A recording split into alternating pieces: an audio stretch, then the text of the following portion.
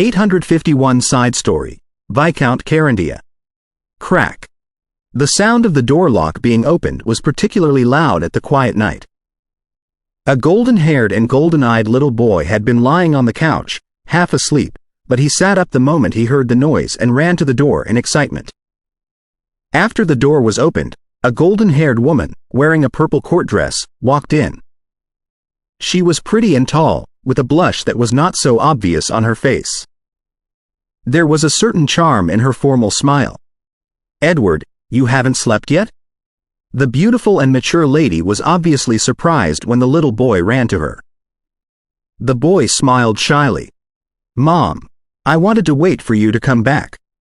He suddenly stopped talking because he saw a tall man behind his mother. The man had a sculpted, handsome face that looked like a glacier that would never unfreeze. He also had very special silver short hair. The man suddenly put on a gentle smile, like spring melting the snow. He picked up the golden-haired lady's hand and kissed it. "It's an honor to have met you. I wish you a sweet dream tonight." "I'm happy to make your acquaintance too, Viscount," the gold-haired lady responded with a smile and saw the formally suited man off. "Mom, who is he?" For reasons he did not know, Edward disliked the man just now. "Well, it's a foreign viscount that I met at the ball today. His name is Carindia." The golden-haired lady tried to answer calmly, but her lips were still curling.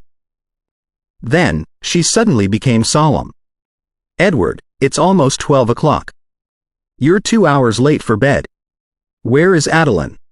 I'm going to ask her why she allowed you to wait for me. You are the only descendant of this family, and you should never be self-willed." I slipped out of my room. "It has nothing to do with Adeline." Edward pretended to be scared. He knew that his mother would not really punish him. Ellipsis. "Young master, it's possible that you will have a new father soon," a maid said to Edward, who had grown much taller, in a low voice.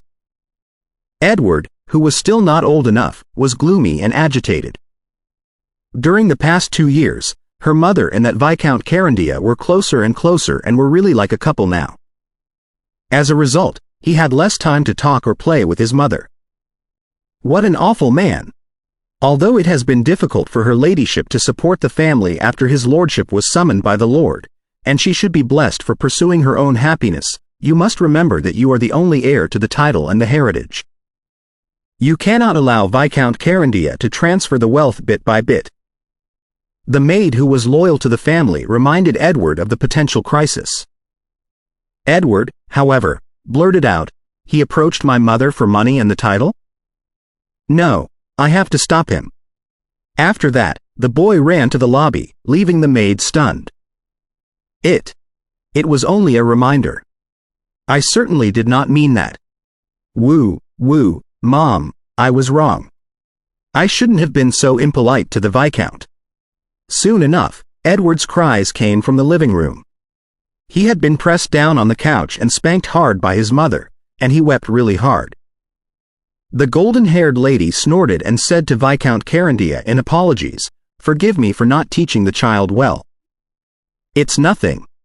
Children of his age are all naughty," Viscount Carindia said, his eyes gentle. "Edward, apologize to the Viscount," the golden-haired lady asked him. Sobbing, Edward apologized. Then, while his mother was not looking at him, he pretended to be tough and said in an extremely low voice, "I won't let you steal my mother." Viscount Carindia looked the same as before, as if he were looking at an angry but not at all threatening kitten. Ellipsis. "You will call the Viscount Dad in the future," the golden-haired lady said to Edward rather shyly.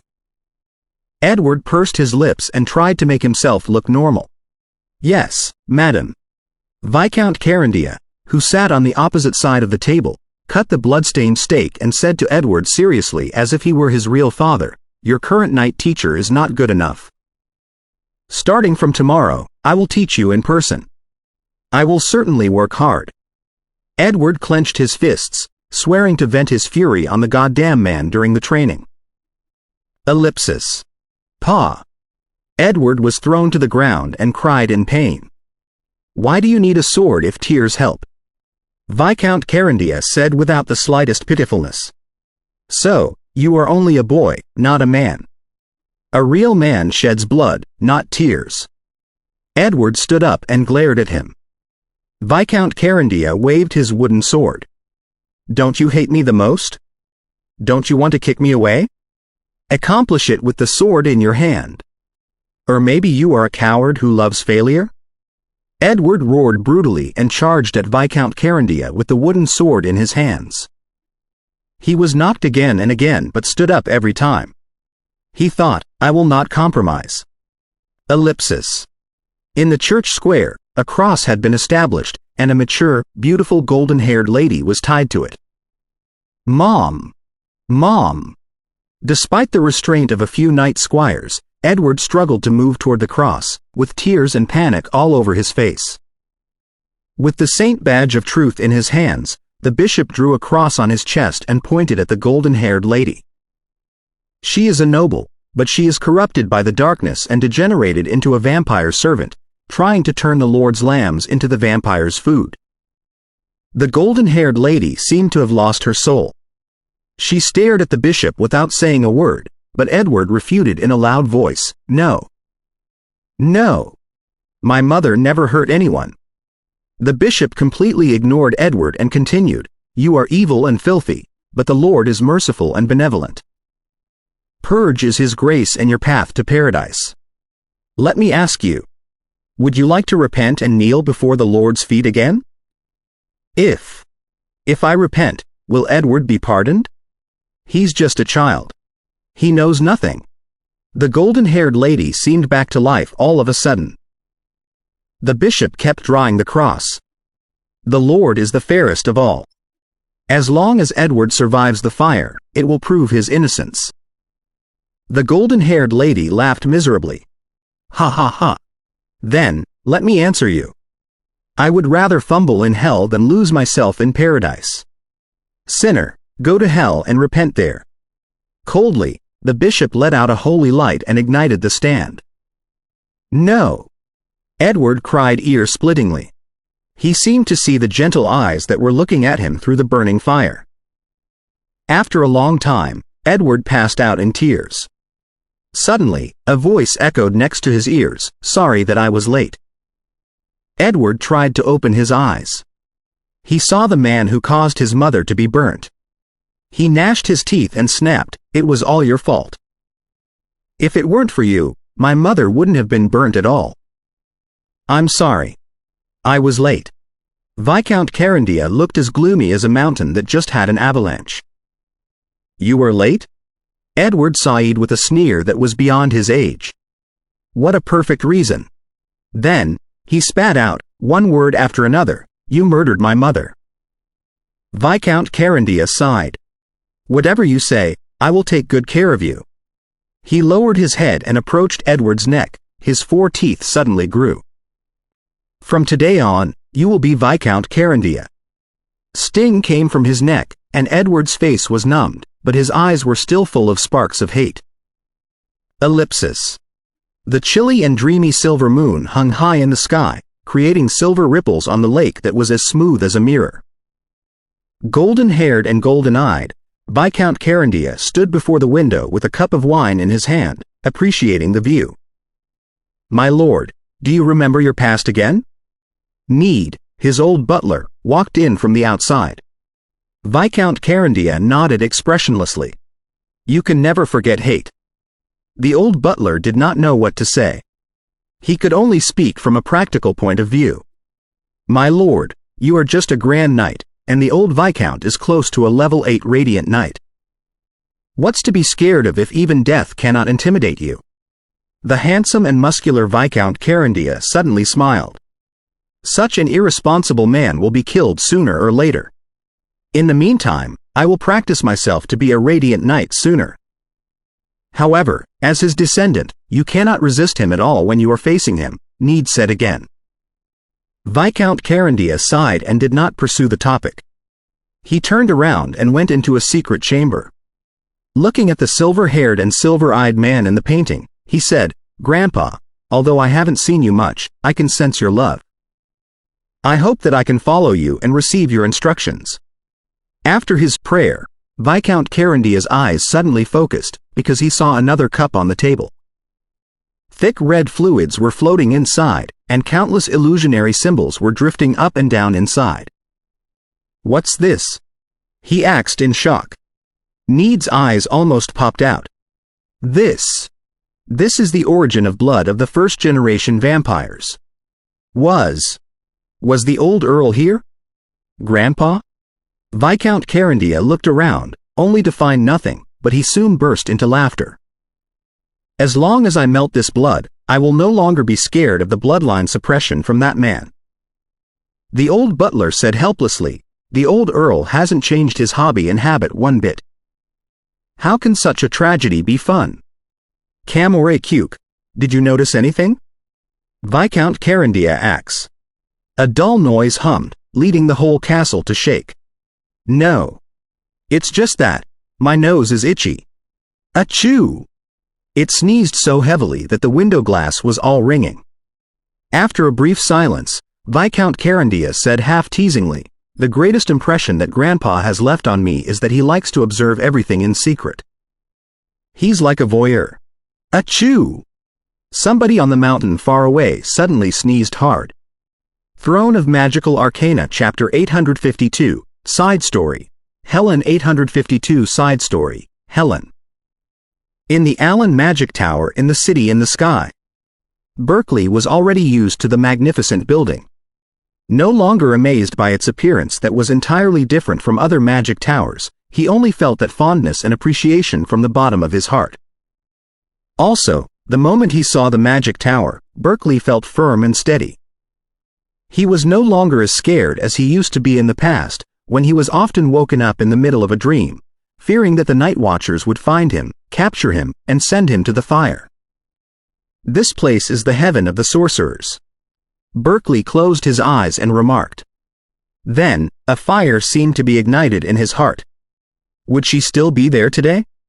He moved faster and passed through the lobby of the magic tower, entering the first zone on the first level of the magic tower where the General Arcana Library had been established. Many arcanists had the habit of reading and studying the books immediately after they borrowed them, in order to figure out the files that they were missing. Therefore, the Congress of Magic had established a reading room on the empty ground in the first zone so that the arcanists would have a place where they could read quietly.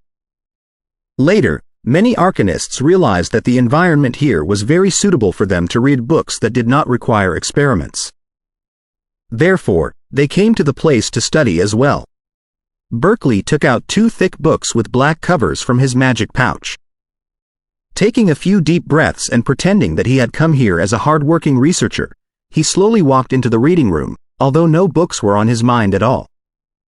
The moment he entered the reading room, he looked at a place next to the window, hoping that he could see the beautiful girl there again. She's really here. Berkeley couldn't have been more delighted. A brilliant smile popped up on his face completely beyond his control. The sun shined into the room through the window and illuminated a beautiful girl who was sitting in the silence. She was focused and indifferent. Her face was delicate. Her lips were blue, but they emitted a certain weird charm. Together with the halo caused by the sunlight, she looked like a snow elf that could not be described. She was the most beautiful and attractive female that Berkeley had ever met during his escape all over the continent. As a result, he had spent the better half of his last week in the reading room appreciating the girl quietly, unable to get himself away from her. No. I can't be like this anymore. Berkeley said to himself, as if he were making up his mind to work harder. Who knows whether or not she's coming to the reading room next week?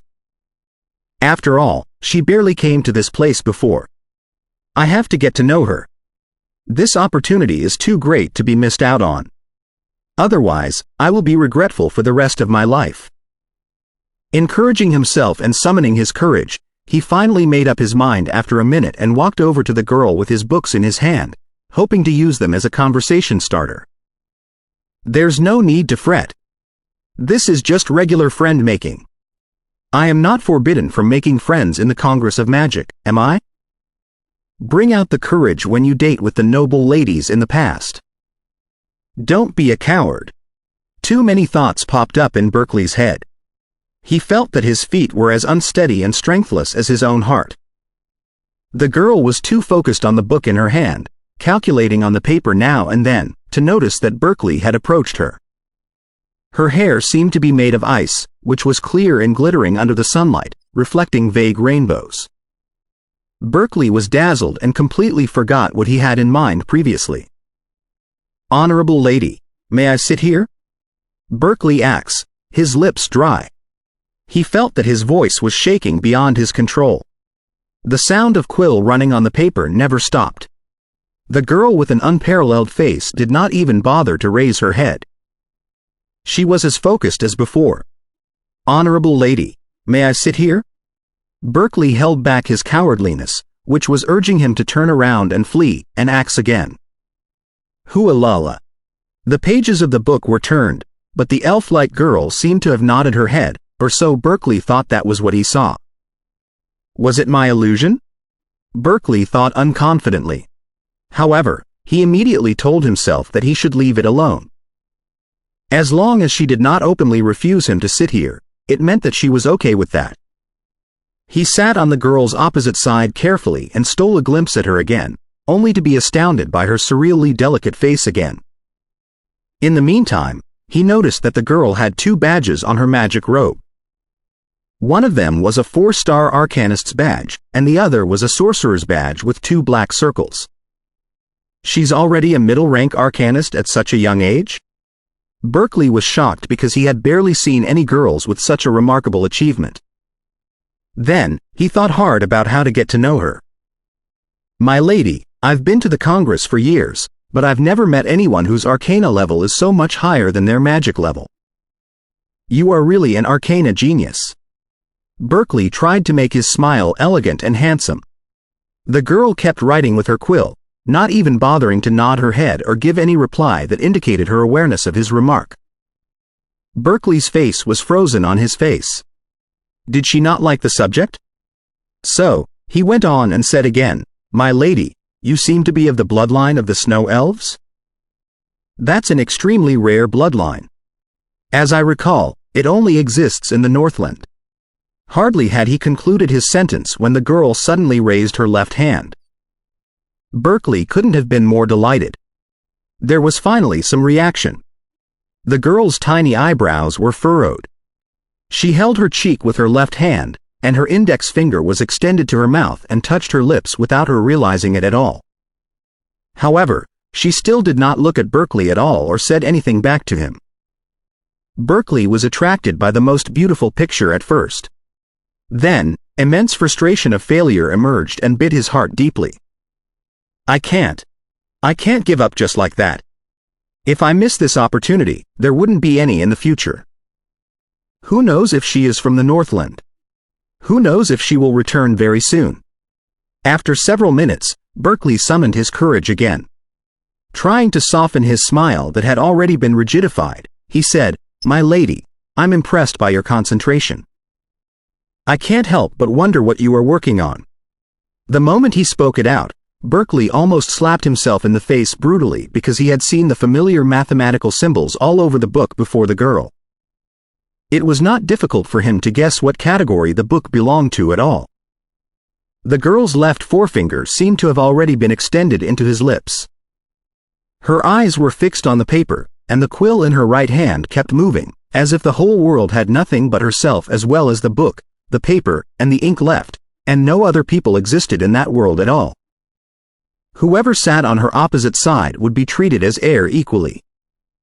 Berkeley was silent for another couple of minutes. The passion in his heart was unstoppable. Therefore, he pulled himself back together and said again, "My lady, according to my quick glance, you seem to be studying the knowledge about calculus. I don't know what problem you have run into, but if you don't mind, you can speak it out so that we can discuss it together. Although I've only come to the Congress for several years, I do know calculus rather well. After all, the solutions to many magic models cannot be achieved without calculus." He tried to start with the part that the girl was obviously most interested in. Before Berkeley finished his sentence, the girl had raised her head abruptly. She stared at him carefully with her transparent, ice-like eyes. Berkeley felt that his mind was shaking so hard that he almost lost control of himself. How should a limit be strictly defined to avoid the previous problems? What about continuity, derivative, and infinitesimal? How can they be mathematically defined in a self-consistent way? The girl's voice was chilling and refreshing, like the floating snowflakes in the winter. There was nothing but solemnity in her tone. Dazed, Berkeley opened his mouth and could barely close it. What? What were those questions? What was she working on exactly? It was too terrifying. His brain seemed to have just been savaged by mental storm, a legendary spell, and nothing could be found at all in it. However, the girl was still staring at him attentively and carefully. Subconsciously, he replied, I haven't really given any thought to those questions before. The girl nodded her head. With no despise, albeit some disappointment, she lowered her head again and continued writing her own ideas. Looking at the chilling girl who basked in the brilliant sunlight, Berkeley felt that his heart had been so destroyed that he could not fight any longer. She was a goddess in arcana that other people could only appreciate and admire from far away but could not approach. Chapter 853, The Unannounced Guest Side Story, Rise of the Congress. The Unannounced Guest Side Story, Rise of the Congress. My lord. The farmers who were busy working in the land greeted their liege humbly and obediently. Most of them did not quite see the face of the earl, but they knew that the only person who could have been surrounded by so many knights, who could have ridden the magnificent dragon-scale horse, who could have worn the fancy clothes, and whose necklace was above the back of his head and covered his ears, was the distinguished Lord Earl. Also, the guys before them were also paying respects. With the dragon-scale horse between his legs and a whip in his hands, Earl Paphos heard nothing of the farmers' greetings. It was a privilege that any noble deserved, and there was no need to feel surprised. After he left his manor and reached the high road, Earl Paphos slapped his horse hard to let it run faster, surpassing the wagons and the passers-by on his way. Earl Paphos had always despised the nobles who took wagons. The nobles who had been knighted for eliminating sorcerers and the other heresies should not abandon their pride and their knightly instincts. Vanity was also an original sin. The Paphos family was one of the earliest knight families who resisted the magic empire with the church and the king. The title of the earl had been earned by the magnificent strength of every generation and the remarkable achievements they made. Earl Paphos himself was among them. He had become a radiant knight before 40, winning the nickname, Dragon of Protection. His hands were stained with the blood of evil sorcerers and other heresies. Dozens of dragon-scale horses galloped fast all the way into the city. The guards of the city cleared the path when they saw the emblem of the Paphos family far away, not daring to stop or examine them at all. Who? Earl Paphos pulled his bridle, and the dragon-scale horse rose like a human and roared as if it were a dragon. The knights that followed him did the same. All the horses were stopped simultaneously. Good evening, my lord. At the entrance of the villa, two nobles were already standing. They were wearing the fashionable two-layered shirt inside, whose many buttons were all made of gems. Outside, they were wearing a high-collared coat that was decorated with many accessories. Earl Paphos got off the horse and nodded. Thank you for your trouble. They were the two barons on his land. Today, they helped him summon the nobles that were close to him for a private meeting. It's our pleasure, the barons answered respectfully and directed him into the villa.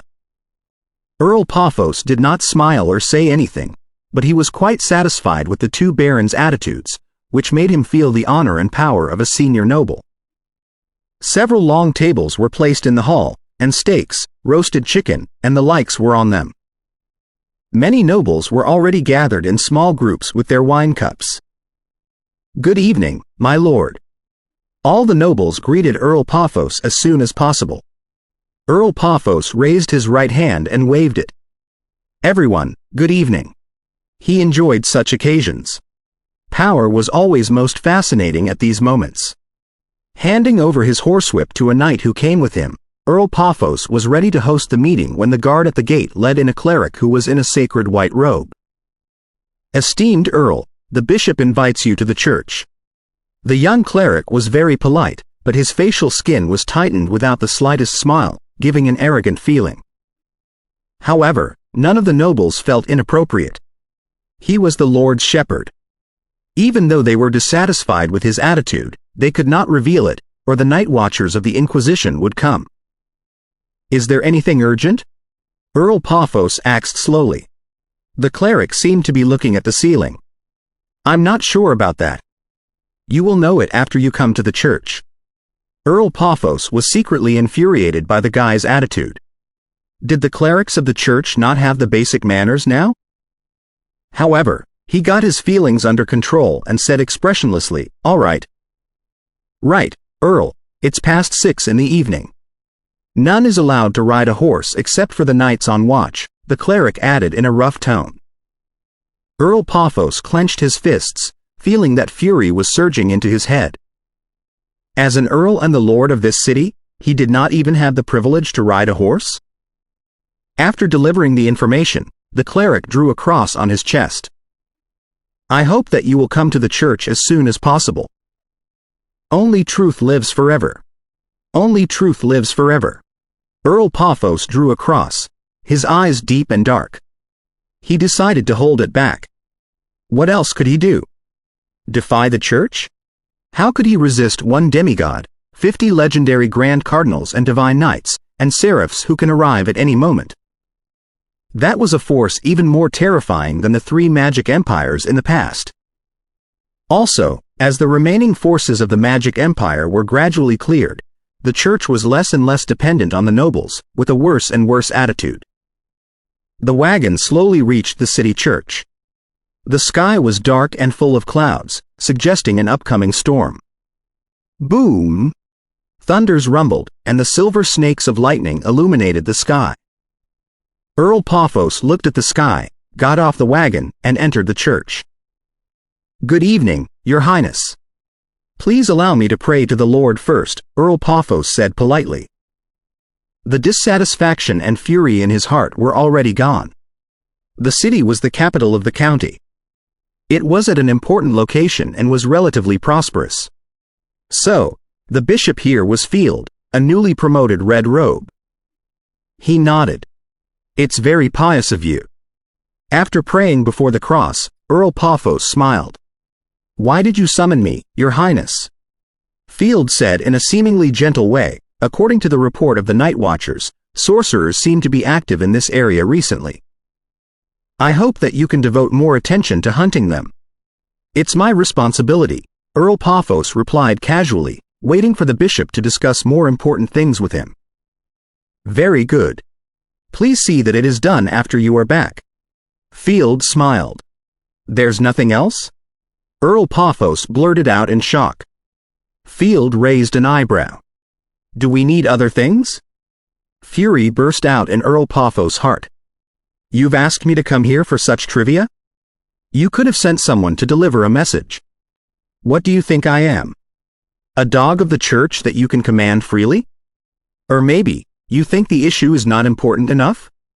Field's smile was gradually gone. Earl Paphos tried to hold back his fury. "I was just about to make more contributions to the Lord. Your Highness, since there's nothing here, I'll return and investigate the sorcerers immediately." He went out of the church and got into the wagon without changing his expression. Sitting like a stone statue with golden scales growing on the back of his hand, he did not turn gloomy until the wagon was some distance away and thunder broke out nonstop. "Damn it! They do not regard us, the nobles, as their equal at all." Paphos gnashed his teeth. A torrential rain poured down. The night was even darker. Under the blowing wind, the trees and branches were flying crazily. Now and then, leaves and dust were thrown into the wagon. Pa, pa, pa. The raindrops hit the top of the wagon as if they were playing an instrument. Looking at the dark night out of the window, Earl Paphos couldn't calm down after a long time. Was it the real position of the nobles? Dumb, dumb, dumb. 3 rhythmed knocks echoed near the window. Earl Paphos was so shocked that he turned around in shock and roared, "Who is it?" Having arrived soundlessly without being perceived by a level 6 radiant knight, the person was definitely terrifyingly strong. An unannounced guest. A low female chuckle echoed out of the window, but the coachman and the knights behind sensed nothing. "Who are you exactly?" Earl Paphos squinted. Golden dragon scales surfaced on his skin that was exposed to the air, and his pupils became gold and vertical too. The magnetic female voice chuckled again. "Are you too worried to invite me to come in, my lord? If I intended to ambush you, I wouldn't have warned you at all just now. For the experts like you and me, does the blockage of a wagon really matter?"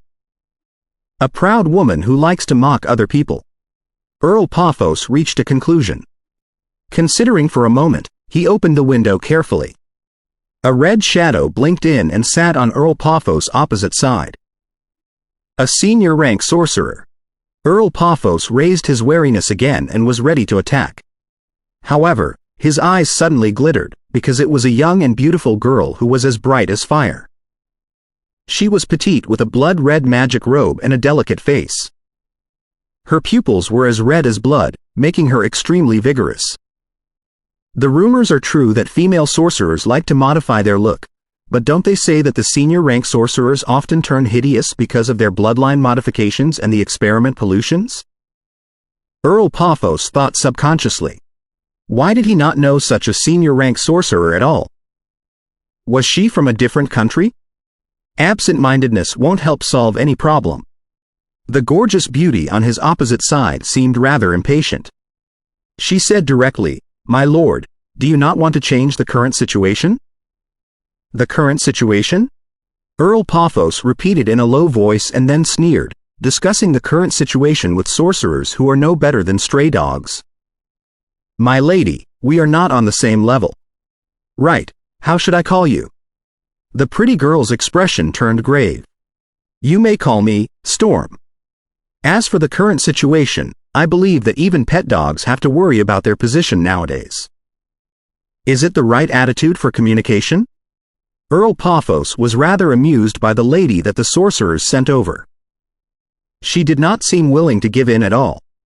However, his face became much more solemn. Despite her rudeness, the lady's words were exactly his concerns. "We don't have much time. Your villa is not far away. Let's talk straightforwardly."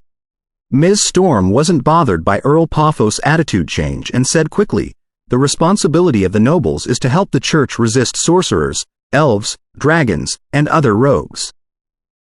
When you lose your value, you will be no different from the ordinary people, and the church will treat you however they see fit." She slightly squinted. "Besides, the church is more wary of the nobles than the ordinary people. So, you need to know where your responsibility lies and do not lose it." After that, instead of waiting for Earl Paphos to reply, she turned into a shadow and disappeared from the wagon. It was impossible to make a deal after only one negotiation. More communications were still needed. Looking at the dark night where she disappeared into, Earl Paphos was deep in thought. The storm was pouring outside with astounding thunders, and it was as dark as the doomsday. 854 Difficult situation. The torrential rain poured from the sky like a waterfall and raised vague mist when it hit the ground. It was completely dark except for the occasional bolts of lightning in the sky, like a place of ghosts. Nobody dared to come out at such a night. The storm had separated every house, giving people both the panic of upcoming doom and the strange sense of safety that nobody would break in. The curtain of water from the room was like a rampart for every house. Inside a common two-floored house in the city, a young man in a blood-red magic robe was staring at the rain thoughtfully. He appeared to be in his 20s. His pupils were red, and his face was handsome, with bright electric arcs bursting out vigorously now and then. Also, the vague air of books on him added to his gentleness and made him look quite special. "Fernando, did you forward those words to Earl Paphos?"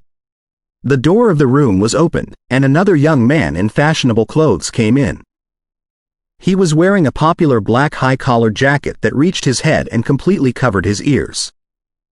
His face was slim and long with a mustache. He left the impression that he was a knowledgeable scholar too. Of course. Have I ever screwed up anything?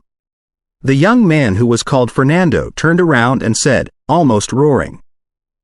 Then, he waved his hands to stop the guy from approaching him. Lauren, like I told you, don't get too close to me. Holding back his laughter, Lauren dared not say anything else and kept his distance. It was because he was significantly taller than the short Fernando. How did Earl Paphos react? Lauren touched his mustache and became serious. Fernando said angrily, how could he have reacted? It's the first time we met. He did not even know what the situation was. If he had promised anything, I would have suspected that it was a trap. His voice was loud and confident. Infinite strength seemed to be stored in his stout body. It makes sense. We have to take it slowly. However, we need to relocate tomorrow in case those black-clawed dogs catch us. Lauren nodded. The black-clawed dog was the nickname for the night watchers who had killed many sorcerers because of the black gloves they wore. Fernando was fine with that.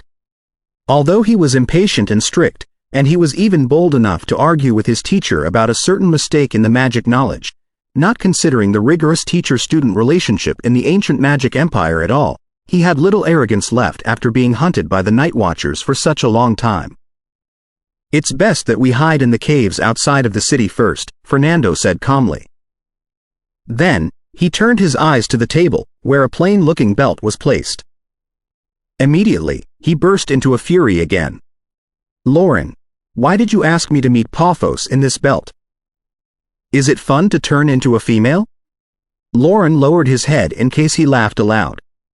It was not until a long time later that he finally raised his head and said, solemnly, you are a young senior-rank sorcerer and the hope of the magic empire.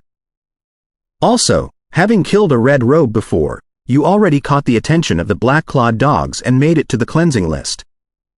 How could Earl Paphos not know you? If he had other thoughts, chances were that Grand Cardinals or legendary knights would have come after you. It's better if he couldn't tell who you were. I could have changed my appearance with other spells. Fernando was not tricked at all. His red eyes seemed full of storms. Lauren took a step back subconsciously. However, isn't it less likely for you to be recognized if you change your gender? Also, you are reckless and mean. You may have infuriated Earl Paphos as a male, but if you are a pretty lady, communication and negotiation would be easier. We are not short of female sorcerers, Fernando mumbled, although he found the explanation acceptable. Lauren opened his hands. But none of them are in the senior rank, and they might be caught easily. Besides, you did not object when I proposed it. You did not even ask for an explanation. Fine. Fernando's fury was gone as fast as it came. He did not seem to be as angry as Lauren expected. I was just curious about the feelings as a female. Lauren seemed interested. He asked curiously, how does it feel to be a lady? Was anyone attracted by you? How does it feel? It's rather strange. It's certainly pleasant to see other people enthralled by you. However, this belt is not perfect. The conditions after the change are all illusionary, and I cannot experience the body feelings of a female for real. Fernando said, as if he were conducting magic research. I need to find a way to create a perfect one. He looked at Lauren, only to discover that his friend was so astounded that he did not say anything until a long time later. What a pervert. Huh? Fernando snorted, and the air pressure around was soaring. Lauren chuckled. It was just a joke. Right, Fernando, we need to go to the Petray port. A sorcerer is coming from the other side of the strait on a boat. It's an archmage. An archmage? Fernando acts in surprise. Yes, a fairly young archmage. He will significantly build up our strength. Lauren said in excitement. If Gallows hadn't met him before on the other side of the strait, we couldn't have got in touch with him at all, and the other magic associations would have got him. This place had been divided into 3 kingdoms, one duchy, and one group of cities on the north coastline. The magic empire in the past had been shattered, and many magic organizations had emerged. Among them, there were large organizations with a long history, like Cabin of Palmyra, and there were smaller ones that were newly found, like Union of Sorcerers, where Fernando was at. The one thing they had in common was that they all could only hide in the dark and struggle to survive. Fernando nodded. An archmage who knows the ninth circle spells will really help us unite with other organizations. They had named their group Union of Sorcerers because they hoped to unite with the major magic associations to resist the church together. However, they were not strong enough to convince other groups at all.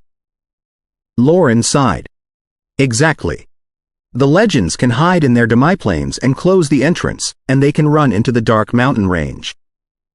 We, on the other hand, can only struggle to survive. An archmage will be the most important leverage for us. That's not fair. If the legends hadn't distracted the Grand Cardinals and the legendary knights, we probably would have been eliminated. Unusually, Fernando did not describe those legendary sorcerers as rats in the gutter. Lauren sighed again. There are still important cities like Alto. It's said that the Truth Cult has focused most of its men on attacking them. Well, many legends have been gathered there. It seems that the glory of the Empire hasn't died after the fall of Antiflor. Instead, people are even more united. Honestly, though, if it weren't for the missing legends, the Truth Cult wouldn't have developed so fast at all. It's already a fact. Don't regret and remorse. Focus on the present and the future. Fernando interrupted Lauren rudely. What's the name of the archmage? How old is he? He subconsciously compared the guy to himself. Lauren shook his head. I am not sure. He can't be too young. Every archmage is hundreds of years old. I won't be. Fernando declared proudly. He was born after the divine calendar was announced, but the War of Dawn was still in an impasse back then, and most of the places on this side of the strait were still controlled by the Magic Empire. Lauren held back his smile. Right, his name is Derek Douglas. He has fled to our place due to the fall of Antiflor. Derek Douglas, Fernando repeated and remembered the name for his future comparison. Why doesn't he just fly over? It's said that he is too wounded to fly. After all, there is barely any examination if you take the boat, Lauren said unconcernedly. Boom! A thunder burst out. Fernando looked out of the window and turned to Lauren. It's time to rest. We have to move tomorrow and then go to the Petray port. Lauren nodded and raised his eyebrows. Got it. You want Ingrid here. Get lost. Fernando roared impolitely. Lauren laughed aloud. He shouted on his way out, Ingrid, Fernando wants to see you. The fury on Fernando's face was gone, replaced by vague helplessness and mixed feelings. There weren't that many deep feelings between him and Ingrid, a female sorcerer. They were just desperately in need of the comfort of each other's body in such a dark and depressing environment. Suddenly, his face changed, and a mirror with countless mysterious symbols appeared before him. A holy light that seemed to have descended from the sky hit the mirror with overwhelming magnificence, shattering it. However, the holy light was blown black and pierced through the rain and darkness outside. Several people were consumed. Enemy incoming! Fernando shouted in a high voice. He pointed his finger, and a figure that jumped out of the shadow immediately glittered. It was frozen and fell on the ground into countless pieces. No! A female cry came to an abrupt halt. Fernando's eyebrows bounced. Was it Ingrid? He left the room and entered the corridor, only to discover that a man in black gloves was passing by a body. He was so familiar with the body, but it was completely lifeless now. Damn it! Fernando's eyes were bloodshot. Cracking noises burst out, and silver bolts of lightning surrounded the night watcher like giant serpents. A forest of lightning seemed to have arrived. Boom! The electricity attracted the bolts of lightning outside, which fell from the sky and penetrated through the ceiling. The place became an ocean of lightning and blocked the enemy. Fernando did not delay at all. Having been used to death, he held back his fury and covered the other sorcerers to evacuate from a secret channel.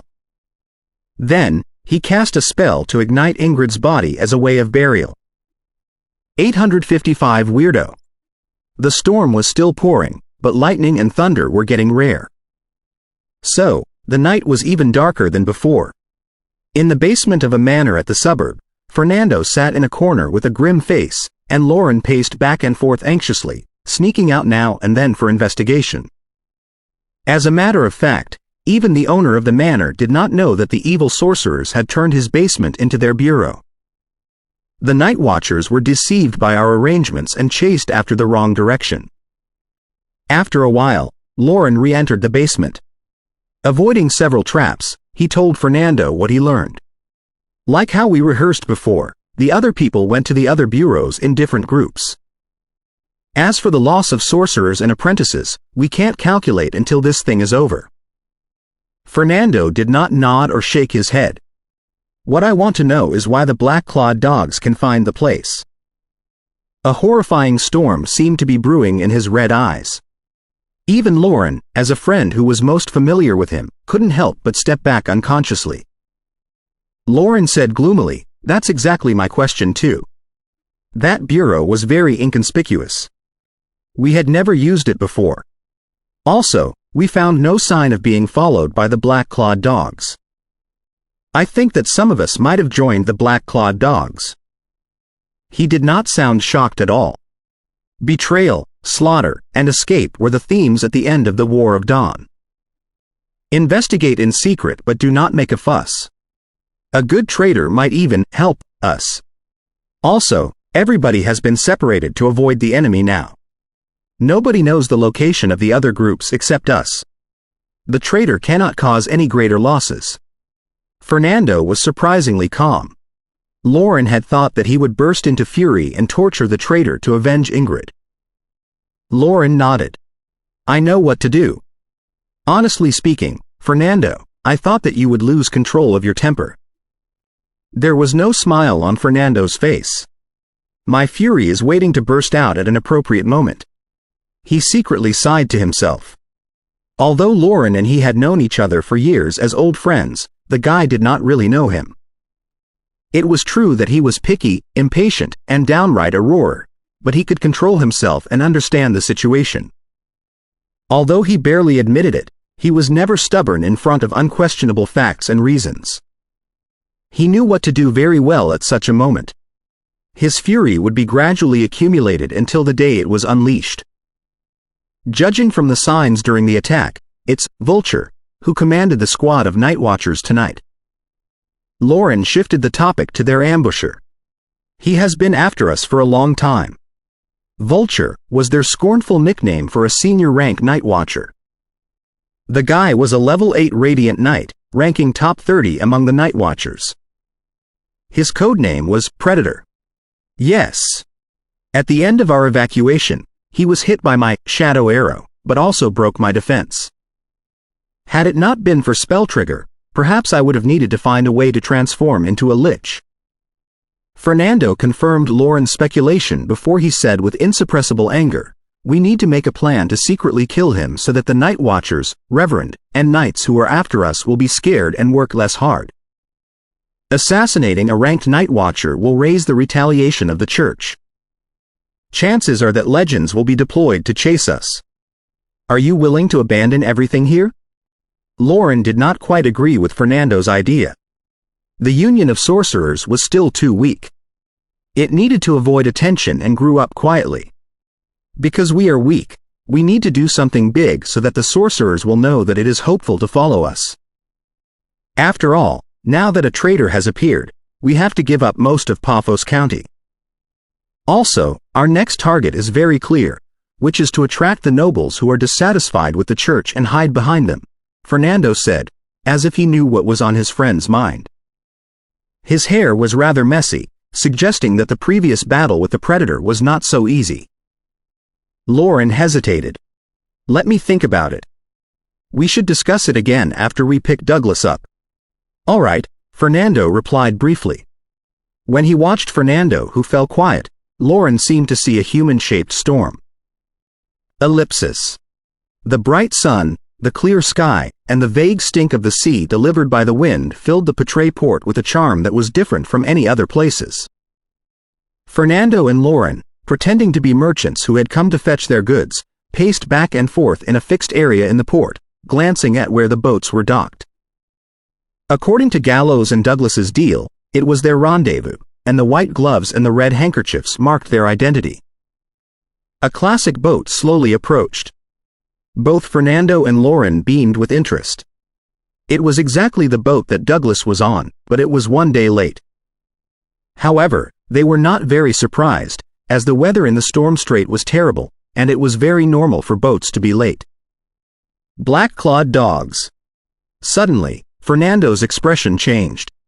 He saw a few men, covered in capes, walk to the place where the boat was being docked with dozens of knights and squires.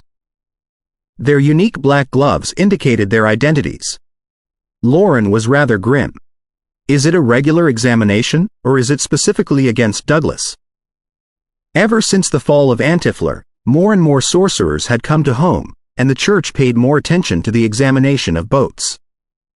However, since their personnel and attention were not enough, most sorcerers could still successfully hide their identities.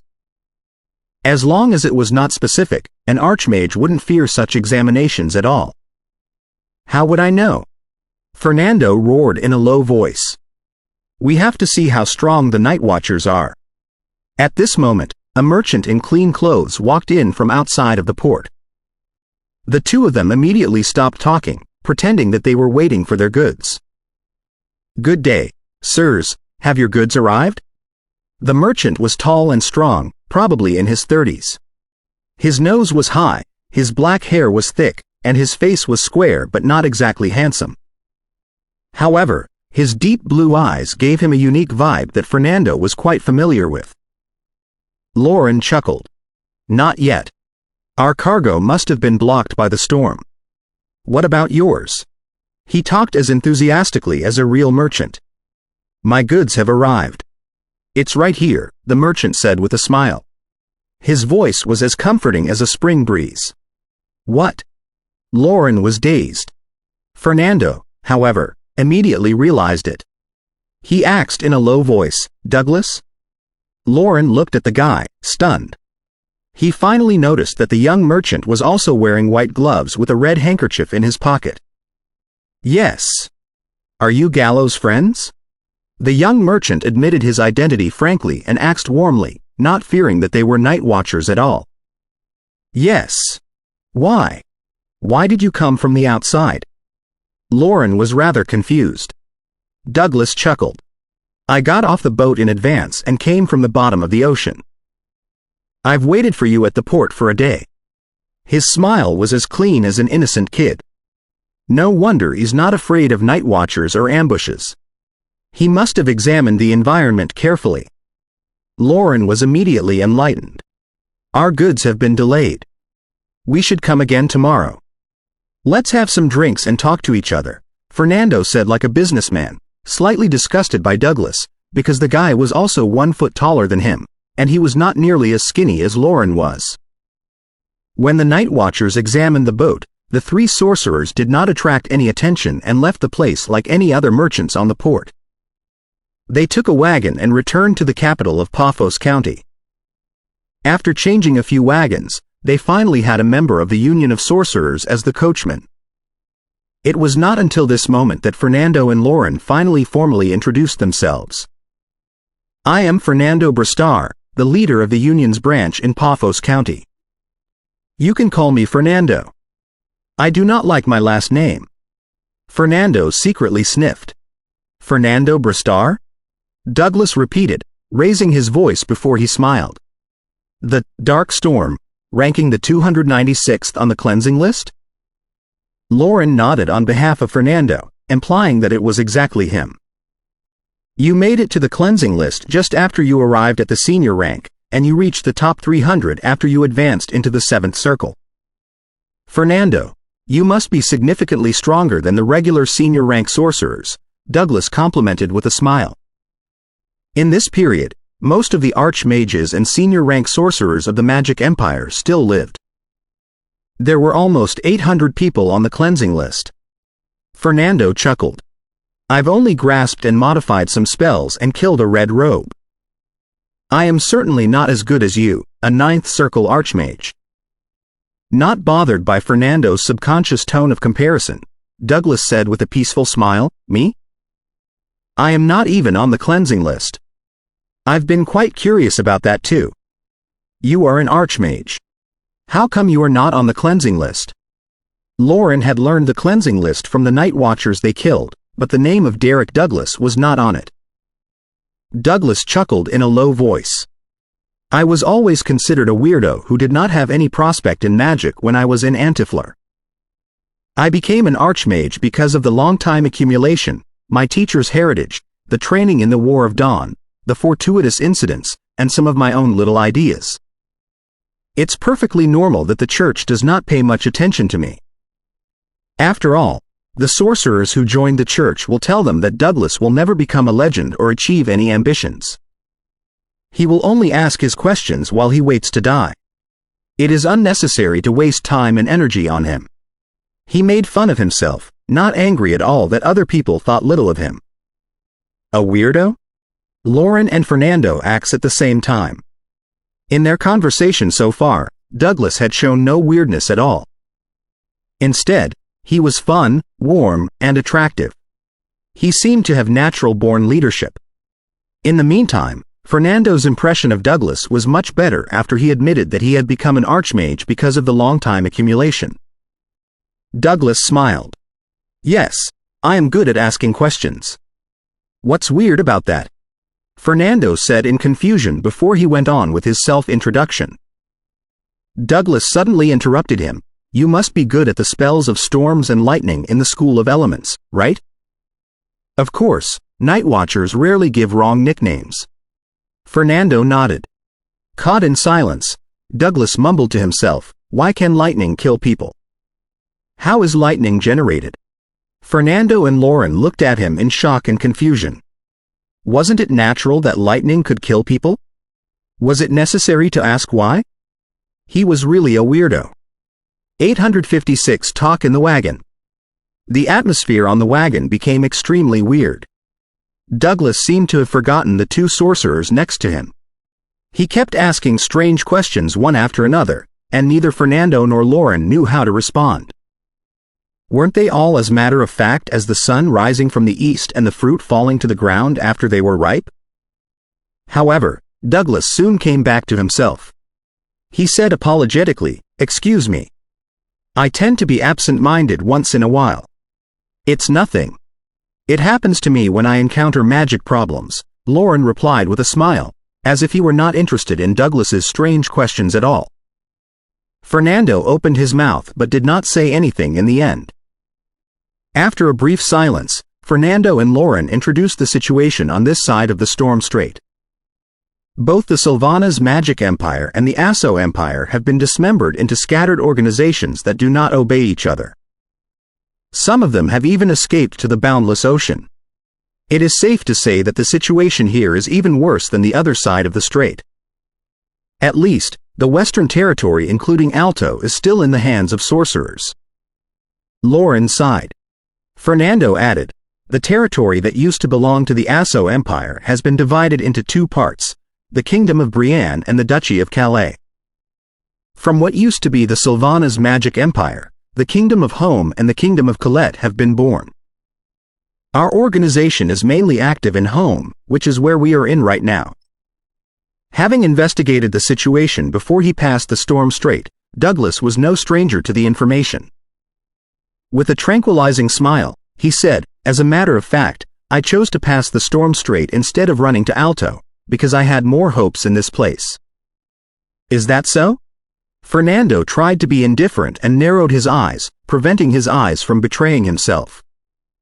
The Union had always been analyzing the situation, and their final conclusion was similar to Douglas's. That was why they risked making attempts and changes. Douglas said peacefully, Because the nobles here are more powerful than the church in general. His words struck Lauren like lightning. He finally understood why his organization changed its policy and asked Fernando to meet the greatest noble at the capital of Paphos County. Lauren knew that it was meant to attract the nobles and sow discord between them and the church. However, he had never known why they were doing it and what they were contriving to do. Fernando said nothing and simply looked at Douglas, waiting for what he was about to say. We did not know the specific conditions here, but according to my observation, after the fall of Antiflar, the clerics were more and more arrogant toward the nobles, and most grand cardinals and divine knights have been concentrated in Antiflar and Lance, ready to march west. Douglas spoke of what he knew. In western cities such as Alto, many legends have been gathered, and they even have the help of some vampires and dragons. However, they have serious internal contradictions, and the gap between them and the church and nobles will be wider and wider. Unless the silver moon arrives, they will be swallowed step by step. On the other side, while we are weak in this place, the gap between us and the church is not as huge. He compared with the overall strength of the church and the nobles in the first time, but only the church in the second time. Both Fernando and Lauren knew his meaning well. Fernando spoke in a weird accent that suggested he wasn't a native of home. After most of the senior-rank sorcerers were eliminated, the truth cult has mobilized more than half of the legendary clerics. Now, there is only one Saint Cardinal in Rentado and Cacus respectively. Some of the legendary knights have been moved away too, but there are still 5 left. After all, this place is their hometown, and they are unwilling to attack Alto far away even though they are devout believers. Also, they believe that the church does not need their help. Obviously, the church thinks so too. But what's the point? Lauren frowned and acts in confusion. As long as the church destroys the legends in the West and sends most of the experts over, all our efforts will be in vain. Fernando glared at him. Time. The time for us to develop, look for allies, sow discord, and seek balance. Douglas also smiled. We aren't the church's only enemy. Right, if Alto is lost, the church will reach the dark mountain range. Perhaps the silver moon will really arrive. Lauren nodded. Douglas suddenly seemed tranced. Even if the silver moon does arrive, I think the Pope will remain undefeated. Is God's arrival really so powerful? Fernando acts in shock and curiosity. Their intelligence was too untrustworthy on this side of the strait, and now they were faced with a living sorcerer who went through the Battle of Antiflar. His Excellency the Light of Stars perished without any resistance. Even the city defense of Antiflar was mostly destroyed. I don't know how powerful a real demigod is, but I know that the Light of Stars was beyond top legendary when he fought in Antiflar. Douglas recalled. His peaceful smile replaced by panic. Both Fernando and Lauren fell silent. Neither of them had been to Antiflar before. Although Fernando was a native of the Asso Empire, Antiflar had been crown of arcana for all the time thanks to the lessons of their teachers and seniors. It was known as the strongest fortress on Earth where the most powerful legendary sorcerers were gathered, but after only one attack of God's arrival, the consul and the capital of the Sylvanas magic empire were demolished. Was God's arrival so powerful? For a moment, they were grasped by intense desperation. What was the point of their work? It would be finished by one God's arrival after all. Douglas put on a warm smile again. There's no need to be too worried. I don't think it's so easy for the Pope to perform God's arrival. How do you know?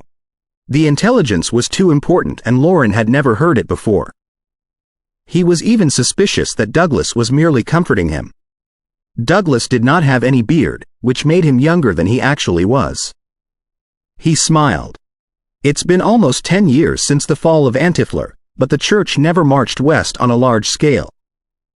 The Pope has never attacked again, even though people are regathering and picking up their confidence. I think there's a reason for that. Besides, the Pope was surrounded by legends before, but he never used God's arrival. If it is so easy to perform, he could have used it to finish the battle quickly. He proposed his guess honestly, not bothering at all that the two sorcerers kept a lot of stuff to themselves. Well, Douglas was deep in thought. The more he thought, the more reasonable it appeared to him, and the more wary he was of Douglas. They had known the facts for a long time, but nobody had ever connected them or pointed out the problem. Was it because Douglas always asked strange questions? They stopped further communication. After all, they hadn't really established trust yet. The wagon stopped at the suburb. Fernando and Lauren led Douglas in the woods and approached a shelter. In this forest, the Union of Sorcerers had 3 secret bureaus. One was still unactivated, one had been given to the 3 sorcerers as a shelter, and the last one was their destination. "Let's go there and take a look first," Lauren said to Fernando in the telepathic bond. Fernando nodded and knew that he wanted to observe the shelter where the 3 sorcerers were hiding because one of the traitors they suspected was there. Douglas did not talk but followed them in silence. Fernando and Lauren, on the other hand, did not intend to show him the bureau. For all they knew, he could still be a spy of the Night Watchers. Now that the church had dominating advantages, more and more sorcerers who struggled in darkness and depression joined the church and became Night Watchers who hunted their companions. Nobody could tell if their close comrades yesterday would become the enemy who ended their life the next day. Several big magic organizations had been infiltrated by the Night Watchers and suffered destructive strikes. The other organizations learned their lessons and gave strict tests on every newcomer, even if the newcomer was an archmage. It had to be noted that there were plenty of archmages among the top 30 Night Watchers. Fernando and Lauren only intended to glimpse at the place from far away in case the secret bureau was exposed. However, after only one glance, Fernando's face became so gloomy that a storm seemed to come. The cave was half open, and the intense stink of blood had attracted 3 wolves. "We're one step late." Lauren patted his head in regrets. He already knew what happened. They had the correct suspect, but he did not keep lurking, hoping that he was not discovered. The guy had killed 2 sorcerers and left immediately. He had to be under the protection of the Night Watchers now. Douglas watched them examine the surroundings and followed them to the cave in silence. He saw the 2 bitten, incomplete bodies, as well as their faces that were overwhelmed with fear and confusion. "Gary is dead. Prince is dead." Lauren spoke to himself. "Gary's little girl asked me to take care of her father, and Prince hadn't even told his girl that he loved her yet. Damn it, Benson, they were your good friends. Gary even saved you before. I came too late. They're dead for at least a day and a half." "It's obvious they were soaked in the rain," Douglas said in a low voice, suggesting that Benson attacked immediately after they arrived. Nobody could have helped them. Fernando's face was blue and red. He vaguely recalled that Gary's daughter was a lovely kid. After a long time, he finally roared in a low voice, "I'll let Benson regret this." A 5th Circle sorcerer and an elite who was very likely to be a senior rank sorcerer had joined the Night Watchers just like that. Lauren took a deep breath. "Let's get out of here first." The 2 of them hurried to burn the bodies into ashes and kept them in their magic pouches. The rest of the journey to their secret shelter was even more depressing. Douglas suddenly opened his mouth.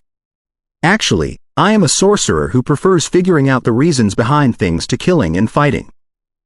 Fernando was about to roar, but what Douglas said next left a deep impression on him. Douglas looked at the sky and heaved a soft sigh.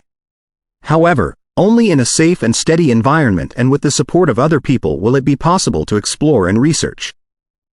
Now, there isn't even a place where we can install an alchemical platform stably, and the partners we explore the world together with are all dying.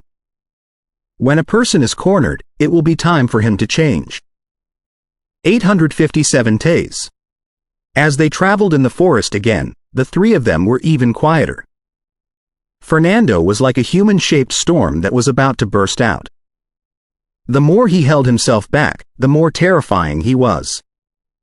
The shelter provided to Douglas was an inconspicuous cave, with only the traces of magic circles in the deepest part.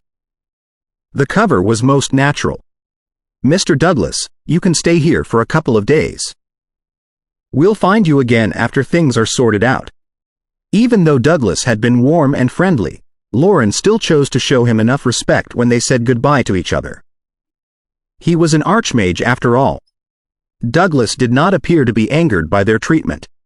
He knocked on the wall of the cave and nodded with the same smile. I'm already satisfied that there is a place for me to do my research. He was not bothered that they were wary of him. Instead, he was very glad to see that, because most organizations that were not wary of the sorcerers who joined them had been eliminated. He did not wish that the one he was joining was among them, in which case it would be no different from suicide. Before the fall of Antifler, he had already learned the cruelties of the situation through his keen observation. Under the temptation and coercion of the church, it was not unusual for parents to abandon their children, the apprentices to kill their masters, and friends to attack each other. It was even more brutal after the collapse of the magic empire. This was because, for most sorcerers, they could not afford any more hesitation. It was either betrayal or death. You'd better not run magic experiments.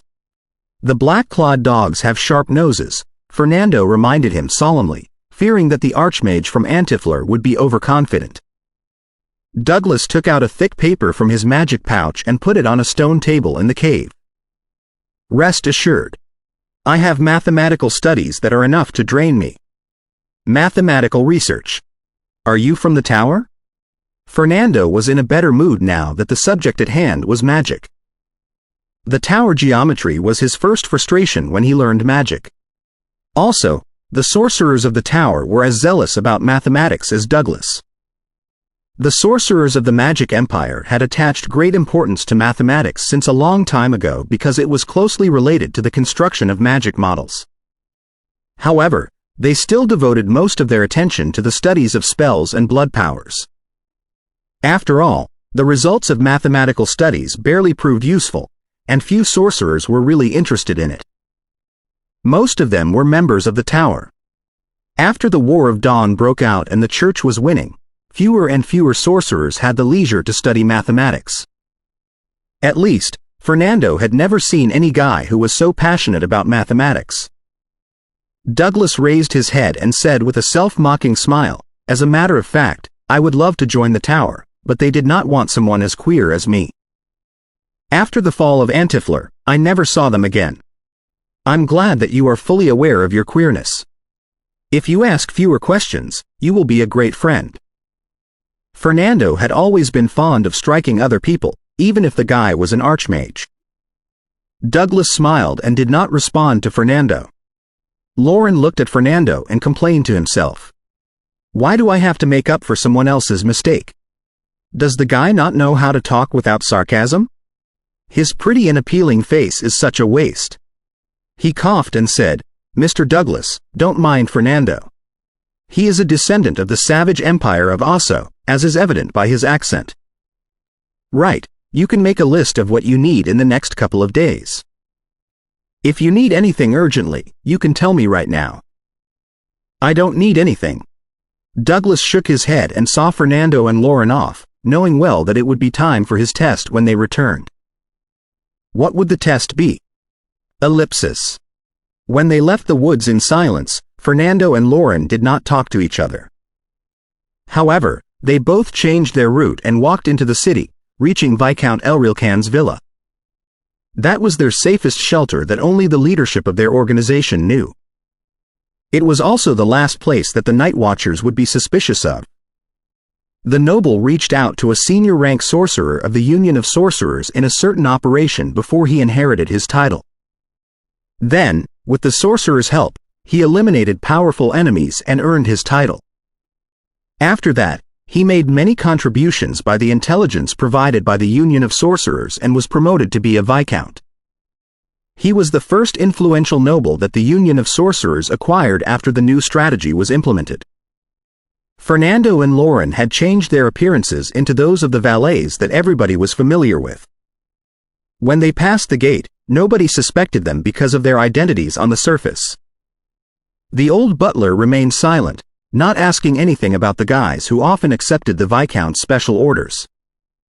After he returned to his room, Lauren had just washed his face when he heard Fernando's violent door knocks. "What's up?" Do you want to discuss how to test Douglas? Lauren asked in confusion. All he wanted was a good rest after a few intense days. Fernando's spiritual power spread out. He closed the door and roared in a low voice, "Lauren, we must counterattack." Assassinate Vulture? Since they discussed it before, Lauren realized it after a brief daze. He said cautiously, "We need a thorough plan. Should we tempt Vulture with the traces of other people and surround him?" No. Fernando's red eyes were full of solemnity and fury. Benson has defected. The black-clawed dogs know very well how many men we have. Maybe before we even surround Vulture, they would surround us first. Also, I'm thinking of taking down Benson at the same time. How is it possible? Benson must be hiding inside the Inquisition. There's no way that we can get him out. Lauren refused Fernando's proposal without any hesitation. Should we wait for more reinforcements from the headquarters? Holding his fury, Fernando shook his head. Vulture has a keen nose. He will not attack recklessly a few days later. He may even go to other areas. What are you planning to do then? Lauren asked in confusion. What did Fernando mean exactly? Fernando said, almost roaring, "We attack the Inquisition and kill Vulture and Benson." They have to be there. You're out of your mind. Lauren felt that either Fernando was crazy or he himself was the crazy one. When the Magic Empire still existed, there were cases where the Inquisitions and even the cathedrals were conquered, but no sorcerers dared to attack the Inquisitions anymore in the past 100 years. They were the lairs of the black-clawed dogs, with powerful divine power circles and senior-rank night watchers. There were better ways of suicide. A gentle breeze blew at Fernando's hair, like the prelude to a storm. Since it's beyond your imagination, the Church and the black-clawed dogs won't be able to see it coming either. The Inquisitions have never been attacked in 100 years. Their reactions must be slow. As long as we kill Vulture and Benson quickly, we will be able to leave easily. But, we are too weak. Lauren thought that his mind was in a mess. For a moment, he thought that it was certainly beyond Vulture's wildest dreams, but then, he also thought that it was too crazy and ridiculous. Fernando said without any smile, "We have an archmage." Douglas? Lauren was immediately back to himself. Vulture, as a level 8 Radiant Knight, is the strongest enemy in the city.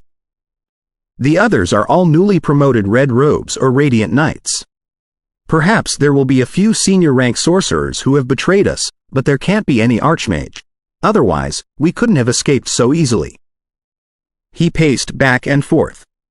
The 9th circle spells are eccentric and powerful, and the archmages are far stronger than the senior-rank sorcerers. It shouldn't be difficult to break into the Inquisition. It will be better if he is capable of time stop. Benson had no idea that we were picking up an archmage. Yes, our strength is not a problem. However, Douglas hasn't been tested yet. Will he betray us? Fernando was still rigid. This will be the test. If he kills Vulture, he will be one of us. All right. Lauren felt that the odds of success were not slim, but he was still not determined. But it will infuriate the Church. I'm afraid that Heart of Time will be sent over. His fear was so strong that he did not even realize when he mentioned Heart of Time.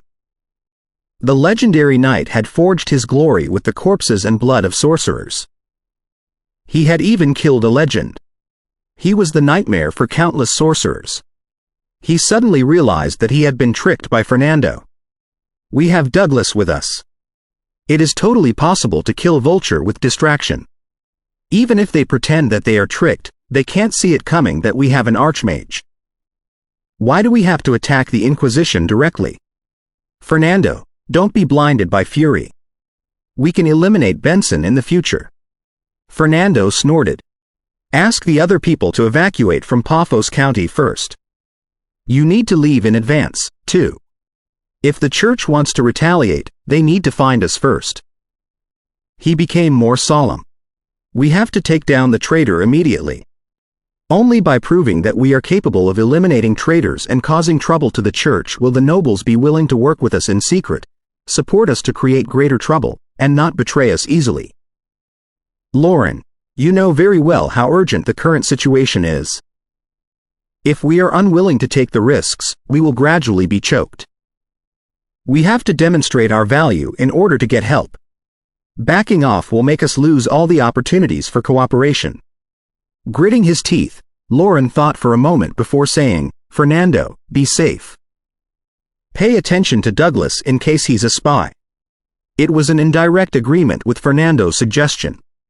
According to the rules of the Union of Sorcerers, as long as the two leaders of the branch both agreed, the operation would be ready to go. Fernando was not delighted because Lauren accepted his suggestion. He clenched his fists and suppressed his fury, preparing to unleash it at the appropriate moment. Ellipsis.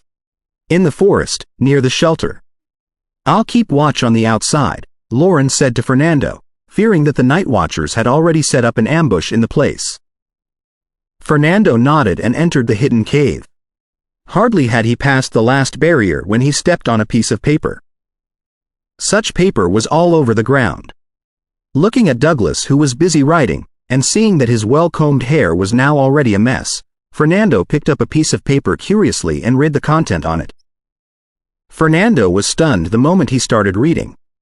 He had been a well-acknowledged magic genius, and he was quite talented at mathematics, but the equations, words, and symbols on the paper made him feel that he had never learned mathematics. What exactly was Douglas working on? Throne of Magical Arcana Chapter 858, Pearl on the Crown of Magic 858 Pearl on the Crown of Magic. After being stunned for almost a minute, Fernando asks in a hurry, Douglas, what mathematical problem are you working on?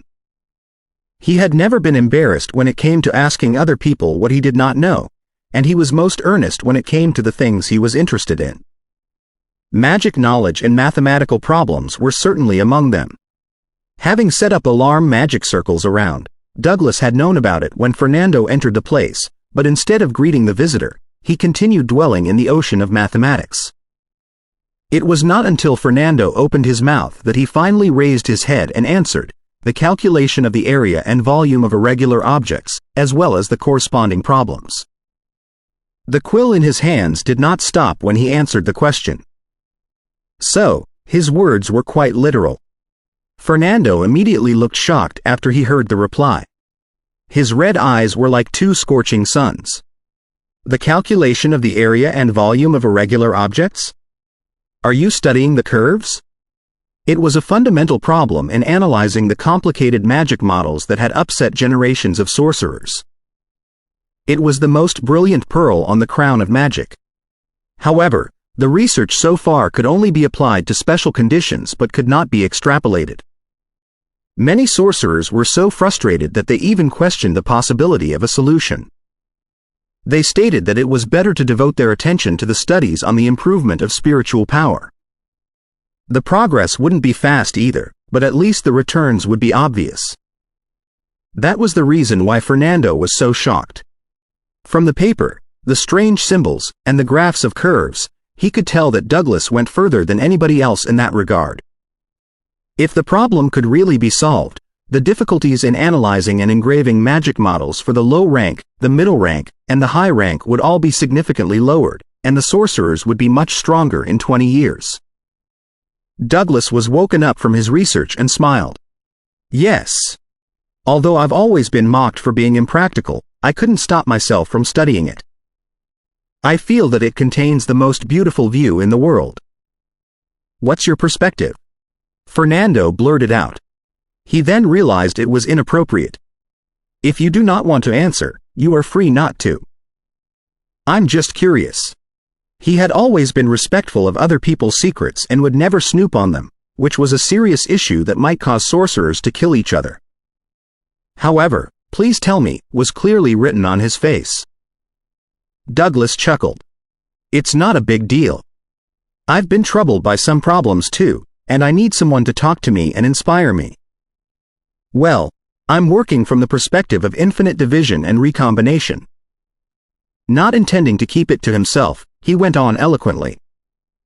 Although Fernando couldn't understand most of it, he managed to follow with his basic understanding of mathematics.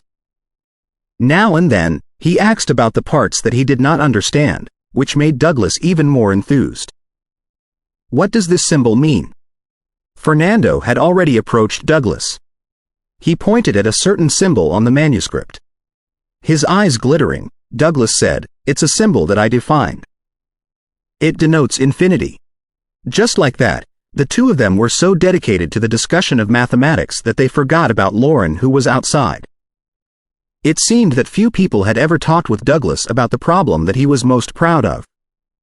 So, he was extremely thrilled.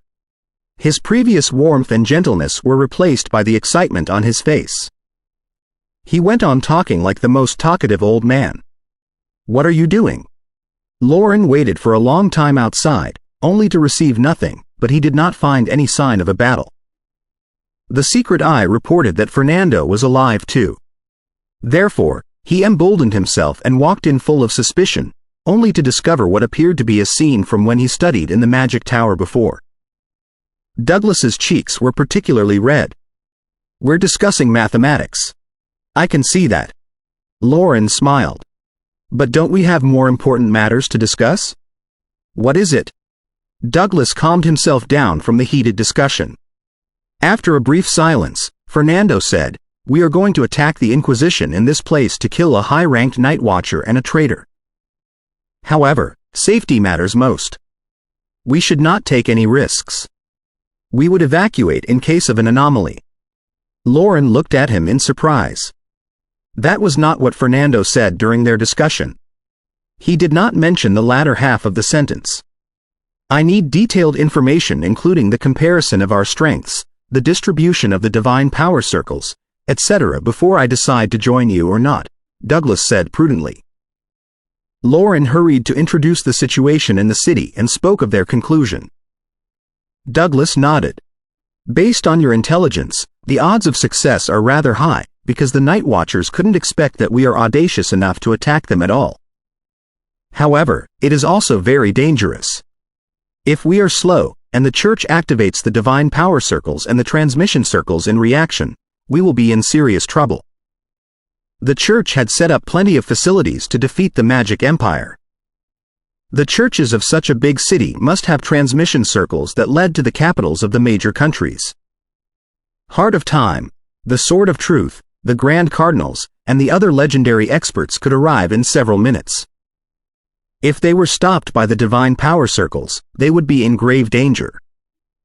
Lauren will interfere with the Church with magic items, but he will only buy 2 to 3 seconds for us. We have to seize the opportunity to escape. Fernando introduced their plan. That will do. Even if we run into a gold knight, I'll still be confident enough to get away from the battle, unless he is immune to time stop. Douglas revealed that he was capable of time stop, one of the trickiest ninth circle spells. "I'm going to attack the Inquisition with you." Fernando released some suppressed fury.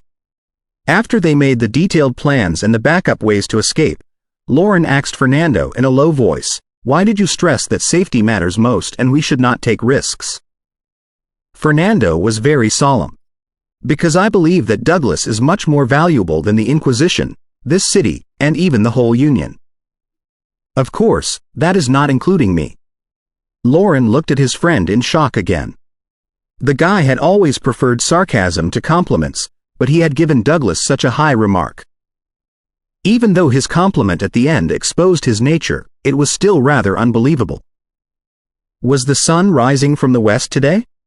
What happened before he came in? Had Fernando been controlled? Holding back his surprise, Lauren asked carefully, "Where do you see that?" Fernando replied angrily, "Everywhere. Here, here, and here." He pointed at the papers on the ground and told Lauren about Douglas's research in a low voice. "If he succeeds, wouldn't it be much easier for me to become a senior rank sorcerer?" Lauren observed in excitement. He had always admired and trusted his friend's judgment. Who knows? There are still plenty of problems. Chances are that it will be unfinished by the time he meets the goddess of magic. Fernando couldn't help but mock Douglas. Ellipsis. The horizon was crimson at sunset, and the city gate was about to be closed. On a hill nearby, Fernando prepared his spell in a temporarily established ancillary magic circle. Has he really improved the spell? Douglas asked Lauren curiously. Lauren said proudly, yes. In the entire Union and the other organizations that I'm familiar with, nobody controls the spell so perfectly that it's almost natural. Fernando was suddenly covered in electricity. The sky within dozens of kilometers became dark, with clouds slowly appearing. Let's go into the city. A storm is coming in 3 hours. Fernando walked out of the magic circle. At this moment, the clouds were still not too many. It was weather manipulation, a 7th circle spell. A thunderstorm would cover most of the traces of magic waves. After they snuck into the Inquisition, since the sorcerers who had betrayed them often practiced magic, they wouldn't fear that they might be sensed by the defense circle of the whole city. Douglas looked at the sky, somewhat shocked. The regular weather manipulation should have created thunderstorms or blizzards very quickly under appropriate weather conditions. Everybody could tell that those phenomena were caused by magic. Nobody had ever changed it bit by bit, as if it were a regular weather change, like what Fernando did. Only in such a way would it escape the attention of the keen night watchers and red robes. Lauren stayed out of the city to watch over the magic circle. He would also fly to the top of the city after the storm arrived, monitor the church, and disrupt it with magic items and bolts of lightning whenever it was necessary. On the other hand, Fernando and Douglas went into the city before the gate was closed. They hid in a fairly clean tavern. More and more clouds were gathered, and the air was getting damper and damper. Everybody sensed an upcoming storm. So, few people were on the street. Even the patrolling soldiers were considering where they should hide from the rain. Pa! A bolt of lightning struck in the dark sky, raising intense thunders. Douglas and Fernando looked at each other and nodded. They left the tavern and strolled toward the Inquisition. Boom! The bolts of lightning and thunder broke out non-stop. By the time they reached the Inquisition, torrential rain was already pouring. The Inquisition was an inconspicuous 2-floored tower. It seemed plain, but it gave a gloomy and horrifying feeling. It was the nightmare of sorcerers and ordinary people. Based on our previous files, the main part of the Inquisition is below the tower, Fernando reminded him. Hualala. As the rain poured down, everything became dark, and all their senses were blocked. Douglas and Fernando moved faster as if they were in a hurry. What are you doing? Asked a night watcher who was pretending to be the janitor. Sir, we have important leads about the sorcerers, said Douglas in a panic. The night watcher was not surprised. He observed the strangers carefully. Recently, many people had come to the Inquisition at night to confess their secrets. The moment his eyes met Douglas's eyes, he seemed to have sunk into a boundless cosmos. He appeared rather agitated. Why didn't you come sooner? I'll lead you to the captain. The vague magic waves were drowned in the storm. 859A tour in the Inquisition. Thick, dark yellow carpet, crystal light hanging up in the ceiling, fine statues, vivid wall paintings and relief sculptures, and the bright and warm atmosphere made the small, black building look like a nobleman's private property instead of a notorious hell. That was the first impression that the Inquisition gave to Fernando and Douglas. The gatekeeper led them through the tree-shaded path, and now they had come to the most horrible place known to every sorcerer. In the main hall stood Fernando, Douglas, and the gatekeeper. Although they did not see anyone else, their sharp instincts were telling them that a few night watchers were hiding in the darkness. Fernando and Douglas believed that those who were hiding were the first set of vigilants of the Inquisition. The gatekeeper was slightly panicking. Walking, he said to them with annoyance, I doubt your devoutness. You should have reported this right away. If this causes big trouble, you too will be sent to the gallows. After taking a short pause, his tone softened slightly as he said, but if things go well, you'll be rewarded generously. Yes, sir. Douglas hurriedly nodded, pretending to be rather obedient. Fernando remained silent with his head low. He looked afraid. The gatekeeper's words made the hiding night watchers stay where they were. They only scanned Fernando and Douglas using their intuition or spiritual power fields. But the two were well prepared in advance. The night watchers could find nothing. Of course, Douglas and Fernando were not acting as ordinary people since magic waves were hard to hide among the divine circles. What they were playing were two low-rank sorcerers who were selling out their friends. Half true and half fake as their roles were, they could well hide without catching unnecessary attention. After the fall of Antifleur, such betrayals were more than common. Therefore, the night watchers hiding were just being curious, wondering what kind of important information the two had, but they were not qualified to know. Walking through the main hall, there was an east-west corridor. Along both sides there were many rooms. Some doors were open, some closed. Through the half-open doors, Fernando saw many common clerics doing paperwork. Most of them were not even priests. He finally exchanged a look with Douglas, and they had understood each other through their slightly relaxed facial expressions. Although the Inquisition was still sticking to all the regulations and was equipped with layers of guards and alerts like an unbreakable fortress, this place was still run by human beings, and human beings could get careless and lazy. The gatekeeper suddenly stopped halfway. He turned to the side and opened one of the doors. The room behind the door had no decoration and the floor was bare. In the middle of the room, there were stairs leading to the underground basement. At the end of the stairs, there was a gray stone gate that was engraved with simple but meaningful divine symbols, representing 10 different crowns that connected to each other. The great power coming out from the gate made both Fernando and Douglas slightly squint their eyes. The gate was the direct display of the defense circle in the Inquisition, and its power was almost equal to that of a level 9 red robe. At this time, the church was so powerful that only a legendary could become a Grand Cardinal. Fernando knew that the symbol of the 10 crowns was called Tree of Blessing.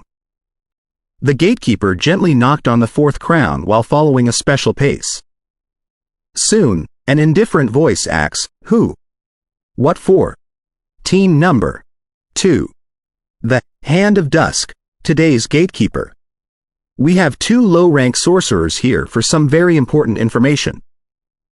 I'm afraid they will hide something or lie, so I believe it's better to have our team leader investigate them, said the gatekeeper clearly, and his eyes looked sharp and sober. However, if taken a closer look, there was this very indistinct dilation in his pupils. In most cases, a gatekeeper was only responsible for reporting this to the team leader, who would be the one deciding where and when to investigate the sorcerers. But the gatekeeper's request was also reasonable. After all, some special divine circles capable of identifying lies were only available in the interrogation room. Also, it was not the first time something like this happened. The night watchers had lowered their alert and decided to ignore some of the detailed rules set up by their predecessors because of the successive victories they enjoyed. The night watcher guarding this stone gate did not respond immediately, as he was checking them using the core of the divine circle. About 30 minutes later, he said in the cold tone, "Come in." The 10 divine crowns lit up, and the gate slowly opened. Douglas was a bit relieved. Although they did have a plan B, which was to mentally control the team leader if he decided to come to the gate to check them himself, this was not ideal as the magic waves would be hard to hide. Once they entered, the situation would be different. As there were many sorcerers in the underground room, their magic spells would not be easily identified. Behind the gate, there was an endless corridor. In the darkness, there were also night watchers hiding. Along the winding corridor, there were 2 lines of candlesticks, but the light came from the divine power. However, the divine light made the dark and gloomy corridor even more unpleasant by comparison. Through the corridor, it suddenly became noisy. Many who were wearing black gloves were walking through the spacious hall. Some were wearing red gloves, as they were interrogators, whereas some were wearing big gray cloaks, and these were the executioners. At the end of the main hall, there were many corridors. Douglas and Fernando could feel the magic or divine power waves. Obviously, Some interrogations were going on, or it might be because some of them were practicing. They did not draw much attention from those people, as they were led by a night watcher, and they had passed the many security checks already. The gatekeeper led them to one of the corridors and then knocked on a door drawn with a black skull. "Come in," said the solemn voice. Pushing the gate, Fernando saw a middle-aged man whose face was as thin and narrow as a serpent. "Who are they?" asked the night watcher team leader with a bit of annoyance. The gatekeeper closed the door first and then repeated the reason. "Don't be so reckless next time. Basic interrogation must be done first above the ground," said the leader, whose tone wasn't very strict. He then looked at Douglas and Fernando before asking, "You know where Dark Storm is? And the headquarters of the Union of Sorcerers?" His eyes now looked watery, and the divine light on the wall started flowing. As Fernando and Douglas had expected, he was using the power of the special divine circle to find the answer. The Night Watcher leader was confident even though he was only a level 5 Grand Knight. With the help of this divine circle, even a senior rank sorcerer would be affected by this power if he was not prepared, so these two low-rank sorcerers would have no chance to resist at all. Suddenly, Fernando saw a pair of dark eyes, in which there were countless tiny light spots like charming stars. The team leader suddenly sprang up from his seat and said out loud, "You two do know it." The weak magic waves were so hard to notice when the entire space was filled with the flowing divine light and when all kinds of power were mixing together in this underground place. The Night Watcher leader walked back and forth. "This is very important. I have to report this to the executor, and also the predator." The executor was the leader of this county's Inquisition, and he was also a senior rank sorcerer. The team leader pulled open the door and said to a night watcher, "Go and find the predator and the executor. We have important information about the Dark Storm and the Union of Sorcerers." The night watcher hurriedly nodded and trotted away. The predator was here to catch Dark Storm, and he had to be informed of this immediately. The predator was Griffin Vulture, which was how Douglas and Fernando called him. The team leader and the gatekeeper led Douglas and Fernando out of the room and walked to the executor's room. On their way, both Douglas and Fernando were secretly observing the divine circles, and they came to the same conclusion. This place was like a solid fortress designed to restrain sorcerers. However, they were already here. Douglas and Fernando had found their way in. The over 100 years of victory and peace had made them greatly lower their alert. At this time, the team leader suddenly stopped and murmured to himself, "Gotta bring the sorcerers who surrendered there as well, so that they can confront each other." Therefore, he changed the direction and walked to another corridor. Douglas and Fernando followed behind him. This was Douglas's will. He had mentally controlled the team leader. He had to make sure that the predator would be in the executor's room before them so that they could kill them all. After all, the executor would very likely notice the fact that the team leader and the gatekeeper had been mentally controlled, and if that happened, they had to give up on killing the predator. Their time for the mission was very limited, so they had to make the most use of it. In the room, Benson was drinking a glass of strong liquor, and the look on his face was very relaxed. The worry and fear on his face were gone. Of course, only when he was drunk could he forget his friend's eyes the last second before his friend died. "Follow me to the executor. There are sorcerers offering information. Please help us with the identification," asked the team leader politely. Benson was a young man with a red face. He was quite good-looking. "That's what I should do." Benson smiled. He took a glance at Douglas standing behind the team leader and did not recognize him at all. After all, he did not know that many sorcerers. Fernando had changed himself into a rather short man. Benson was even a bit amused by the male sorcerer's height. It never occurred to Benson that Fernando would dare to come here in person, to the Inquisition. On their way, Benson did not pay much attention to the two sorcerers, as he was busy talking to the team leader to better get along with him. The team leader was then told that the predator had gone to the executor's room. He accelerated his pace, for arriving there late might piss off his superiors. In the executor's room, the predator, who was wearing a set of black leather armor and shadow helmet, was sitting in the dark red armchair. "They found Dark Storm?" he asked the executor, who was wearing a set of silver armor. "They are not here yet. I'm not sure. But Lion must have a reason asking you to come," said the executor. Lion was the codename for the Night Watcher team leader. Sitting in the darkness, the Predator nodded and went back to waiting quietly. The footsteps came. Someone knocked on the door. "Come in." The executor knew that it was Lion. The gate opened slowly.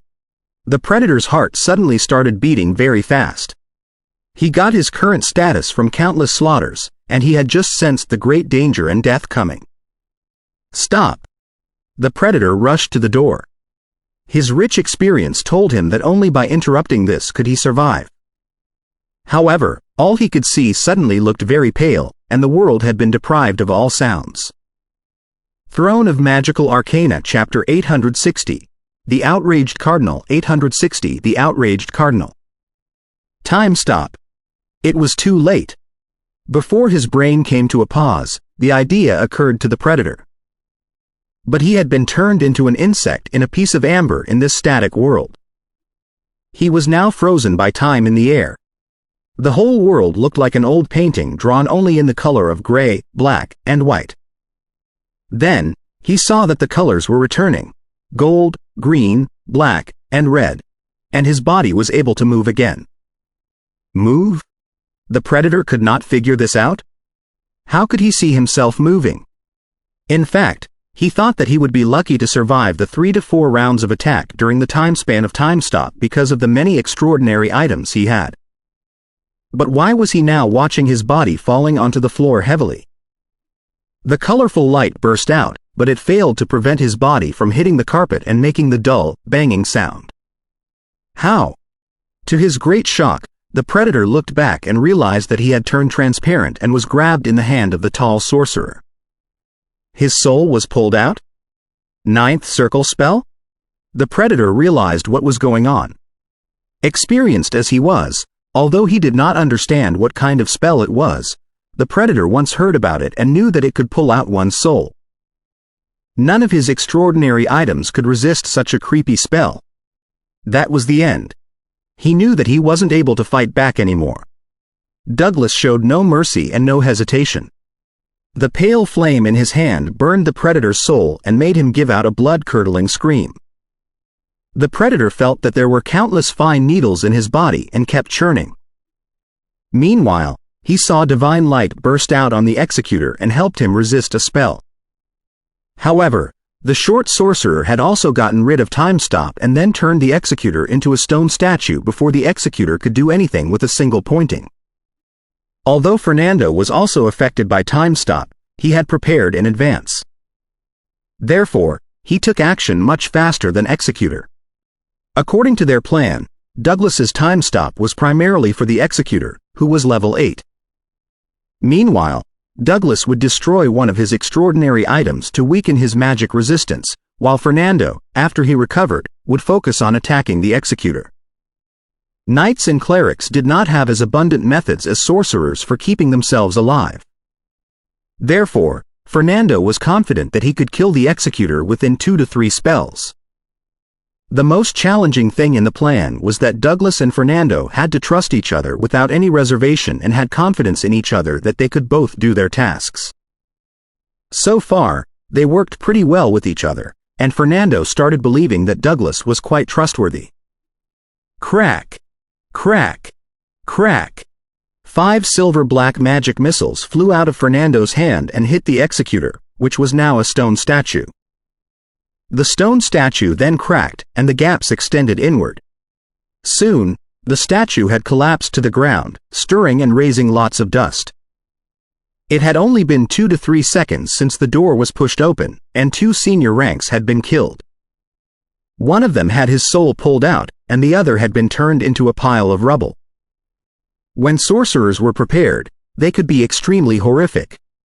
At this time, Benson had not even realized what just happened. He could only see the colorful light sparkling in front of him. Lion and the gatekeeper were still frozen to the spot by Douglas. A dim light beam shot out from the tip of Douglas's finger and hit Benson. Instantly, all his spell effects had disappeared, and he could not cast any spells now. Anti-magic ray. Fernando looked around and roared, "Benson!" He had abandoned the disguise, and his imposing manner was like the fiercest storm over the ocean. Benson could not believe his eyes, and his heart was filled with fear and confusion. He kept murmuring, I don't want to." Fernando would not even waste half a second at this time. He summoned flashes of lightning and wrapped Benson into a lightning ball. When the lightning and sparks disappeared, Benson's body, which had been burned black, hit the ground. Fernando purposefully kept Benson's face intact so that those who came later could see the great shock and fear on Benson's face. At this time, the night watchers guarding the entire building finally noticed the fight through the divine circle. "Attack! Attack! Tell the executor! Report it to the executor! Activate all the divine circles! The executor is under attack!" The night watchers, interrogators, and executioners were all in a great panic and had no clue what they should do, as they had never encountered this before. Following their experience, most of them chose to hide first, waiting for a chance to fight back. A few who were relatively calm were also anxiously seeking help, as they could not get into contact with the executor, who had full access to the divine circle. The executor was assassinated. Go find the predator. The predator is missing. Who comes next after the executor? Quote. The chaos went on. The entire Inquisition failed to respond effectively after losing its leader.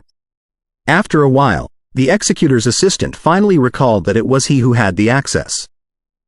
However, by this time, Douglas and Fernando had already left the Inquisition and were now standing in the air, holding the predator and Benson's bodies in their hands. "Throw them to the entrance of the square," said Fernando coldly, which still sounded like roaring. The two bodies were thrown down to the ground like two sacks. Fernando moved his fingers in the air, and the predator's blood became the scarlet ink for him to write on the ground. "Betrayers, die! Predators, die!" Meanwhile, in the cold rain, Douglas raised his hand, and 4 meteors in fire fiercely dropped from the sky and hit the 2-story building of the Inquisition. Boom! A horrible explosion took place, and a powerful blast swept across the surroundings. The building as well as its underground constructions had mostly collapsed, and most of the night watchers were forever buried down there. Only a few of them survived. Since the Inquisition was built underground, and it was separated by the divine circle, in the stormy night, when Douglas cast Time Stop and the spells, the red robe in the church did not notice it. Only when the executor died did he finally feel something bad. The red robe was shocked when he saw the meteors falling. For a second, he forgot what he should do. But he soon calmed down. He was going to activate the defense circles in the city, and at the same time, he was about to inform the Radiance Church. The meteors flew across the sky and fell into the city. Hiding in the rain and darkness in the air, Lauren saw the meteors as the signal. A ring on his finger started releasing electric sparks, which had a strange connection to Fernando's magic circle. Then the flashes of lightning in the air suddenly joined into one and hit the Inquisition building. Its light lit up the entire city. Pa! The thick lightning hit the light shield, which had just been activated. Countless electric snakes were wriggling, which made the functioning of the divine circle slow down by a few seconds. Lauren didn't even look at the lightning but instantly flew away, heading for the place they previously agreed on. He was flying in the air as fast as he could, and eventually, he started flying lower and lower.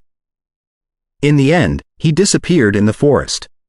Meanwhile, Douglas and Fernando had disappeared as soon as the meteors were summoned. The rain was still pouring heavily, erasing almost all their traces. A minute later, another senior rank in the city, Paphos, arrived at the Inquisition building. He was a radiant knight. Staring at the pit in the ground left by the destroyed Inquisition building, the look on his face kept changing. He was deeply shocked. Betrayers, die! Predators, die! Count Paphos murmured the words and talked to himself in low voice, They're surely crazy, those sorcerers. The church is going to be outraged. The church used me like a dog. I'd like to see how they respond to this." He took a deep breath and tried hard to control the impulse to laugh. It wasn't bad being crazy sometimes. The red robe then arrived. His face had turned pale with rage, as if Count Paphos owed him 100,000 thail. "Bloody sorcerers! I'm gonna burn you all." The red robe kept cursing. Many nobles had also arrived. They saw the scene, but no one dared to say anything. "What are you looking at? Go and find the bloody sorcerers!" roared the red robe. The nobles all looked down, for they were hiding their emotions in the darkness and pouring rain. After 2 minutes, divine light soared high in the church, which was the waves from the transmission magic circle. A black-haired young man flew out of the church. He was tall and strong, and he had dark blue eyes in which the light and radiance was like a flowing river. He was not wearing any armor, and there was a longsword in his hand. The look on the red robe's face slightly changed. He then flew to the man and said in awe, "Your Excellency, Critonia." "I'll find them." Critonia looked up at the night sky, and somehow, the falling raindrops suddenly moved much more slowly. Ellipsis. When they met each other at the place that they previously agreed on, Lauren said in excitement, "We did it." I didn't expect the Inquisition was on such a weak alert. Douglas was quite surprised as well. Fernando grinned, as he was in a very good mood. The looks on those idiots' faces are going to be so funny. Those stupid black-clawed dogs. Then he became more serious and said to Douglas, "We'll take you to the Union's headquarters." "I heard that the Union has a damaged floating city?" asked Douglas out of curiosity. 861 League, the deputy president. Fernando waved his hands and snorted, "We do, but it's useless. It falls, so it's a sheer failure. A failure which will only lead us to the wrong path." He obviously wasn't a big fan of the legendary sorcerer who first built the floating city, as Fernando believed that the sorcerer was just bragging. A floating city was the shared research object among the 3 magic empires. They tried to put themselves in a city flying in the air and look down upon ordinary people like gods. However, creating such a city was extremely difficult, especially when it came to how to maintain the floating status. Countless sorcerers had tried. In the past years, a few legendary sorcerers had claimed that they had successfully built a floating city, but so far, none of them survived. One was involved in the War of Dawn and was shot down by the church and nobles, while others were quite problematic. The best one floated for more than a decade but finally still crashed. Douglas had shown his power, so Lauren smiled and said, "We found its wreck. It's called Allen, you know, the pretty famous city in the sky. But we don't have the core magic circle structure, so we can't fix it. It's just our secret base right now." Douglas didn't care, and he smiled mildly. "We learn things from failures, for they remind us of the mistakes and errors that could have been avoided. I've always been interested in floating and flying magic and trying to figure the principles out. I hope the Union can give me a chance to take a look." "No problem. We'll talk to the deputy president." Lauren was very confident. Lauren knew that the Union only had one archmage who knew time stopped so far, and so, having an extra powerful archmage meant a lot to the Union. Also, proud as Fernando was, even he respected Douglas's talent in mathematics, so Lauren also believed that Douglas would become a leader of the Union in the future. Douglas nodded. "Thanks. So where should we go now?" "To go to the headquarters, we go to Rentado first." Lauren had a meaningful smile on his face. Douglas was surprised. "Rentado? The city where home parish is located?" "Yes, also the capital of the kingdom." Lauren nodded and grinned. Ellipsis, ellipsis. The evening glow of the setting sun was as red as blood. A coach arrived in Rentado before the city gate closed. Driving through the streets smelling like fish, the coach stopped in front of an ordinary-looking hotel. "Roasted Fish Hotel. Douglas got off the coach and read the strange name, feeling a bit amused. Fernando's voice sounded a bit sharp as he said, "He's good at making roasted fish and only knows how to roast a fish. I'd recommend you to have one, or he'd be pissed. He'll say you don't understand what good food is." While speaking, Fernando directly jumped off the coach and stepped in a puddle. After the rain, there were puddles everywhere in Rentado. But different from a small city, streets in Rentado were paved with rocks, so they still looked quite clean. Seeing this, Douglas was a bit emotional. Rentado was an important city across the strait to the Empire, and the Empire indeed had a good job here, but it's now taken by the Church. He was born in Antifler, and he believed that he was from Sylvana's magic empire. "We'll be back one day," said Fernando in a low but confident voice. Lauren, who was the coachman, looked back and said, "Don't just stand here like statues. Go in there first." On their way, he found that Douglas was in fact quite easygoing, for he wasn't as proud as an archmage usually could be. The only thing was that Douglas kept asking questions, but this was not a big deal. The hotel was rather small and old. Few tables and few guests were in the lobby. Behind the counter stood a gray-haired man, who was wiping cups attentively. "You can't even see your own fingers. Light the candles," Fernando said to the hotel owner loudly. "Among all your shortcomings, being cheap is the nastiest one." It was already evening. The windows of the hotel were rather narrow. Darkness had seized this place. The hotel owner looked up. He had a square face, and his dull green left eye looked completely dead and creepy. "Being cheap is an attitude toward life that you'll never understand. You are such a little puppy made of flame gel," the hotel owner, whose right eye was in the color of jade green and looked very mysterious, said in return. Fernando didn't care. He turned around and said to Douglas, "Old Green, the owner of the place, an old knight. His left eye is the result of a failure to melt bloodline." In this hotel, there was no taboo on talking about magic or bloodline. The few guests in the lobby completely ignored Fernando's voice and enjoyed their liquor and fish as if nothing happened. Fernando pointed at Douglas. "You can call him Douglas. He's a guest from the other side of the strait. He hopes to join us, and he has passed my test. This is the detailed information for League." He threw a piece of dark yellow parchment at Old Green. Old Green was still wiping the cups and mugs, but the speed at which the piece of parchment flying toward him became lower and lower as if it had fallen into a marsh. Old Green put down a mug on the parchment on the counter and said without any facial expressions, "Young lad, you want honey-roasted fish? This is the best cuisine in the entire Rentado, great home, and even along the strait. You'll regret it if you say no." He was pretty eager. Douglas was warned earlier by Fernando, so he smiled and said, "I'd love to." "Good, lad.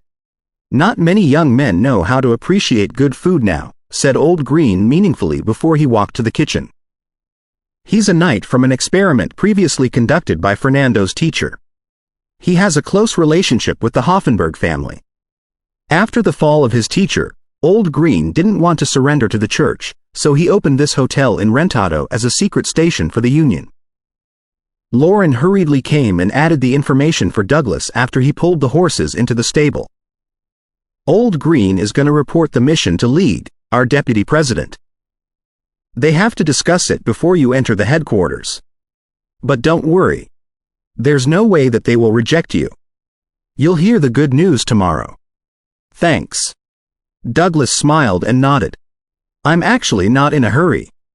Although I'm very interested in floating and flying, I'm still trying to figure out many things." Fernando looked at Douglas with his scarlet eyes and asked hurriedly, "What else are you working on?" On their way, Fernando had been discussing with Douglas mainly about mathematics. Although he seemed to despise Douglas's study, he valued Douglas's talent a lot. Fernando wished to know more about Douglas's research interest and hear more inspiring and profound insights. "Something trivial," said Douglas, who had no intention to keep these as secrets. He pulled out a chair and sat down with Fernando. They started to have a long conversation on various research topics. The conversation went on for hours. When it was already completely dark outside, Fernando still felt reluctant to leave. They didn't eat the honey-roasted fish, which made Old Green quite unhappy. When it was midnight, Fernando finally went back to his room to get some sleep, but his mind was full of questions. Douglas entered his room and saw a few stars among the clouds. He suddenly felt a strange but familiar peace. He should be able to settle down for a while and concentrate on his studies. He thought so to himself. Ellipsis, ellipsis. When the sky was barely bright, Douglas heard the familiar footsteps that came from Lauren. Lauren knocked on his door. "Douglas, the deputy president is here. He's an archmage." Lauren was excited about how much Douglas was valued by the Union. Douglas felt a bit excited as well. "Lauren, please lead me to see the deputy president." Lauren led Douglas to the secret chamber on the first floor of the hotel's basement. Douglas then saw an old man wearing a black, soft hat. He had black hair and blue eyes. The old man's facial features were sharp, and his nose was slightly hooked. The blue eyes were calm but deep, for lots of secrets were hiding in them. "Welcome, Douglas," said League, who was wearing a high-collar coat that was popular in Rentado. He looked like an old and decent noble. Douglas greeted, "My pleasure, Mr. League." Lauren looked around and said, "Fernando's not here? I'll go and find him." "Don't bother. I'm here to see Douglas." League shook his head slowly.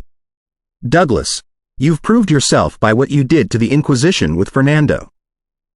But your action has brought us huge trouble. Led by Heart of Time, the clerics, night watchers, and nobles have killed more than 30 sorcerers in the Union. The action was to prove to the nobles our true value. I think the killed sorcerers were spotted by the church a long time ago, but the church just didn't take any actions earlier." Lauren defended loudly. League took a gloomy glance at Lauren and cut him off. "This isn't your business." Then he turned back to Douglas. "So, although the Union has granted your application for joining, we have decided to give you some punishment. You'll be sent to Allen for 3 years to study the wreck. If you make no mistakes there, 3 years later, you'll become the deputy president of the Union." Douglas was a bit amused. The deputy president first suppressed him and then threw some hope at him. But Douglas didn't care. The most important thing was that he could go and study Allen, the wreck of the floating city. "I'm okay with it." Douglas nodded slightly. Lauren tried to say something, but he failed. His face flushed a bit. League finally smiled. "Hope you can figure out how to make it fly again." Douglas and Lauren left the basement. On their way back, they saw Fernando walking to them furiously. 862 The meeting destined to happen. Lauren said, somewhat a little silly, "Fernando, you weren't here, Mr. League." Fernando directly ignored him and rushed past Lauren and Douglas like a furious cluster of storms. His red eyes opened big.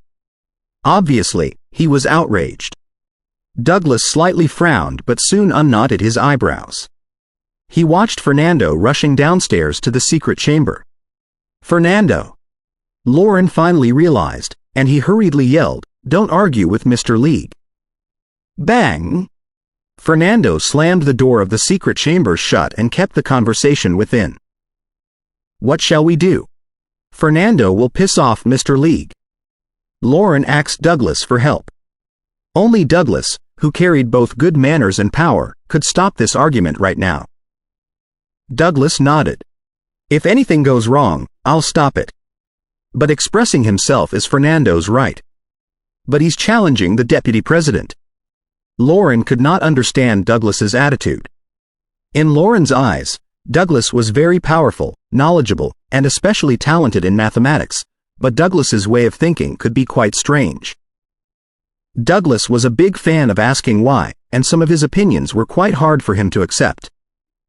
For example, hierarchy, a system which was respected and followed by all sorcerers, seemed to be quite insignificant to Douglas. Douglas was just smiling but said nothing. At this time, they heard Fernando's roaring from the secret chamber. The door wasn't enough to keep his fury within. And it was louder and louder, which made Lauren start feeling concerned that the walls might collapse at any time. He listened carefully, trying to figure out what Fernando was saying. At this time, the door of the secret chamber was pushed open fiercely, and League walked out. His face looked rather unhappy as he walked on the stairs.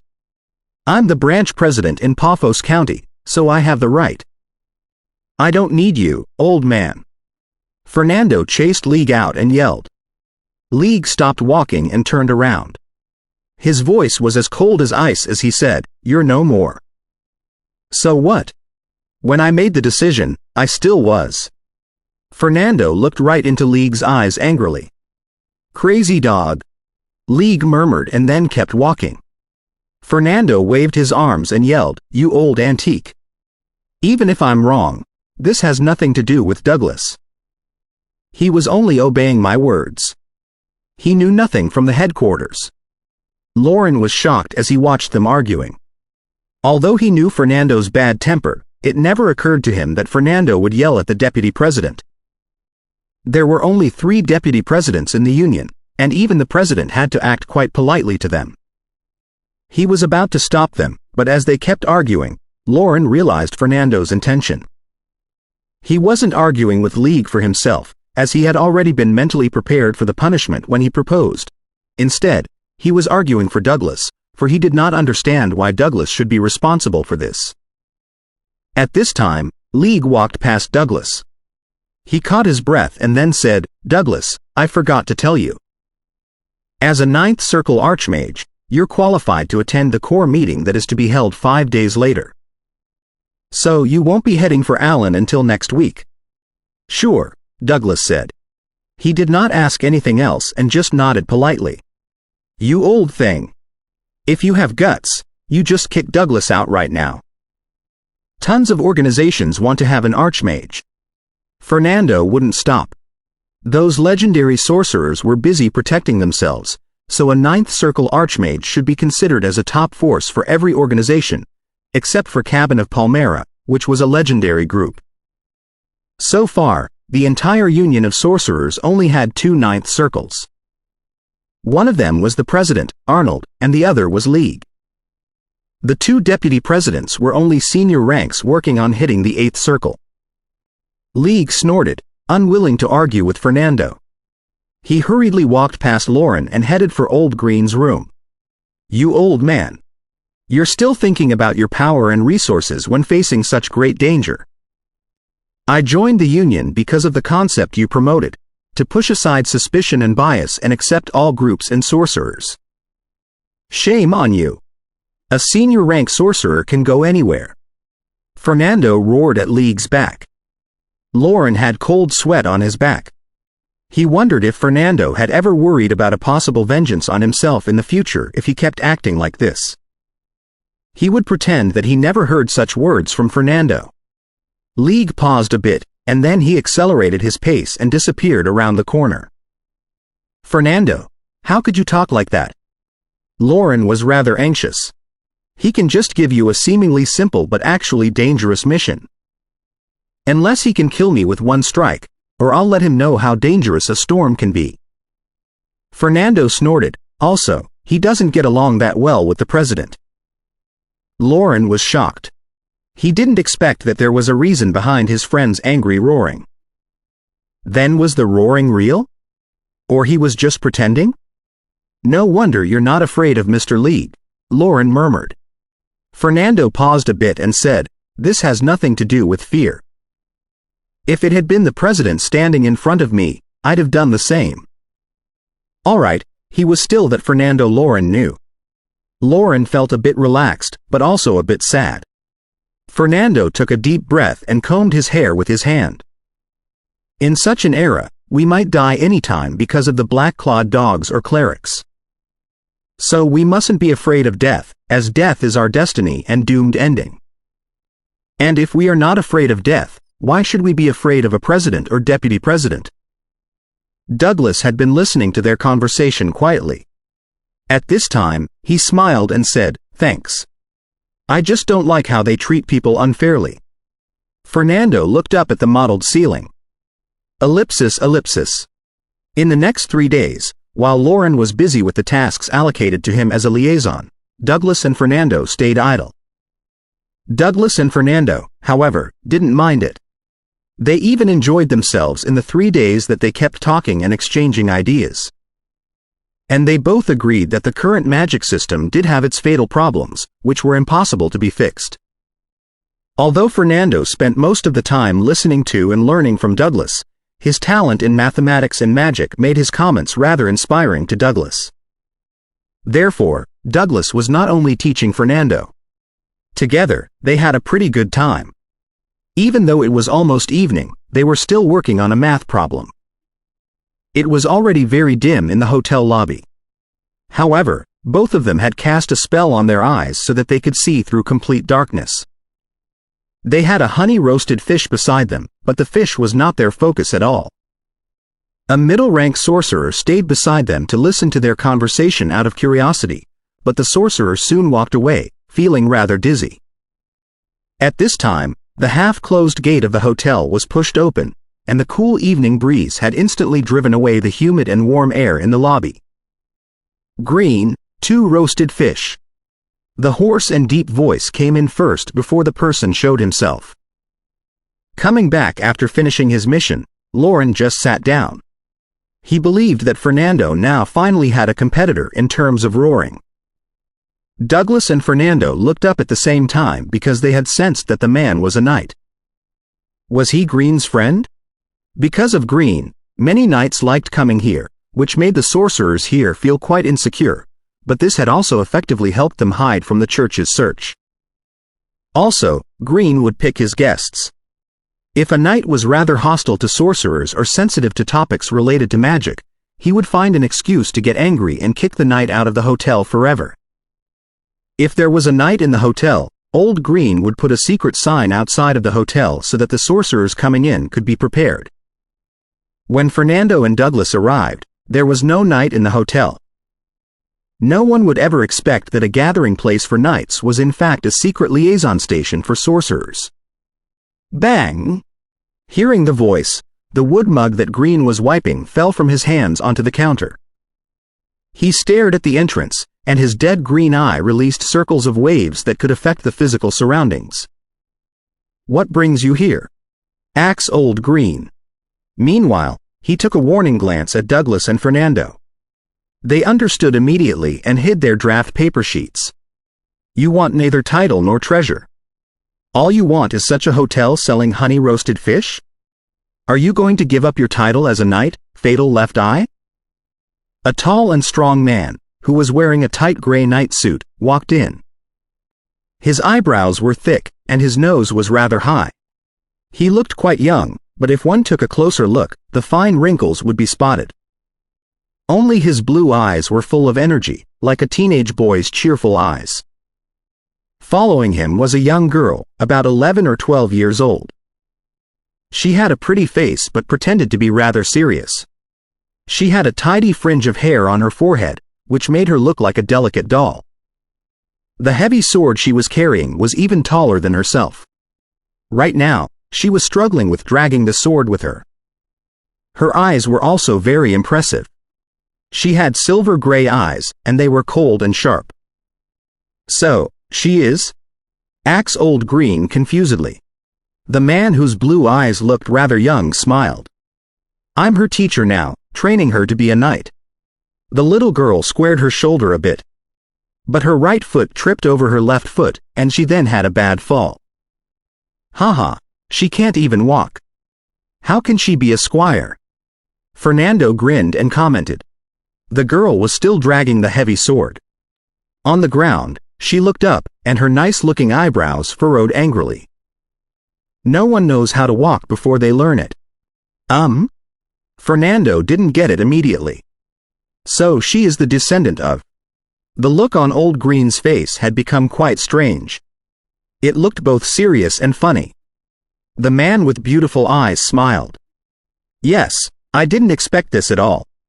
He then turned and said to the young girl, All right, slowly get up, Hathaway.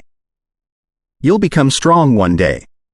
Throne of Magical Arcana, Chapter 863. Everyone has something they are confident in. 863. Everyone has something they are confident in.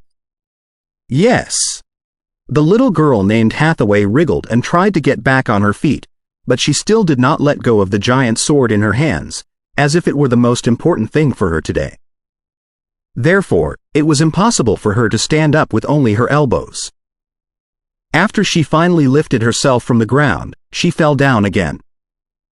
Again and again, Hathaway failed to get up, and her night teacher simply watched without saying anything, as if he were telling her that she could count on nobody else except for herself to become a knight. Gradually, Hathaway's cold but beautiful eyes seemed to be covered in mist, but she bit her red lips and furrowed her eyebrows hard, not letting out any sound of pain or distress. Even Old Green found it unbearable to keep watching. He said in a coarse voice, "Sharp." Hardly had he called the man when Douglas, who had been observing quietly, opened his mouth and said gently, "Sometimes, you drop things temporarily to better hold them in the future. Do not impose too much pressure on yourself." Hathaway raised her head and stared at Douglas with her misty gray eyes, as if she were considering what he meant. Fernando chuckled. "If you cling to your giant sword, of course you can never get back on your feet. I've never seen any kid as silly as you. This is a mission." Hathaway spewed out her words one after another. She was too angry and did not know how to speak logically yet. Fernando said, "Not in a good mood, throw the sword on the ground and pick it up again after you stand up. Otherwise, with your body coordination, it's impossible for you to get back on your feet." He had seen Hathaway's real problem but pointed it out in the bluntest way. In the meantime, he added to himself, "Your language ability also needs improvement." Hathaway's face turned dim and grim again. Nothing could be seen except indifference and stubbornness. Also, she did not follow the subtle suggestion behind Fernando's mockery but kept on trying. She supported herself and fell again and again. Finally, after countless failures, she sat up on her knees and raised the giant sword, slowly rising to her feet while relying on it. Looking at that scene, Old Green seemed excited. Besides the color of his eyes, she has the determination in his blood. Yes. Otherwise, I wouldn't have accepted the mission, even though it was given by that big shot in person. Her night teacher, who was called Sharp, smiled in consolation and mixed feelings. His blue eyes were as peaceful as a windless ocean. Hathaway's little face had been contaminated by the dirt, and her hair turned messy. Holding the giant sword, she turned her head and looked at Fernando. She did not say anything or make a snort, but her indifferent eyes alone were enough to darken Fernando's face. He mumbled, "There's a chance to succeed by trying repetitively when it comes to such little things. If it were anything else, such an idiotic approach would have caused a person to be killed in the first few attempts. It's impossible to start all over again." Her face unchanged, Hathaway turned to Douglas and bowed in respect. "Thank you." Her voice was both gentle and chilly. "Determination is a great quality." Douglas praised her before he continued, "However, you need to learn to recognize your mistakes. Persistence does not mean that you have to persist in mistakes. You should always think and handle problems based on facts." Hathaway nodded her head, half confused. She stumbled to her teacher with the giant sword. Sharp smiled and said to Old Green, "I'm surprised to see such a philosopher in your place. I've only heard similar things from the cardinal theologists. However, he said the opposite, claiming that persistence means persisting in the truth, and that the truth is the Lord's teaching. In the past, due to the long lives of many intelligent creatures, they had the spare time to consider the metaphysical questions, and that was how philosophy was born. Then, many common scholars joined them, not giving up thinking just because their lifespans were short. They were known as philosophers or thinkers. However, as the War of Dawn went on and the Church dominated the world, the philosophers that they disliked were going extinct. As a matter of fact, everyone thinks as long as he lives. That is, if he is not an inferior creature. Fernando interrupted again with his mean mouth. Sharp turned around and looked at him. The smile on his face was suddenly gone. The atmosphere in the lobby of the small hotel was suddenly frozen, and the sound of seawater surging vaguely came out. Hathaway's face suddenly softened, as if she were looking forward to what might happen next. Cough. Old Green coughed and broke the silence. Sharp, don't be petty with kids. He's always like this. It's nothing personal. Although Fernando could not reveal his vibe as a senior-rank sorcerer, he still glared back at Sharp impolitely without backing off. Ha ha ha, ha ha ha. Sharp suddenly burst into laughter. Interesting. He's very like me when I was young. I used to despise and mock other people, pig-headed and unlikable. Fernando sniffed and turned around, ignoring the guy. He did not sense anything similar between them. Sharp sat on a high chair before the wood counter, and Old Green poured him a glass of hard liquor without him saying anything. Who? Only you still have this recipe. It's been a long time since I tasted such hard liquor. Sharp drank and chuckled. I became civilized after I was almost beaten to death by him several times. It seemed that he was really of a mind to teach Fernando a lesson just now. Fernando sniffed but was not mean again, because he knew very well that it was best not to expose his magic capabilities in Rentado unless he had absolute confidence. Otherwise, both himself and his partner might be killed. Sharp finished the glass of liquor and turned to the little girl, Hathaway. You can find a seat and wait for your roasted fish with honey. Well, you may put down the giant sword now. Hathaway nodded and put the sword on the table. Then, she pulled a chair as deftly as a deer and sat down, before she took out a blue-covered book from her magic pouch. Turning the pages, she began to read carefully. The indifference on her face was gradually gone, and she curled her lips and frowned now and then. It enlivened her and made her more like a regular quiet kid of her age instead of a unique one a moment ago. Chronicles of Antifler? With a pair of sharp eyes, Fernando couldn't help but read the title of Hathaway's book. You'll get dumber and dumber if you read such kind of books at such a young age. Hathaway raised her head and looked at him. Then, without saying anything, she was buried in the book again. Douglas was amused by that, finding it impossible to understand Fernando's behavior. Lauren chuckled and sat next to Douglas. He said in a low voice, "Do you feel that it is unlike Fernando?" Actually, he has always been like this. He's mean and sarcastic and impatient when it comes to important issues, but he also likes playing with kids and making inappropriate jokes with other people. You'll understand it better after you get to know him. He completely ignored Fernando's glare.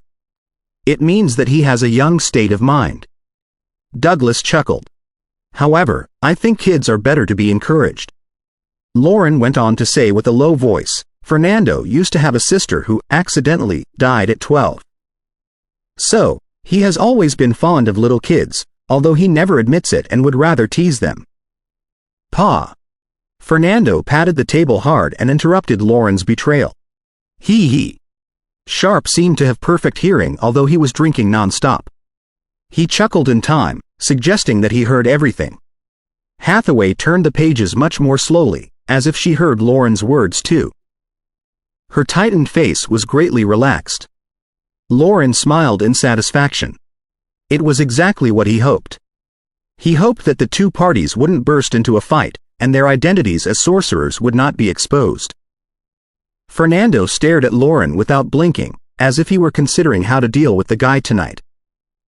After reading Chronicles of Antifler for a while, Hathaway put it back and took out another thick book with a black power, several sheaves of paper, a quill, and a delicate bottle of ink. Opening the book, Hathaway wrote and drew attentively, emanating the most eye-catching glow of confidence, which was exactly what she lacked most previously. Basics of Mathematics. Fernando saw the title on it. He was not surprised. Mathematics was the only magic-related knowledge that the church allowed to learn in public. It was because some nobles wanted to make sure that they were not deceived by their accountants. But of course, most nobles were still proud of their inability to calculate. Douglas could also see clearly in the dimness. He smiled. As a matter of fact, there are simpler ways. He was too delighted to control himself. Really? Hathaway pursued bluntly, as if she found it hard to believe. Now that he already said it, Douglas did not back off. He walked to her and sat down. Picking up the quill, he offered her another solution that was creative and convenient. Hathaway stared at the paper before her in a daze. After a dozen seconds, her indifferent silver eyes were revitalized, and she nodded affirmatively. It's real. As she spoke, she repeated the method and considered it for a while. Then, she quickly turned the book to a certain page and pushed the book to Douglas. Her face was still nonchalant, but she said with expectations in her eyes, "What about this one?" Douglas read it. Before he said anything, Fernando, who had approached at some point, already mocked, "You don't know how to solve such a simple question?" He introduced the solution quickly. Hathaway furrowed her beautiful eyebrows first, but after her calculation, her eyebrows gradually relaxed. Then, she quickly turned the book to another page. Without saying anything, she simply looked at Douglas and Fernando. Throne of Magical Arcana Chapter 864. A Difficult Mission 864. A Difficult Mission. Although the mathematical knowledge that Hathaway was learning was already sophisticated enough for children of her age, it was not really tricky for either Douglas or Fernando. So, Hathaway turned the pages and pointed at the questions on it with her narrow finger without saying a word, waiting for the standard, simple answers. She was not disappointed once.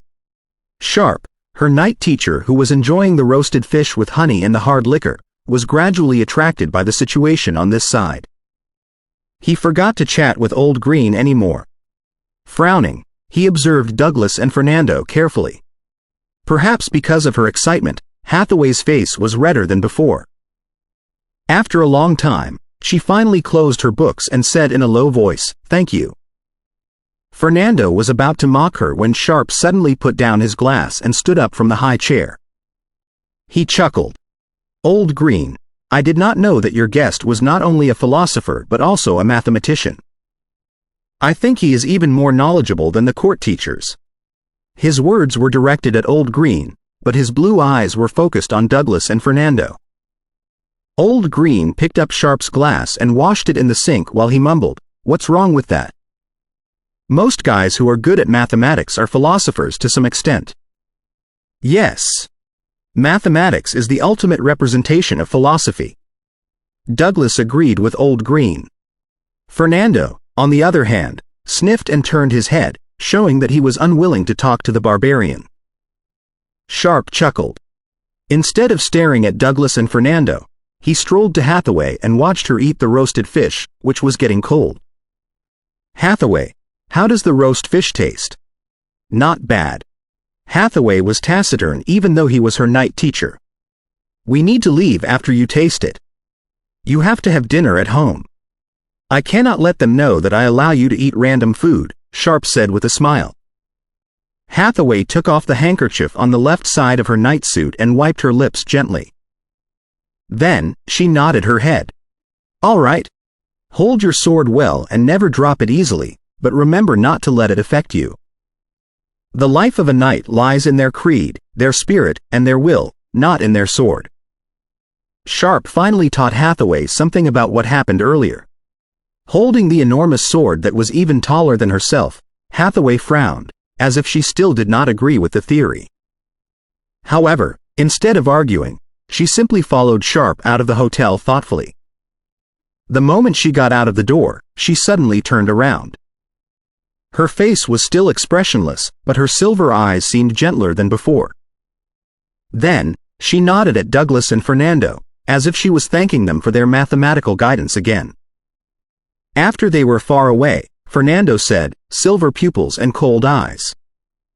She must be a descendant of the Hoffenberg family, isn't she? What's her relationship with the Sword of Truth?"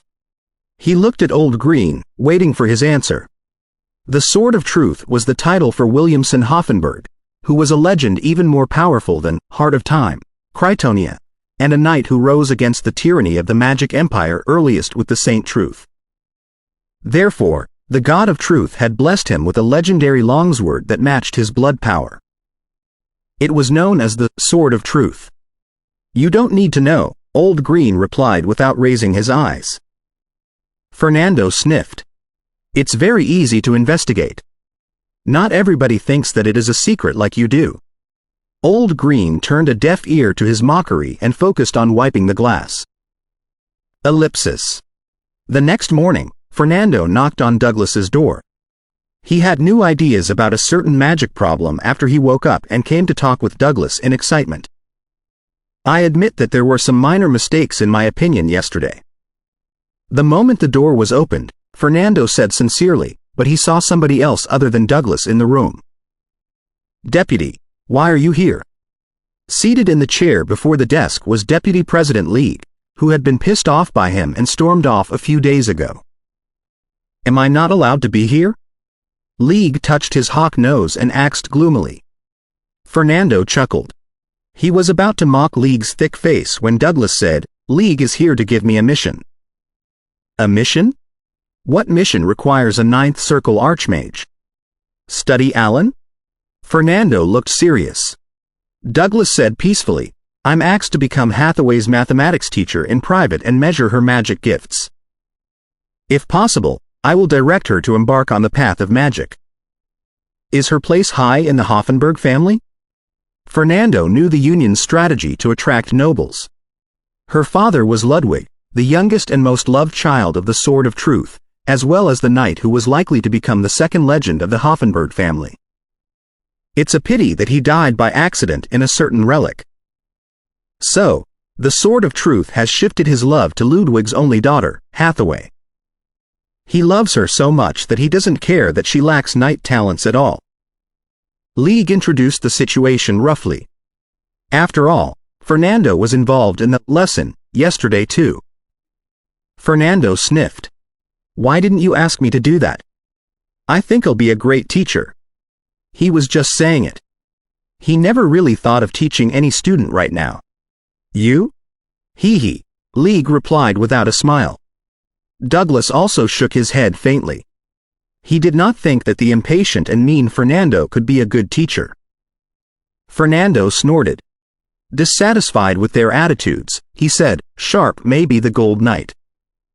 If he recognizes us, the whole Union may be destroyed.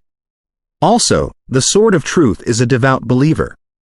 I doubt that he will support us even if Hathaway walks on the path of magic." A devout believer is always contradictory to a qualified king. "It appears to me that the Sword of Truth is more and more like the latter," League said thoughtfully and walked out of the door. After a brief stun, Fernando said after the guy left, "He's not as stupid as I thought."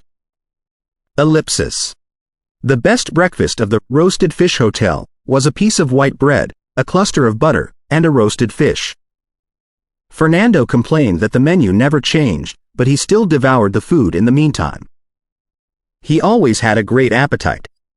After swallowing some of the food, Fernando finally had the energy to ask, "How do you plan to become Hathaway's private mathematics teacher? Since she is so important, I don't believe that Sharp, the blue demon, will allow her to spend time with a stranger and walk on the path of magic." He had already figured out Sharp's identity. The man was Blue Grace, a level 9 gold knight and the deputy captain of the Sword of Truth's Knights. However, he was known as Blue Demon among the sorcerers for killing too many of them. "I need to meet Hathaway first." Douglas smiled after he swallowed the food gracefully. "I don't know the routine of Sharp and her yet, so I cannot make any plan." Fernando poured ale into his mouth.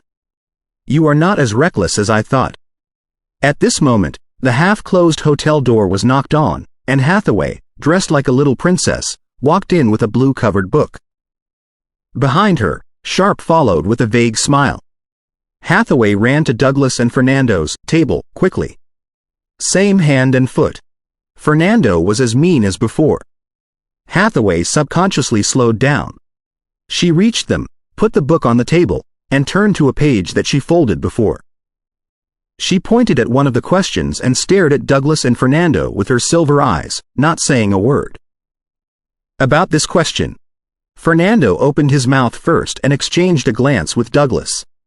"Look, you don't need to figure out a way to meet Hathaway. She has brought herself to you."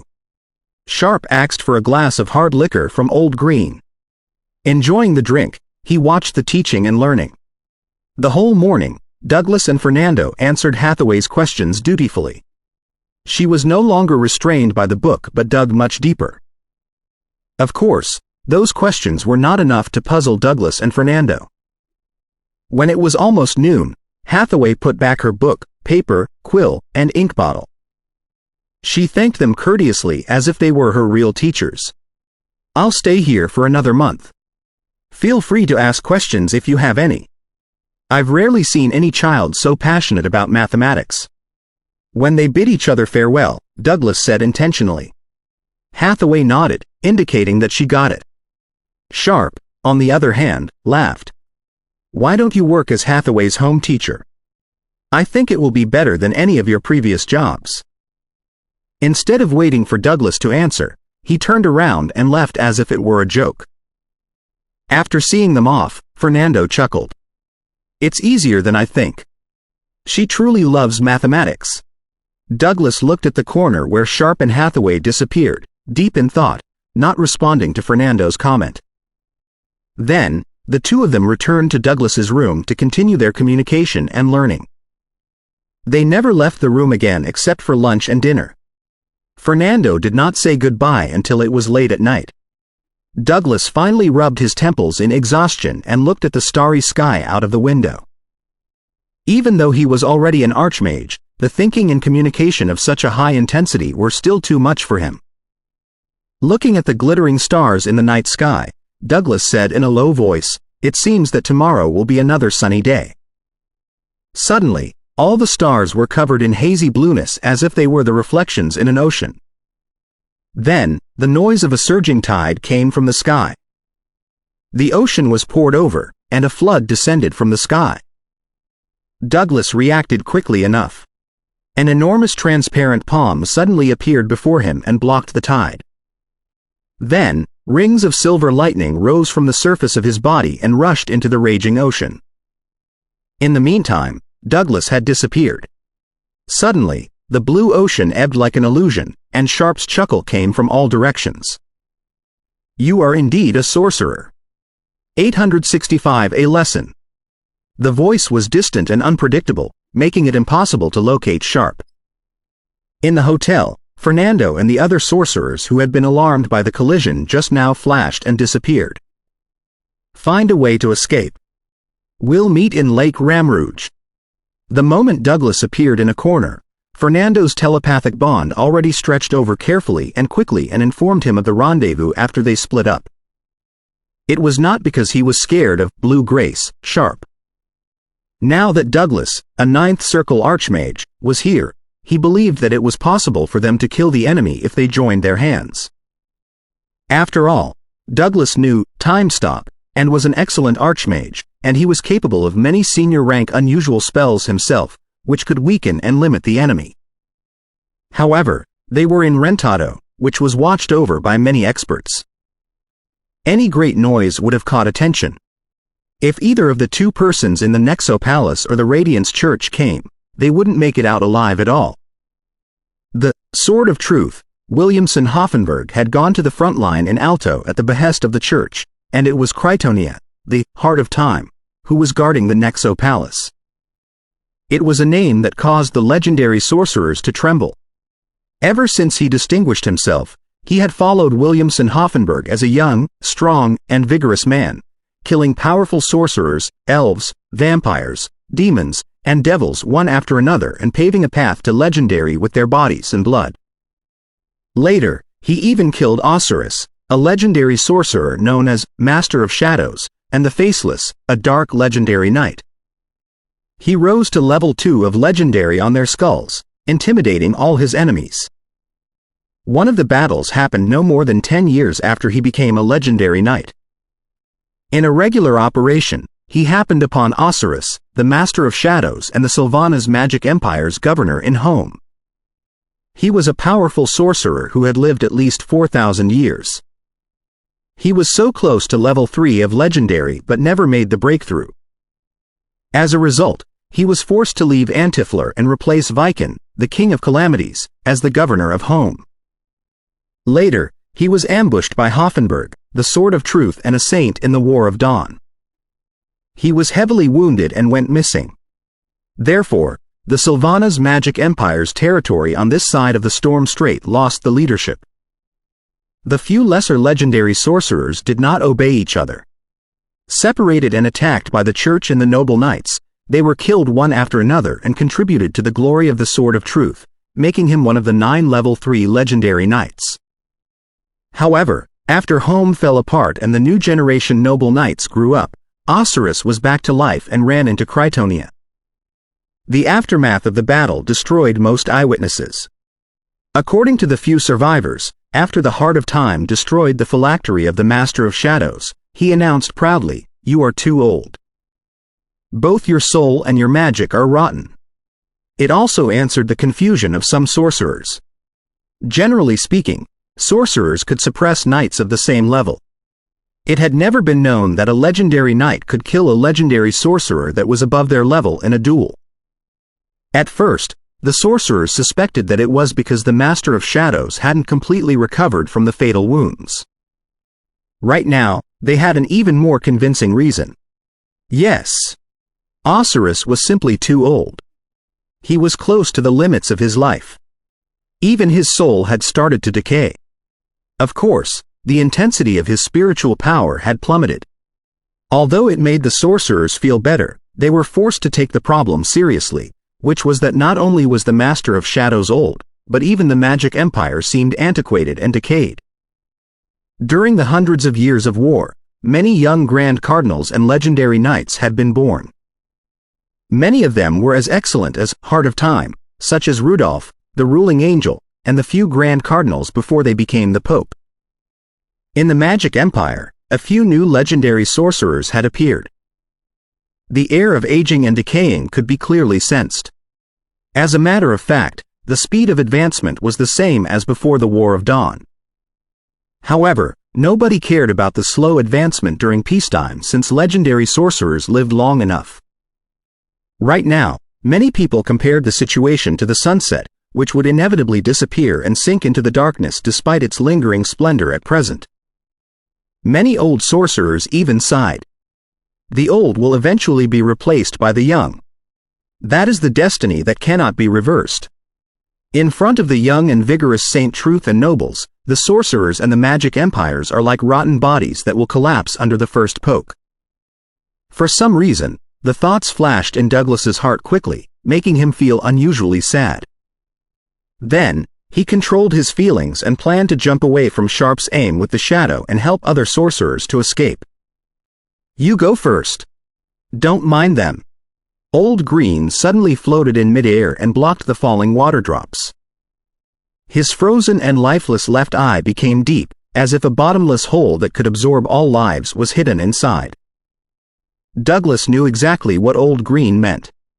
The other sorcerers who hadn't even reached the senior rank could be sacrificed, but if he, a ninth circle archmage, was killed, there would be no hope for the renaissance of the Magic Empire. However, he still hesitated for a moment. He also sensed that the previous battle did not catch the attention of the church nearby. In midair, Sharp's voice came in like the sound of running water. "I've blocked the area before I attacked. Nobody will sense anything. There's something I would like to say to you." Then, he suddenly appeared in the lobby of the hotel. He walked into the bar and poured himself a glass of hard liquor. Douglas did not attack. Old Green, Fernando, and he looked at each other as they covered the other people who were leaving. They were filled with intense surprise as well as vague hope. Sharp had voluntarily revealed the matter and kept it a secret from the church. Was he planning to cooperate with the Union? Had his operation been approved by the Sword of Truth, who was far away in Alto? Remember to pay for the liquor and the house damages. Old Green fell down, resuming the previous stun and depression. Fernando stepped into the hall and said to Sharp, who was drinking with his eyes closed, "What would you like to talk about?" Sharp chuckled. "I want to kill someone, but it's inconvenient for me to do it in person. I'm told that sorcerers accept such contracts. Who is it? Douglas pressed his hands, hinting Fernando not to be rash. His calmness and easiness made Fernando swallow his mockery about Sharp's cowardice and listen to his reply.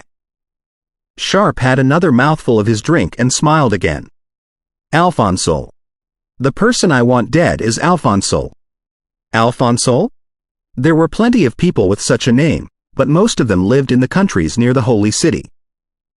In Rentado, few people carried such a name, and only one of them was a nuisance for Sharp to attack. Alfonso, the Red Robe? Old Green's frozen eyes emitted deep and dark brilliance. Fernando was also quite surprised. The deputy captain of the Sword of Truth's Knights, as well as the Gold Knight, was asking the evil sorcerers to assassinate a level 9 Red Robe? That was too weird. Yes. He is an extreme worshipper of the Lord. He believes that all the powers go to the Lord, and that nobles are also lambs. So, we haven't gotten along very well. Sharp looked at the three of them with a vague smile. Alfonso is a level 9 cleric, the main assistant to Graceful Angel, Francois, and a real giant of the Inquisition of the home parish. Douglas had collected enough intelligence about Rentado recently.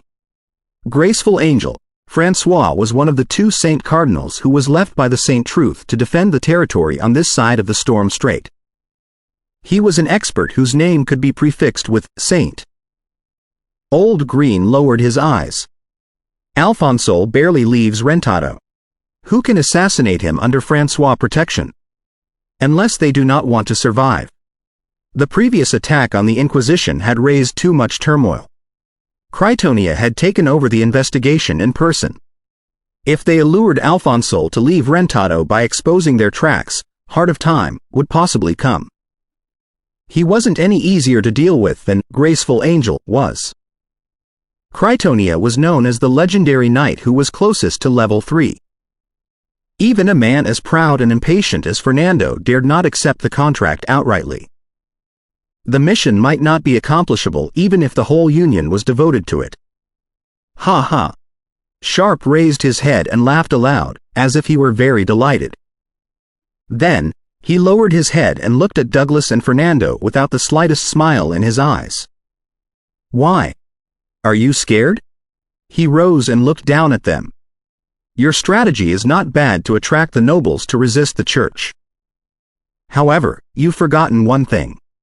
This is a game that only experts can play. If you cannot kill a level 9 Red Robe, are you even qualified to play the game of balance?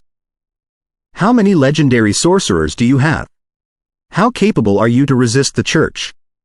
If you do not have the capabilities, however many things you do, as long as the legendary sorcerers of Alto are defeated and the church is spared, your doom will still be inevitable. No nobles will dare to work with you at all. He sniffed. Keep away from Hathaway.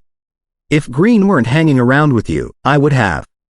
Pausing for a moment, he walked to the door with his hands behind his back. Don't meddle in the battle of giants if you are just a group of rats. Fernando blushed. A terrible storm seemed to be rising in his eyes. If Douglas hadn't been suppressing him in secret, he would have burst out long ago. Throne of Magical Arcana Chapter 866, Old Fox 866 Old Fox. After he stepped out of the inn, Sharp broke like a bubble and disappeared into the dark night. Not moving his eyes back, Old Green asked coarsely, Are you going to accept his contract?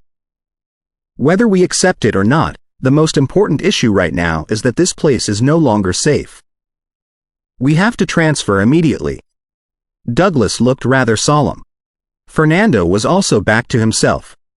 He mumbled, It's up to those old men whether or not to accept the contract. What we need to do is to get out of here and set up another relay station. It was obvious that, even if the Union was to accept the mission to assassinate Alfonso and build up a good relationship with the nobles such as Sharp, they wouldn't want to expose the relay station that was very important for the organization to any strangers. If they wanted to communicate with the nobles, a smaller, one-way channel would be better, say, through Old Green. Carelessness in such matters would mean the doom of an organization. Then, fearing that somebody might be eavesdropping, Fernando said to Douglas and Old Green in the telepathic bond, "I'll see you in the underwater relic of Lake Ramrouge." "All right, you go first. I have to leave certain marks to warn the sorcerers to come." Old Green looked around at the lobby with obvious regrets. Fernando mocked, "You should be happy to get rid of this eyesore." "What's to be sorry about? As a matter of fact, this is my family business that my great-grandfather started," Old Green said peacefully without the slightest anger, as if he were talking about somebody else. Fernando was briefly stunned. Looking at his feet and raising his head, he looked at the wine cabinet behind Old Green with his red, vigorous eyes and said, "Maybe this hotel will be preserved. You are a radiant knight, and you are close to many nobles.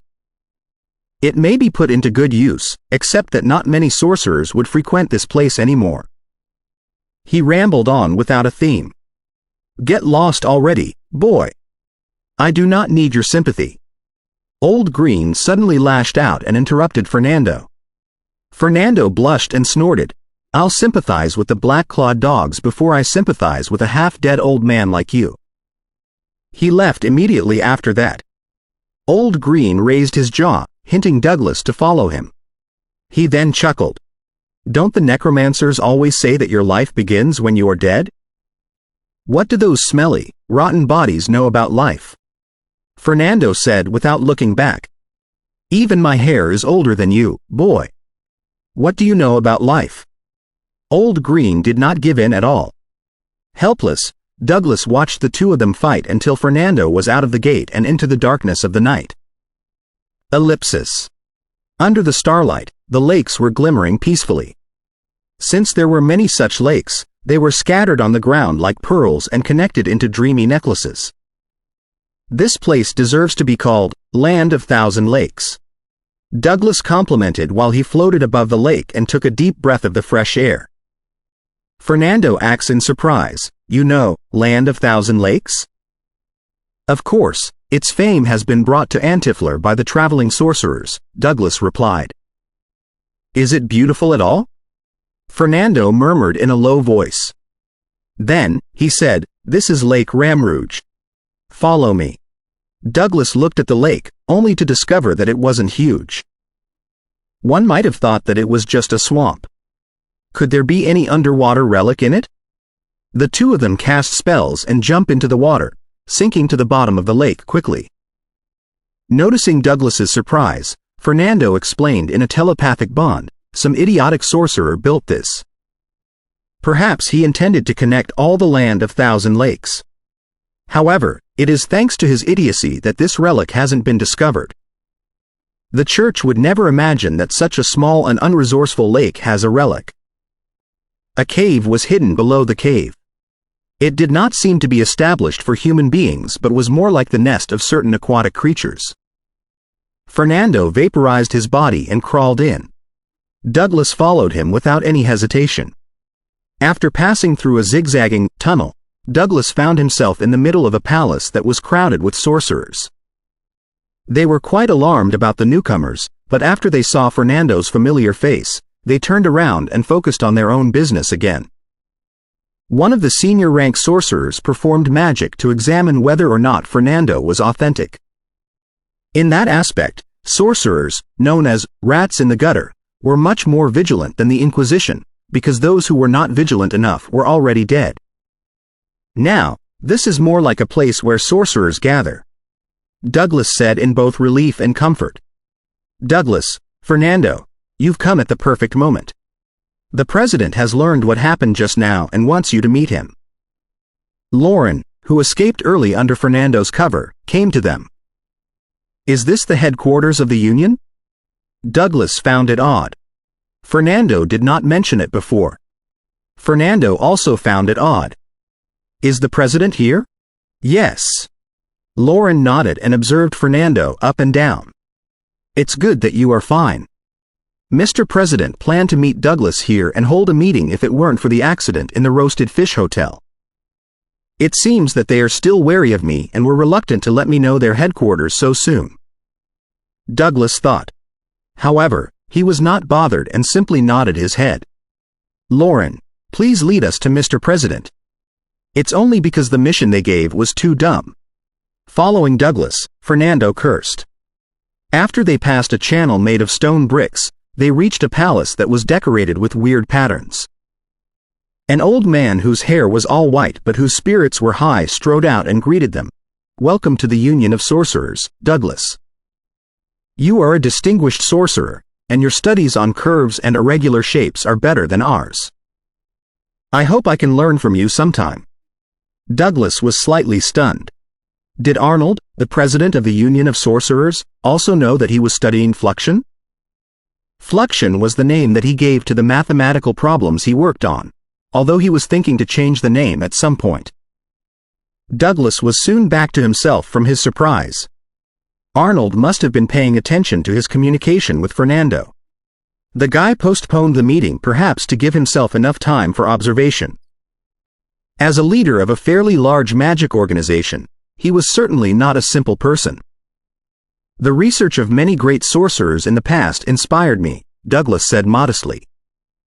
Arnold had a few wrinkles, and his face was still red. He pointed at Douglas and smiled as he said, "Don't be modest. If your research works out, it will be easier to learn and construct all spells. What a bright future it will be. All right, let's focus on the contract of the Blue Demon first. Right, this is League. You've met before. This is Ramon, this is Veronica. They are both the deputy presidents of the Union." He introduced the few people who came with him.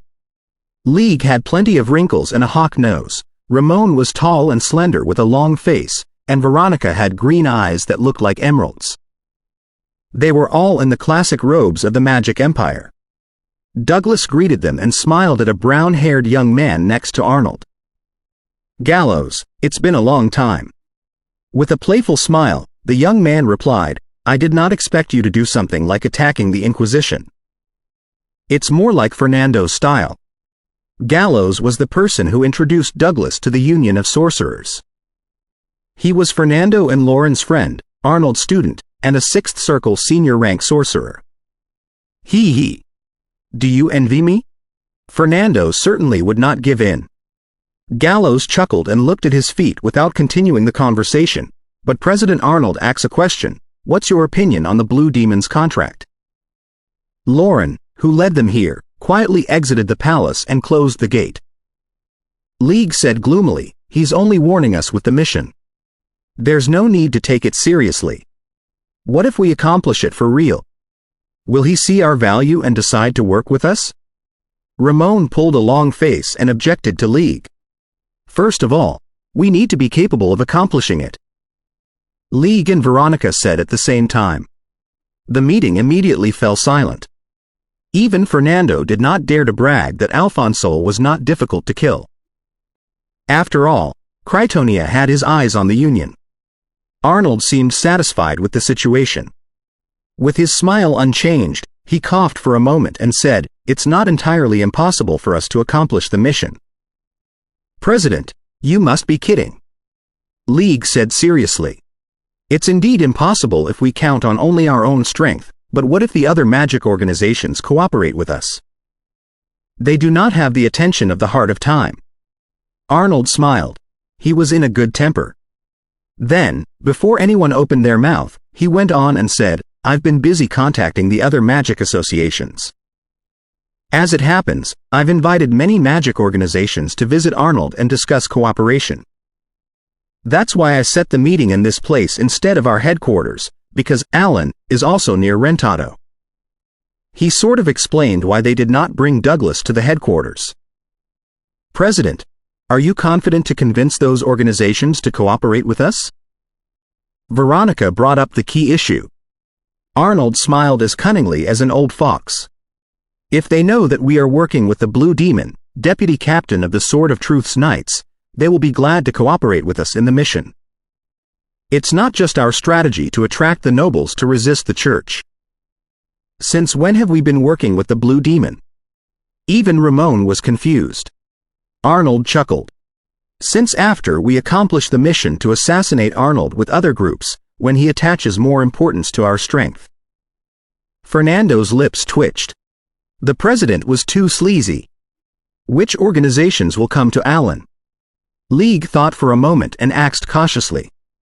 Arnold nodded his head. Rest assured. The organizations I've invited are all slightly weaker than us. They are not the legendary associations such as Cabin of Palmyra, Scythe of Death, or Hysterical Dance. What deserves our attention are Red Eye, Supreme Soul, Shadow Singers, and Tower of Destroyers, which have 1 or 2 ninth circle archmages. There are also a dozen common organizations that do not have ninth circle sorcerers. Douglas, Fernando, and I will attend the meeting later. 867 The City in the Sky. Why them? The person who raised the question was Veronica, a blonde gorgeous beauty. The sorcerers who were adept at body modifications were often on 2 extremities. Some of them did not care about their images at all, and they transformed them in the most powerful way. For example, they could replace their left eye with Stub of the Eye Demon, their right eye with the Eye of the Servant of Death, and their beard with the tentacles of the Mind Stealer. As a result, their looks could be most horrifying, making them the synonym of creepy for the ordinary people. In the meantime, they were also the image of all sorcerers in the Saint Truth's propaganda. Of course, in the current phase, those sorcerers had to change their appearances before they went out, or they would be moving targets for the Night Watchers. The other sorcerers, on the other hand, paid great attention to their looks during their self-modification, so their faces would be more and more delicate and pretty. Veronica was such an 8th circle sorcerer who was good at bloodline integration and physical modification. For example, her pointy ears added cuteness to her glamour. It was exactly a feature of the elves' bloodline. President Arnold chuckled. The meeting to be held in Allen is mainly to facilitate communication and eliminate misunderstandings. It was obviously the formalities that he spoke to the other magic associations. Then, he suddenly changed the topic and said, therefore, as the host, we have to refrain ourselves in the meeting. Otherwise, they will be too wary of us to come, and the cooperation will be sabotaged. Of the 3 representatives, I am the president and the main convener. I have to host the meeting. It's basic courtesy. Douglas is our archmage who recently joined. His presence will let other people sense the attraction and the real capabilities of the Union.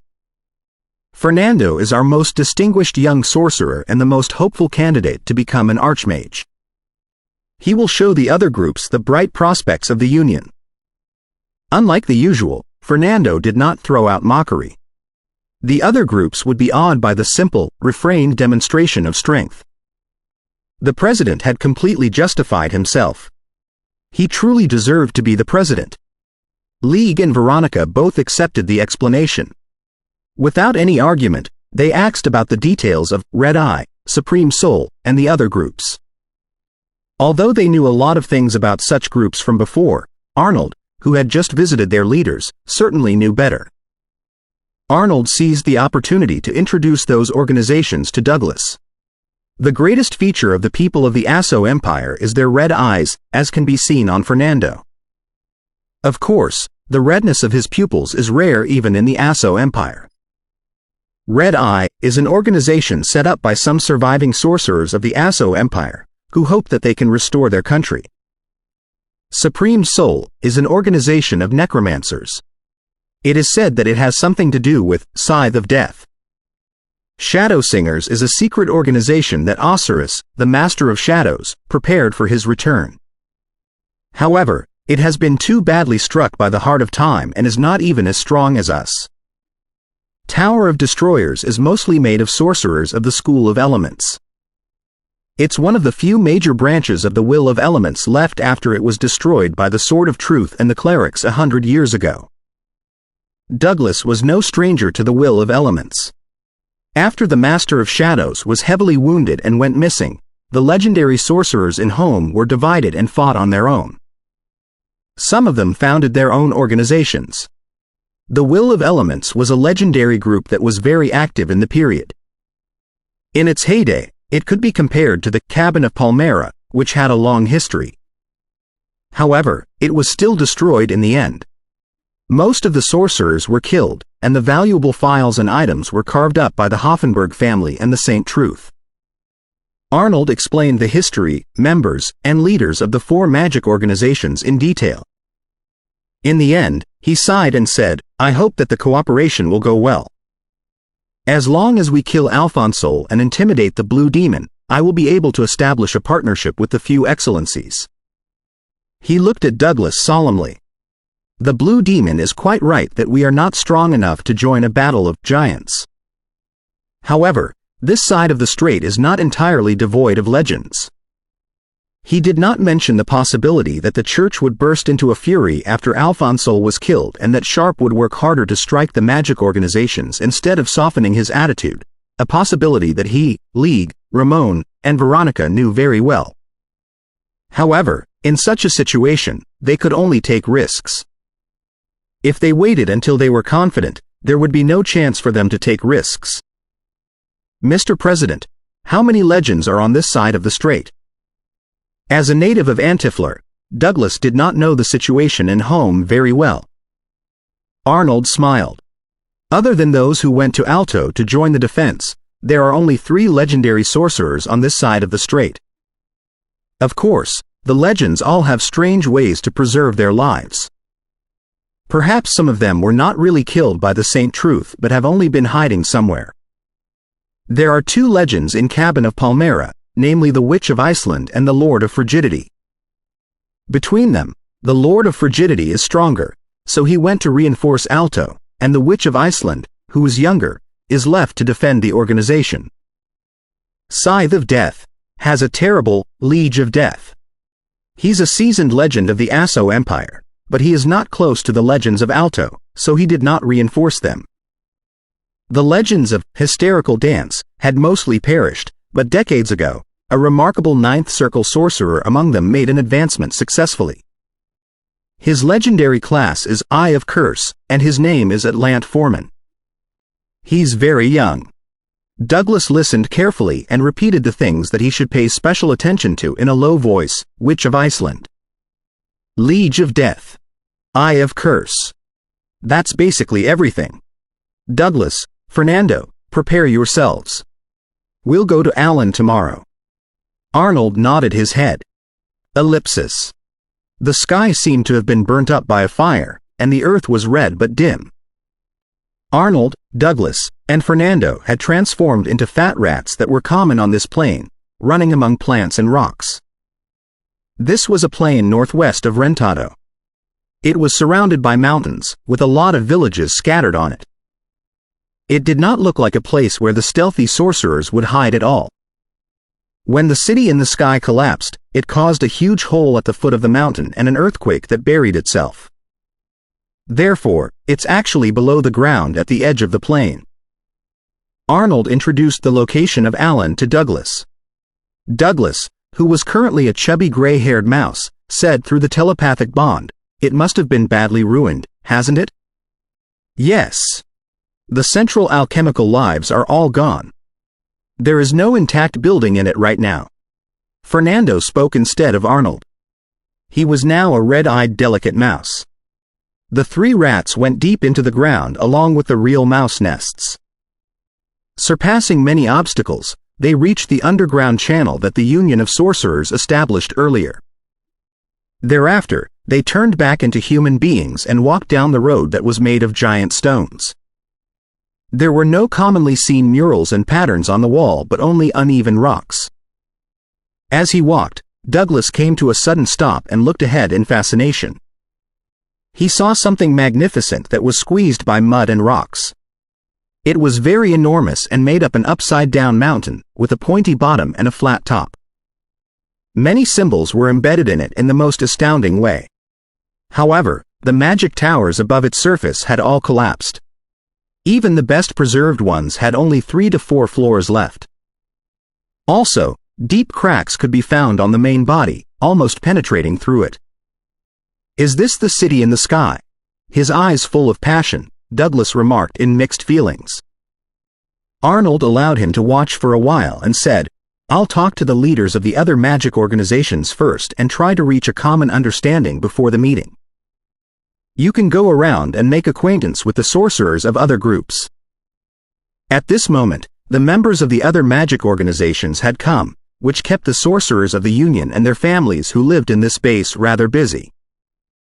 Of course, the sorcerers in the senior rank and above were all hiding around and entered the place with simulated images in case it was the Union's trap. It was already their habit to be cautious. All right. Douglas nodded his head and flew to the city in the sky that had fallen to the bottom of the ground with Fernando. After he landed on it, Douglas realized that the sorcerers of the Union had already established and repaired some of the uncomplicated buildings. Also, since plenty of sorcerers from other organizations had come, a market had spontaneously formed at the central square, where everybody exchanged their magic models, knowledge, materials, resources, potions, and recipes. Hello, gentlemen. Would you like the modified talisman that I invented recently? It can stimulate the soul effectively and increase the speed of the spiritual power's recovery. Because Douglas and Fernando were standing at the edge of the market, a plain-looking young sorcerer stood up and promoted his alchemical product with a smile. Malsman was a legendary sorcerer who invented a potion that could help with the growth of spiritual power. Hearing that, Douglas turned around curiously and stared at the bubbling blue drug. How much can it increase? It varies between 1% and 5% for different people.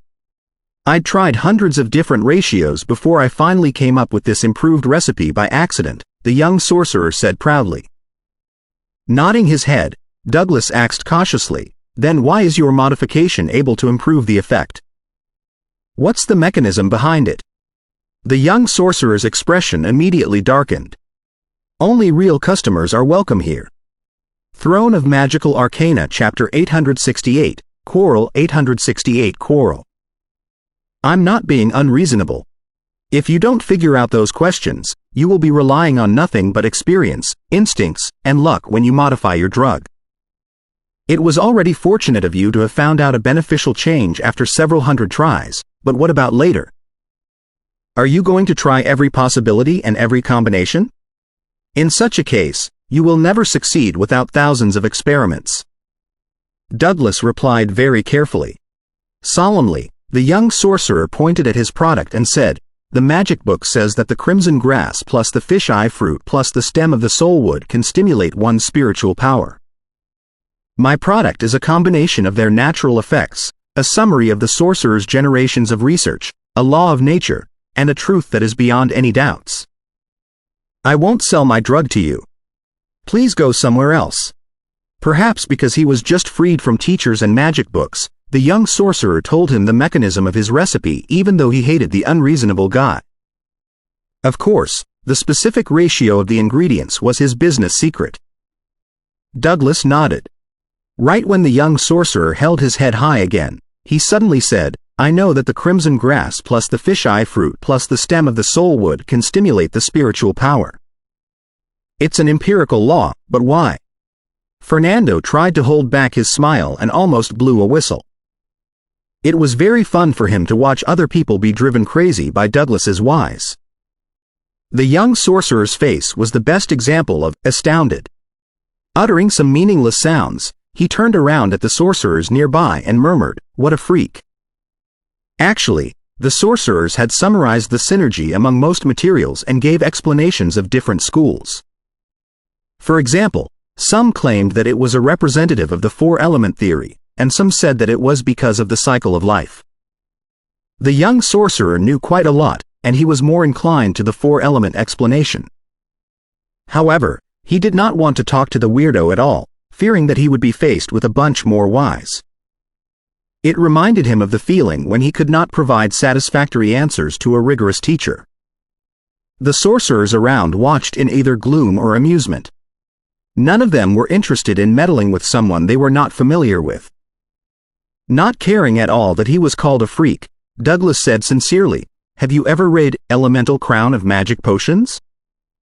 It may explain part of the reasons, and it may be applied in practice, but there is still plenty of self-consistency. I don't think it really answers the questions."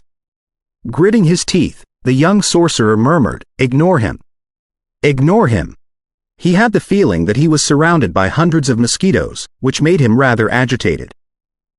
Douglas was quite a reasonable man when he didn't ask whys. He shook his head with a smile and said, "I know a thing or two about this field. If you are interested in the question just now, you are free to communicate with me. I am Douglas, and I'm with the Union of Sorcerers. What about you?" The young man was very handsome and scholarly. He did not intend to talk to Douglas, but something his teacher said to him popped up in his mind. "You are the most gifted young sorcerer in our organization, but you've been too devoted to books to know how to communicate with other people.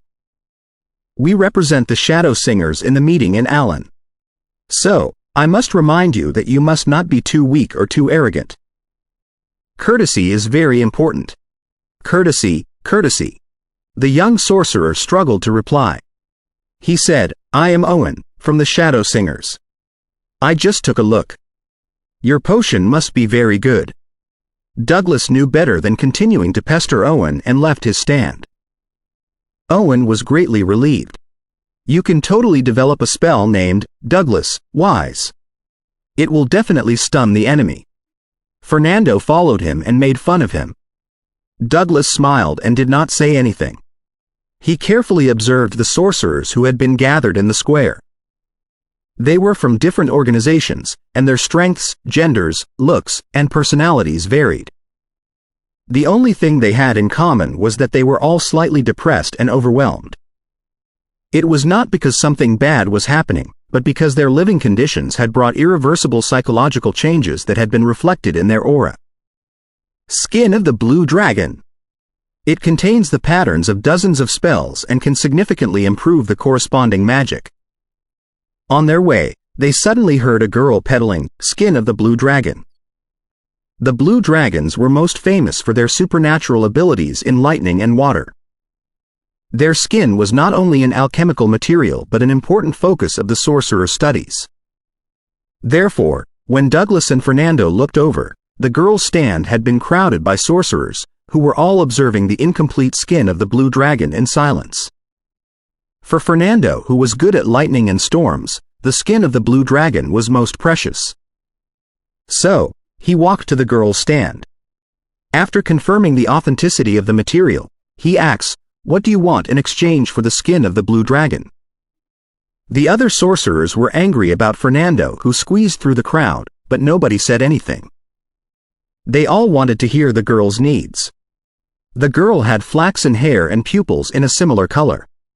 Both pretty and vigorous, she smiled and said, "I want to exchange for the destruction of the church." "Can you do that?" Before Fernando roared out, she ended the joke in time. "I need all the middle-rank magic books on transformation, body modification, and bloodline melting." "Do you have any?" Her answer was rather vague. It was obvious that she intended to pick a favorite book from the sorcerers. "I do." Fernando had always been impatient. He immediately took out many books and floated them in the air, before he looked at the sorcerers around with a, "This material is mine and bite me if you are not cool with that," look on his face. The sorcerers were somewhat angry at first, but somebody said in a low voice, "He's Fernando of the Union."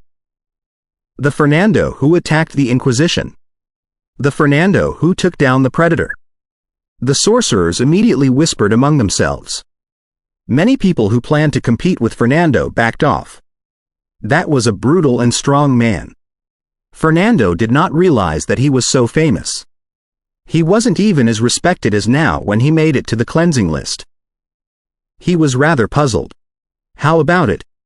Are you satisfied with my books?" Fernando decided to ignore other people and simply asked the girl. At this moment, another sorcerer stood out. "You may be Fernando, but so what? All the organizations are gathering today. Is he going to steal an item that is being regularly traded?" Fernando was about to roar at the sorcerer when the girl suddenly said, "I would like to give it to Mr. Fernando.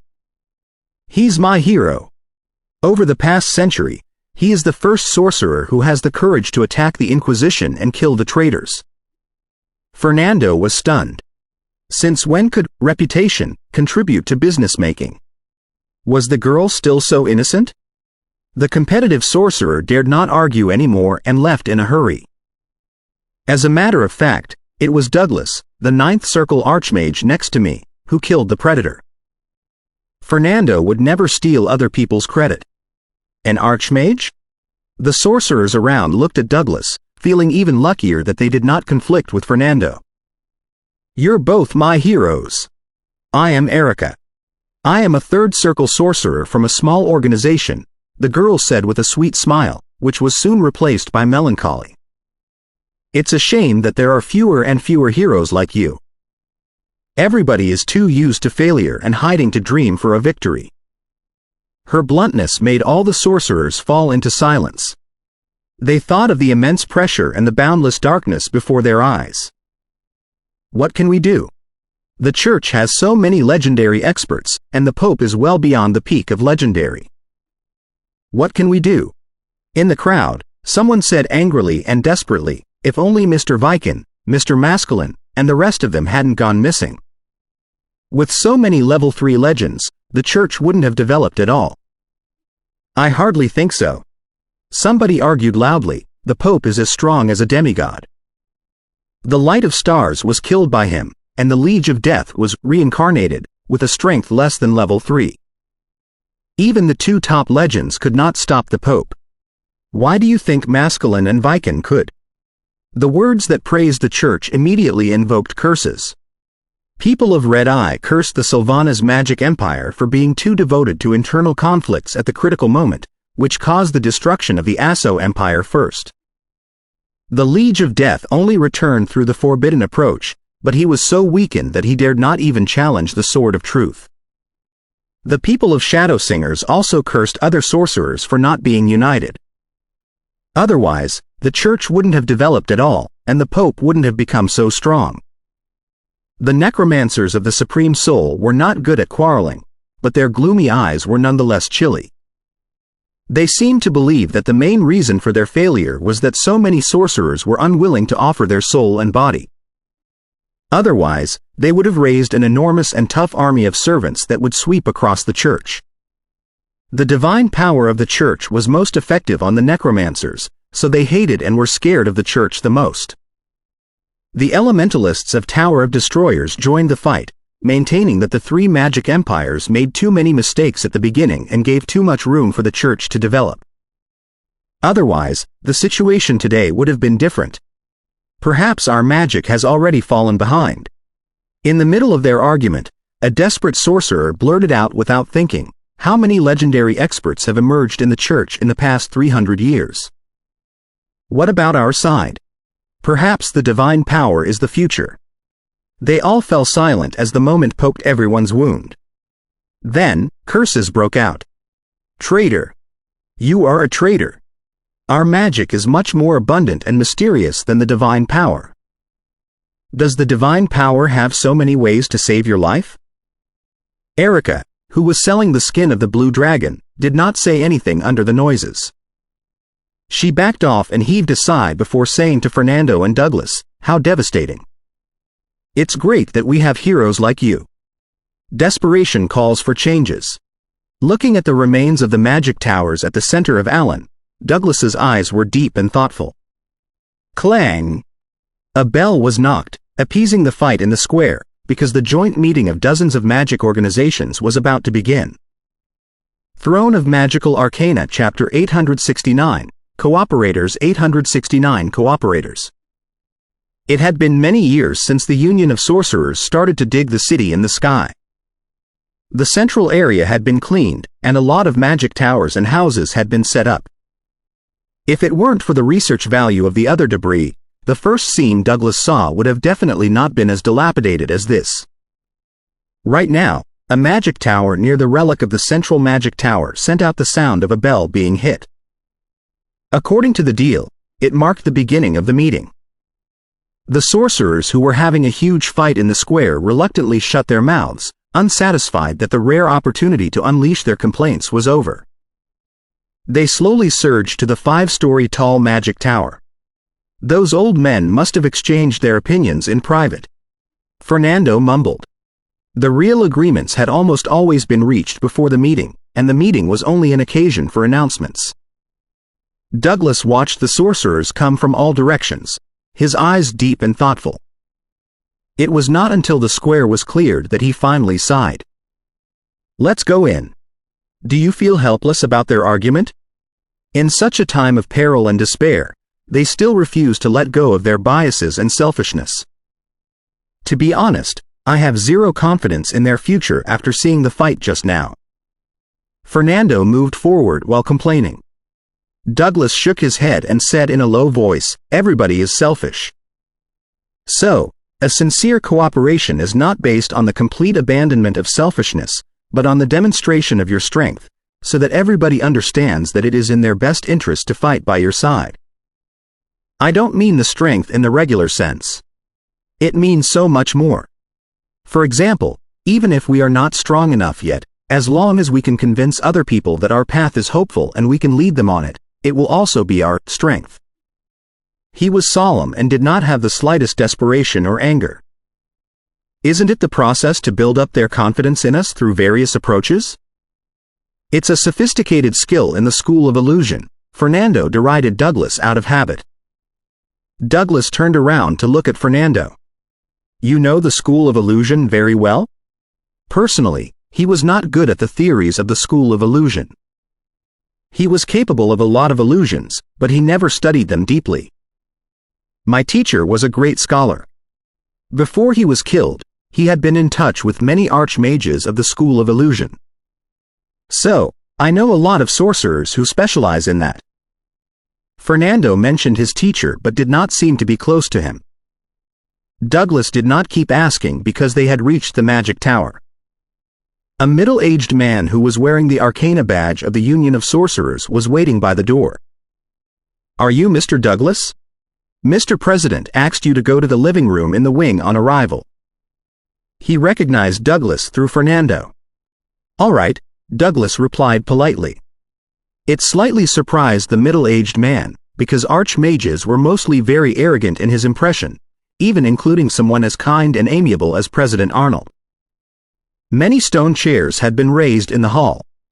Douglas and Fernando stepped into the living room. Douglas, let me introduce you, Arnold greeted him with a smile like a kind old man. Douglas was as steady as before, but Fernando chuckled in a low voice. Judging from the old fox's good mood, the negotiation must have gone really well. Hearing Douglas's name, the dozen sorcerers in the living room all looked over. Some were wary, some curious, and some were hostile. Was he the archmage who was capable of time stop, and who killed the predator? Arnold put his hands on Douglas's shoulder and pointed at a fat old man. This is Nielsen, leader of Red Eye and an archmage. Even though he looks fat, his body is as sturdy as that of a gold knight. Douglas immediately understood what Nielsen was good at. Perhaps his every body part had been fixed with a certain special ability. His current appearance was nothing but camouflage. Besides his body figure that left a deep impression, Nielsen's ruby eyes were also very attractive. When he smiled, the fat on his cheeks jiggled. I've always looked forward to Antifleur. The archmages from there are truly remarkable. He said that he looked forward to it, but there wasn't any earnestness in his tone. Understanding the feud of the two empires very well, Douglas nodded with a smile, not bothered by Nielsen's attitude. Pretending that he did not hear Nielsen's indication, Arnold continued, This is Aminata, a student to the Master of Shadows and one of the leaders of Shadow Singers. Aminata, covered in a black magic robe, sat in a shadow in the corner. He merely nodded as a greeting after Arnold's introduction. If it weren't for his male name, Douglas couldn't have even told his gender. Arnold joked, Shadow Singers always favor shadows. Not far away from Aminata, there was a sorcerer whose air was cold and gloomy. He was wearing a black glamorous robe, and his head only had the white skull left, with needle-like dim red fire bouncing in his eyes. He was a classic lich. This is Congus, the archmage who single-handedly created Supreme Soul. He was praised by the Master of Shadows in person, who said that he is very likely to become a legendary sorcerer. Arnold introduced the Lich, who was no weaker than Nielsen or Aminata. Congus opened his mouth. His voice was so unpleasant that it sounded like someone whetting a rusty sword. My friends in Antifleur never mentioned you. He seemed very close to Antifleur. Because there were too many sorcerers stronger than me in Antifleur, Douglas replied modestly. Also, I was a weirdo. Still, Antifleur was destroyed by the Pope, Nielsen interrupted. Congus looked at him and said coldly, at least the Empire hasn't perished yet, but as for Asso. Cough, cough, cough. Arnold stopped the upcoming quarrel with coughs and introduced the lady who was playing with her red hair in boredom. This is our beautiful Ms. Priscilla, the controller of Tower of Destroyers and an elementalist who is good at cracking, advanced. Hey, Arnold. Do you want me to give you one? Priscilla made fun of Arnold with a vague smile before she extended her fair hand. Time Stop and Cracking, Advanced, are the best match. It's a shame that I am incapable of the former. I hope that I can learn from you sometime. She was probably the most friendly responder. I always look forward to cracking, advanced, my lady.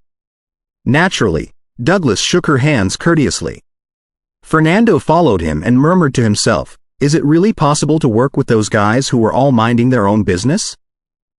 Arnold then introduced Douglas and Fernando to the leaders of the other organizations, but he did not mention anything about cooperation, as if it were just trivia that had been decided. Arnold was friendly and humorous throughout the whole process. That was probably why he was the convener instead of any other leader. All right. It's time for us to join the meeting. Let's tell everybody the refreshing news. In the end, he pointed at the gate. All the experts stood up and walked out while following Arnold. Because the safety of the meeting was not guaranteed, they had come with clones and simulated images, and they did not bring many sorcerers with them. The hall was not full. After the leaders came out, the whispers in the hall were gone. Everybody, the War of Dawn, as named by the Church, has been going on for more than 300 years. Many of you probably never lived life when magic was supreme.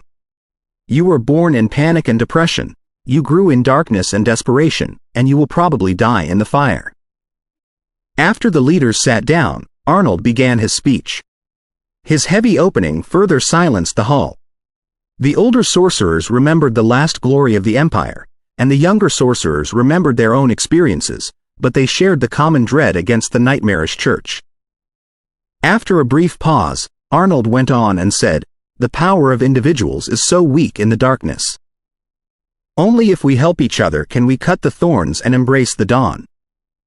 This meeting is to inform everybody that the organizations present will abandon our internal conflicts and fight together for our living space.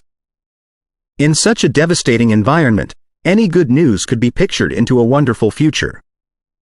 Therefore, everybody was excited by what Arnold said. If so many organizations were united, they would probably be able to resist a parish without legends. Fernando snorted in despise but did not say anything. Arnold did not say anything about a coalition. He knew that it was not realistic. Without enough power, uniting so many self-involved organizations would only collapse his own organization. After describing the beautiful future, Arnold ended his speech. At this moment, a sorcerer stood up and asked, what living space are we going to obtain in the future? Now that the excitement died down, the sorcerers were more suspicious and worried. Their experience told them that prudence meant a long life because they barely had any chance to start over if they made the wrong choice. Hey, you are not as stupid as I thought, Fernando mocked in a low voice.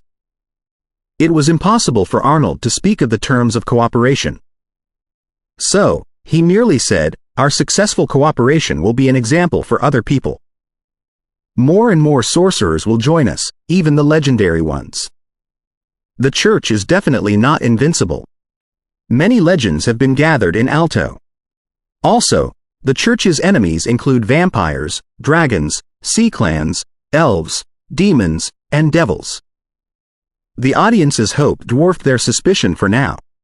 Also, as elites of their respective groups, they could tell that the leaders had secretly reached an agreement, so they simply narcotized themselves with the beautiful future.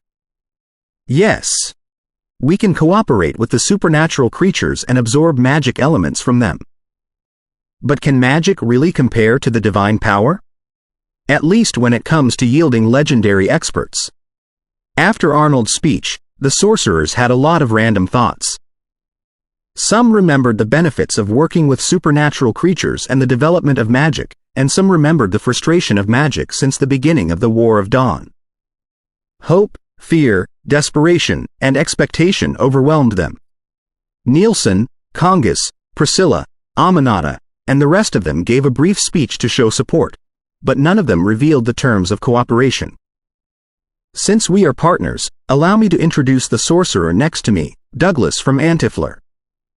He's good with time stop, and he attacked an inquisition with Fernando. Arnold showed the power of his union in satisfaction. People whispered in exclamations. Arnold nodded at their reaction and said to Douglas with a smile, "Why don't you say something to everyone?" Douglas stood up gravely. Arnold was rather stunned. Why did he look like that? What was he going to say? Fernando also noticed Douglas's strange expression. The man he was not wearing his usual warm and comforting smile. He also did not know why Douglas was like this. As for Nielsen and the rest of them who were not familiar with Douglas, they sensed no anomaly at all. Douglas looked around at the hall, silencing the whispers of the sorcerers, before he spoke in a low but clear voice. Ladies and gentlemen, many years ago, the esteemed ancestors of mankind learned how to make use of spiritual powers from dragons, elves, giants, demons, devils, and the other magical creatures. Then, by analyzing their body structures and blood qualities, we melted their bloodlines, modified our bodies, and came up with many meditation methods to build up our spiritual powers. We also created various kinds of magic by copying the magic patterns on their bodies, thereby gaining enormous powers. We drove the demons back into the abyss and kicked the devils back into hell. The giants, elves, and dragons either retreated to the uninhabited mountains, wilderness, and alternate dimensions, or bent before our feet. His opening, which was a brief review of the origin and glory of the Age of Magic, did not make Arnold and Fernando feel easy because Douglas was certainly not someone who would bring it up for nothing. The sorcerers, on the other hand, seemed to have sensed the glory at the beginning. They all looked rather refreshed. 870 Speech. While the sorcerers dwelt in the glory of the past, Douglas's voice was even more solemn.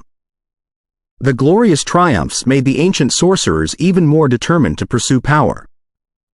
They initiated conquests in the abyss, the hell, and all the alternate dimensions. After the Saint Truth rose, the three magic empires collapsed in just 300 years. The glory in the past has turned into the bitterness, confusion, and desperation today. The glory of the past was shattered, replaced by the cruelty of the reality. Owen, Erica, and the sorcerers from different organizations felt that a bucket of cold water was poured on their heads. Although they were somewhat prepared, they could help but sigh in gloom and frustration.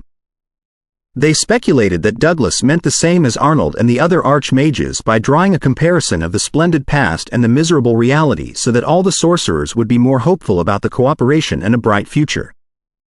But the church is really too powerful. And they do have angels. The time it takes for sorcerers to grow strong is not lengthened, but it is too long compared to what it takes for the clerics. Will the cooperation really work? We are more likely to be annihilated if we are too big a target. It's possible that we will be safer if we split apart. Only by surviving first can we hope to cooperate with the supernatural creatures, study them, and surpass the limits of magic. All kinds of thoughts rolled in the hearts of the seemingly silent sorcerers. Even leaders such as Nielsen and Priscilla had similar feelings. Although they were working hard to develop their organizations, seeking for a chance of survival and cooperating for a beautiful future, it would definitely be a lie if they claimed that they were absolutely confident without the slightest fear. They were pressing forward with reasonable passion and confidence because there wasn't a second path. People were always more determined when they were left with no choice. Of course, it was one way out to join the church and become a night watcher, but for the leaders of those organizations, they were unwilling to give up themselves and become a dog of the church before the war in the West was settled. What if Alto beat the enemy back? On the other hand, if Alto fell and most of the legends were killed, whether they surrendered or not would make little difference. Arnold thought the same. He nodded at Douglas's speech in satisfaction. Fernando, on the other hand, secretly mumbled, was the empty talk all he wanted to say? Douglas pressed his right hand to stress his tone. Dear ladies and gentlemen, it is time for us to calm down. Instead of being bewitched by power, we should calm down and consider certain questions. In the ancient magic empire, sorcerer was the only gender. They did not start addressing the audience in different genders until the modern day. Well, what questions? All the sorcerers, including the experts like Congus, were briefly stunned. Questions about the coalition? How radical the guy is? But does it have anything to do with being bewitched by power? Is he going to stress that solidarity is power? That must be a joke. All the people here combined are not enough for the heart of time to kill. While they were confused, Douglas's voice suddenly became loud and echoed throughout the hall. There are certain things that we need to figure out. What is the nature of magic? Why do creatures have spiritual power? What is the nature of spiritual power? In what form does it exist? Huh? Even Fernando looked at Douglas in shock with his mouth half open. What questions were these? The ancient sorcerers had always been considering the nature of magic, so the experts like Congus were not surprised. However, wasn't a spiritual power born naturally? Wasn't it a unique feature of the soul? What were those questions about? They found it absurd and ridiculous when they just heard the questions. If it were a middle rank or a low rank sorcerer who asked the question, they would have interrupted the guy rudely, but the speaker now was an archmage who was capable of time stop. Since the legends were all hiding, that was the strongest power. So, they listened patiently. Gradually, they discovered in shock that it was impossible for them to answer those questions. Also, after considering carefully, they realized that it seemed really necessary to work on those questions. The middle rank and senior rank sorcerers down below, including Erica, looked at each other in amusement. If they could answer those fundamental questions, they would have become legendary sorcerers a long time ago. Would they need Douglas's reminder at all? However, the series of questions did slightly shock them. They subconsciously sat straight and stared at Douglas attentively. After all, as an archmage, he might not be a big deal in Antiflor, but he was definitely one of the strongest persons here. Frowning, Fernando considered the answers to those questions, only to discover that he did not have the slightest clue. He then realized that Douglas unleashed an indescribable vibe. He was no longer as warm as usual but much more intimidating and solemn. In an even louder voice, Douglas continued his speech magnificently. Are earth, fire, wind, and water really the most basic elements in the world? If they are, how do they stick together to form everything we know? And if not, what are the real magic elements? What is the nature of the soul? Is the soul different from consciousness? If so, in what form does consciousness exist? Do we need any tools to illustrate and build magic models? Does God exist? If God exists, what is his nature and form of existence? In what form does Alterna, the ancestor of vampires, exist? Why can they remain undead? Why do the sun and the moon exist in this world? Why do they rise and set every day? What power motivates them in their operations? Those phenomena seem natural in the material world, but if we ask more whys, we will realize that we haven't figured out the reasons behind them yet. Are those reasons, laws, and knowledge concerned with magic? Can we combine them with magic and help us explore the nature of the magic world? As he raised his questions, both the experts on the stage and the sorcerers down below changed their faces, switching from disdain and amusement to concentrated consideration. The questions about the rise and setting of the sun and moon hit them like lightning. They trembled and did not know how to express their feelings. Yes. Why are they like that? Why have I never considered those questions before? What secrets do those phenomena, which seem to be the unquestionable law and nature of this world, contain? Fernando clenched his fists, his red pupils full of excitement. He looked at Douglas's shadow and never felt that the guy was taller. Similar questions had occurred in the studies of every sorcerer now and then, but having been used to such phenomena, they never considered those questions as something worth paying attention to, and they never asked the questions so deeply. At this moment, when they listened to Douglas's enlightening speech, they all felt that the mist before their eyes was driven away by sunlight. So, our studies on magic in this world are still so shallow. There are still so many whys that need addressing. They felt that a new gate had been opened before him, vaguely revealing what appeared to be a new field of magic. More and more people were shivering in contemplation.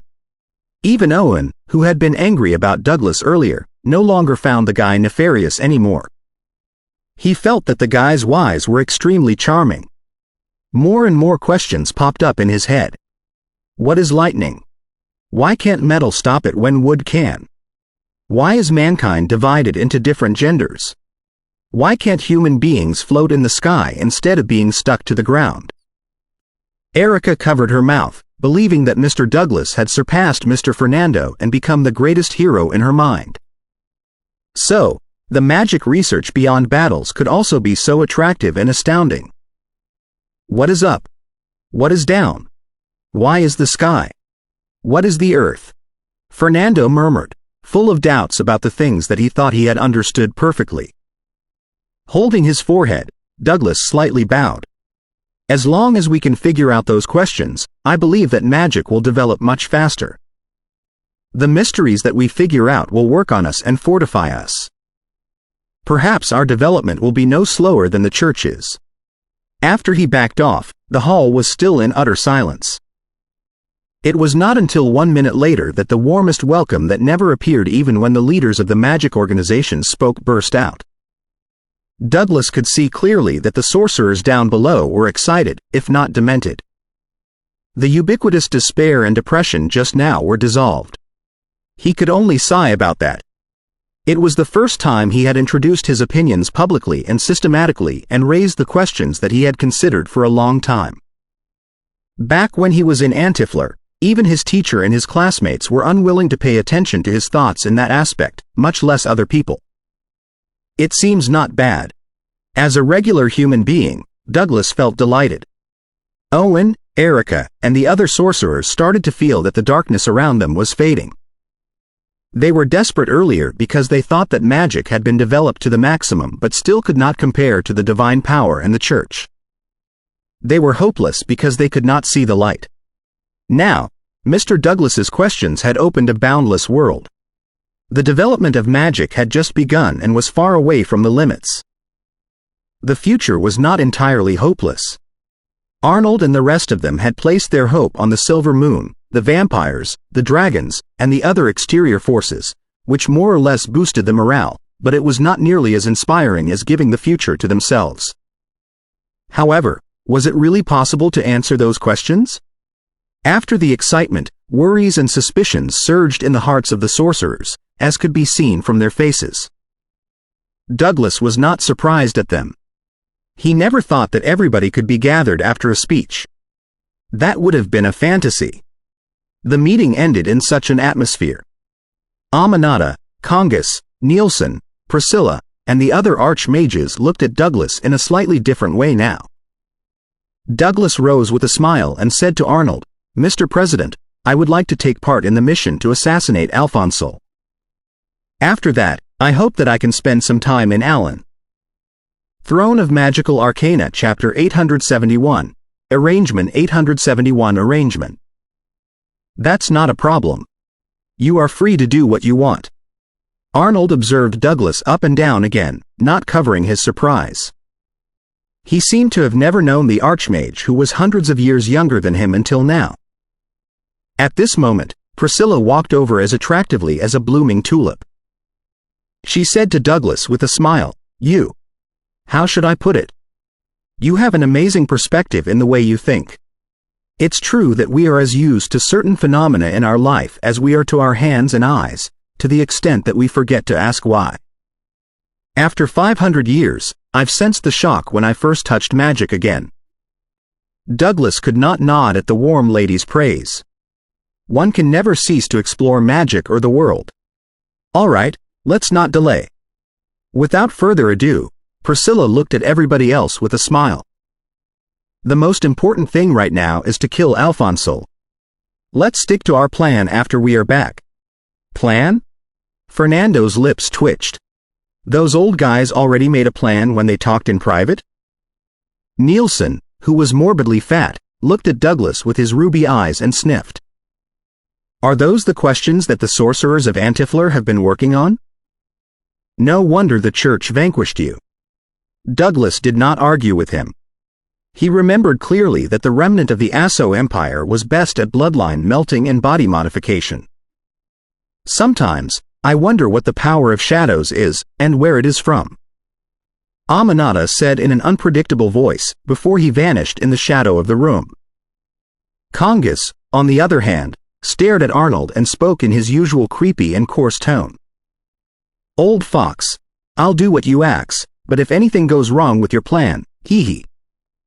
After seeing the leaders of the organizations off, Arnold picked his nose, not caring about his image. It's much more exhausting to communicate with those guys than to fight them. There isn't any foundation of trust. We can only go one step at a time. Douglas smiled. This operation will be the first step to build trust. We must thank the Blue Demon. Regardless of whether or not he really wants Alfonso dead, he's giving us a chance for a joint operation. It will be much easier to plan more operations if there's a first one. Arnold resumed his look of a kind old man. Fernando said, not in a good mood, but we have to succeed. If we fail, there won't be a second operation, unless one party is close to doom. Old man, what exactly is your plan? Only Arnold and Douglas were here, so he simply called the president old man. Arnold did not criticize Fernando's lack of respect. He replied with a smile, it's simple. As I said before, Tower of Destroyers will attract Alfonso, and the other organizations will cover and cooperate with us in the attack. The church does not know that we have reached an agreement. How is he going to be attracted? Are you not scared that the church would see through it and send out Heart of Time? He has been capturing sorcerers of late. Fernando was not satisfied with the plan. Even if the church did not know that so many magic organizations had secretly forged an alliance, the decoy might be easily seen through. Arnold looked at Fernando with a smile. You are only a seventh circle sorcerer, and you are of little value in such a battle. Why do you care about the plan? As Arnold expected, Fernando, who had been overlooked, said angrily, I will become an archmage very soon. Ha ha. Arnold chuckled. It's good to be young. However, this operation does need you. Nobody controls storms better than you do. Rest assured. Alfonso will see nothing wrong. Fernando glared at the president, feeling that he had been teased. How exactly are we going to allure Alfonso to leave Rentado? I won't take part in the operation if I'm not certain about it. Hee. That's what I've been expecting you to say. Then, you'd better not take part in it. I was scared that you would want to join in your rashness, Arnold said with a cunning smile. He then went on before Fernando roared, all right, it's just a joke. The specific way of allurement can only be decided after we figure out Alfonso's personality, hobbies, styles, and habits, but the core will be the same. The traitor within the Tower of Destroyers will tell the secret to the Inquisition. Traitor within? They are aware of the traitor? Fernando acts in shock. In the meantime, he thought to himself that the old man was truly a natural-born old fox. Arnold shook his head. Fernando, you are too young and too naive. We dare not say that we know all the hiding traitors, but we do know some of them, and we have put them in positions that will not cause great losses. Now, it's time for them to make contributions. He then added, sometimes, the traitors are more valuable to us than they are to our enemy. Douglas listened with a smile, finding it odd that the president explained it in such great detail. Had he always communicated with Fernando in such a way? Fernando thought for a moment and basically understood what Arnold meant. He cursed again, "Old fox." As a matter of fact, after Sharp proposed the contract, you were automatically involved in the operation, and there's no need to sign up for it. Arnold chuckled. Right, Douglas, I'm very curious about the questions you talked about. Are you interested in a discussion? With pleasure, Douglas replied without any hesitation. The three of them returned to the Land of Thousand Lakes and communicated on the questions that Douglas raised, expressing their unconfirmed ideas. After they entered the underwater relic and revealed their real bodies, Arnold's smile was already gone. He frowned while being deep in thought. Odd. Your opinions are very odd. It's not right. It's not right. While he mumbled, he did not forget to ask Lauren, who came to greet them, to gather the deputy presidents for a meeting. By the time League, Ramon, and Veronica came in, Arnold had become normal again. He informed them of the discussion during the meeting and concluded, "We are responsible for the two most important procedures in the operation. If we succeed, we will be leading the future cooperation. Between the two procedures, the second procedure is the actual attack. Douglas and I will be in charge of it, and Fernando, Congas, Nielsen, Aminata, and other people will cover us. It's already decided." He spoke of the second procedure and then looked at League. The first procedure is to distract Krytonia, so that he won't be following us in secret. Fernando was greatly enlightened. He was worried that the Heart of Time would also come out when Alphonsole was allured. After all, nobody was certain that the guy was only interested in the sorcerers of the Union. The old fox was truly considerate. If we take action alone, 2 consecutive allurements will definitely be seen as part of a scheme. So, we must count on the help of other organizations. Also, if the gap between the 2 allurements is too short, it will be seen through too. League, I need you to go south and keep Krytonia occupied for a week. As a deputy president, you deserve his attention. Arnold stared at League solemnly. I know that it's very dangerous. One may be killed by Krytonia after a moment of carelessness. Only an archmage who is good at escaping and hiding like you is qualified for the task. Also, you need to pay attention to the way you expose your traces so that Krytonia won't be suspicious. You must mislead him into thinking that he is chasing after you. The task was so dangerous that even Fernando was more or less scared.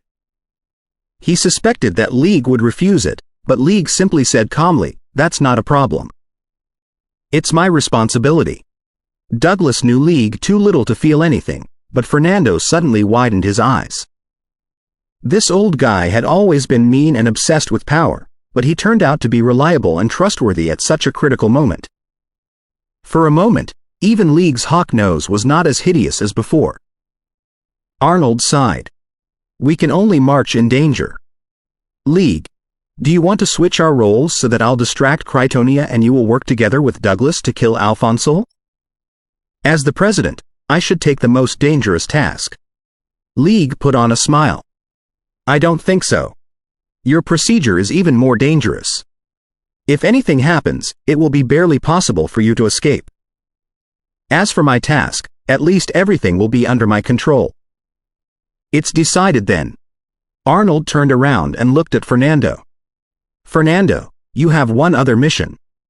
You will return to Rentado and collect Alfonsole's files, including but not limited to his hobbies, personalities, style, and relationships. They had never considered assassinating Alphonsole before. So, they only collected the files such as the divine powers that Alphonsole was good at in his previous battle cases. That was certainly not enough for an assassination mission. Will a few days be enough? Fernando asks. League was about to go south and would take action in a couple of days, which gave him 5 days at most to gather the intelligence. Arnold smiled. All you need to do is to collect the side information to confirm the main intelligence that you obtain from the Blue Demon. Huh? Fernando was stunned again. He's the one who gave the task. He must have a deep understanding of Alfonso. Do you have a better source? Arnold acts in a vague smile. But Fernando was full of concerns. At this moment, Douglas interjected, "Go now. There won't be a problem.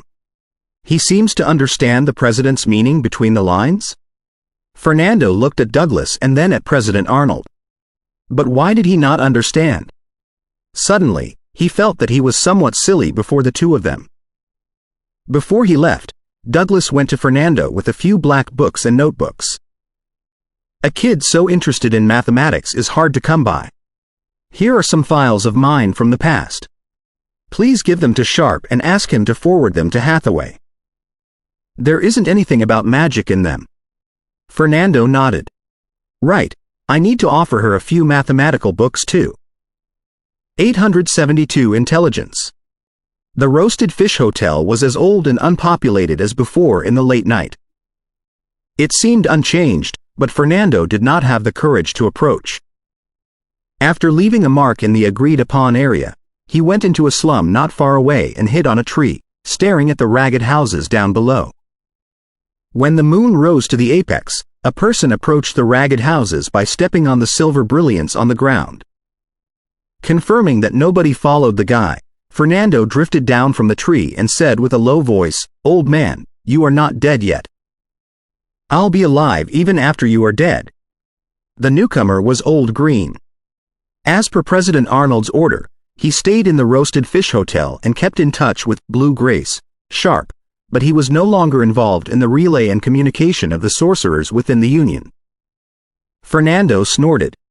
"Old man, tell Sharp that we have decided to accept the mission to assassinate Alfonso. We would like him to provide all the files he has on Alfonso." "What? You've truly decided to kill Alfonso? Has the president contracted your madness?" Old Green couldn't be more surprised. In his eyes, it would only infuriate the church, and there was not the slightest chance of success. If anything, the whole Union might be destroyed. Fernando looked at Old Green in mockery. Cowards do not understand the significance of risks. You seem confident. Having lived for almost 200 years, Old Green had plenty of experience. He noticed the change in the situation from Fernando's mockery. Cowards are also sensitive. Fernando did not have the virtue of respecting the old at all. However, as a sorcerer who made it out of death and blood alive too many times, he did not forget to remind Old Green. "Don't let Sharp know that we are kind of confident." He stressed, kind of, not telling the whole truth even though it was Old Green he was speaking to. Old Green scorned. "Do you think I am as reckless as you? However, why are you asking Sharp for the files? Are you not scared that he'll set you up or secretly report you to the church? By the time we allure Alfonso out, Sharp will have noticed that we've accepted the mission and are taking action. He can still report it to the church by then. So, we might as well show him some trust right now. It is the foundation of cooperation and will save our time in intelligence collection." At first, Fernando was quite bothered by that himself. He only decided to come because President Arnold and Douglas said it was okay. However, after considering carefully, he felt that he had found the key, although he was still not as confident as the old fox. Perhaps the old fox kept something to himself, and that was why he trusted Sharp. Old Green nodded. "Sharp has been staying in the Roasted Fish Hotel recently. He seems to be waiting for your reply. I'll forward your words to him right now." "Right. Those mathematical books and notes are the gifts of Douglas and me for Hathaway." Fernando handed over a dozen books with black covers to Old Green. "Do you really want Hathaway to embark on the dangerous path of magic?" Because of his relationship with Hathaway's father, Old Green had never been glad about that. Fernando chuckled. "Hey, is that something we can control? Old man, just drop your concerns. You should find a lady and have your own children while you are not dead.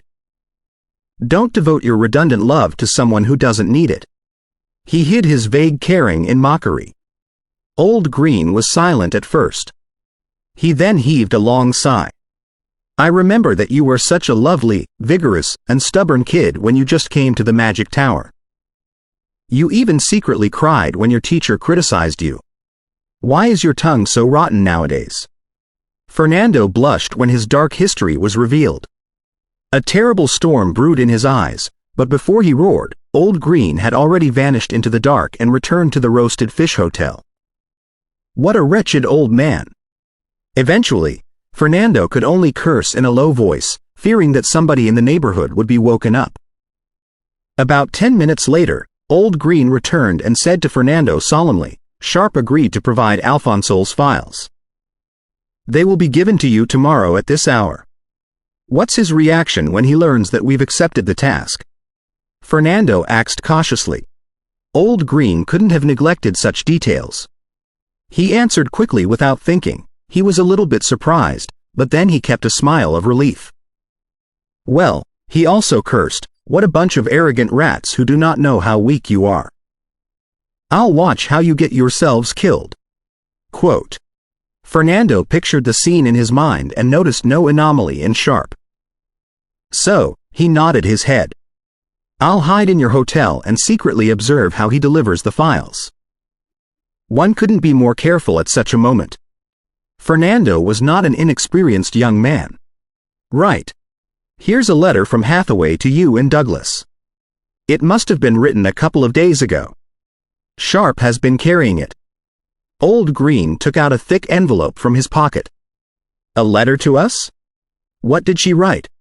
Fernando did not believe that Douglas and he had become Hathaway's best friends after only talking with her twice. He was rather stunned. After examining the letter with magic, he unfolded it carefully. The handwriting was enjoyable and feminine, but there was not a single word other than the copied mathematical questions. Hee hee. Fernando could only chuckle dryly about that. Ellipsis, ellipsis. The next day before sunset, Fernando snuck into the Roasted Fish Hotel and hid in the kitchen behind the counter. About half an hour after dinner time, Sharp, who seemed to have a lump on his nose, came alone and threw a sheaf of crinkled paper to Old Green. All the details I'm aware of are on it. He was no stranger to assassinations, and he knew what files were useful. After all, it was not uncommon for the knights to work with the clerics to kill sorcerers during the rise of the church.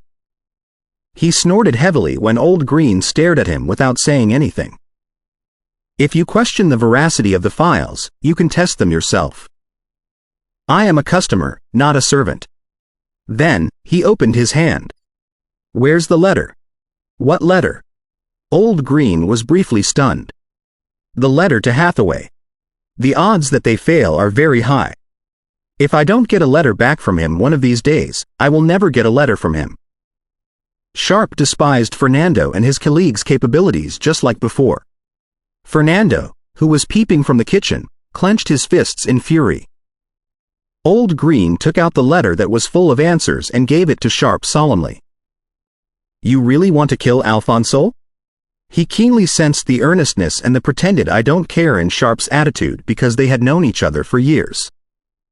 Fernando, for one, couldn't notice it at all. What do you think? Sharp axed back without giving a straight answer. Then, he took out another letter from his pocket. These are Hathaway's questions after yesterday's learning. Fernando did not need to read the letter to know what was on it. After Sharp had a glass of liquor and a roasted fish and was about to leave, he suddenly winked at the wall of the kitchen. He discovered me. After a while, Fernando walked out of the kitchen and said at the darkness where Sharp disappeared. Old Green chuckled. When we were on adventures in the past, he was always best at discovering the hiders. Or maybe he has special tricks. I forgot to tell you earlier. Fernando had no time to roar at him. He read the intelligence provided by Sharp carefully. Ellipsis, ellipsis. Based on Sharp's files and other sources of intelligence, it can be seen that Alfonso is a very tough man who loathes sorcerers. He is rigorous if not ferocious. He's good at battles, with many famous cases. He's very unfriendly to the nobles. It is because of his contradictions with the Violet family that the Pope dispatched him to our place. 2 days later, in the underwater relic, Fernando briefed Alfonso's situation to President Arnold. Besides them, Douglas was the only person in the heavily guarded chamber. Ramon and Veronica, who were not involved in the operation, had been kept out for the sake of confidentiality. Arnold browsed through the files and listened to Fernando. In the end, he nodded. The intelligence is very valuable. The operation will begin probably in a day or two. You should not go out anymore. Optimize your status and wait for my message. All right. I haven't noticed anything wrong about Sharp so far. Fernando tailed and observed Sharp in the past 2 days. He was rather proud that he was not discovered. In the next 2 days, Douglas and Fernando exchanged knowledge and items with other people in the underwater relic like the other sorcerers did, showing no sign that they would take part in an important operation soon. However, when they were free, they did not discuss the exhausting questions anymore but kept themselves ready for battle. After midnight of the 3rd day, Fernando and Douglas received Arnold's order through Whispering Wind. They left the relic and entered the woods nearby. Mr. President is here. Douglas discovered Arnold earlier than Fernando did. Before his voice died down, Arnold walked out of the darkness with a grave face, his usual smile gone. Alfonso has left Rentado with at least 7 senior-rank red robes and divine knights. He did not ask for the cooperation of the nobles. Douglas nodded first, but then he slightly changed his expression. It was not until then that he realized that a man covered in a black cloak was standing in the shadow next to Arnold. Vague black mist surrounded the man, making him look creepy, and he was holding a long scythe in his hands. Douglas did not sense the man at all previously. Fernando was even more surprised. He did not realize the mysterious man with the intense air of death until Douglas reminded him. It's my servant of death, a supernatural creature that equals to level 9. It is best at stealth. To be honest, I barely used it before, and few people in the Union know it. However, this operation is too important. I can only bring out my trump card first, hoping that we can finish Alfonso in one battle. Arnold's graveness was gone, and he introduced it with a smile. He also told Douglas and Fernando how to cooperate with himself and the Servant of Death. Douglas and Fernando both nodded in relief, glad that the president was trying his best without any reserve. Let's go to Sherwell County in the north. Arnold turned his eyes to the north. Throne of Magical Arcana Chapter 873. Everybody's Trick 873 Everybody's Trick. In a forest on the border between Sherwell County and Rentado, the bright fog had covered the vast territory, suppressing the sorcerer's spiritual powers and the knight's instincts. In the last years of the elves' reign, because of the scheme of the Will of Abyss, many space gaps appeared on the ground. Some were tiny and disappeared on their own before long, but some further collapsed and connected different floors of the abyss, turning into the channels for the demon's invasion. Later, thanks to the help of the elven tree, the elves sealed most of the similar cracks. However, space disorder still lingered in some places, and this forest was one of such places. So, it became a good shelter for the sorcerers to hide in. In a valley deep inside the forest, an invisible, magic tower was enshrouded in the thick fog. This was a very important base of Tower of Destroyers. Thanks to the environment and its mobility, even though the church knew that plenty of sorcerers were hiding in the forest and sent many people to search, nobody had ever discovered it. Of course, it was also because the church was not doing its best. Right when they were tired of searching and was about to erase the forest, the war in the west broke out and the main forces were mobilized to the front line in Alto. So, the plan had to be put on hold. Cracking, advanced, plus your time stop, will finish the battle quickly. At the edge of the valley, Priscilla, who was in a red magic robe, gave Douglas a scroll and looked at Arnold. She said with a faint smile, "It's very difficult and costly to create the scroll even for me. Old fox, I get to pick the trophies first after the battle." Then, she paused and said, "Also, I have offered my Tower of Destroyers." If the plan fails and it's destroyed by the church, hee hee. She had a, you know what I would do, look on her face. The magic tower, which could move and become invisible, was exactly what Tower of Destroyers was named after. After their headquarters was changed to someplace better and it was no longer useful, it was relocated here. Fernando couldn't have seconded the way Priscilla called Arnold more. To this moment, he hadn't figured out why President Arnold was confident that Sharp would not betray them. Was it only a wild gamble? What an old fox. Arnold said with a smile, although it's been almost 300 years since you became an archmage, I am still a senior who watched you grow up. Please show me some respect. His evasive answer certainly did not satisfy Priscilla, who snorted heavily. A senior? Who proposed to me at the beginning only to be refused? Ha! Fernando burst into laughter when he learned the president's dark history that he did not know. He knew that Priscilla had a husband who was killed by the church, but he did not know that she was with someone else before. Blushing, Arnold said, I was in my prime years back then, not nearly as old as I am right now. Priscilla had prepared her own way of escape. So, instead of further pursuing the question, she looked at the servant of death next to Arnold gravely and asked, Who is this? I can tell that he is strong, but something is not right. He's my servant of death, a supernatural creature equal to level 9. Arnold explained again. A servant of death. No wonder it gives me the feeling of the dead. Priscilla nodded in relief. Congus, who was behind them, said coarsely, Old fox, after the operation succeeds, you have to lend your servant of death to me for a while. It is not normal. Perhaps it contains the mysteries of death. Led by Priscilla, everybody called Arnold Old Fox. I've noticed it too, but I never know why. Arnold opened his eyes, neither declining nor accepting Congus' request. Congus' eyes flashed. When he was about to continue asking, Fat Nielsen opened his mouth and said coldly, Alphonsole is probably coming, and you are still in the mood of chit-chatting? Are all the sorcerers of Sylvanas as unreliable as you? In that case, I would have to reconsider the dangerousness of our cooperation. Hee hee. Congus shut his mouth. Looking at Aminata, who stayed in shadow quietly, Priscilla nodded. According to the news from the south, Krytonia is still after League. So, we will stick to our plan. She turned around and flew back to the Tower of Destroyers. After all, Alphonsole would notice something wrong if no sorcerers were inside it. Nielsen and Congus flew in different directions, so far that it was beyond what Alphonsole could search and notice. It was also out of the range for them to reinforce the Tower of Destroyers immediately. Aminata had long disappeared from the shadow too. Fernando, you set up the magic circle and keep this place in a storm, preferably for 2 hours. Arnold led Douglas and Fernando into a crypt nearby and completely melted into the shadow with a weird spell.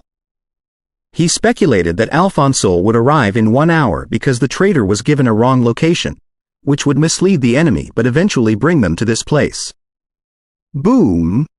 Thanks to Fernando's arrangement, bolts of lightning struck the trees, setting them on fire. Hualala! Clouds were gathered, and rain poured, making the place look like the end of the world. Nobody could sense anything. Arnold was not scared that Alphonsole might discover that the storm was manipulated.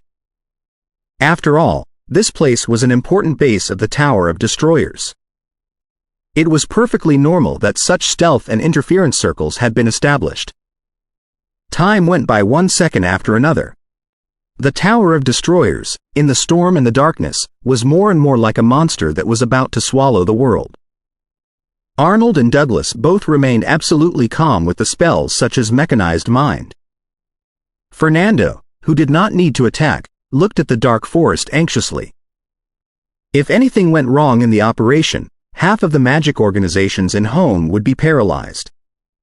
The target is here. The blowing wind brought Aminata's gloomy, unemotional voice. Even Douglas couldn't help but stand straight, clutching the scroll of cracking, advanced, in his hands. Boom!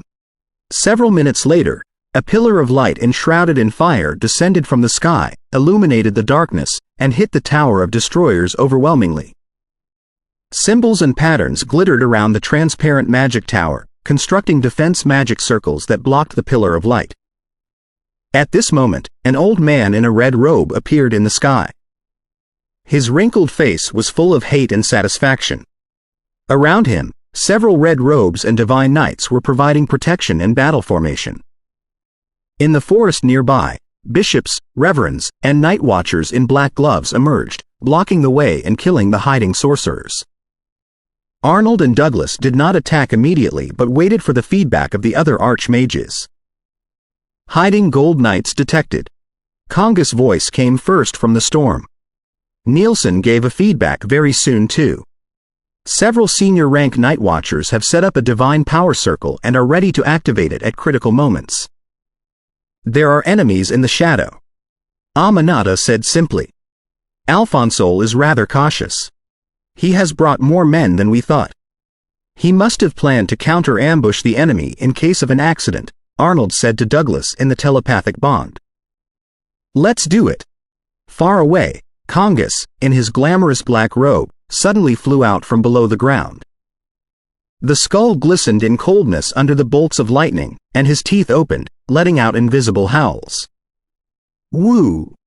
Above the trees, behind the rocks, and in the bushes, clerics and night watchers dashed out, screaming.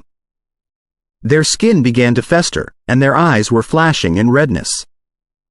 They lunged at their companions who were struggling to resist. After only a brief moment, they had been turned into specters. In the meantime, skulls rose from the softened mud. Zombies and ghouls declared the arrival of the Kingdom of Death. Before the hiding Gold Knight was able to react, he was already surrounded by the undead. Congus did not decide to fight with his life. Naturally, he chose his spells accordingly. On the other side, Nielsen also flew out of his shelter, but his appearance had greatly changed. His fat was now tightened, filled with the patterns unique to the frost giants. His left eye popped out, turning into a brown eye demon with stubs floating around it. His right eye was gray and dim, and whatever it saw became a stone quickly, and pale tentacles grew out of his head and his body, as if he were a dehydrated octopus. His mouth collapsed, bearing his tusks. His right hand was full of maggots, and the incomplete fingers carried the intense stink of death. His left hand was covered in fish scales, which were mixed with electric arcs. His back had a pair of bat wings that were similar to vampires, and the lower half of his body turned into 4 furry horse legs. He looked like a monster from the worst nightmare. Dragon breath, bolts of lightning, petrifaction, freezing, death summoning, ray shooting, mind stealing.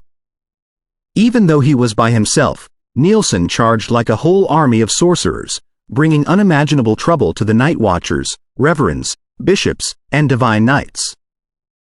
The divine power circle they established in secret was immediately sabotaged. The clerics and night watchers on other directions were even more intimidated.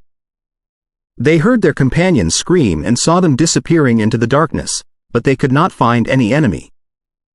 After Arnold gave the order, Douglas immediately tore apart the scroll of cracking, advanced, toward Alphonsole.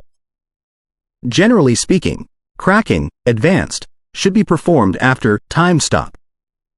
However, since Alphonsole was confident to come and destroy the Tower of Destroyers, he was very likely to have brought extraordinary items that could resist the effect of time stop.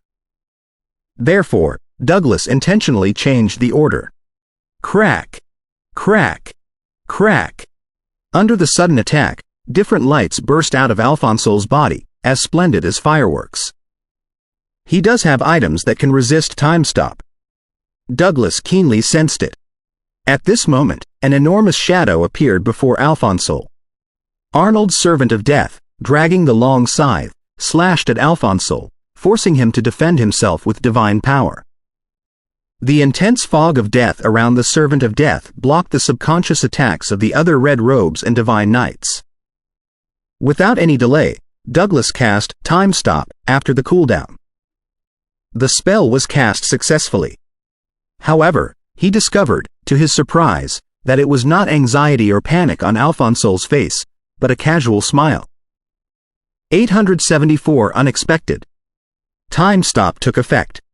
The brightness of the moon faded, the darkness was gone, the bolts of lightning were frozen in the sky, and the rainwater crystallized into peace. The whole world had nothing but vague grayness left. Alfonso was like a bug frozen in ice when he was in the range of the spell, keeping the weird posture. Right then, a crack passed through the stopped time and entered Douglas's ears. Then, the grayness broke inch by inch like shattered glass. The world immediately fell apart. Who is it? Ever since he picked up the 9th circle spell, Douglas had never met such a situation when he performed time stop. An external force had broken the effect of the spell. Even though he was good at controlling himself and had enhanced himself with many spells, he was still quite shocked. The pieces of ice flew away, and Alfonso was back to normal. However, the bolts of lightning were still slowed down, and the rainwater was still almost stopped. The only thing new was a glittering river from the sky that ran as unstoppably as time. The overwhelming river of time woke everyone in the effect of time stop and broke the ultimate silence. Covering the forest within dozens of kilometers, the ripples made everything hazy as if they were below the water. Arnold, Douglas, and Fernando, who were near, and Nielsen, Congus, and Aminata, who were further away, all seemed to have been thrown into a transparent amber. They moved toward the river of time at the center slowly but surely. Their faces were different, with some angry and some shocked, but none of them could control themselves, just like no intelligent creature could resist the passage of time. Critonia. Priscilla, who was in the Tower of Destroyers, was in better condition. She discovered, to her shock, that the source of the river of time was a fuzzy young man.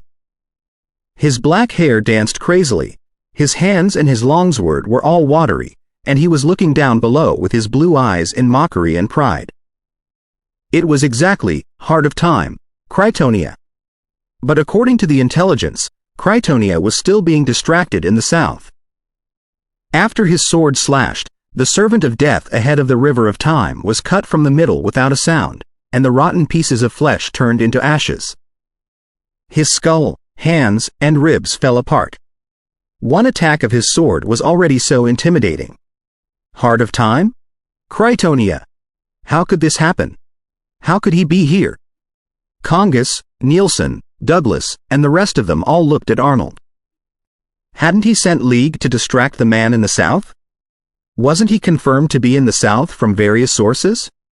While they looked at Arnold, they were also performing magic to free themselves. However, under the influence of the river of time, their movements and their minds had been slowed. They couldn't cast any spell quickly. For a moment, everybody was grasped by fear, confusion, shock, and desperation. "It's you?" Priscilla almost heard a long sigh from Arnold. "It's me." Someone showed up behind Critonia. He was wrinkled with a hawk nose. It was League, the deputy president of the Union of Sorcerers, and the archmage who was dispatched to distract Critonia. His face was as gloomy as before, but he now put on a vicious and delightful smile.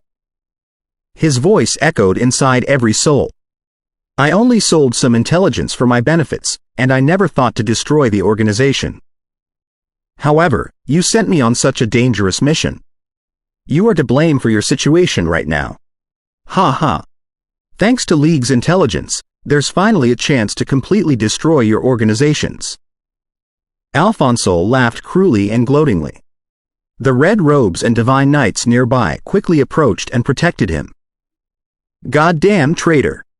It was the first idea that Priscilla, Nielsen, Congus, and Aminata had in mind. Fernando even roared aloud, "Old man, filthy traitor." Time saturated the valley and the forest like water. All the sorcerers within the range had so many mistakes casting their spells that they could not escape at all. They were devastated and frustrated. The senior rank sorcerers like Congus began to prepare to destroy themselves in order to be resurrected in other places. After chopping Arnold's servant of death and limiting everyone's operation, Critonia raised his long sword again, and everybody heard his clear voice. "It's a pity that there are only a few archmages." Faint pride could be felt in his tone. He did not consider Arnold, Douglas, or any of them to be important at all. Everybody looked gloomy as if death was at hand, except the Lich who only had bones. The intimidation of a level 2 legendary knight was not to be underestimated.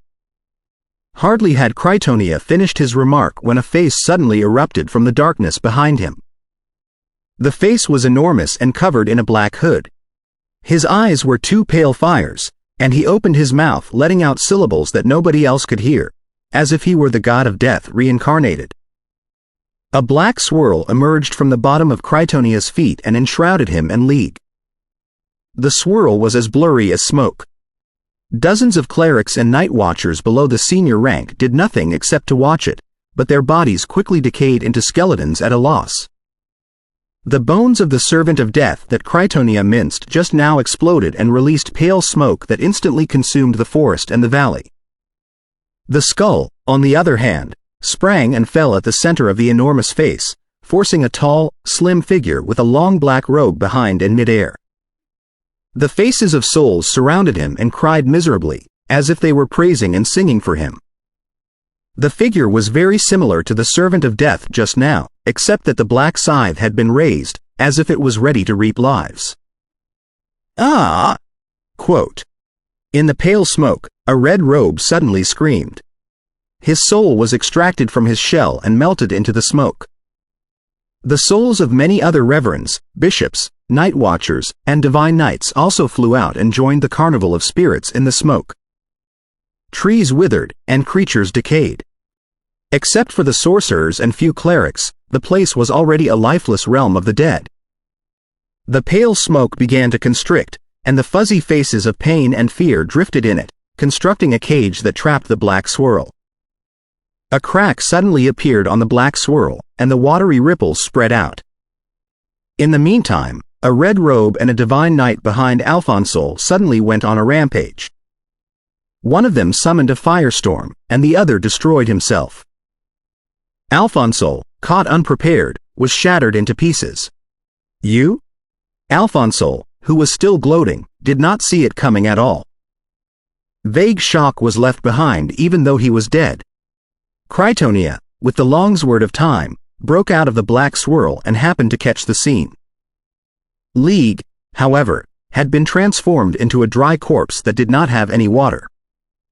He fell from the sky, and none of his life-preserving spells proved useful. Disbelief and fright were frozen on his face. Brain scourge, memory meddling, death storm, fog of spirits. Critonia mumbled something first before he looked at the mysterious person outside of the mist in solemnity and surprise who was being admired by the souls. Tananwa. While he talked, his body became fuzzy, and he flashed forward unpredictably with his longsword, as if he were traveling in different spaces, to avoid the blockage of the fog of spirits. The changes happened so fast that Priscilla, Nielsen, and the rest of them did not realize what was happening at all until they heard Critonia's words. The Liege of Death. Nielsen couldn't have sounded more delighted. The Liege of Death. Congus, Priscilla, and Aminata, on the other hand, were so surprised that they found it hard to believe. Douglas was the first to come back to himself, but he did not intervene a moment ago because he realized he wasn't capable enough to be involved at all. At this moment, he looked at Arnold in confusion, amusement, and shock. How did his servant of death turn into Liege of Death, Tananwa, who was the top legend in the past and the last consul of the Asso Empire? How many things had the guy kept a secret? Old fox, what is this all about? Fernando roared, feeling that he had been tricked. His participation in the operation mattered little. Arnold did not seem surprised at all. He coughed and said, "Let's get out of here first. Or maybe, do you want to be involved in a battle of legends?" As he spoke, a colorful rainbow flew out of his hands and exploded into brilliant fireworks in the sky. Having no time to inquire and beat Arnold, Priscilla glared at him and let the tower of destroyers run. Congus, Nielsen, and Aminata turned around and left on their own for the rendezvous that they agreed upon earlier. Douglas and Fernando followed Arnold to escape through the forest. Suddenly, they sensed something and raised their hands, only to discover that a gap was ripped in the sky of the battle, and a slim old man walked out with his eyes closed. From the north, a cold and beautiful girl who looked like an ice sculpture was also approaching. Mental storm. Aurora Wall. Two sophisticated voices came from far away. Fernando glared at Arnold. So, the real target of the operation is actually Heart of Time. What was League all about? Has the Liege of Death been restored to level 3? Cough. As I said before, sometimes, the traitors are more valuable to us than they are to our enemy. Arnold looked at him with a smile. 875 Arnold's wish. Fernando felt that he was almost choked and could barely breathe at all. The old fox had deceived them all. To make things worse, he even gave a clue in advance. It seemed that the guy was watching them to be misled as if he were enjoying a play. No wonder he was not worried at all that Blue Grace, Sharp would regret and turn them in. Holding back his fury, Fernando flew out of the forest with Arnold. The aftermath of a battle of legends could very likely destroy this place. Has the Liege of Death recovered the strength of level 3? Douglas repeated one of Fernando's questions. At this moment, he cared about the strengths of the two parties more than anything else, and the details could be left for discussion when it was over. Light and shadows were changing deep inside the forest, as if countless phantoms were wandering inside. It was most intimidating. Arnold narrowed his eyes and looked back, smiling like a real fox. The Liege of Death was heavily wounded by the Pope. His body, his soul, and his phylactery were all broken, and he almost completely perished. Fortunately, it was not God's arrival that the Pope used. Later, the Liege of Death was revived as an alchemical life through the soul core that he preserved through legendary arts and by melting the soul pieces of other people. Then, he reshaped his body. In the telepathic bond, he told them about the Liege of Death unhurriedly, as if he did not have any doubt about the outcome of the battle at all. After all, the Liege of Death used to be a top legend who commanded a legion of the undead. Even though he was not as strong as before, it shouldn't be a problem for him to deal with the Heart of Time who hadn't reached level 3 yet. However, the main consciousness was prone to the conflicts of the soul pieces. Most of the magic models were incomplete. As a result, he failed to recover his peak strength for a long time.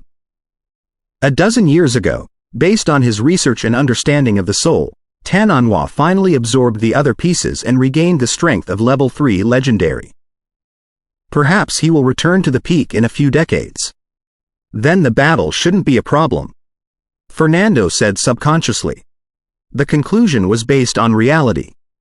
After the prolonged War of Dawn, everybody knew clearly that sorcerers were stronger than knights and clerics of the same level.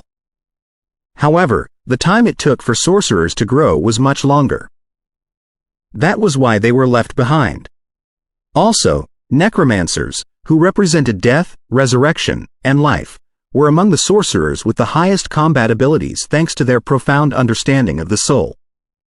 They were also more fatal and unpredictable. Therefore, even though Krytonia had the mutated bloodline of the Dragons of Time, there was no chance for him to defeat a necromancer who was one level higher than him. All it remained to be seen was whether or not he could seize the momentary opportunity to flee. Arnold smiled and did not respond to Fernando. Instead, he offered to explain the operation to them. As a matter of fact, when I contacted Red Eye, Supreme Soul, and the other groups, I attempted to greet the 3 legends and received a satisfactory answer. They had already reached the edge of the Black Forest. So, they turned around and looked at the battlefield of the top legends again. At this moment, in the middle of the fog where countless souls were struggling, a hazy flickering light dashed out. All the obstacles on its way seemed illusionary and could not stop it at all, as if they were in different spaces. The power of space and time is indeed remarkable, Douglas remarked in the telepathic bond. Hardly had he concluded his sentence when the sky, which was slightly brightened by the snow, dimmed again. An enormous dragon hovered and descended.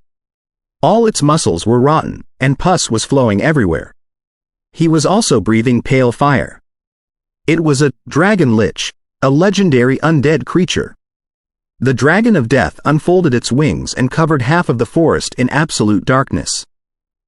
The fading light of time was consumed. It could only be vaguely seen that the light was still struggling and falling apart. In the sky around, two gigantic shadows emerged again. One of them was a mummy that was covered in brown cloth.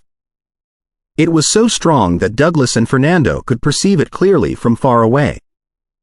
The other was a monster that had only skeletons left. It was even more gargantuan than the dragon lich, like the bones left by the legendary monsters in the boundless ocean. The two undead creatures that were undoubtedly legendary joined the deep darkness that the dragon lich created. Therefore, the last haziness of the light was eclipsed. In the forest, zombies, mummies, ghosts, spirits, skinless dogs, and other undead creatures climbed and covered the darkness like a surging tide. A legendary necromancer is truly horrifying, particularly one who grasps the tough legion of the undead. Critonia is doomed. Knowing a lot about necromancy, Fernando was quite astounded by what he saw. For the other legendary classes of the school of necromancy, like the Great Master of Paleness or Demigod Lich, although they also had plenty of helpers, they could not compare to the Liege of Death. Those two classes were more focused on mysterious skills and soul attacks. If the Pope hadn't destroyed the Liege of Death's main legion, he would have resisted most Legends of Home on his own. It must be noted that he had 2 level 3 servants of death in his prime days. The forest was absolutely quiet without any noise. It was both weird and terrifying, making it impossible for them to know the progress of the battle. Therefore, Fernando could only move his eyes back and continue, a satisfactory answer? Did the old fox not mention that only by winning the support of nobles could the organizations that had 3 legendary sorcerers be convinced to join? Was it another lie? Arnold looked at him and Douglas and said calmly, although His Excellency Tananwa is unsatisfied with the Empire's decision and unwilling to go to Alto to help, as one of the top experts in the world, he understands the situation very well and knows that this is the final chance to save himself.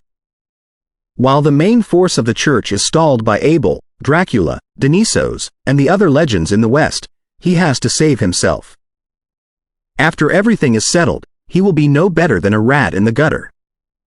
This is the last chance. It is either death or a better life. Everybody knows it very well. Even if I did not greet them, they would have taken some action recently. Then, Arnold chuckled. They did not pay much attention to us at the beginning, but Sharp's contract inspired me to plan this operation. The real target has always been Critonia since the very beginning. No wonder you were so enthusiastic about Sharp's random contract without much confirmation. Fernando felt even more frustrated that he did not see that. In retrospect, he realized that the old fox was too passionate. Arnold smiled and did not say anything. Douglas, on the other hand, nodded his head. Even we were convinced that it was meant to kill Alfonso. How could Critonia have suspected us? But what if League was not a traitor, and the Heart of Time did not come? Fernando already knew that Sharp's contract was only a disguise to cover the real target, but he still had doubts. Arnold grimaced like a fox that had just stolen a chicken. Then, our real target would have been Alfonso. By killing him, we will raise the contradictions between the nobles and the Church to win a living space for ourselves. Huh? Fernando looked at Arnold in shock, having trouble following his explanation. Arnold chuckled. First of all, you need to remember our path, attract the nobles and sow discord between them and the Church. Therefore, either attacking the Heart of Time or killing Alfonso is for the purpose, although the former is more effective than the latter. If the former cannot be accomplished, the latter will be our plan B. It's much more than a disguise. Fernando listened attentively and felt that he grasped something essential. For the first time, he wanted the old fox to talk. Arnold turned his eyes to Douglas and smiled. In order to achieve a purpose, you cannot create a plan that is so delicate that any accident in any procedure will result in failure because there are too many accidents in actual operations. The key to any operation is hiding, pretending, and lying. Hide your real purpose and pretend it to be something else that will actually help you accomplish your real purpose. That's the only way to avoid your failure, because the enemy's sabotage will only indirectly help you. Both pretending and lying will require the support of detailed intelligence. Flying out of the forest, he talked eloquently with his hands behind his back with the utmost ease. Fernando was so stunned that he cursed to himself, "This is truly an old fox." However, why was he not so elaborate before? Douglas listened carefully and shared similar feelings as Fernando. Until the Battle of Antifleur, he had been focused on research and rejected by other sorcerers. He barely had any experience of making plans and arranging operations. He picked up something during his escape, but he was still immature. After hearing Arnold's interpretation, he immediately felt that he understood a lot of new things. Realizing something, he asked, "Mr. President, are you teaching me a lesson?" He called the man respectfully. Arnold turned around and looked at the forest that was still covered in absolute darkness, before he said with mixed feelings, "However strange your questions are, you are the sorcerer with the greatest potential of leadership in the Union." Fernando is smart enough, but he is too impatient and reckless. "So, I need to tell you some of my experience before I die." Old fox. Old fox. Mr. President. Arnold raised his hands and stopped them before he went on. "In the war that devastates the sorcerers, so many legends have passed away. Why do you think I am safe? Maybe I'll be killed by grand cardinals, legendary knights, or night watchers at some point. I am not any luckier than other people. Or maybe in another 100 years, I will die of old age. This is a natural law that cannot be broken unless I become a legendary sorcerer. My greatest wish right now is to see the sorcerers back to the supreme place of this world and re-establish a glorious magic empire." His eyes did not leave the battlefield of legends, and he said in a low voice, "I wonder if I can live long enough to see that. My only wish is to watch you return to supremacy when I am still alive." His back was slightly hunched, and his white hair was so obvious. At this moment, an unimaginably dazzling light burst out in the darkness and illuminated the world. Chapter 876. Cooperation 876. Cooperation. The dark curtain was dissolved, and brightness leaked through the sky. Surging ripples spread out as if they came from the ancient times, wiping all the dust on the way. In front of time, everything was dust. In the middle of the ripples, a person passed through the wall made of aurora like a slippery fish and broke out of the heavy siege before the fog of spirits regathered. The power of time was everywhere. The person was much dimmer than before, and the pride and confidence could no longer be felt. The moment he left the absolute darkness, he hurried to turn into many hazy rays of light and opened the barrier of space and time, teleporting far away. Right then, a black enormous scythe, carrying the deepest and heaviest death, slashed from the sky abruptly, as if it had been waiting for the opportunity all the time. It hit the hazy light in the center brutally. "Ah!" Quote. The miserable screams echoed on everybody's heart as if they were from the future, making their body tremble. The light was cut from the middle into two parts. The former half leapt into the space-time gap that was just torn open without considering anything, and the latter half exploded violently, miring the scythe of death in the thick ocean of time. It was slowed to the minimum. "Hoo!" A dragon roared, and a pale fire followed the light and shadow into the gap. Then, the gap was closed, and the space and time were back to normal, except that painful moans were still echoing in the sky. "He's not dead?" In the place that they agreed upon, Priscilla found it impossible to close her mouth. During her escape, she had been paying attention to the Battle of Top Legends. She knew what great powers were trying to kill Krytonia. There were 1 level 3 legendary sorcerer, 2 level 1 legendary sorcerers, 1 undead creature that equaled level 2 legendary, and 2 undead creatures equaled level 1 legendary. Even if the saint in the Radiance Church were here, he would have also perished. However, Krytonia had successfully escaped. Even though he was heavily wounded, he should be proud of himself for being able to escape. Not far away from her, the needle-like redness in Conga's hollow eye sockets was bouncing intensely. Is the power of time so remarkable? He ascribed the result to the space-time tower that was in the highest place in magic. It had to be noted that the former pope did not use God of Truth when he killed the Liege of Death. At that time, nobody knew that the Saint Truth had such a terrifying divine power. It was not until Aflora and her partner, Denisos, two primordial dragons of time, attacked Lance at the invitation of the consul of the Sylvanas magic empire that the world finally witnessed the godly power that surpassed everything. The result was that Aflora, who only backed off to the dark mountain range and never gave in even during the heyday of the magic empires, completely perished, and Denisos was heavily wounded even though he only took to the aftermath. The battle demonstrated the power of God's arrival, but it also proved the formidableness of the power of space and time, which had forced the former pope to perform God's arrival. After that, the former pope and the current pope had each used God's arrival once, and their opponents were the God of the Sun Church and the Light of Stars. Both of them were the experts of space and time. The Light of Stars, in particular, had the help of the defense of Antifler that was perfected for almost 10,000 years. He was believed to be the most likely person to resist God's arrival. However, after one attack, he was killed, and the city was destroyed. All the living sorcerers were intimidated from the bottom of their hearts. Looking at the closed space-time gap in the sky, Aminata suddenly appeared from the shadow, unable to hide perfectly anymore. This doesn't make any sense. Nielsen, who was from the Asso Empire, could not believe that the Liege of Death failed to kill a level 2 legendary knight with the help of another 2 legendary sorcerers. Besides their shock, they were also disappointed. They thought that Krytonia, a nightmare for the sorcerers of home, would end here today, but his capabilities were truly beyond imagination. Douglas, who was not far away from the meeting place, looked at the sky in slight confusion. He also found it more or less unacceptable. Although he was prepared that Krytonia might escape after the battle, he felt that it was rather unreal after it did happen. Fernando even exclaimed in shock, "He escaped?"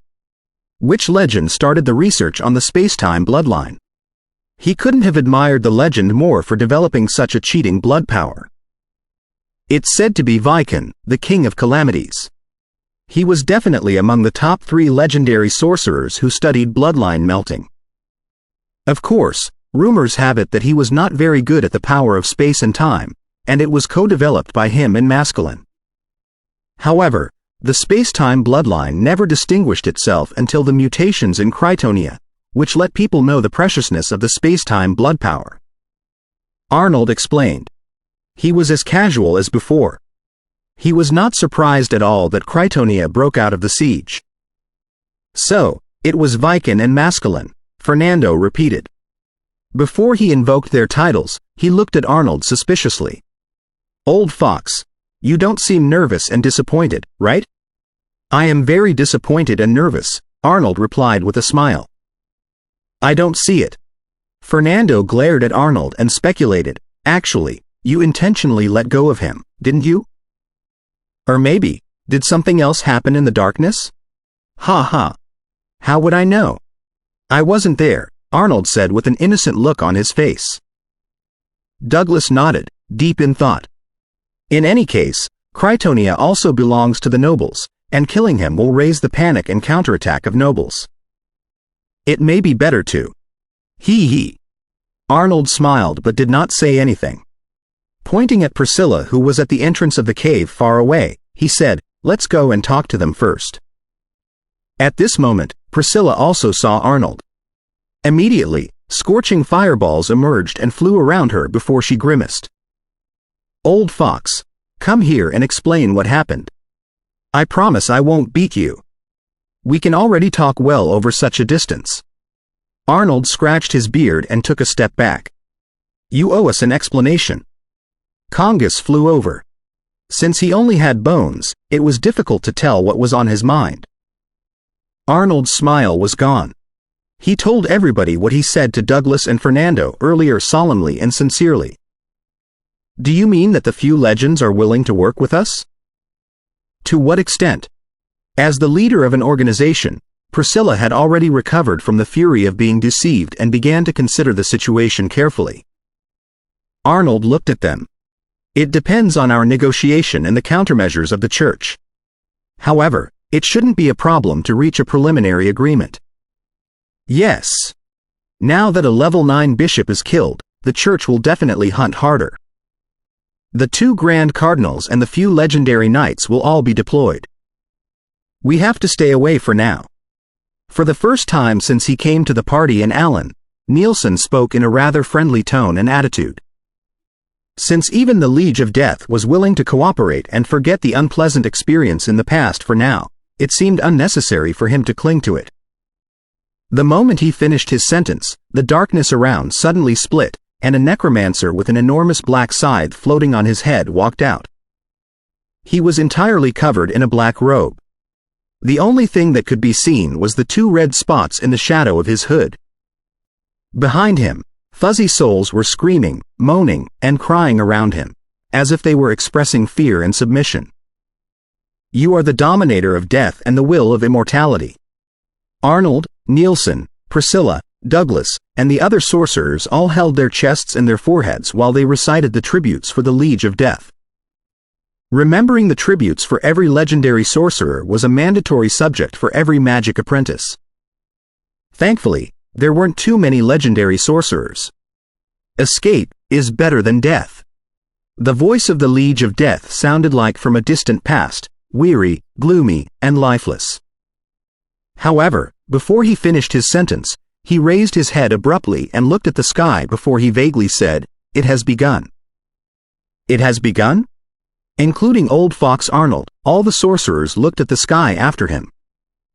They saw that the sky, which had been dim and starless previously, turned clear and bright at some point. A dazzling, dreamy silver moon struck the sky with a chilly brilliance. Then, it was drowned by an infinite light. That was... All the illusions were gone, and the sky became dark and gloomy again. Having vaguely sensed something, Arnold asked half in panic and half in expectation.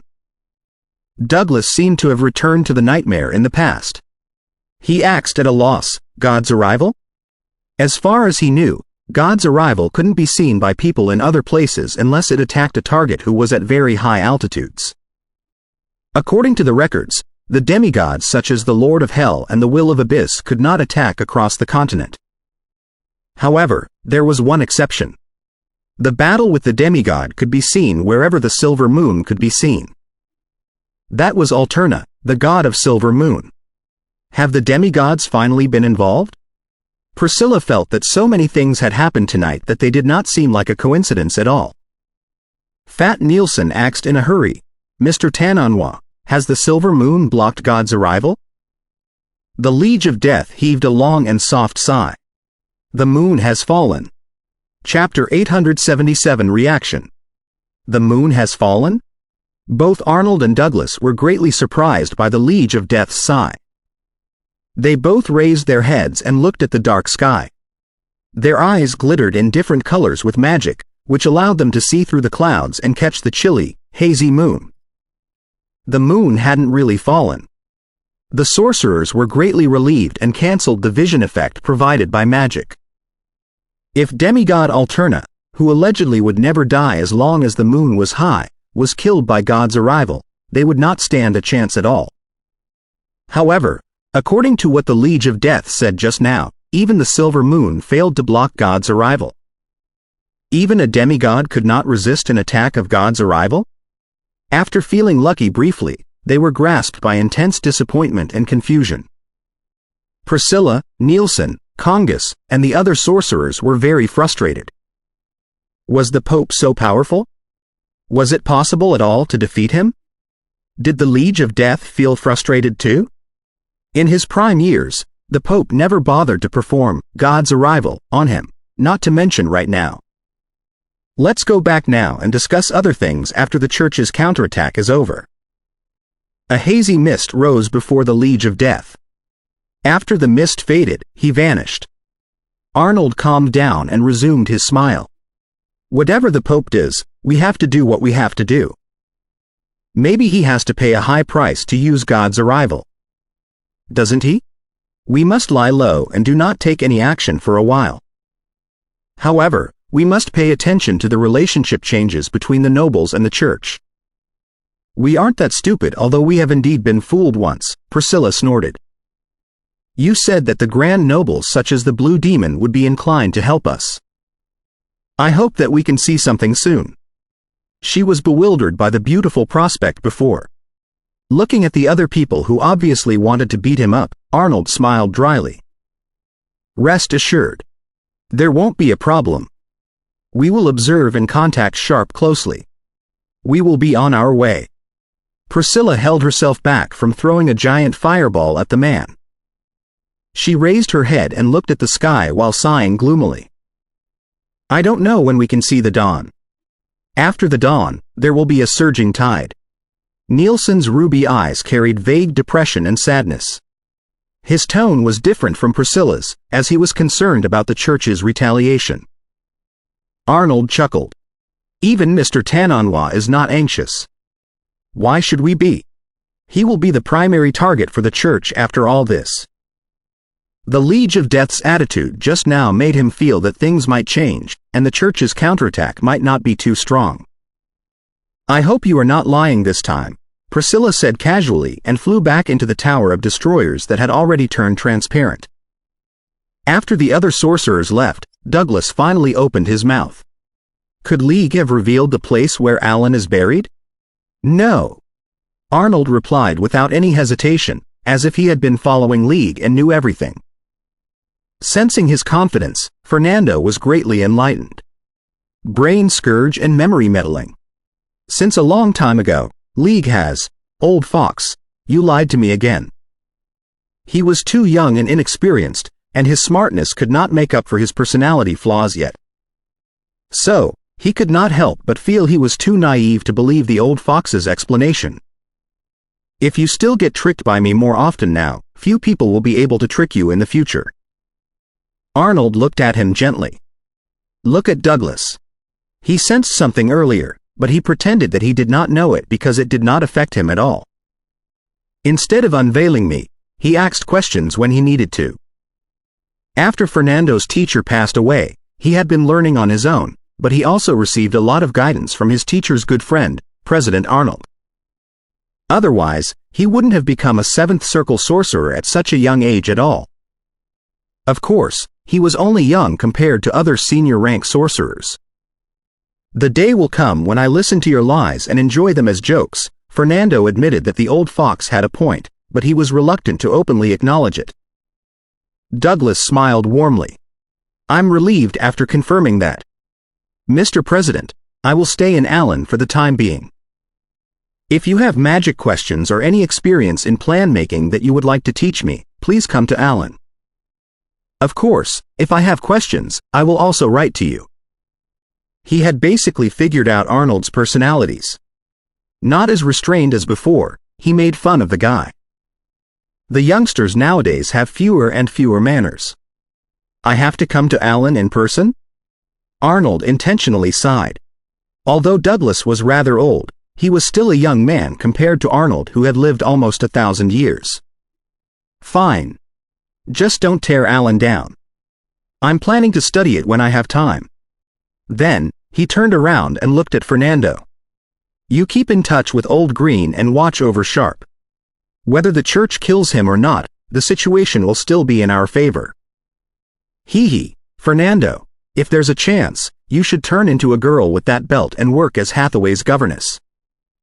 Get lost. Fernando roared angrily. He vaguely understood why Krytonia was let go of. However, he couldn't have gotten out of this so easily, could he? Ellipsis.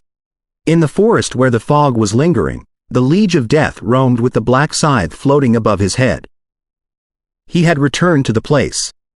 How is the silver moon? He suddenly spoke to the dark, rotten forest where nobody was around with his usual voice that sounded like from a grave. Based on the blood ties, I sense that the wounds are not fatal, but the recovery will take a long time. The empty darkness suddenly rolled and gathered into a person. He wore a red shirt and a black jacket with a collar that reached his head. His silver hair dangled to his shoulder. His eyes were as attractive as the moon in the sky. His face was flawless and even more beautiful than the lady's. One might even say that it was eccentric.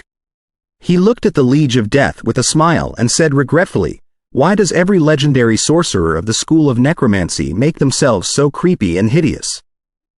What a pure and innocent young man you were when I just met you. How is the Pope?" The Liege of Death had long learned to ignore the guy's meaningless topic. After Trio was occupied, he returned to Lance. "Maybe we can look forward to certain situations." The silver-haired man shook his head. "Abel is dead, and I am very sad, but I am even sadder about your current look." "What a shame. Abel is dead? Dracula must be very happy." The Liege of Death was briefly stunned. Ellipsis. In the Radiance Church in Rentado. The Liege of Death joined hands with the Witch of Iceland and the Eye of Curse? He has recovered to level 3?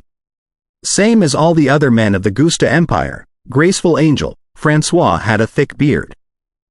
His face had been worn out by time, but his green eyes did not age at all and remained profound and sacred. He seized the key of Critonia's report very quickly. Critonia coughed. "Yes. Without him, neither the Witch of Iceland nor the Eye of Curse would have caused any trouble. Most of my current wounds were made by him.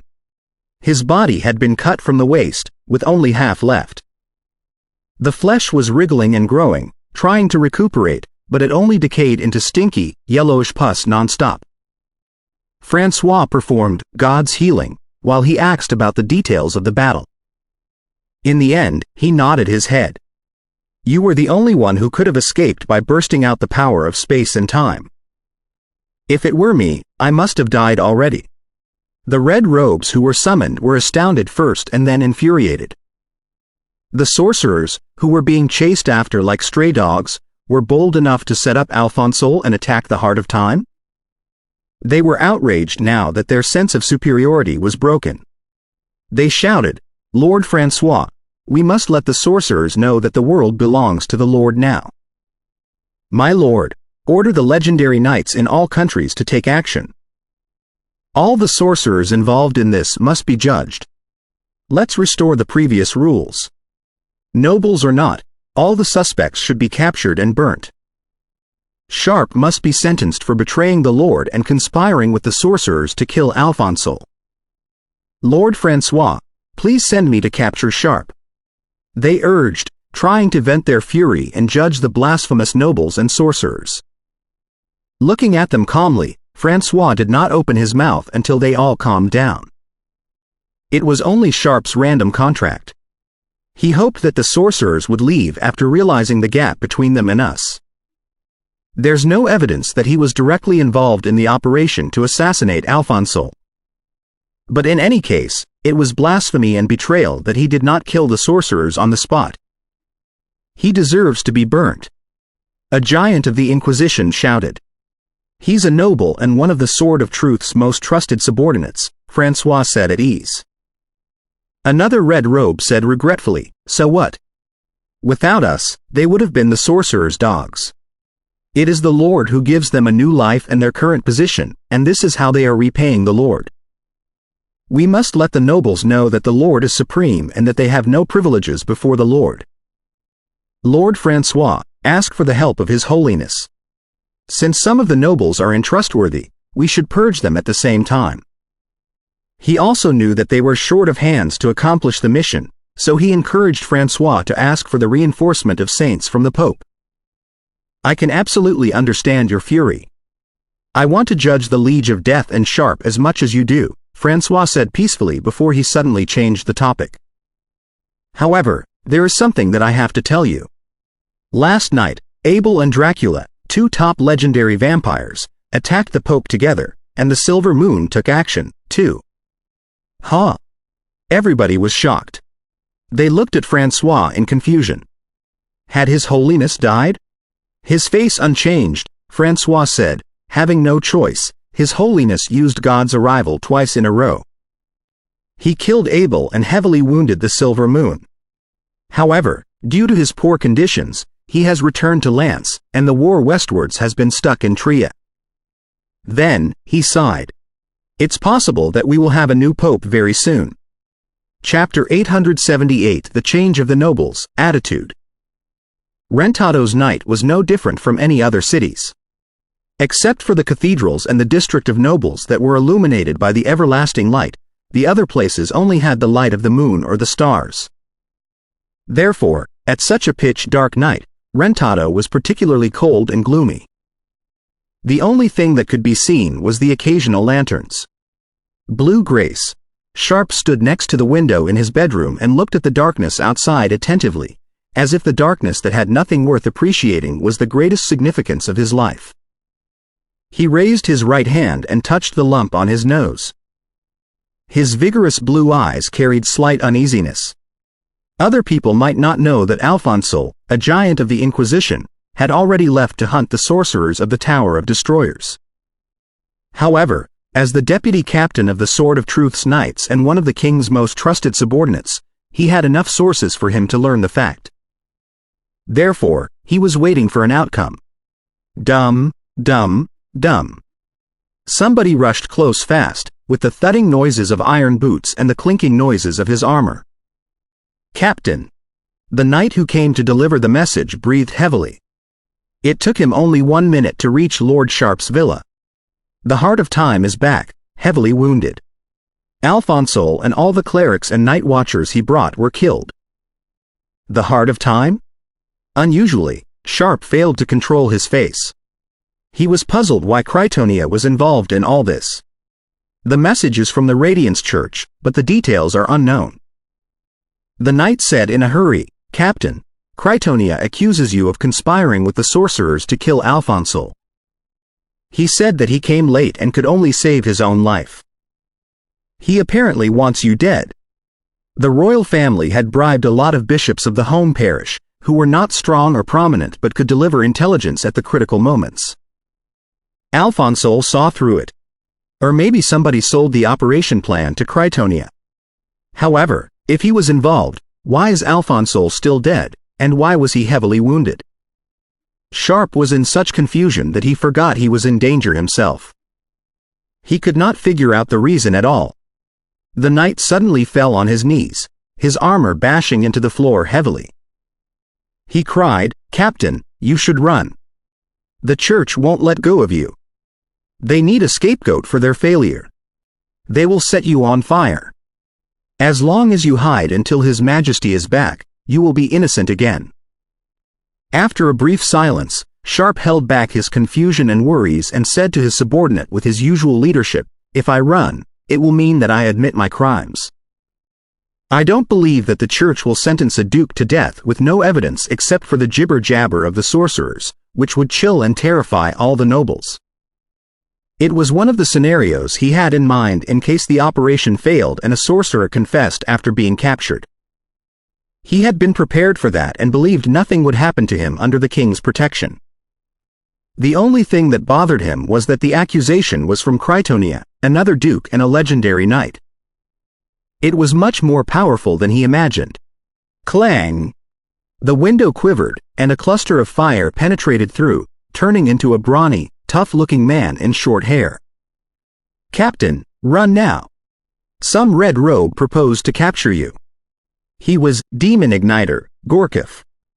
Sharp clenched his right fist, but he was still calm. Don't worry. It's just regular capture and interrogation. They have no evidence. I'll be fine. If I run now, I will never be able to explain myself. My lord, you cannot trust the church. In the past, they judged many nobles that they were only suspicious of and sentenced them to death.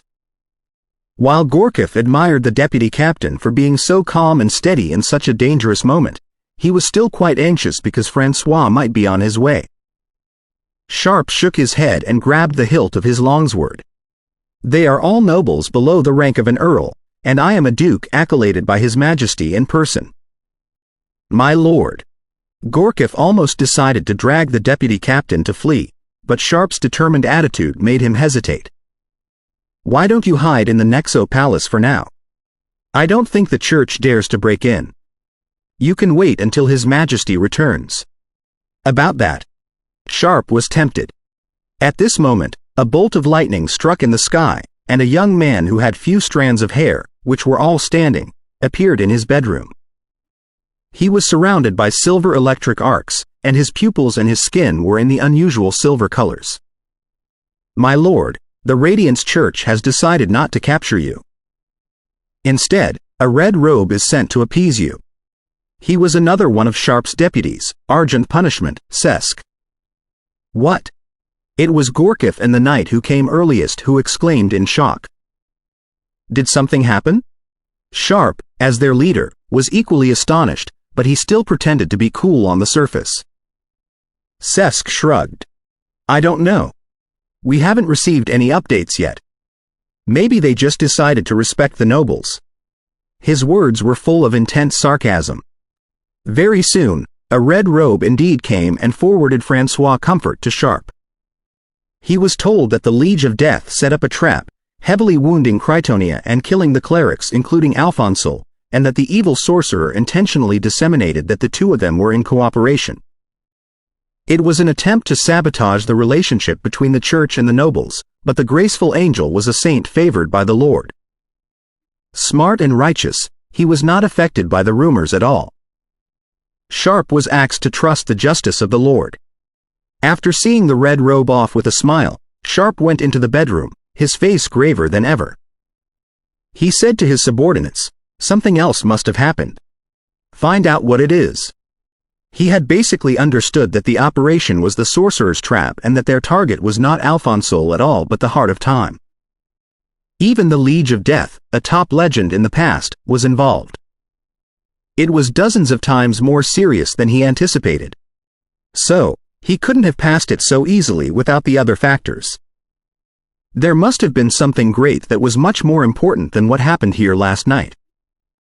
After the three subordinates left, Sharp paced back and forth, not even in the mood to appreciate the dark night anymore. His vague anxiety spread out beyond his control. The sky suddenly flashed with a flash of lightning, and Sesk appeared in the bedroom. Holding back his agitation, Sharp tried to maintain his image as a leader. What have you got? A great battle took place in Tria. His Holiness used God's arrival twice in a row. Silver Moon, Alterna was beaten back and heavily wounded, and Abel was killed. Sesk said in shock. What? Sharp exclaimed aloud, unable to retain his image. The Silver Moon took action and got defeated? Having no time to repeat himself, Sesk went on. However, the Pope returned to Lance due to poor conditions. Legendary sorcerers, vampire princes, and primordial dragons flew past Tria and directly launched an attack at Lance. The battle was quite intense. It was more detailed than what Francois said because new intelligence had come from Lance. That explains a lot, Sharp said in a low voice. He then comforted Sesk, who was in a panic. Unless a demigod takes action, it is not so easy to break into Lance. After the excellencies in Tria return, the situation will be steady again, except that it remains to be seen how badly hurt His Holiness is. Very soon, Gorkif also returned. Captain, the Angel King arrived in the Holy City and resisted the attacks of Dionysos, Dracula, the Elven Queen, the Sun King, and the other legendary experts with God's Guard. This Sun King was only a level 3 legendary expert and wasn't Thanos. Captain, His Majesty, Saint Griffith, Saint Ivan, the Shield of Truth, Rudolph and other people have returned from Tria and beat the sorcerer's attack. The first night came last with the latest news. His Holiness did not take action. It seems that he is really in bad condition. Sharp analyzed in a low voice. Suddenly, he burst into laughter. No wonder they let go of me so easily. At this moment, this side of the strait is in desperate need of the aid of nobles, and so is the war in the west. Yes, congratulations, Captain, the first knight said in delight. In a great mood, Sharp looked at his trusted subordinates and said, not having to be judged is not the happiest thing for me. Do you know what I'm happiest about? The dilemma in the War of the West? Gorkif replied in uncertainty. The silver moon is heavily wounded? The first knight still admired the church, the pope, and God's arrival. After a brief silence, Sesk said, Captain, are you happy because the two incidents demonstrated the power of nobles that even the grand cardinals have to be wary of and treat carefully? Yes. Sharp turned back and looked out of the window. Too many secrets were hidden in the darkness. It is not until today that I know how strong we are. Even though I am really to blame for Alfonso's death, there is nothing they can do about me. Now that their deputy captain had openly stated his attitude and confessed his crime, the three knights looked at each other and all fell on one of their knees. Nobles are supreme. Ellipsis. Abel and Dracula set up a trap and attacked the Pope. Then, she used herself as the bait to consume the Pope's, God's arrival. In the end, she asked Abel and Dracula to kill the Pope who had been weakened. It was a sound plan. However, the Silver Moon's heart is much softer than I thought. Was she not scared that she would be erased by God's arrival? Or maybe, was she so confident about the demigod's immortality? Also, why was she so certain that the Pope could not perform God's arrival twice in a row? After hearing the simple but effective plan from the silver-eyed Count, the Liege of Death acts tentatively with mixed feelings. The gorgeous vampire known as the Silver-Eyed Count replied with a smile, because she knows a thing or two about the power and the sequela of God's arrival. The primordial ancestor observed the Battle of Antifleur the whole time even though she was not involved, and she spent a lot of time there afterward. It's a pity that she still misjudged a bit. Throne of Magical Arcana Chapter 879, Arnold's Arrangement Chapter 879 Arnold's Arrangement. In the underwater relic in the Land of Thousand Lakes. After he returned from the forest, Douglas did not immediately go to where Alan was buried but stayed with Arnold and Fernando for news from Rentado. Only after he learned the intensity of the church's counterattack and the ending of Sharp could he study the city in the sky in peace, knowing that none of the sorcerers who were in the meeting was captured and revealed the location of Alan. Since the city had crashed, it was barely possible to move it away without causing great noises. Mr. President, the Heart of Time has left the Radiance Church and returned to his villa in the city. The church did not arrest the Blue Demon. A sorcerer reported to Arnold about the situation in Rentado. They had no spies in the church and among the big nobles, so they could only learn the surface. Scratching his beard, Arnold nodded. Krytonia learned everything from League. He must have told it to Francois. However, it is quite weird that the church did not arrest and interrogate Sharp, or even execute him directly. Something must have happened. Perhaps it's a ramification of the battle between the Pope and the Silver Moon. He tried to figure out the reason, but this place was too far away from Alto, Tria, and Lance. Unlike the church, which had deployed divine power circles that could transmit voices among the important cities, the sorcerers had limited intelligence. So, they could only propose speculations. Whatever the reason is, the church at least made a compromise to the nobles this time. It is important to help their ambitions grow, Douglas said peacefully and delightedly. That's why I said that we would be benefited whether or not the church kills Sharp, Arnold said with a smile. Then, he turned to Fernando. You should stop going to Old Greens for now. Sharp must have known that we took advantage of him. It's better to leave him alone while he is angry. Then, he grimaced and said, Fernando, Earl Paphos happens to be in Rentado. You can go ask him if he has figured out where the nobles' position comes from and how strong they are. Also, you can ask him about the situation in Alto and figure out the outcome of the battle between the Pope and the Silver Moon. At such moments, the nobles had much more abundant sources of intelligence. Who could have provided more information than them? Earl Paphos? After a brief stun, Fernando frowned. Do I need to put on that belt again? Arnold laughed. Why?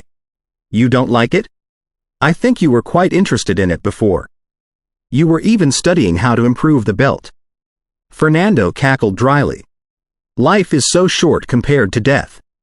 So, Why not try different experiences in the finite life?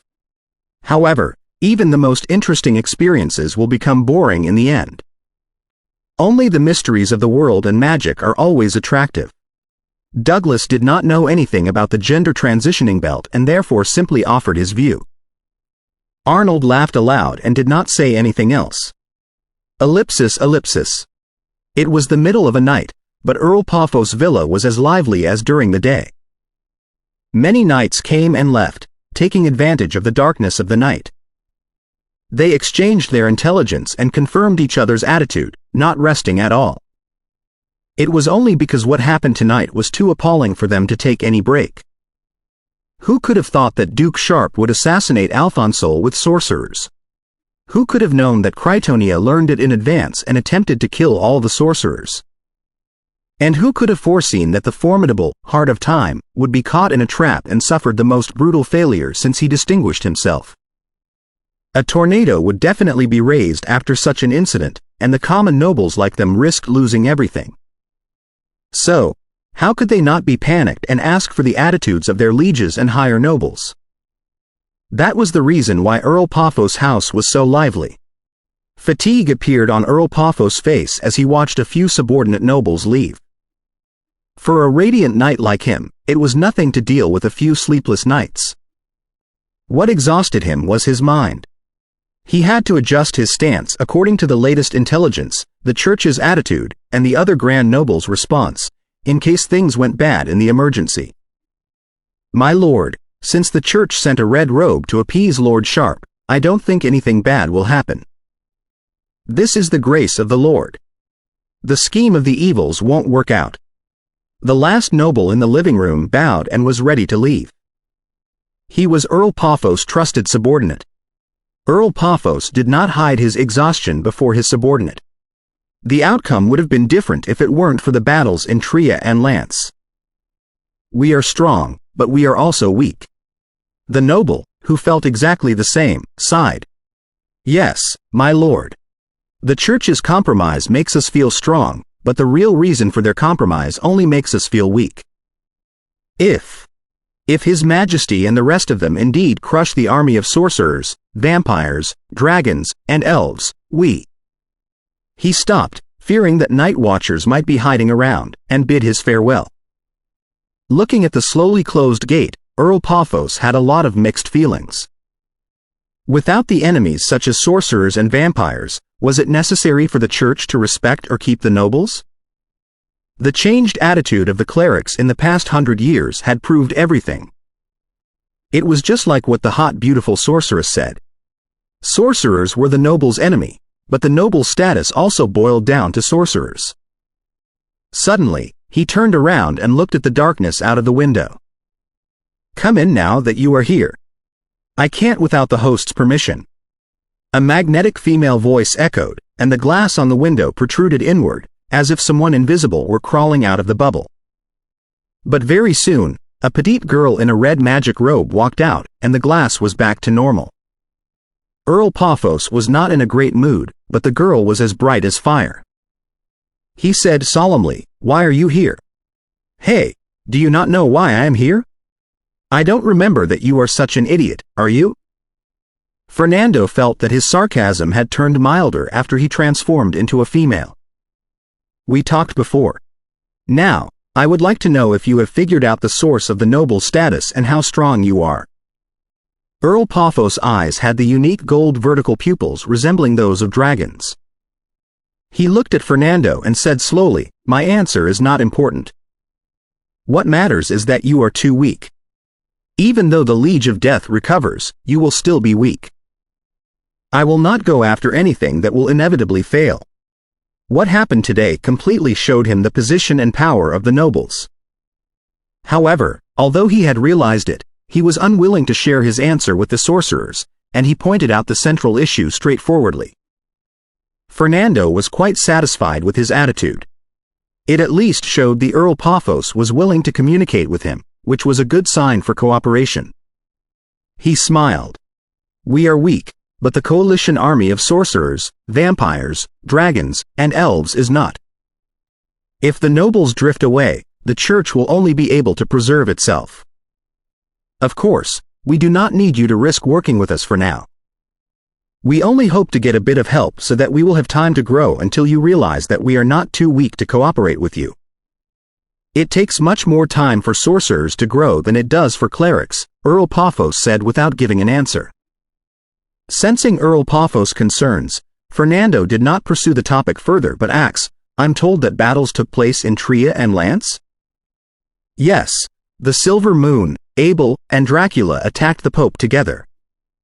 After considering briefly, Earl Paphos told him everything he knew. Fernando was surprised and excited while he mocked in silence. Providing intelligence was exactly what he meant by a bit of help. Although the Earl did not agree to the cooperation openly, his action showed that he already did. Ellipsis. The Pope did not take action, but the coalition army was still unable to break into Lance. Only one Grand Cardinal and one legendary knight were killed before they were completely suppressed. The Church is truly appallingly powerful. Arnold received some intelligence through other sources and confirmed what Fernando had learned. Even so, he was still very shocked, finding it hard to believe that the Church was already so strong. Except for clerics and nobles, most of the legends in the world had been gathered, but they still could not defeat the Church that had lost the Pope, even though the Church had left plenty of Grand Cardinals and legendary knights in Home, the Boundless Ocean, and other places in case the remaining sorcerers and ocean legends stir trouble. It was truly a devastating fact. If the Pope recovers, or if the new Pope is crowned, the coalition army will probably collapse when God's arrival is available again, Douglas said in concern. The Church was insurmountable right now, and the situation would only be worse when the Pope was involved. Arnold nodded. We can only hope that the Silver Moon recovers before the Pope does or the new Pope becomes a demigod. Then, a balance will be forged again. It's not something we can control, Douglas said with a self-mocking smile. It seems that the counterattack this time won't be too strong. Only the remaining legendary knights and Grand Cardinals will be gathered at most. Mr. President, I'll go to Alan now. All right. Don't be lazy. Try to figure out something. Arnold told him as if they had known each other for a long time. Then, he looked at Fernando. I hope that you can go to Alto and Tria to figure out the situation and who between Griffith and Ivan is more likely to be the new Pope. Also, I would like you to find some talented young sorcerers and convince them to join us. After all, they are not qualified to participate in a war of legends. Chapter 880 Different People. The half-mountain full of cracks was squeezed by rocks and mud, and almost none of the circuits and symbols on it were complete. The buildings were also broken except for those that were constructed later on. A dozen sorcerers lived inside the city that seemed to have completely been destroyed. They were so few that they did not bring any liveliness to the place, which was still as quiet and grim as a graveyard. Alan. Floating in the middle of the mountain, Douglas called it using the Sylvanasian tongue. Even though he had seen it once, he still felt the insuppressible shock, excitement, and eagerness. He flew to the ground of Alan. Under the direction of a few respectful sorcerers, he walked to the central magic tower, where only 1/3 of the building still stood now. Through the long pathway, he went deep into the city in the sky, where the cores of all mysteries and the power source of the flight lay. Of course, they were all too seriously destroyed to show what they looked like at the beginning. My research has begun, Douglas said to himself when he went to the underground world. One of the important reasons why he came to Home instead of Alto was the floating city that he always dreamed about. The questions that haunted him for years both when he was awake and in his dreams would be best answered here. Stepping on the gray stone stairs, he went down slowly, and his back disappeared into the darkness at the entrance. Everything fell silent again. Ellipsis. The night before the dawn was particularly dark. There did not seem to be any light. Critonia sat in the hall of his villa with the longsword flashing on his legs. After being treated by Francois, he had already got rid of the lingering curse and recovered his body. However, his blood power was so weak that even the common knights could see it. It would take some time before he returned to his peak state. Critonia, isn't the Liege of Death old? A wind passed by, and a mocking voice echoed. The invisible wind landed and gathered into a tall, slim man. His hair, his skin, and every line on his body gave the feeling of the blowing wind. Both his hair and his pupils were in weird transparency. Raymond, he is old, but do you dare to fight him again? Critonia replied casually. The legendary knight was Ceaseless Wind, Raymond, the Grand Duke of the Duchy of Calais, which used to be part of the Asso Empire. Therefore, he had the deepest reverence for the Liege of Death. When he was told that the Heart of Time, who hadn't been close to him, was heavily wounded by the sorcerer, he mocked him on purpose. He. Raymond sat on the couch. Francois asks us to take action and teach the hiding rats a lesson that they will never forget. He came under the instruction of the graceful angel. The other few legendary knights were on their way over too. He did not ask you to take action, he asked you to work for me. Critonia raised his head proudly while a vague disdain appeared on his young face. I am the one most favored by the Lord and the strongest knight on this side of the strait other than the king. That's why the Lord adores me and the church trusts and lets me command you. Are we not favored by the Lord? Raymond said back. He knew that Critonia was arrogant, but he never knew that the guy could be so unfriendly. This is the graceful angel's order.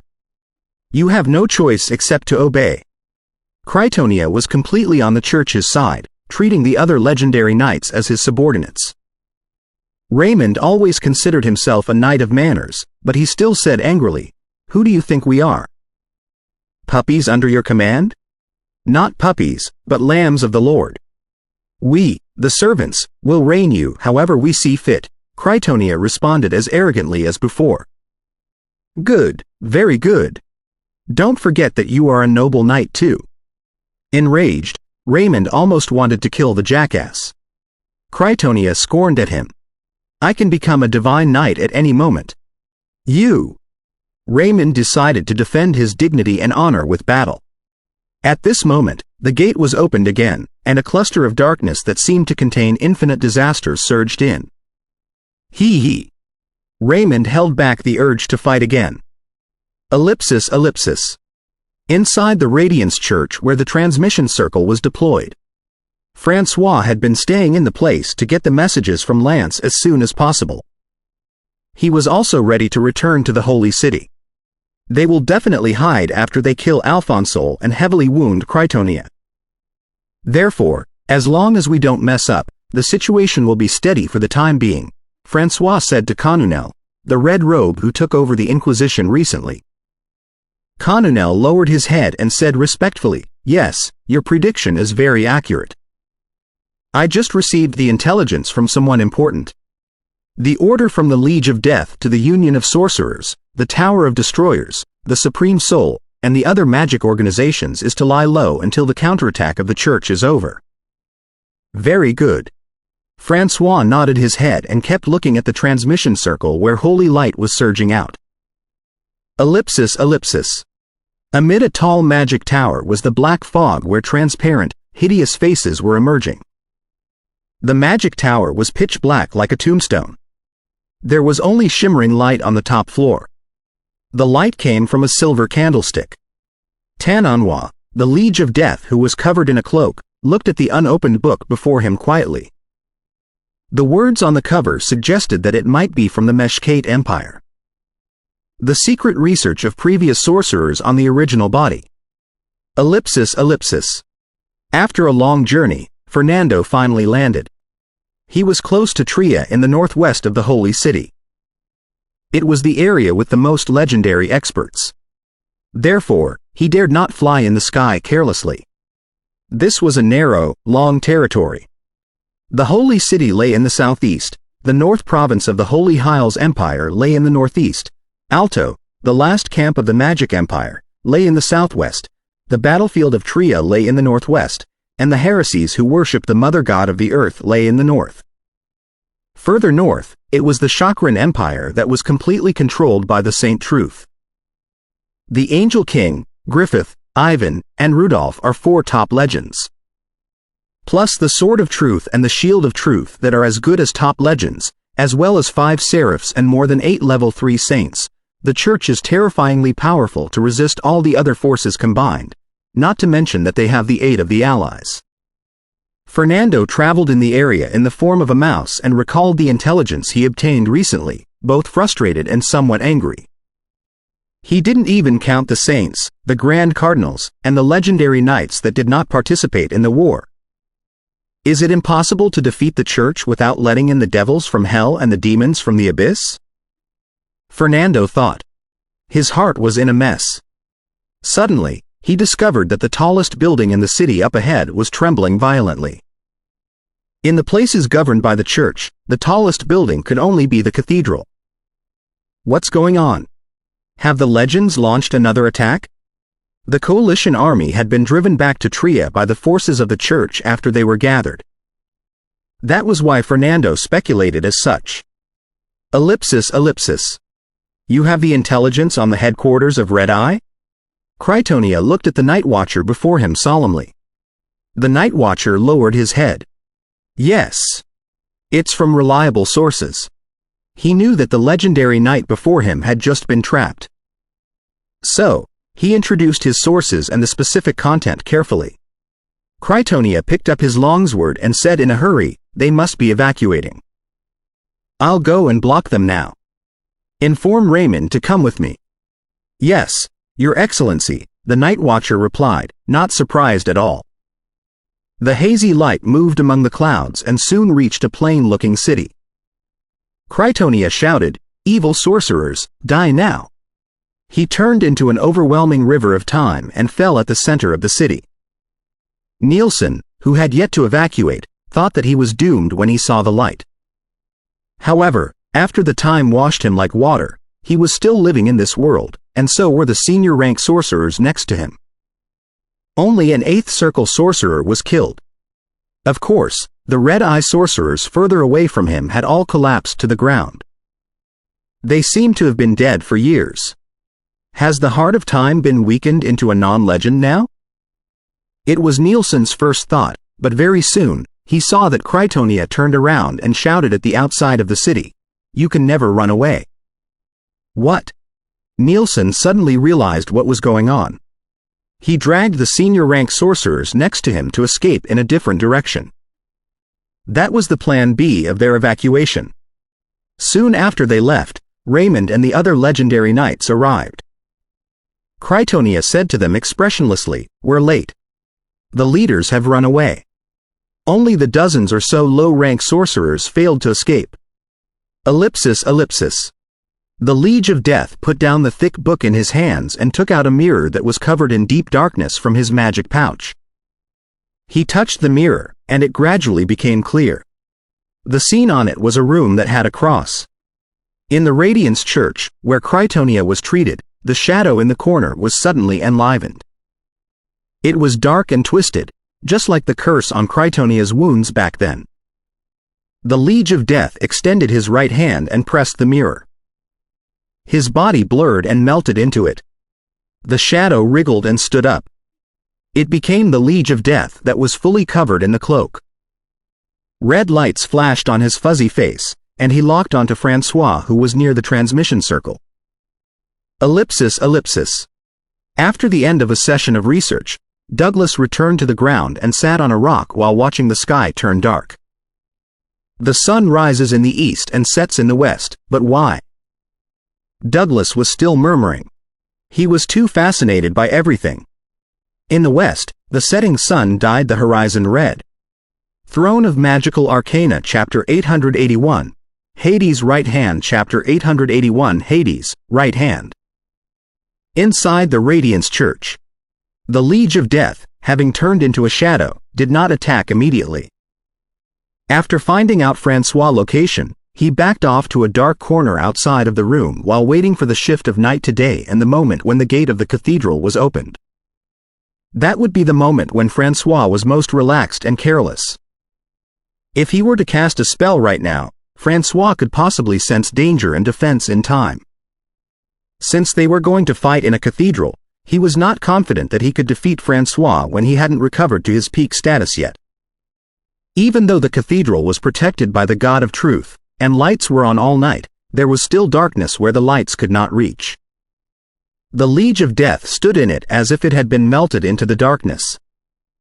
In the hall where the transmission circle was deployed, Francois stood up and waited for the message impatiently.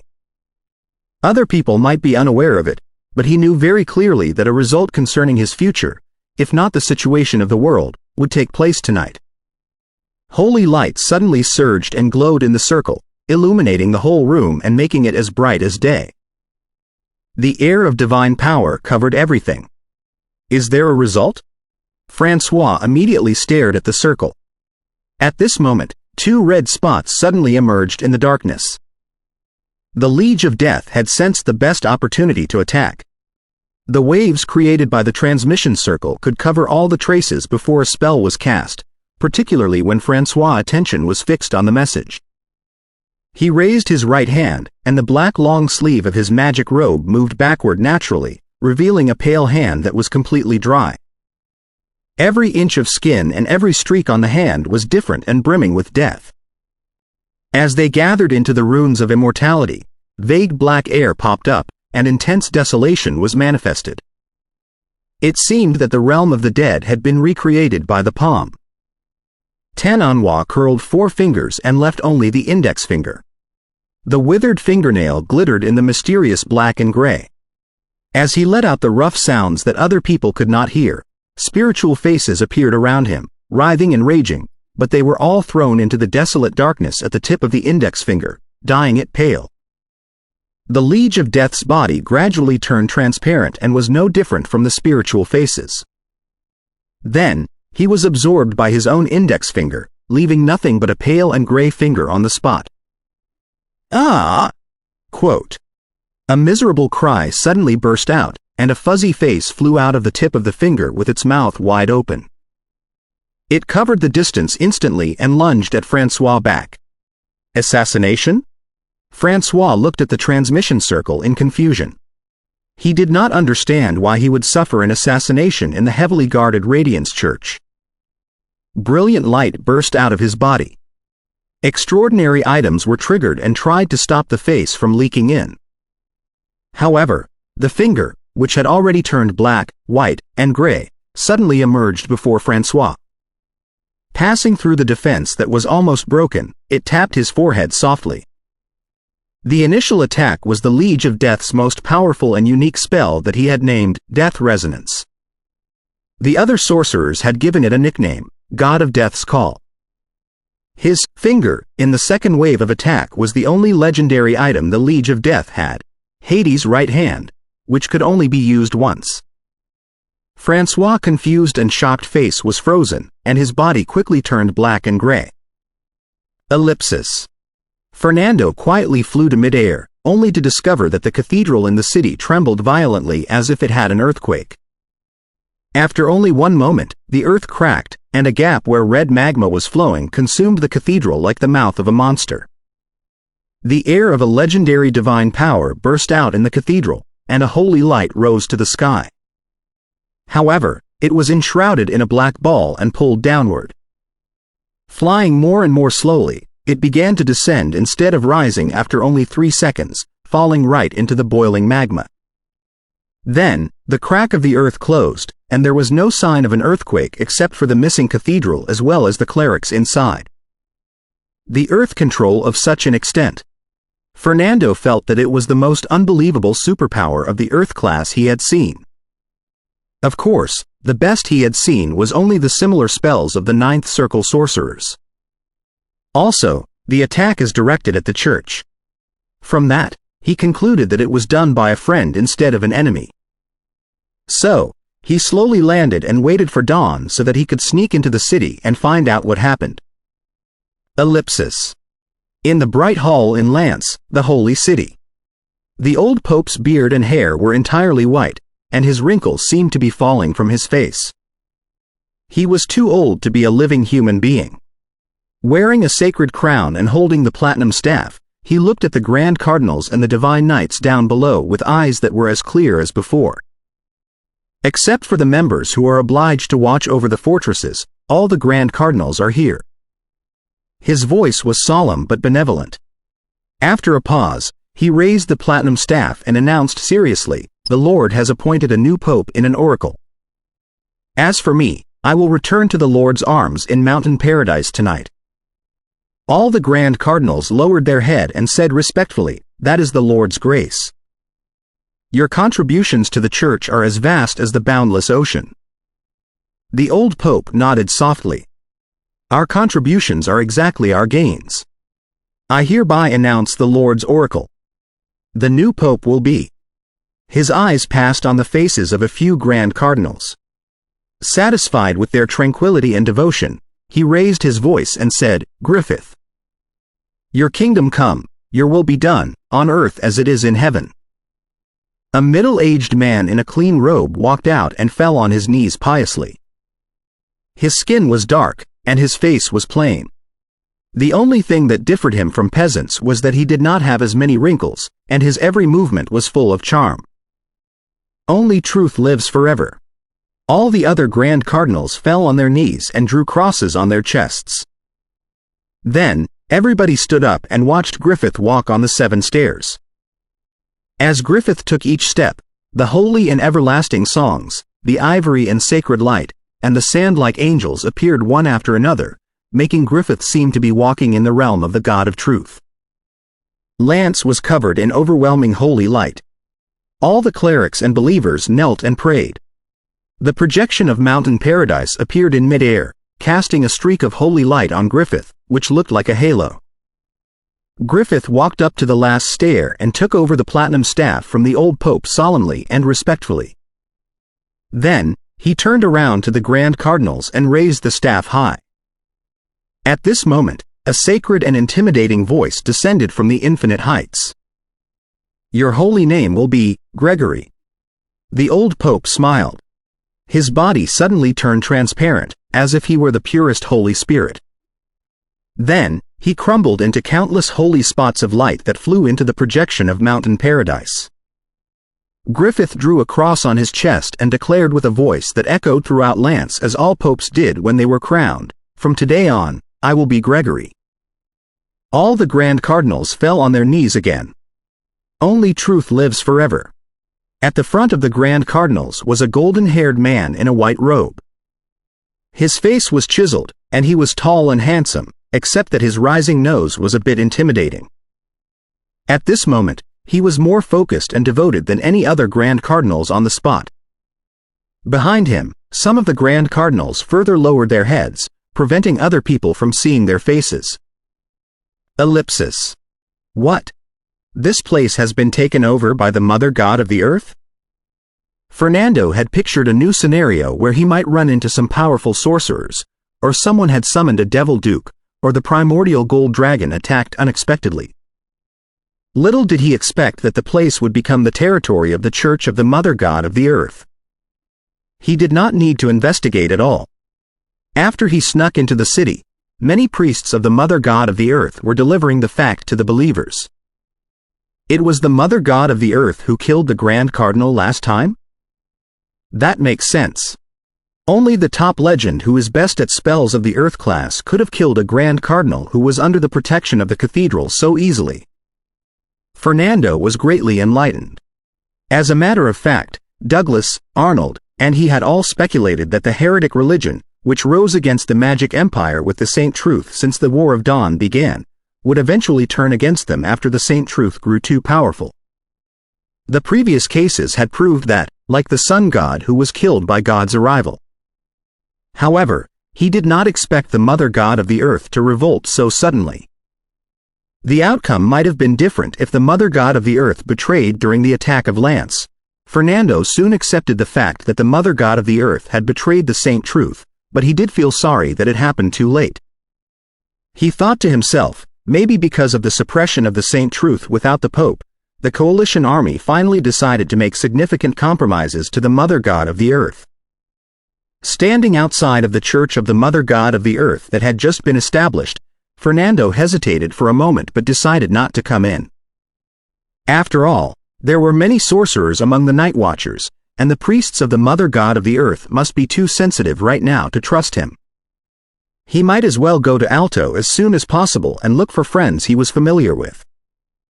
Antek always told me that his classmate Stannis had remarkable talents and was about to become a legendary sorcerer. I'd better meet him in person. Fernando tried to get out of the city when he remembered his correspondences with his friend. When he passed by two priests, he suddenly heard one of them speaking to the other in a low voice. Griffith has succeeded as the Pope. His holy name is Gregory. The new Pope has been born? Fernando was briefly stunned. What does Ivan think? He had to go to Alto immediately to find out. Throne of Magical Arcana Chapter 882, Mean Good Friends Chapter 882 Mean Good Friends. It was the middle of the day. The ancient and magnificent Alto city stood next to the Bellin River, looking down at the villages around it. The wall of the city was not in black, which was what most sorcerers would have liked.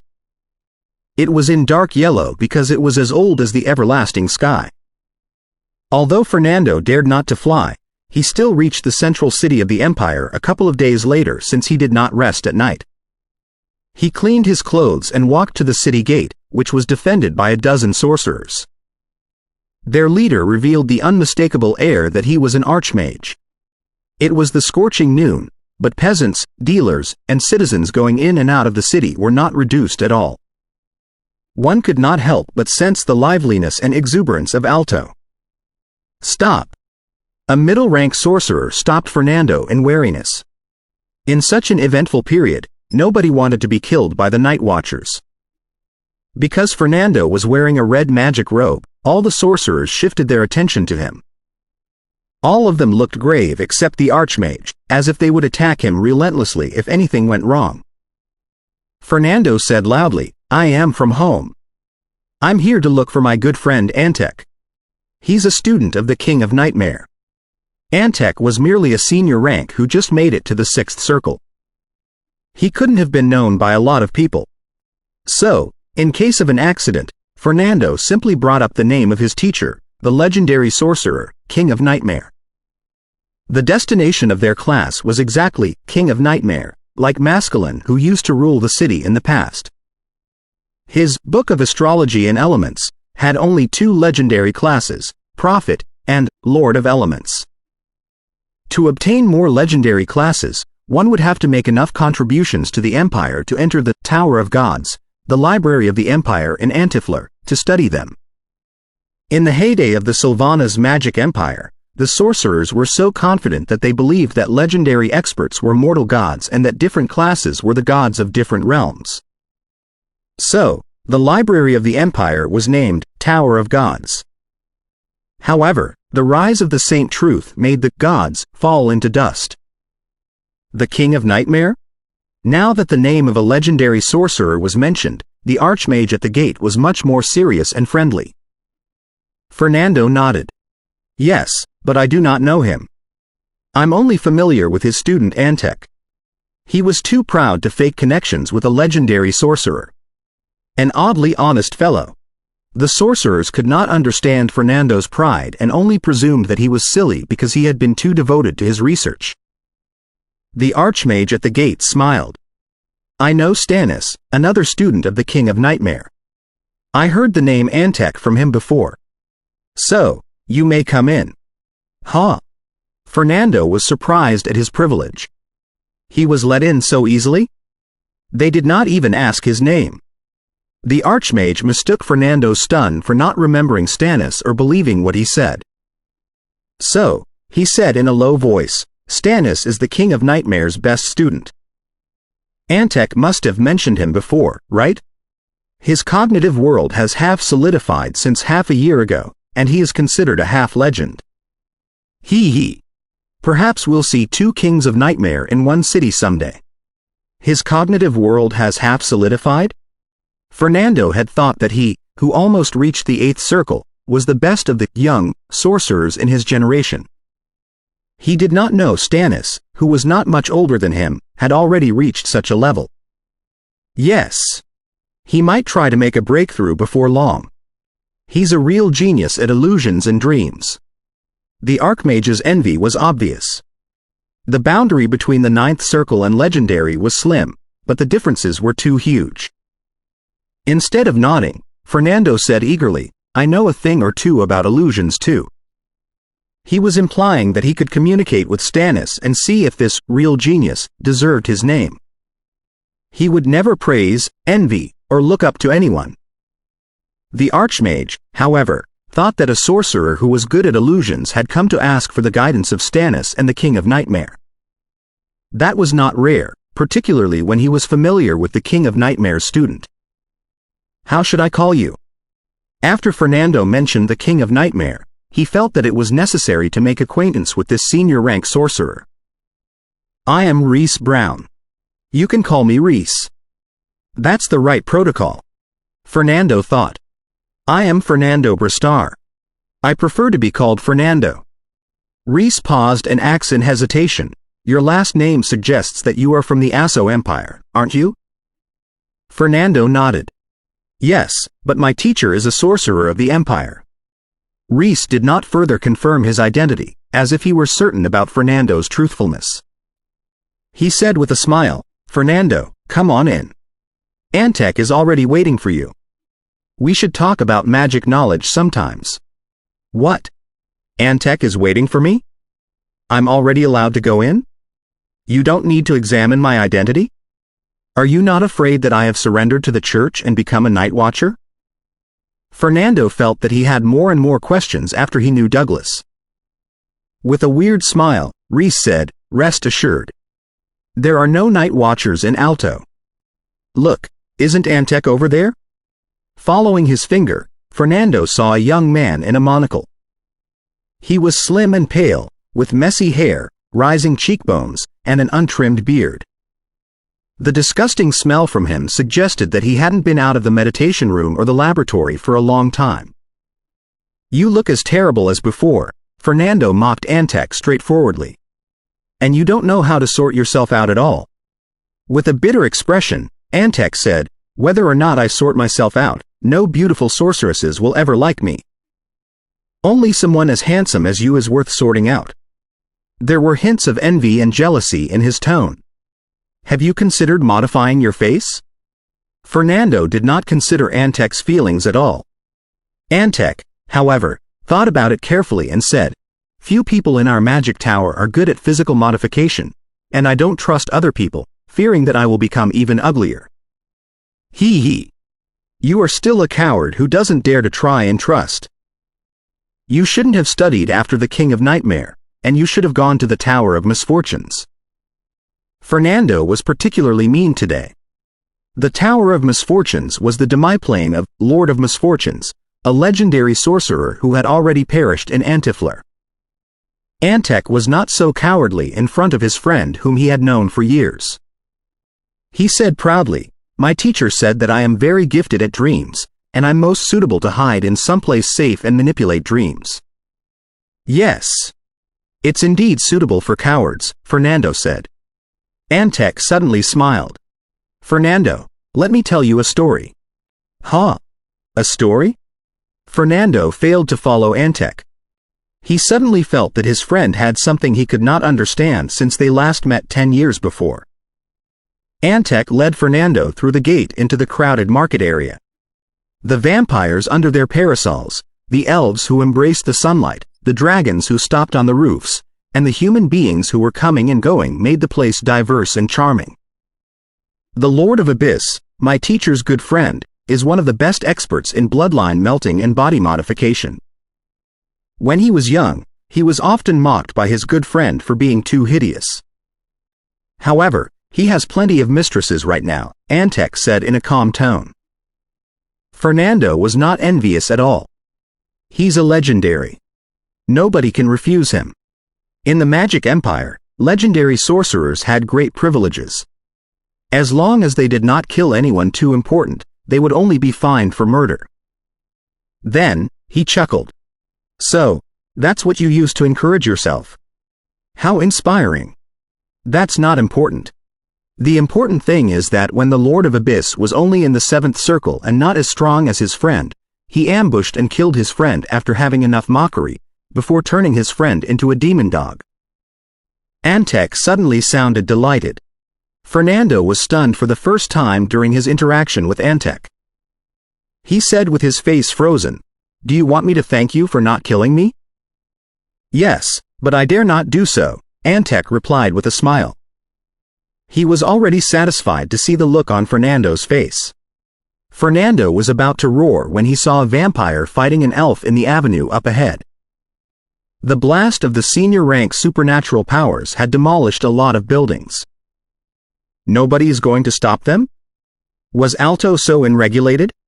Then, perhaps the church did not need to attack them at all. They would kill each other after a while. Antec suddenly sounded extremely weird. He asked, both in amusement and confusion, "Fernando, have you pretended to be a girl?" "How did you know?" Fernando was rather shocked. How could such a thing have been spread to Alto? Antec pointed at his side. "She's right here." Shocked, Fernando looked at his right side, only to discover a petite red-eyed beauty was standing next to him shoulder to shoulder, except that she looked rather fuzzy. He was lost at first, before he said in great enlightenment, "Is this Alto City my dream?" "No, it's our dream," Antec replied with a smile. He was much bolder when they talked about that. "Our dream, as well as theirs?" Frowning, Fernando pointed at the human beings, elves, dragons, vampires, and dwarfs around them. Antec nodded his head. "This place is based on the dreams of all the living creatures in the real Alto. Now that you have come to this place, you've naturally joined the dream. It's barely possible for traitors to hide in such dreams. This is too remarkable for your teacher to accomplish. Has he reached level 3 of Legendary? It's impossible for even the level 3 legends." Fernando had a profound understanding of illusions and read a lot of books on the battles of legends. Antec chuckled. "Have you forgotten that Prince Dracula is in Alto? Chapter 883. A date 883. A date, him? No wonder," Fernando said in a low voice. Although Real Dream was a naturally endowed spell of vampires, Prince Dracula, who was a top legendary vampire, was the only one who could connect the dreams of so many people without depriving them of their thinking abilities. Abel, who had perished, was stronger than Dracula in overall, but he was not as good as Dracula in terms of Real Dream. It was said that other than connecting everyone's dream, Dracula could also substantiate his dream with his talents. The creatures in it looked real and could think and communicate, but they did not know that they were fake and part of a dream. Antec continued to explain for Fernando, Dream Alto covers the real Alto in case of the church's sudden attacks. Also, there are a lot of contradictions among vampires, elves, dragons, dwarfs, and human beings. Greater conflicts may burst out if they are suppressed all the time. It's better this way. Since it's only a dream, they are free to unleash their hate however they want, and they'll be resurrected after they are dead. Then, he smiled proudly. Most of the power of Dream Alto came from Prince Dracula, but my teacher, Stannis, my other classmates, and I are making our contributions. That's why I sensed your entrance and came to pick you up so quickly. Fernando stared at his timid friend and discovered that he finally emanated his confidence. He sniffed and said, "I don't think your contributions are greater than a fingernail." That's right. I haven't advanced into the senior rank for long. Antec was actually quite proud of that. To become a senior rank sorcerer was his childhood dream.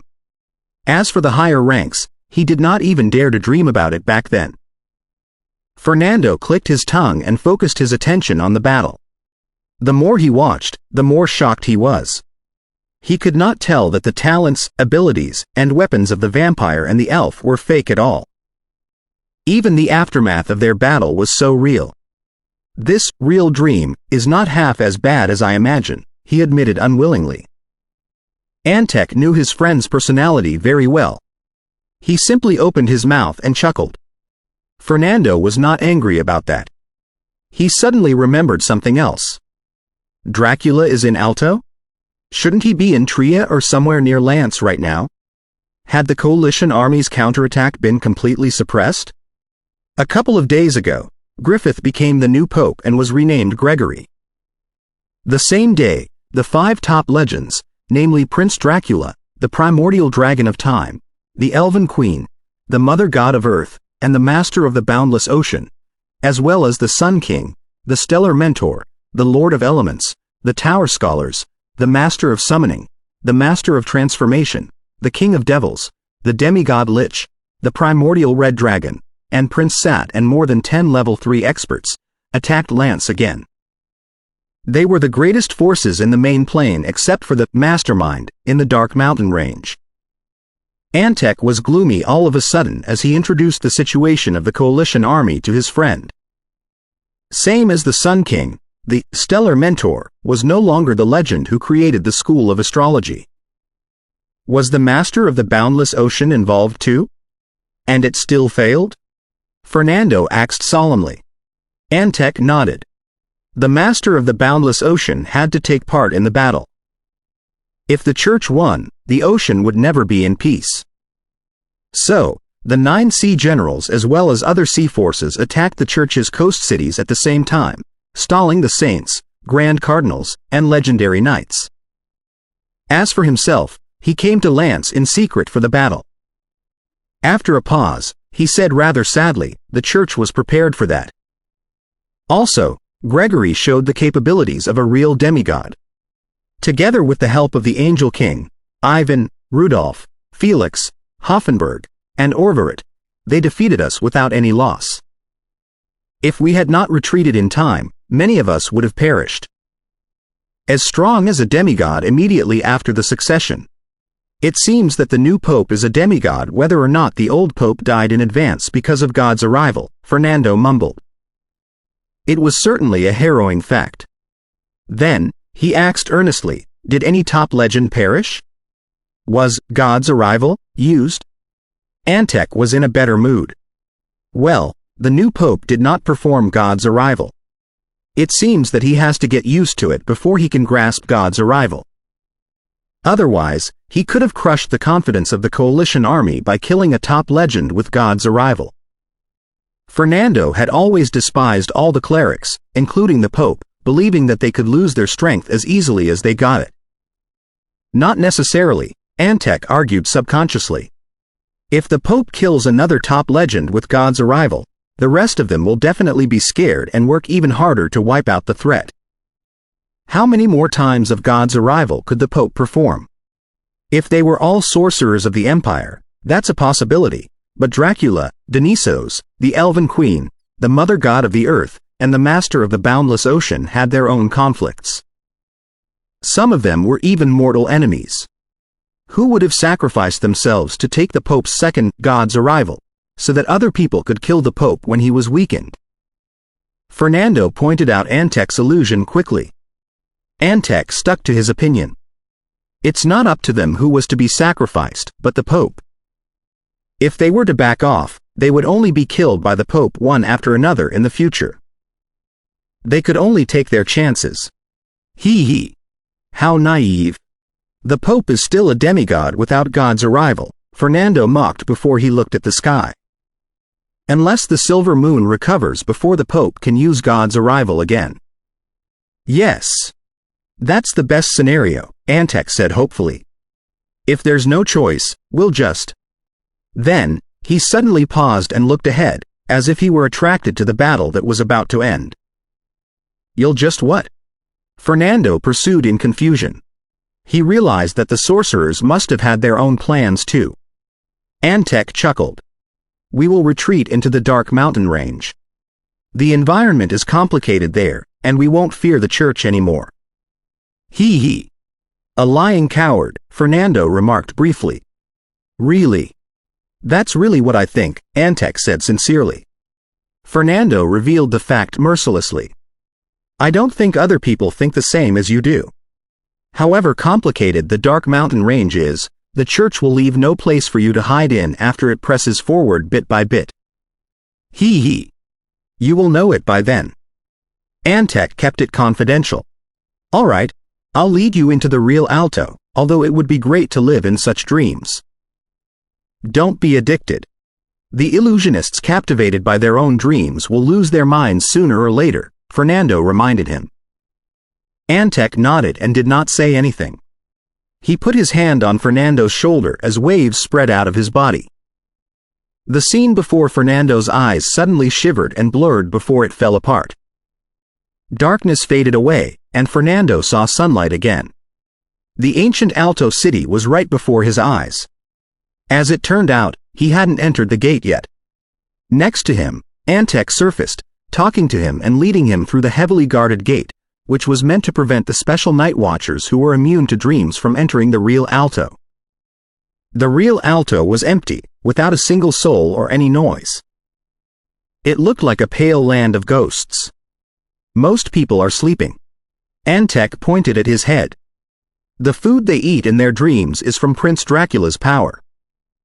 It can directly fill their energy. I don't think ordinary people can live in such dreams for long, Fernando said solemnly. Antec nodded his head. 3 years at most. They are woken up on a regular basis to help their recovery. Well, Fernando, I want to ask you a favor. He suddenly stammered and blushed, unable to say anything after a long time. A coward who cannot even ask for a favor. Fernando looked at him in despise.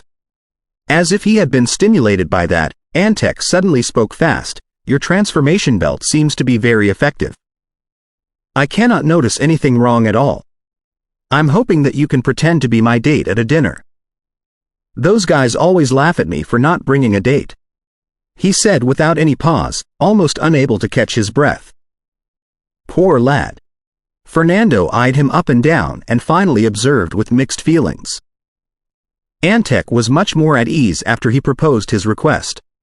He said with what he learned just now, aren't you trying to attract a bunch of talented sorcerers? It will be easier if you appear as a beautiful lady. Do you think all the talented sorcerers are male? I think a lot of female sorcerers will be into my current look. Of course, what matters more are our capabilities and our prospects, Fernando said with contempt. Antec pursed his lips. However, the talented sorcerers in the dinner tonight are all males. Well, there are a dozen ladies with reasonable magic knowledge, but their leader likes girls. If you convince her, the other ladies will certainly follow you. Fair enough. Fernando nodded his head, feeling that he had been convinced. After all, he did not reject the transformation belt. Seeing that Fernando was about to say yes, Antec suddenly became unconfident. Would your transformation be seen through? Their eyes are all attached with certain magic effects. It wouldn't. I've modified this belt. After I use it, I will become a complete female in every body part. Even a legendary sorcerer could only tell that my body has been magically modified at most, but they can never tell what the transformation is from. However, there are still flaws. I cannot get pregnant. Fernando introduced the belt and spoke of the matters related to it. Antec was relieved. That's great. He had the common sense that taking off the transformation belt would not mean the loss of the magic effect. The way to use a magic item was through the pivot of spiritual power, not by putting it on, although it would accelerate the activation. When he was proud that he finally had a date, Fernando suddenly said, "Wouldn't it be very humiliating if your date flirts with other people right in your face?" Antec was stunned. Fair enough. Then, he hurried to say, I think we'd better drop it. No, I'm already interested in the party. Fernando stared at the front. Throne of Magical Arcana Chapter 884. B884 The sun was glowing like fire in the west, making the real Alto even more like a graveyard. Except for the sorcerers who were watching the walls of the city in different areas, few people could be found on the street. On the empty road, a wagon rode fast without raising any noises of hooves or wheels, as if it were an envoy from the silent hell. The wagon was so quiet because it did not have any wheels. The 4 horses running ahead were all as hazy as if they were made of pale mist. However, an intense fire was burning on each of their heads, and 2 red spots were bouncing in their eyes. Is this the famous nightmare? Inside the carriage where the window was half open, a magnetic and enthralling female voice echoed. Antec's magic robe had turned into a formal suit with a collar that reached the back of his head. It was quite fashionable, but he was very unused to it. He kept pulling different parts of the clothes, as if he had trouble catching his breath. Yes, these are special horses that my teacher created. They can directly enter dreams. They are made by melting the ghost horse and dream controllers, a type of demon with special abilities. There were so many kinds of demons that even the most knowledgeable legendary sorcerer could not declare confidently that they could recognize all. Also, knowledge sharing was not a trend in the Magic Empire. Nobody would give away their knowledge without getting something important in return. Therefore, even though some kinds of demons had been discovered, it was possible that only a few people knew them. For example, Fernando had never heard of dream controllers before. Since Nightmare is dragging our wagon, is the party in a dream? Fernando, who appeared as a gorgeous girl, was greatly enlightened. Antec smiled dryly. Not exactly. I borrowed it on purpose. Now that I have a date, I'd better be serious. It seems that you are not entirely hopeless, Fernando praised him in a unique manner. The red and bright eyes on his delicate and pretty face were as attractive as the flashes of lightning in a dark night. Antec held his head high for a moment, but his back was soon hunched again. He sighed in grief. It will only be more miserable when I am mocked later. Look, the date that the idiot found through all the trouble and brought here with a nightmare has been stolen so easily. A loser is always a loser. The latter half of his sentence was so vivid that he was obviously mimicking a companion who always laughed at him. It's better than when you don't have anyone to be stolen. There was no telling whether Fernando was comforting him or mocking him. Antec thought for a moment. Fair enough. It's good to make progress every time. After all, I have never dreamed to find a real date. After I become an archmage, I will have as many dates as I want in my dream. Don't mistake illusions for reality, Fernando reminded his friend solemnly. After so many years, he realized that Antec seemed more and more addicted to dreams. Why can't illusions be the reality? Why can't dreams become a real world? Antec was rather excited after suppressing himself for a long time. It's the wish of all the sorcerers of the School of Illusions. So, your highest achievement is to deceive yourself? Fernando was much meaner than Antec. Antec shook his head. No, it's not deception, but dreams really become reality. Before he finished, the nightmare already stopped. It was a gloomily decorated villa ahead of him. We're here. Hold that thought on illusions. Antec pulled his collar again and walked out of the wagon. Then, he turned around, extended his hand, and helped her to get off according to the etiquette that Fernando taught him. Fernando was much more experienced than him in that aspect. There's still hope in you. Fernando nodded and took Antec's hand with the professionalism of an actor. Since he was rather short, he was a good match for Antec, who was slim and tall. Antec immediately blushed, and his left hand moved unnaturally, as if he sensed certain firm and elastic parts below Fernando's neck. Are they real? He stammered. His body was so tightened it appeared as if he had been attacked by a serpent. Fernando said proudly, "Don't question my magic expertise. Even a legendary sorcerer couldn't have actualized such a perfect effect without my belt. But I still feel it is weird." Antec led Fernando to the gate rigidly. He. You don't even get to enjoy weird on other occasions. Seize the opportunity, Fernando said with a brilliant smile. Antec realized that Fernando's meanness was something that he could only look up to. So, he could only shut his mouth and climb the stairs. Do you think the demigod capabilities that Pope Gregory showed in Lance were real, or did he count on the divine power facilities in Lance? Fernando suddenly asked something else. What? Antec was not on the same frequency with Fernando at first. He wasn't back to himself until a while later. I'm not clear, but according to my teacher, he was undoubtedly beyond the peak of legendary back then. However, he hasn't left Lance since the battle. Fernando nodded his head before asking another question that Antec could barely follow. Will Stannis be at the party tonight? It was a small party. Most of the participants were students of legends. Huh, what? Antec expressed his confusion in the same way. He then said, he's not in Alto recently.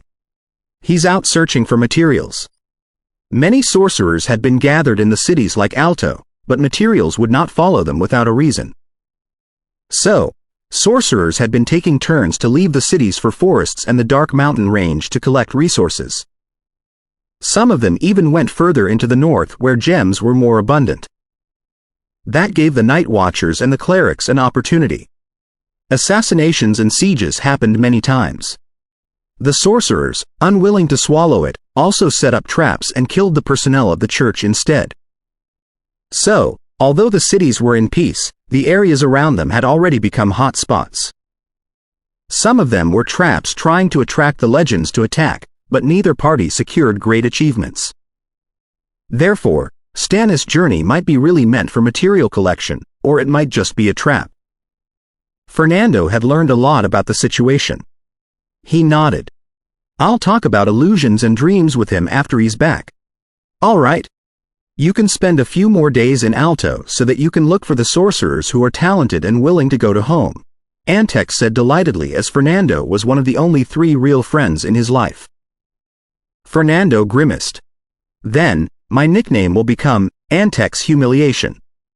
On second thought, I think you should go back as soon as possible. You've known the general situation after all. Antec looked at his right hand sadly.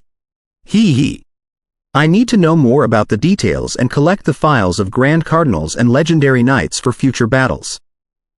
So, I'm afraid that you have to be humiliated for a while, Fernando said unconcernedly. At this moment, the villa door was opened automatically, and a shrieking male voice echoed, Hey, Antec, where did you find a date? Did you hire her from the Pink Mill? Sorcerers, Dark Knights, dwarfs, and ordinary people all have biophysical needs, so there was still room for prostitutes to survive, and Pink Mill was one of the places in the trade. Of course, they mostly provided their service in dreams. This is my good friend that I met in Rentado, Nando, Antec introduced anxiously, fearing that other people realized that Fernando was a male. Fernando said with a brilliant smile, So, Antec does not have a girlfriend in Alto. He sounded so pleased that Antec was almost stunned. Hee. First of all, somebody needs to appreciate him. The shrieking voice went away. Antec secretly raised his thumb at Fernando, complimenting his performance. He's Beto. He likes to mock me most. His teacher is the Lord of Elements. Ellipsis. In the villa, dozens of sorcerers, holding strange beverages, roamed in the hall.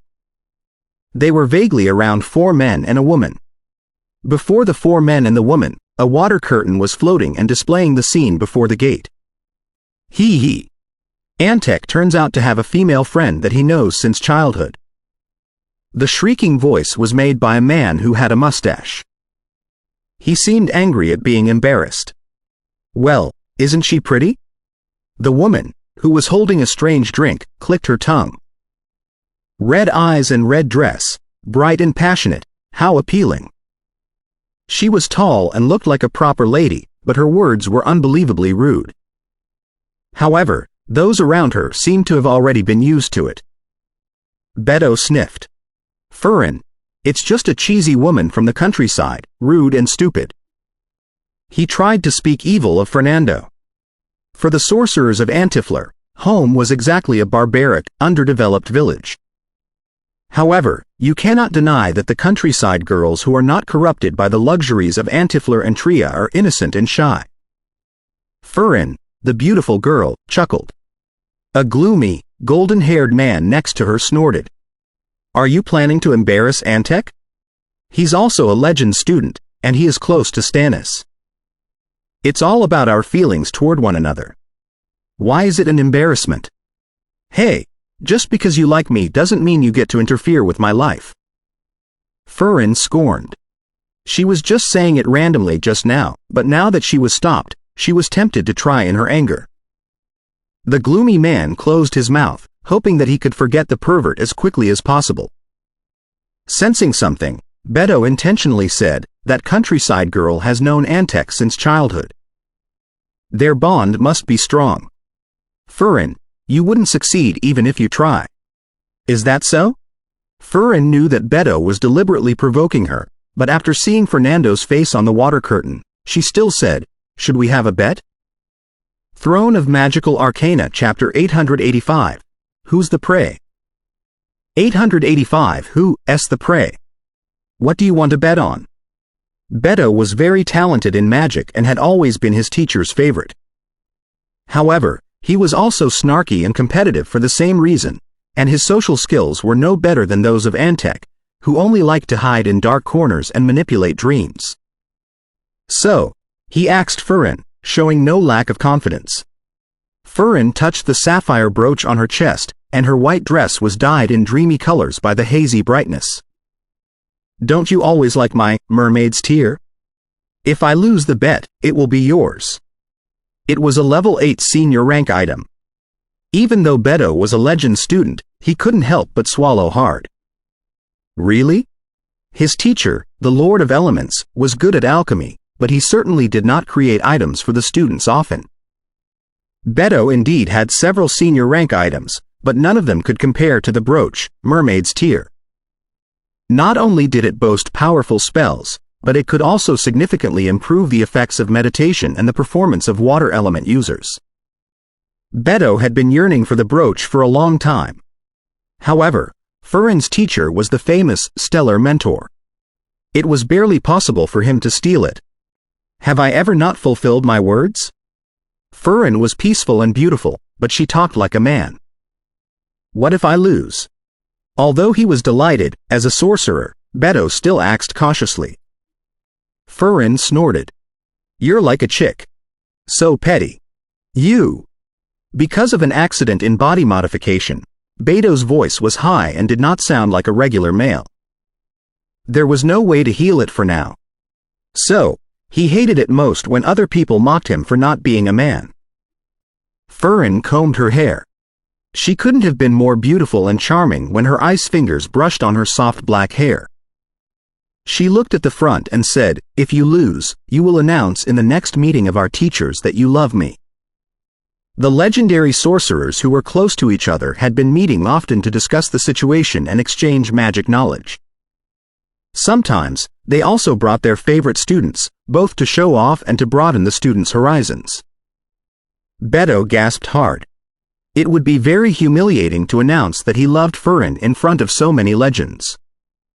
All of them were aware of Furin's sexual orientation, but they did not really care about it. Then, I will decline you brutally. Furin smiled brilliantly. How about it? Do you want to bet? You should be better than the coward Antek, shouldn't you? Stimulated by Furin, Beto snorted.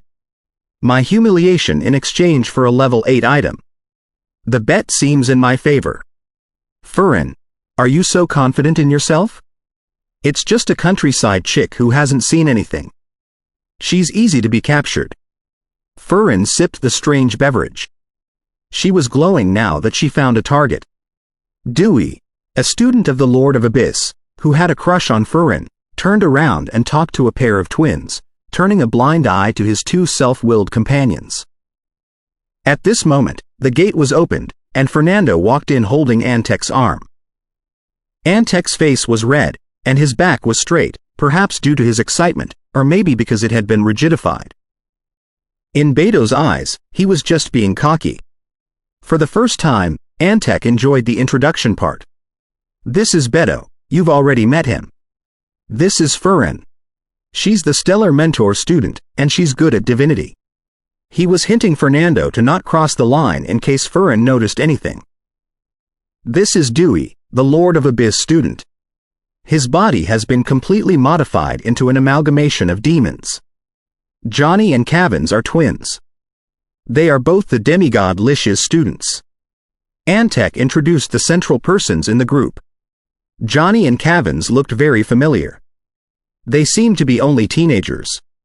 Black-haired and black-eyed, they couldn't have looked more innocent. Fernando secretly crossed the names that Antec just introduced in his heart. They were all Legends students. It was unlikely that they would leave their teachers for home at such a moment. Therefore, he might as well pay attention to the sorcerers around who were talented but did not have a great background. As the student of a legend, Antec only introduced the people who deserved his introduction. In the end, he pointed at Fernando and said, "This is Nando from home. She's a senior-rank sorcerer good at elemental spells. Is this your date or fiancé-to-be?" Furin suddenly interjected. Her voice was crisp and sweet, but her tone was not exactly expected of a lady. Antec choked on his own saliva. Coughing for a moment, he said, "We grew up together." The indirect answer fitted his usual image very well, so nobody was suspicious. Johnny chuckled. What a beautiful lady. He appeared to be a boy, but his voice was old and coarse. A rotten soul seemed to be residing inside the elven body. Thank you. Fernando bowed with a brilliant smile intentionally, and as he expected, he caught Furin's glittering eyes. After some chit-chat, Fernando brought up a new topic. I'm told that your teachers were all involved in the 2 battles of legends. I wonder, how is God's Guard like exactly? As unworldly as I thought. Beto mocked in his heart and said, God's Guard should be a space-time defensive spell. By twisting space and time, the target to be protected is placed in an intangible place. If the attacker does not understand the mystery of space and time, they cannot hit the target however powerful the attack is. At that time, my teacher. The intelligence of such an extent was not anything confidential in their circle. So, Beto, Johnny, and Furin added the things they learned from their respective teachers. Fernando, on the other hand, listened so attentively that his red eyes glittered. Look, it's just a countryside chick. Innocent, naive, enthusiastic, and simple, Furin said to Beto in the telepathic bond with a smile. Beto snorted. However, it also means that she is conservative and not easy to seduce. Don't play tough. I always know how to deal with such inexperienced countryside chicks. All I need to do is to let her feel the strange happiness before she realizes it. Furin moved her fingers, as if she were in a great appetite. Don't lose your reputation, Beto said, and thought that he could mock Antec even if he lost the bet. Under Fernando's intentional direction, the details of the 2 legendary battles were extracted and saved in his head. Suddenly, Furin rose and stretched her arms gracefully and charmingly. It's not fun to discuss those things at all. This is a party. We need to dance. The moment she said that, the other female sorcerers who had been watching her immediately created warm melodies with magic. She walked to Fernando with a smile, and with her eyes glittering, she said, Nando, don't hang around those boring men. Let's go dance, shall we? Huh? Fernando did not expect Furin to be so active. He looked at Antec next to him subconsciously, which further convinced Furin, Beto, and the rest of them that he was a countryside chick who had never experienced anything before. I would like to invite your date to dance. I'm sure you are okay with that, aren't you? Furin looked at Antec with a faint smile. Antec seemed scared of her. He nodded. Of course. Then, beautiful lady, let's dance. Furin took Fernando's hand and ran to the center, bold and straightforwardly, not asking for Fernando's permission at all. Then, she grabbed Fernando's waist, forcing him to dance right next to her. Are you not scared that Furin will steal your date? Beto asked, grimacing. Antec smiled in embarrassment. Nando is not that kind of girl. The song was hot, and the 2 bodies that were next to each other were even hotter. Fernando had never experienced a female body in such a way before. His clumsiness made Furin giggle nonstop. Then, her mouth stopped next to Fernando's ear, and she said in a low voice, You are really beautiful. So are you. Fernando replied sincerely. Then, He sensed a shivering ecstasy from his ear, as if he had been electrified. After that, his mouth was sealed by the pink lips. He. Very fresh, pure, and easy to provoke. Furin kissed and thought gloatingly. Then, she sensed that Nando's hands were holding her tightly and responded passionately. I won! She thought delightedly at first, but her libido was immediately ignited by the passionate beauty in her arms. She tried very hard to calm down and say, let's go to my room. Look at that.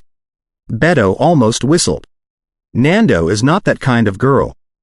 He quoted Antek's words to mock the guy. Blushing, Antek was more than angry. Furin is also a girl. What's to be scared of? It remained to be seen who would suffer losses in this one. Ha ha. Beto laughed and thought that Antek had found the most terrible excuse. When was Furin a girl in their eyes? You'd better stay in your dreams as you usually do. You can always find a date there. Beto scorned blatantly. Ellipsis. In the room, the dresses were all over the ground, and a weird smell occupied every inch of space. On the bed, 2 naked bodies were entangled. One session was just over. Furin touched Fernando's back and giggled. I can sense your lack of experience. Is the euphoria unique and strange like you never had before?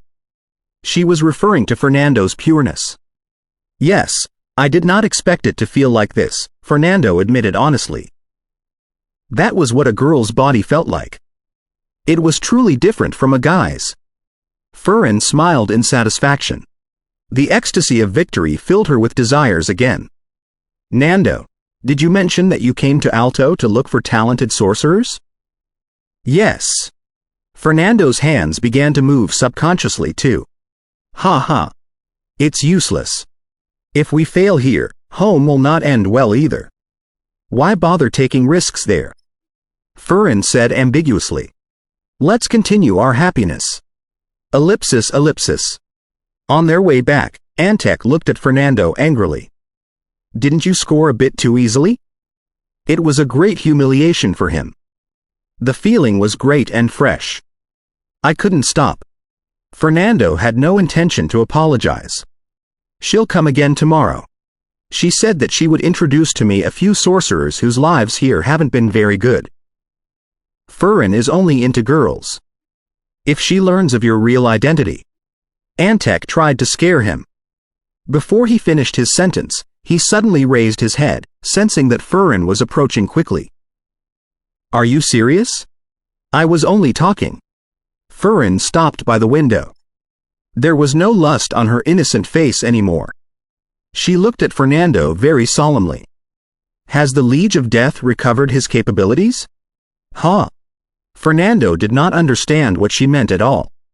Chapter 886. Progress 886. Progress. Seeing Nando's reaction, Furin reviewed what she did and decided that she was being too hasty. She had come straight after learning the message from another sorcerer on the road. It did not occur to her that it was impossible for Nando, who should have been away from home for a while, to learn the intelligence earlier than she did. Has anything happened? After a brief moment of being stunned, Fernando immediately realized that new intelligence had been delivered from home to Rentado, so out of concern, he asked in a low voice. It was much easier for the legends to communicate than it was for the common sorcerers. For example, the 2 excellencies of Cabin of Palmera talked almost on a daily basis. Keeping her right hand on the misty window of the nightmare wagon, Furin thought for a moment and believed that she could get more details from Nando. So, she smiled and said, a while earlier, the Liege of Death killed Graceful Angel, Francois in the Radiance Church and destroyed the transmission circle. Such a terrifying outcome made people wonder if he had regained his top legendary capabilities. So, none of the legendary knights of home dared to come out again, and the new pope had to send the Sword of Truth back with 2 saints. After a brief pause, she said, in such a way, the pressure we suffer has been greatly reduced. We'll be on the winning side if Gregory does not leave Lance. What? The Graceful Angel was killed in the Radiance Church? Antec exclaimed in surprise before Fernando said anything. With the support of the divine power circles of the cathedral, Saint Francois could have resisted a top legend for a while. Had the Liege of Death approached the demigod level after his resurrection? Even if he didn't, he had to have returned to his peak in the past, hadn't he? Fernando also found it hard to believe. He had only been away for half a month, and why had the situation changed so fast?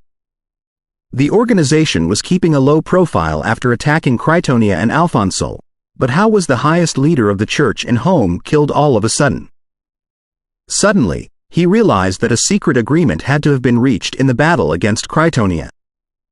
The targets of the Liege of Death and the Old Fox included not just the Heart of Time but also the Graceful Angel. They intended to create chaos and cooperate with this side. Looking at Fernando's changing expression, Furin thought of something. Do you know what is going on? I'm not sure. It's been half a month since I left Rentado. The Graceful Angel was still as alive as ever back then.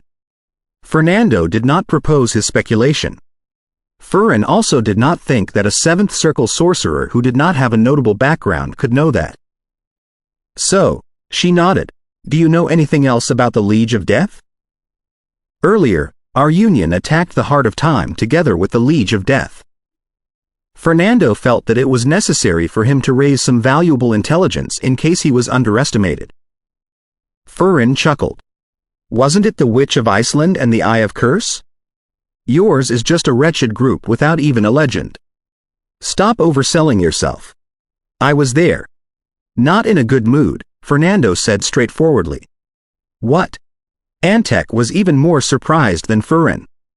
Furin did not lose her calmness now that Antec shouted out his surprise. She smiled thoughtfully and asked, Nando, can you tell me the details? Her eyes were wet and full of charm. Although the Lord of Frigidity would inform the legends of the coalition army of the major events, he was not close to the stellar mentor and certainly would not tell him all the details. Fernando did not intend to hide in the first place. He told the basic story and concluded, at that time, the Liege of Death behaved as a level 3 legend. Otherwise, Critonia wouldn't have escaped. As for whether or not the Liege of Death was pretending, he was not certain. Furin listened quietly and asked about the details now and then. In the end, she nodded. Your intelligence is very valuable. Suddenly, her face was rigid, and she sounded old. Little girl, we are interested in what you said. We hope that you can come to my demiplane. Yes, Your Excellency. Fernando was stunned before he suddenly realized who the person who had just controlled Furin's body was. In Alto, only the stellar mentor could have done that without causing a conflict. Furin shivered hard and looked around in confusion. Then, she rubbed her head and said, Did my teacher invite you just now? Yes. Fernando respected the legends for their strength, but he was not intimidated by them. He seemed rather calm. Furin smiled like the peaceful moonlight at night, which was entirely different from her usual look. Not only was Antec, a rookie, lost in it, but even Fernando was also rather amazed. For our teacher and for us, the issue about the Liege of Death is one of the most important things. Furin smiled. Damn! This chick has combined illusion, divinity, and her own vibe so perfectly? Fernando struggled to move his eyes away from Furin's face, speculating that she was using illusion. In the meantime, he smiled. I know that Prince Dracula, the primordial dragon of time, the Elven Queen, the mother god of the earth, and the master of the boundless ocean are not sorcerers. Even though there were plenty of legends among them, the sorcerers were actually playing a supportive role in the war and could not decide their fate. At such a moment, the Liege of Death, who had recovered his strength, was like a gift from the goddess of fortune. Furin was briefly stunned, not expecting Nando to be unaffected by herself. She smiled and thought that the countryside girl had a lot of potentials. After only one moment, she had a new understanding and more interest in Nando than physical ones. You are very smart. Furin touched Fernando's face with her right hand. Let's go to my teacher's demiplane now. It was not until the two of them were melted into the mist that Antec was back to himself. He sighed. Furin is only into girls. Should I borrow the transformation belt from Fernando for my use? No, she knows that I am a man.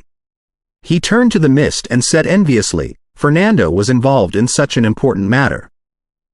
It's so much better than staying in Alto and helping with the maintenance of the dreams. Ellipsis.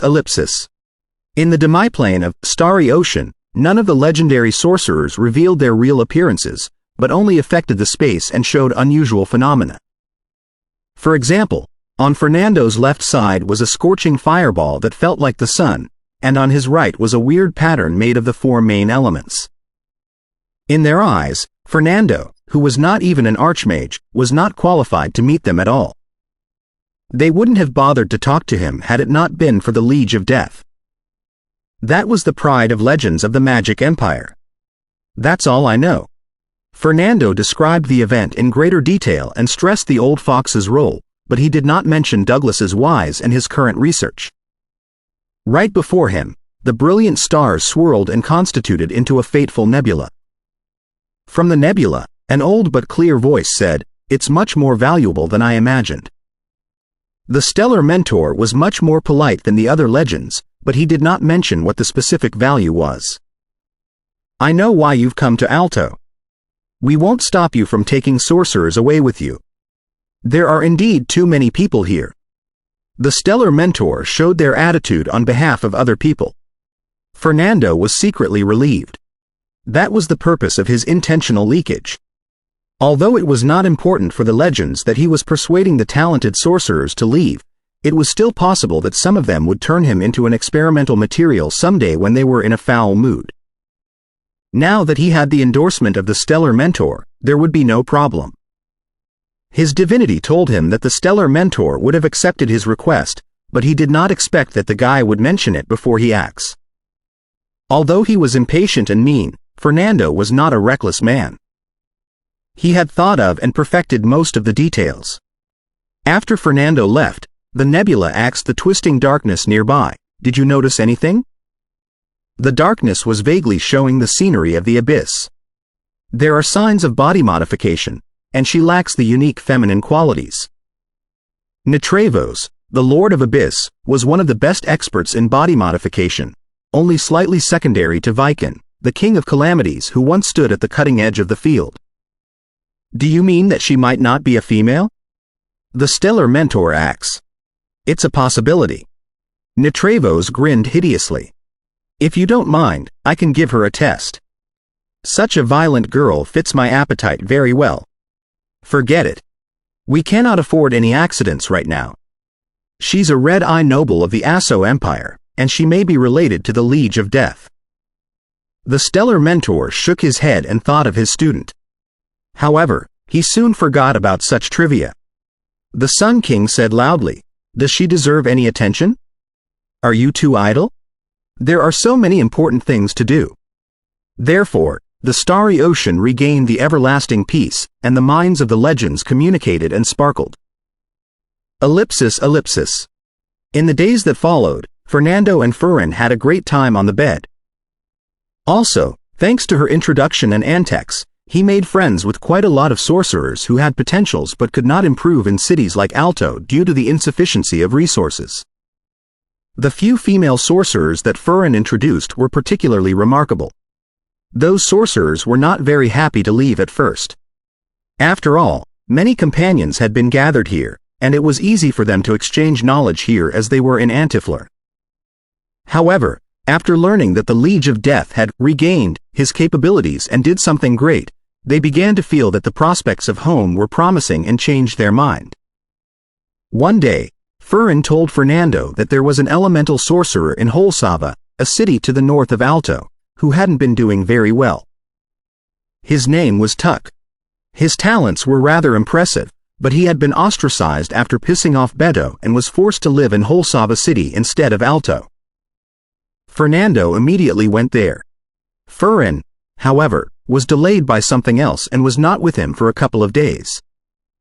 Throne of Magical Arcana Chapter 887, Track 887 Track Are you saying that Tuck has moved away? Nando, who now carried feminine charm, asked a middle-aged woman.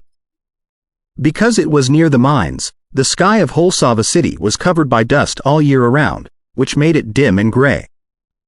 He was now at the center of a dark valley, where the architectural style was more inclined to the mysteriousness and grimness that sorcerers preferred.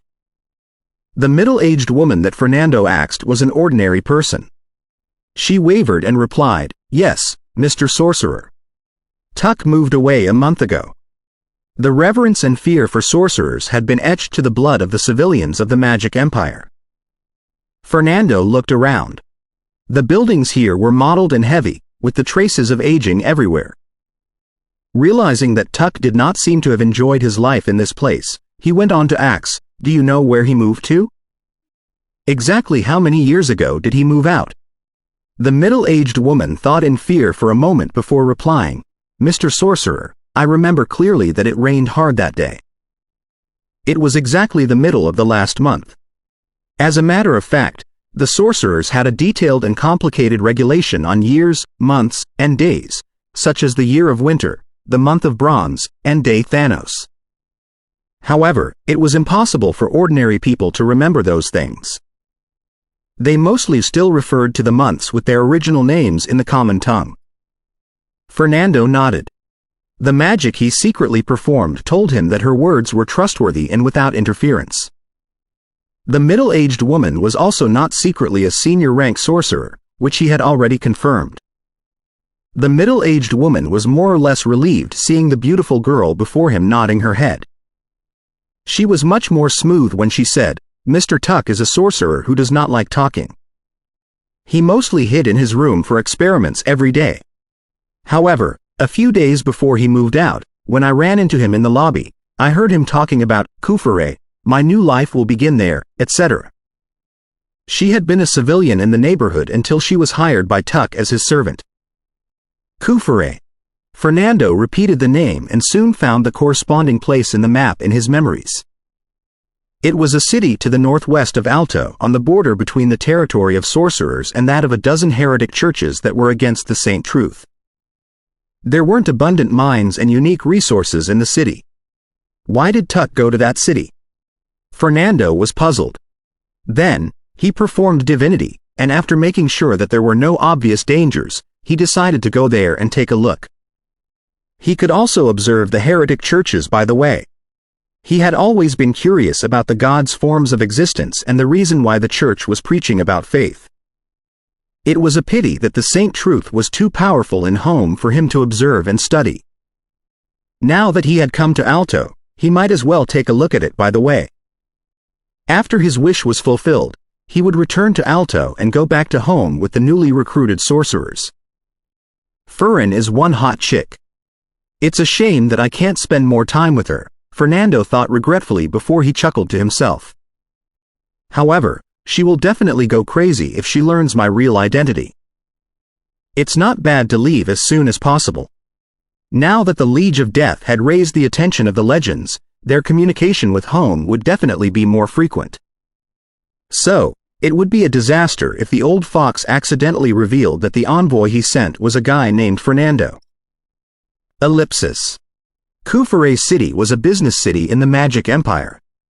It had a huge population and was significantly more prosperous than the mining city Holsava. The sun was high. Fernando observed the city from the sky. Pedestrians walked like ants, and towers rose high intimidatingly. There was nothing wrong. He descended and landed out of the city, not attempting to challenge the defense circles of the city.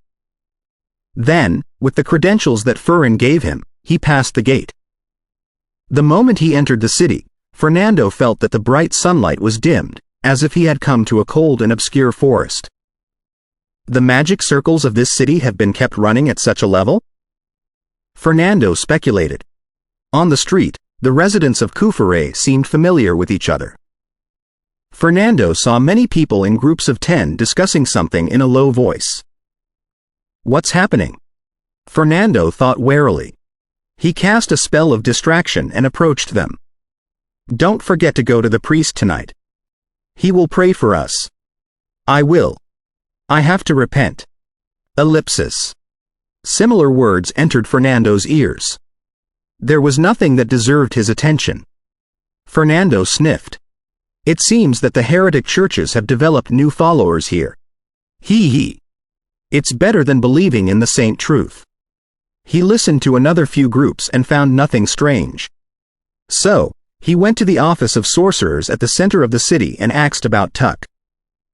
According to the rules of the Magic Empire, only if the sorcerers were registered in the local office could they enjoy the privileges, including subsidies, of the sorcerers. Very soon, he left the office in satisfaction. Tuck was indeed here. And I was worried that he might have lost his mind and run loose. Fernando thought to himself and walked to 24, Right Angle Street according to the file. It was the residence that Tuck was given. The Right Angle Street was near the city wall. It was as lackluster as Holsava City in the dust. The buildings here were also grim and ragged, as if they hadn't been repaired for a long time. Sorcerers never bothered to waste their time on the houses other than their magic towers. According to them, the civilians they raised were exactly for such things. Tuck is ostracized in this place too? But he hasn't been here for long, Fernando murmured, suspecting that it was Beto's influence. Of course, he didn't think that Beto did it directly, or Tuck would have gone missing. However, Beto's dislike would be spread out from his circle and his followers to other cities, and somebody would try to please him. Dumb. Fernando stopped before a two-floored villa and knocked on the door. The villa was so old that it did not even have a common magic doorbell. After a few knocks, there was no response at all, not even a magic pet or an alchemical puppet. Tuck is not here? Fernando mumbled. What bad luck. He tried knocking again, with a greater force to create bigger noises. Dum. Squeak. After Fernando's movement, the door of the room was slowly opened. It was not really closed at all. Fernando vaguely sensed that something was not right, but then he realized that Tuck was only a sorcerer who just rose to the senior rank. So, he boldly released the secret eye and investigated every corner with it. The desks and chairs in the house had a thin layer of dust. There was not a living soul both upstairs and downstairs. There wasn't a secret room either. Notes in the library, and materials in the laboratory. Did Tuck leave in a hurry when he was preparing for an experiment? Fernando speculated according to the feedback of the secret eye. It's also possible that he did not leave but went missing. Otherwise, a sorcerer wouldn't have left his notes in the library instead of carrying it with him. It puzzled Fernando. The guy who made Tuck disappear didn't take away the notebook. Why? That was a sorcerer's most valuable treasure. His confusion brewed. After confirming that there was no danger, Fernando entered the study and decided to find clues from Tuck's notes. Earth, fire, wind, and water. I'm so sick of the four elements and cannot understand the content behind it all. Maybe I should try studying the mysteries of gods.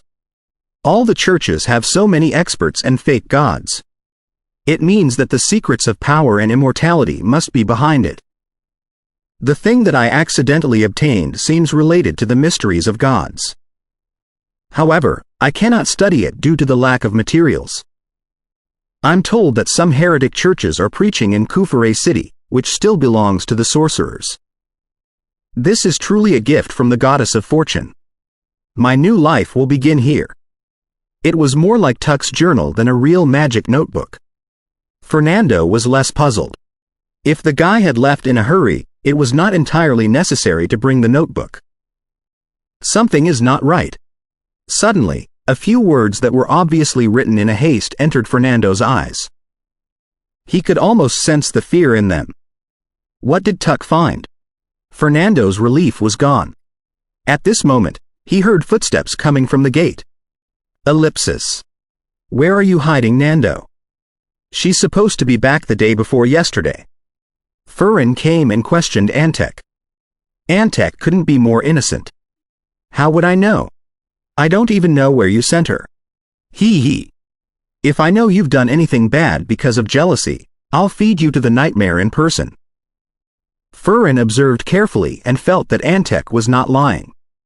In the end, she said, "That's strange. It takes only half a day to travel between Holsava and this place. Why is she still not here? What's she doing in Holsava?" Antek asked curiously. Thinking about other things, Furin answered casually, "I asked her to go and find Tuk. Although Tuk is not very likable, he's still..." Antek stood up all of a sudden. He was shocked. Tuk? Wasn't he allured to Kufure by Beto with a trick? What? Kufure? Furin was also shocked. This is bad. Nando hasn't followed him there, has she? Antek walked to Furin anxiously. Throne of Magical Arcana Chapter 888. Mysterious Kufure City 888 Mysterious Kufure City. Fernando grabbed the notebook and cast Advanced Stealth on himself, disappearing from the study. He listened to the coming footsteps quietly. 1, 2, 3. More and more people were coming to the gate. Why are there so many people? Why are they so stealthy? Fernando created spying eyes and dispersed them in order to monitor the whole house. Although the spell had a range limitation, everything in Tuk's house was still under watch because it was old and small. In a corner, a crystal ball suddenly glittered and displayed what was in the hall. Even advanced stealth could not cover such an effect. In the hall, the men and women in plain clothes walked lightly like ghosts, as if they feared that they might wake up the owner of the house. There were about a dozen of them. They dispersed around a creepy-looking man at the center. The man had scarlet thin hair, a protruding forehead, broken eyebrow, half-missing nose, rolling lips, and eyes that only had whites left. He was so unnaturally hideous that he looked like a doll that a naughty kid stitched on their own, or a monster that would only appear in the illogical dreams. He looked at the ceiling with his blinded eyes, and his ears, which seemed to have been bitten by dogs, slightly shivered. After the dozen strangers stopped at their respective positions, he suddenly opened his mouth and said, "God saves the people." His voice was not as ugly as he looked. It was distant and intimidating, as if it came from the infinite heights. "God, please save us." The men and women held their arms and slowly leaned forward in a weird posture. Continuing the previous tone, the man said gravely, "Everybody suffers and pays for their sins after they are born. Everybody endures hunger, trauma, jealousy, and betrayal without one day of happiness. They can barely catch their breath under the infinite pressure. Also, nobody can escape death in the end. They can only walk toward their doom in fear. However, God tells us that death is eternal, peaceful, and devoid of miseries and pains. Faced with death, we must thank God for His grace so that we do not need to sink in this filthy and disgusting world anymore." As he went on, the hall was covered in a tranquilizing and alluring atmosphere. The dozen men and women listened attentively and seemed to have understood the truth of death. Is a heretic church that believes in the God of death preaching here? Fernando basically realized what was going on in the hall through the spying eye. Since this city had been infiltrated by the heretic churches, such a condition should be perfectly normal. The moment the idea popped up, he suddenly sensed that something was not right. But why are they holding a ritual in Tuk's house? Did they know that Tuk's house was empty? With puzzles rising up, Fernando identified the people carefully and did not find Tuk who attempted to study faith. Furin had created an image of Tuk with her memories so that it would be easier for him to find. That's odd. Are they related to Tuk's disappearance? Fernando observed those believers even more carefully. As long as we earn the grace of God, we will enjoy painless immortality in death. The priest suddenly raised his voice in his right hand. After he raised his right hand, the dozen men and women rose from the ground and danced a weird dance that Fernando had never seen before. Their postures were so weird that they did not seem to worry about joint damages or pain at all. It's not like a regular religious ritual. Fernando knew a thing or two about that. Are the believers of the God of Death so special? As the dance grew weirder and weirder, the atmosphere in the hall became chaotic. They all took off their clothes and crawled before the priest. The priest put down his right hand, but there was now a sharp dagger that emitted cold brilliance in it. Fernando thought that the priest would reap the lives of the believers to please the god of death, but the priest rolled his right hand and stabbed the dagger into his own chest. Blood immediately spurted out.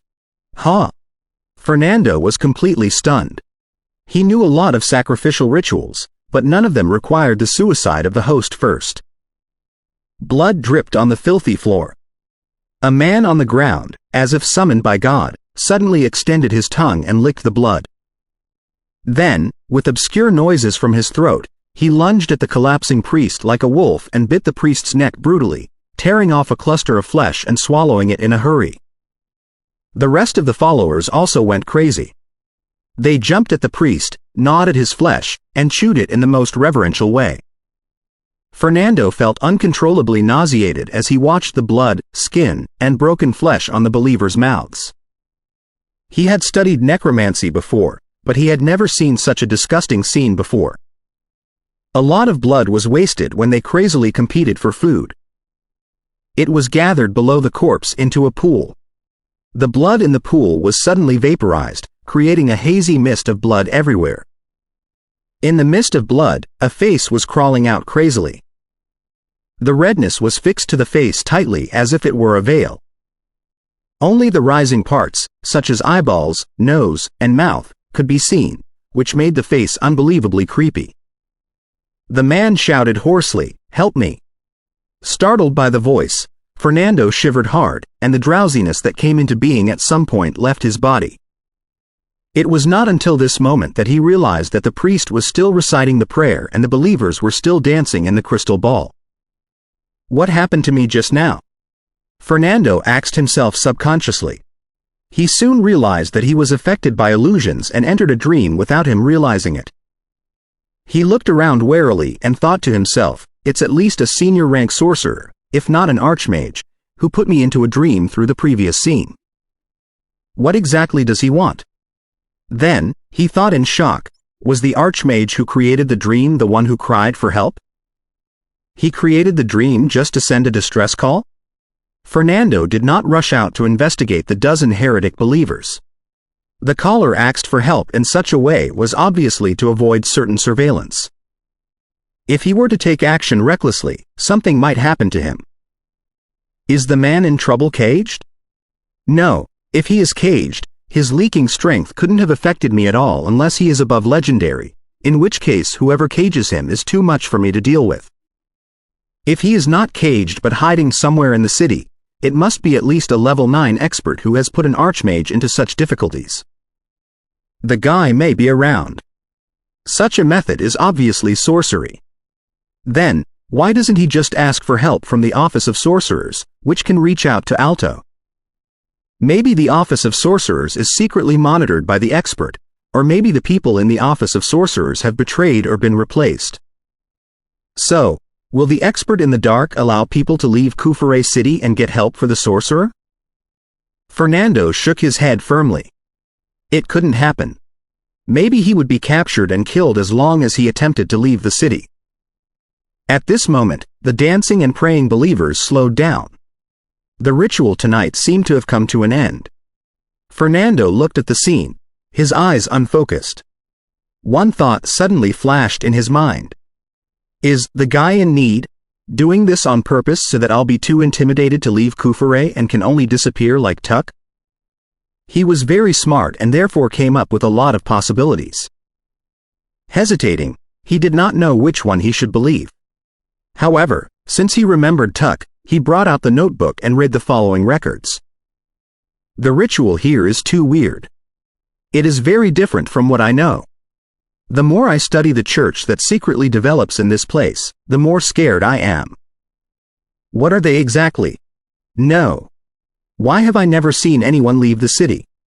Why do the people who bring water and food return at the gate and never enter the city? I need to get out of here.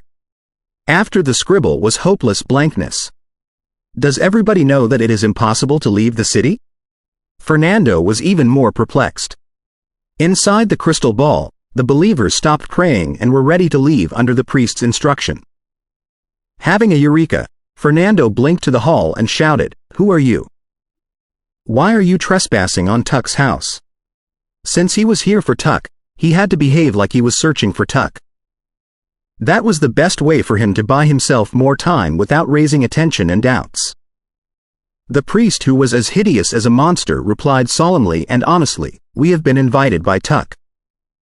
"Tuck invited you to come here?" Fernando was slightly stunned, not expecting such an answer. Ellipsis. With the credentials that their teachers gave them, Furin and Antec flew toward Kufure City quickly. "Right. Whose turn is it to watch over the place right now?" Antec did not pay much attention to it before. Furin thought for a moment and said, "His Excellency the Original Fire." Chapter 889. Tracing the Source. 889. Tracing the source. The priest, which looked like a stitched monster, looked at Fernando with his hollow eyes that did not have pupils. "He has offered this house to the great god.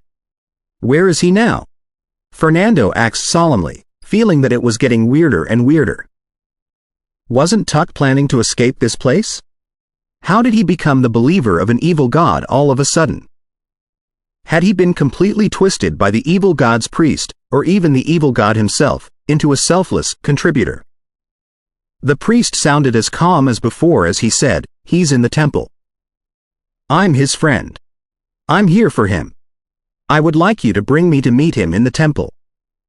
Fernando had been unwilling to risk going to the nest of those believers whose behaviors were weird, but logically speaking, he was here for Tuck, and he could have asked for help from the Office of Sorcerers in case of any danger.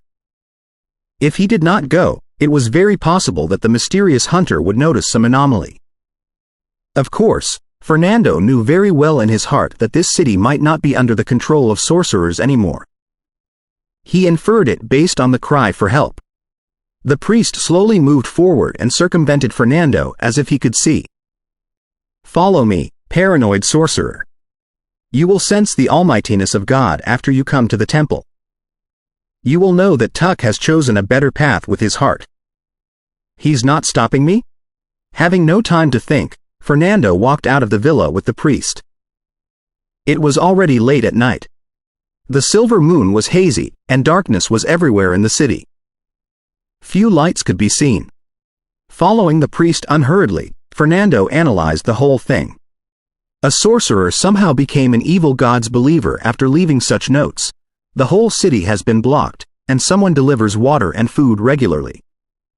Are the sorcerers secretly doing something based on this city, or have some believers of the evil god infiltrated Kufure and controlled it bit by bit? It was not difficult to come up with the two possibilities because the place was in the territory of the sorcerers after all. It was next to the churches of the other gods but beyond the reach of the dark creatures, elves, dwarfs, or the Saint Truth. The first possibility could also mean the cooperation with the evil god. He weighed the two possibilities, hoping to figure out the situation and find a way of survival. Based on the fact that it was a sorcerer who cried for help, the second possibility seemed more likely. The priest in the lead walked to the market area and opened one of the stores. Many goods were placed behind the door. There was nothing special. The blind priest passed the messy place agilely without bumping into anything. At the center of the store, stone stairs led to the basement, where bright and yellow light was leaking out. Kufure has such underground chambers too. No wonder the Archmage can hide and ask for help. Fernando thought to himself. Then, he frowned and sensed the contradictions. As I inferred before, the mysterious hunter must be at least a level 9 expert, or he couldn't have forced an Archmage who is capable of putting me into a dream to stay here. Would such an expert secretly investigate after knowing that his enemy is hiding in the city, or would he simply erase the city with his strongest attack? Fernando believed that none of the experts in this age had the kindness to care about other people's lives. They would certainly do whatever it took to accomplish the mission as soon as possible in case the enemy's reinforcements came. So, how could the expert have decided to play hide and seek with the Archmage in Kufure? Was he not scared that a legend would pass by the place by accident? It was obvious that the most effective approach was to destroy the city with thunderous attacks so that the Archmage would be forced out or killed in his shelter. Whatever protection he was under, when an attack that was powerful enough to destroy the city arrived, the magic effects would definitely be triggered, and he would be discovered as a result. There was another possibility, which was that the method of hiding involved the deep mysteries of time and space. However, an archmage was apparently incapable of that. If it was naturally formed, he could have stayed in the shelter peacefully without asking for help in a hurry. More importantly, this place was not close to Alto. Whatever happened, as long as the Office of Sorcerers was destroyed in the very beginning, nobody would notice anything wrong in 10 minutes. Therefore, it's not that the mysterious hunter does not want to demolish the city, but his certain concerns prevent him from choosing such a radical approach. He is forced to play hide and seek with the archmage. Inferring the enemy's thoughts from their action, Fernando sensed more and more truth. Either the evil god in this place is beyond level 9 and terrifies him, or it is this. Based on his previous speculation, Fernando believed that he had already seen through the mist. If the evil god has reached the level of legendary, the sorcerers would definitely be willing to cooperate with him in such a situation as long as he is willing to. He will be given a territory for his preaching. There's no need to be so stealthy at all. Also, something has happened to many sorcerers in this place. Even though the enemy can fake voices and mails, there are always irrecoverable loopholes, like the people who deliver food and water but do not enter the city, and the source of the food and water.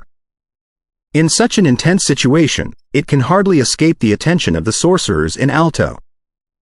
Therefore, this place can only be a secret laboratory of the legends of Alto.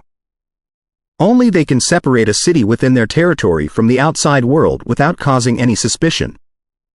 Only they can mobilize a large batch of food without raising any attention. That's why the mysterious hunter did not destroy the city immediately, which would have attracted the legends. The mist before him gradually dispersed, and the situation was manifested before Fernando's eyes. However, he was even more stunned after he figured out the truth. "We're here." The priest's old and rigid voice echoed next to Fernando's ears. He trembled and woke up from his thoughts, only to discover that he had finished walking down the stairs without him knowing it. He was standing in the middle of a temple that was fully engraved with patterns of death. In the temple, many people were praying on their knees. Their genders and ages varied. Tuck. Before his god, the priest's voice became low. A man in an old black jacket moved backward to the priest and Fernando. He did not stand up and was purely moving on his knees. It was not until he left the praying mass that he finally turned around and looked at Fernando. "Who are you?" His eyes were lost and dirty.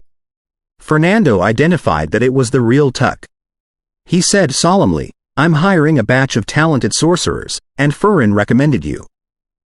He specifically mentioned Furin and hid the information about home, hoping that whoever was behind it could be scared. Although it was highly unlikely, it was still worth trying. He. Talented sorcerers. Tuck stressed, sorcerers, before he said peacefully, "I've understood the real significance of my life. I will never study the boring magic anymore." "Is that so?" "I'm very sorry." Fernando gave a polite and normal answer. As a matter of fact, if anyone familiar with him were here, they would have noticed his strangeness immediately. How could the roarer not have spat on Tuck's face and lambasted faith in God? At this moment, tides were surging in Fernando's heart, not because of Tuck, but because he had seen the truth of the whole thing. This issue can be divided into two parts. At first, the sorcerers were studying something with this cult. They blocked the city and forbade everyone from leaving for that purpose. Then, an archmage was hunted by someone and hid in a shelter in the city. He put me into a dream through a ritual and asked for my help. Then, the problem can't be more obvious now. Both the archmage and his hunter are certainly aware of the specialties of this place. Otherwise, someone would have tried to destroy the city, and they would have been killed by the legends. Then, would a city that is under the control of sorcerers watch an archmage be hunted without doing anything?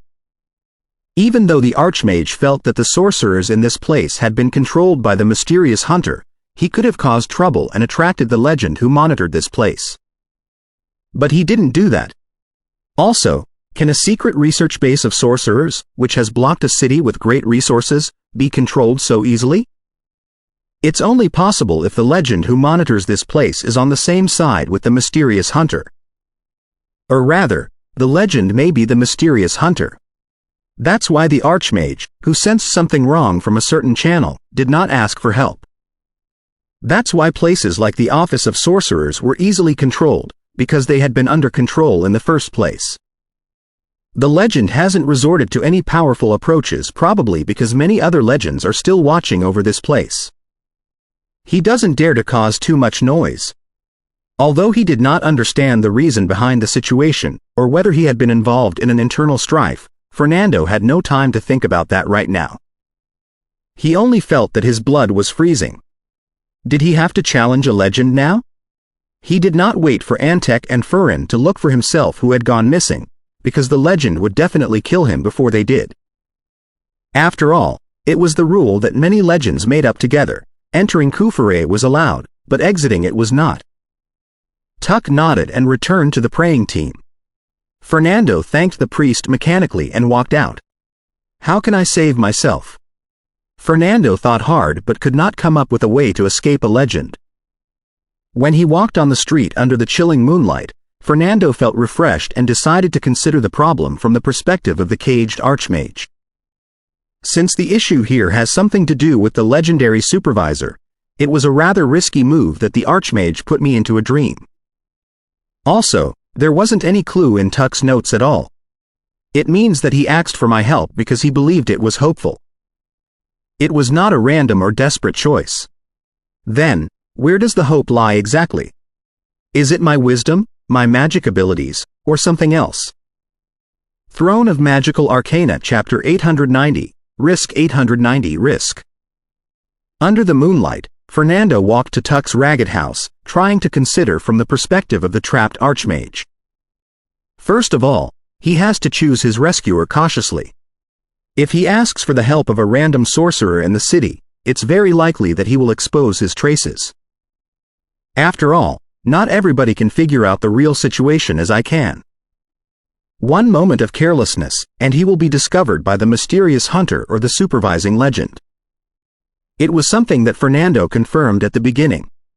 For the trapped Archmage, there were few opportunities for survival. He could not afford to waste any of them. Why did he choose me over Tuck or any other sorcerers? How am I different from them? Fernando believed that he certainly had advantages that could let the trapped Archmage escape. That was why the Archmage chose him and entered his dream to ask for help. He intended to find out the specific advances to decide his operation plan. Fernando was both scared and excited when he realized that his opponent was a legend. His brain was much more active than usual. I am a 7th Circle senior rank sorcerer, and Tuck is a 6th Circle one. The gap is not huge. I don't have obvious advantages. Besides, I never used any senior rank spells in Kufure City. It's certainly impossible for the trapped Archmage to figure out my real capabilities, which means that my strength is not the reason why he chooses me. Well, faced with a legendary sorcerer, the strength of the senior rank matters little. My wisdom? I'm from home. Even if the trapped Archmage knows me, he certainly does not know if I am a quick thinker. To be honest, Fernando had basically guessed who the trapped Archmage was. Few 9th Circle Archmages could put him into dreams after they were heavily wounded, and even fewer could hide right under the nose of a legendary sorcerer. There weren't many Archmages who were so good at dreams either. Only one Archmage met all the conditions, which was Stannis, Antek's classmate whose cognitive world had half solidified. He happened to not be an alto. Both the timing and his strength checked. It's not strange that Stannis heard about me from Antek before. However, those tales are certainly not enough for Stannis to choose me because of my wisdom. This place is separated from the outside world. My connections with Antek and Furin are pointless too. Fernando was puzzled for a moment, unable to figure out why Stannis entrusted such an important matter to him. I am wearing the transformation belt under the name of Nando. He has never met me before and couldn't have recognized me. Fernando suddenly remembered that he was now Ms. Nando. However, he soon realized the reason.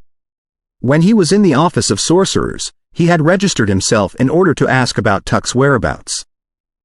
He stated that he was Nando from home, endorsed by Antec and Furin. Taking the information into consideration, Stannis could roughly guess that he was Fernando based on Antec's description in the past, except that he was now temporarily a female. After all, Antec had few friends, and barely any of them was from home. In such a case, he may be hiding somewhere in the office of sorcerers. The most dangerous place is the safest place. Well, eliminating strength and wisdom, what factors make me more suitable to help him get out of the trouble? Seduction? Fernando ruled out the possibility without thinking. He could not even meet the legend or the level 9 expert. How could he seduce them? Besides, with their strength, they must have appreciated all the beauties in the world. What can it be? What can it be? Fernando paced back and forth before the ragged house, looking for the greatest difference between himself and other people, as well as the qualities that other people might describe and remember him by. Suddenly, he stopped with his eyes widened. If I were Antec, I would have described my friend Fernando as a weaselly, impatient, reckless, mean, and unapproachable man who roars like rumbling thunders when he throws a tantrum. The qualities that were of no use ebbed, and impatience popped up in Fernando's mind. Perhaps only an impatient and reckless sorcerer can create an opportunity for Stannis to escape, or at least he thinks so. What would an impatient and reckless sorcerer do? A cowardly and cautious man like Tuck would have decided to sneak quietly. His materials and his notebook are just distractions to eliminate doubts. An impatient and reckless sorcerer does not wait. He will break out unexpectedly. In such a case, he will attract the attention of the supervisor or trigger the defense magic circles, which will give Stannis a brief window. Well, since he has escaped here, the King of Nightmare must be one of the legends who are involved in the research.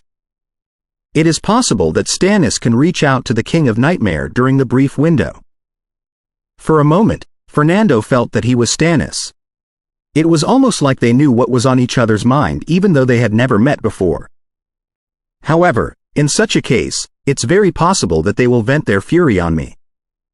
If there's something wrong with the supervising legend, he can certainly kill Stannis and escape before the King of Nightmare arrives.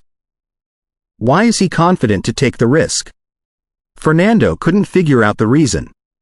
He could only trust Stannis, who would know better than him. If I don't take my chances, Antec and Furin will kill me to keep my mouth shut the moment they approach, and I won't be able to take my chances. Even if I die, I have to die while I'm trying to leave. Fernando made up his mind. Then, he sniffed. That's really the choice of an impatient and reckless sorcerer. He was as mean about himself as he was about other people. However, I need to observe tomorrow and see if it is forbidden to leave this city, in case I'm tricked. Fernando was not someone who believed everything other people said. Ellipsis. After spending the night in Tuck's house, Fernando pretended to go sightseeing after the failed recruitment. As he expected, nobody left the city at all. The wagons that delivered food and water would stop at the city gate. After he confirmed it, Fernando took a deep breath. He decided to attack immediately when the supervisors and the cultists thought that he would go back and prepare himself. Pa! A silver bolt of lightning as thick as an arm glittered in the sky and struck the city gate, breaking the magic defense and splashing the mud. In the meantime, the space before Fernando twisted, and countless runes gathered into a dazzling, queer gate. It was chaos teleportation. At this moment, the whole city suddenly glowed. The magic symbols and patterns appeared and piled into overlapping magic circles. Right when the magic circles were triggered, clusters of mist rose from the office of sorcerers and were connected to the magic circles. Immediately, stars were rising, and the whole city became blurry. Nobody could see beyond 1 meter. Fernando felt so drowsy that he passed out before he was teleported. Ellipsis. Struggling to open his eyes, Fernando sensed his body again. Right when he was glad that he was still alive, a beautiful and friendly beauty appeared before him. "Furin, you're here?" Fernando greeted her subconsciously, but he realized that something was wrong the moment he opened his mouth. Why was it a male's voice? Furin was as gorgeous as a figure painting when she was quiet, and it was a major contrast when she talked. She laughed, and her eyes were cold as she said, "Why? Are you surprised that a chick has turned into a man? You are a pervert. You turned into a girl and tricked me. You even slept with me." The more she talked, the angrier she became. That was a mistake. Fernando suspected that Furin figured out the function of his belt and nullified it when he was sleeping. Furin chuckled. No, it was not a mistake. When Fernando looked at her curiously, she said with a faint smile, "I asked the Lord of Abyss to perform body modification for you. It will be permanent and irremovable. You will always be a girl. Rest assured. I will take good care of you. Stop messing around." Fernando only experienced it out of curiosity and never considered a permanent transition. He immediately roared, trying to stop Furin. "Sleep now. You will always be a girl after you wake up." Furin giggled. Fernando tried to support his body, but the scene before his eyes suddenly broke. Darkness arrived and quickly disappeared. Antec? Looking at his friend at a loss, he found himself in a regular bedroom. Antec chuckled. "You had a nightmare just now? Tell me. Let me analyze what it is about. Have I been physically transformed by the Lord of Abyss?" Fernando groped his body abruptly, only to discover that it was truly a girl's. "No," Antec answered in confusion.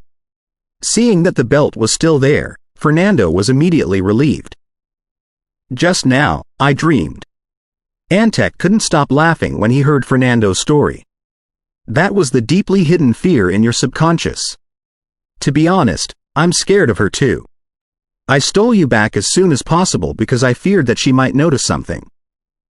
You'd better go back to home early." "What happened?" Fernando shifted the subject back to business. Antec became solemn. "This is what happened. Stannis was ambushed by Aurora Envoy, who ranked the 5th among the Night Watchers, when he was out looking for materials. He paid a huge price to kill the enemy, but he sensed that he was followed by other enemies. So, not having the courage to return, he secretly hid in Kufure City. However, when he was about to ask for help, he accidentally discovered that Archmage Prince, the original Fire's most trusted student, had secretly joined the church and become Bright Torch, who ranked the 6th among the Night Watchers.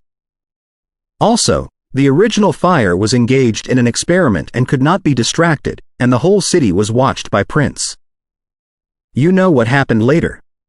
After you passed out, the dream transformation that my teacher secretly deployed was activated, allowing him to arrive in Kufure and protect Stannis.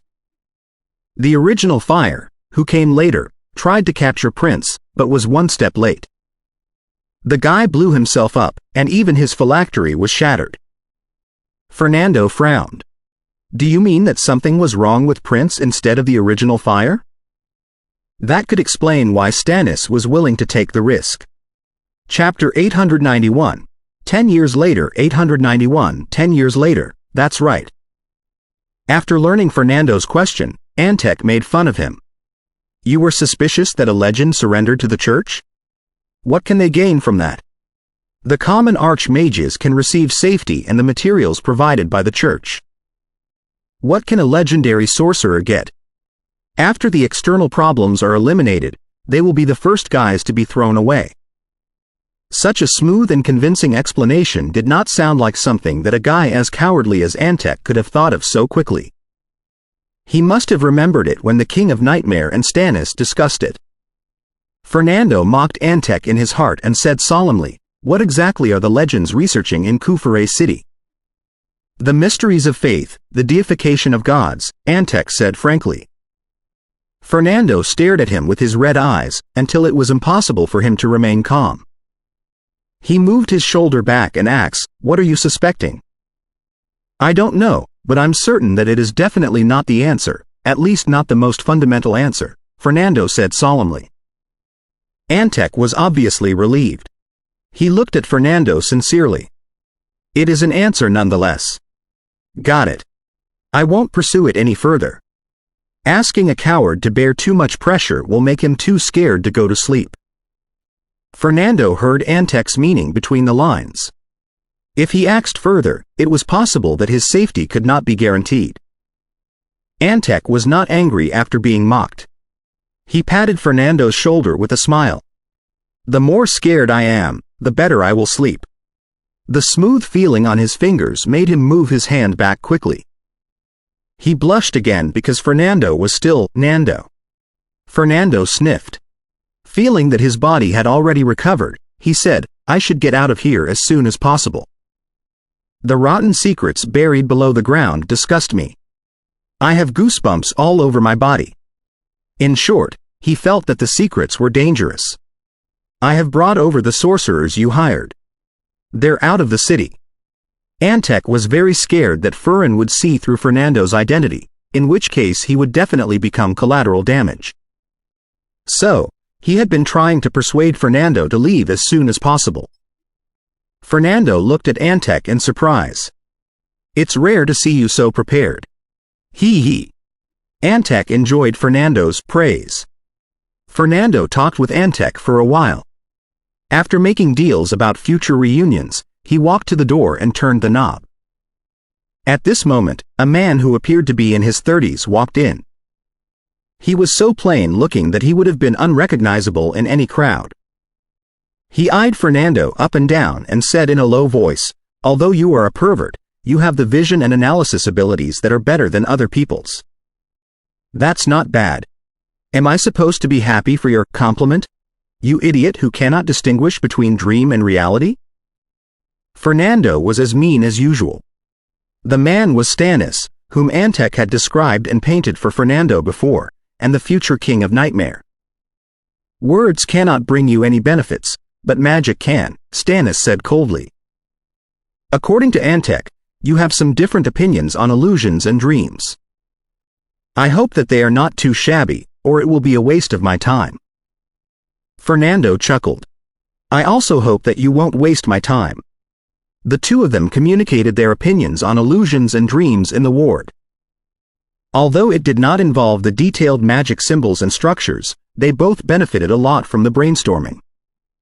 A while after Fernando left, Furin, who had been occupied in her teacher's work, came. It was not exactly love between her and Fernando, but she couldn't help but feel guilty when she thought that Fernando's misfortunes were because of her wrong intelligence. What? She has returned to home? Furin looked at Antec and could hear nothing else. She did not say goodbye to her? Did the recent happiness not deserve a farewell at all? Furin was rather sad that Fernando had left and ignored her charm. Suddenly, Stannis opened his mouth and said nonchalantly, You're interested in a female body with a male soul? Antec is not bad. He has a soul that is even more cowardly than ladies. He'll fit your requirement after some physical modification. What do you mean? Furin was stunned at first. Then, all the confusions when she was with Fernando surged up, and she glared at Antec. Fernando was not a professional actor at all. It was okay for a short while, but as they spent more time together, there were certain details that Furin found perplexing. Antec stepped back in fear. It was none of my business. Fernando was just a pervert who liked to be a girl. He did not have the courage to lie before Furin's face. Gloomily, Furin gritted her teeth hard and did not say anything for a long time. Right when Antec was frightened and trying to move closer to Stannis, she suddenly waved her arm. I'll turn him into a real female next time I meet him. Ellipsis. 10 years later, Rentado was warm and vigorous at the end of spring. Fernando, still wearing his favorite red magic robe, ignored the knights and clerics in the city and soon reached the Roasted Fish Hotel. Old Green, you are still not dead. He shouted the moment he entered the room. Old Green narrowed his eyes and looked at him.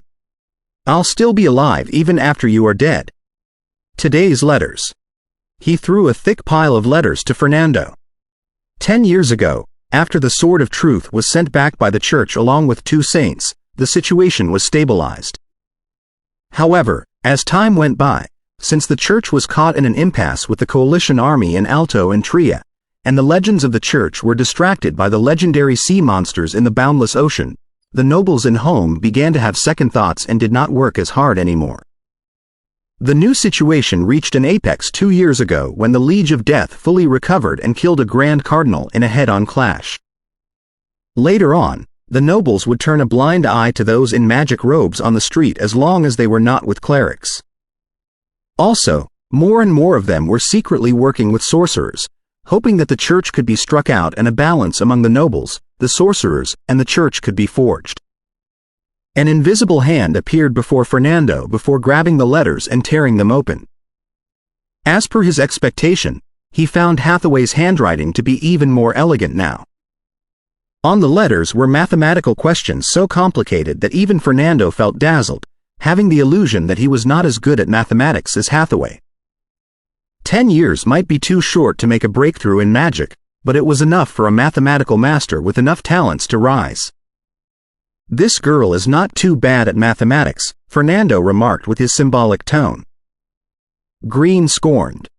"This is your 39th similar remark. Is it really so difficult to admit that her mathematical talents are better than yours?" Fernando did not hear that, for he had already sat down and dwelt in the world of mathematics. She has such a profound understanding of fluxion, no, calculus. She made decisive contributions. The more Fernando read, the more shocked he became.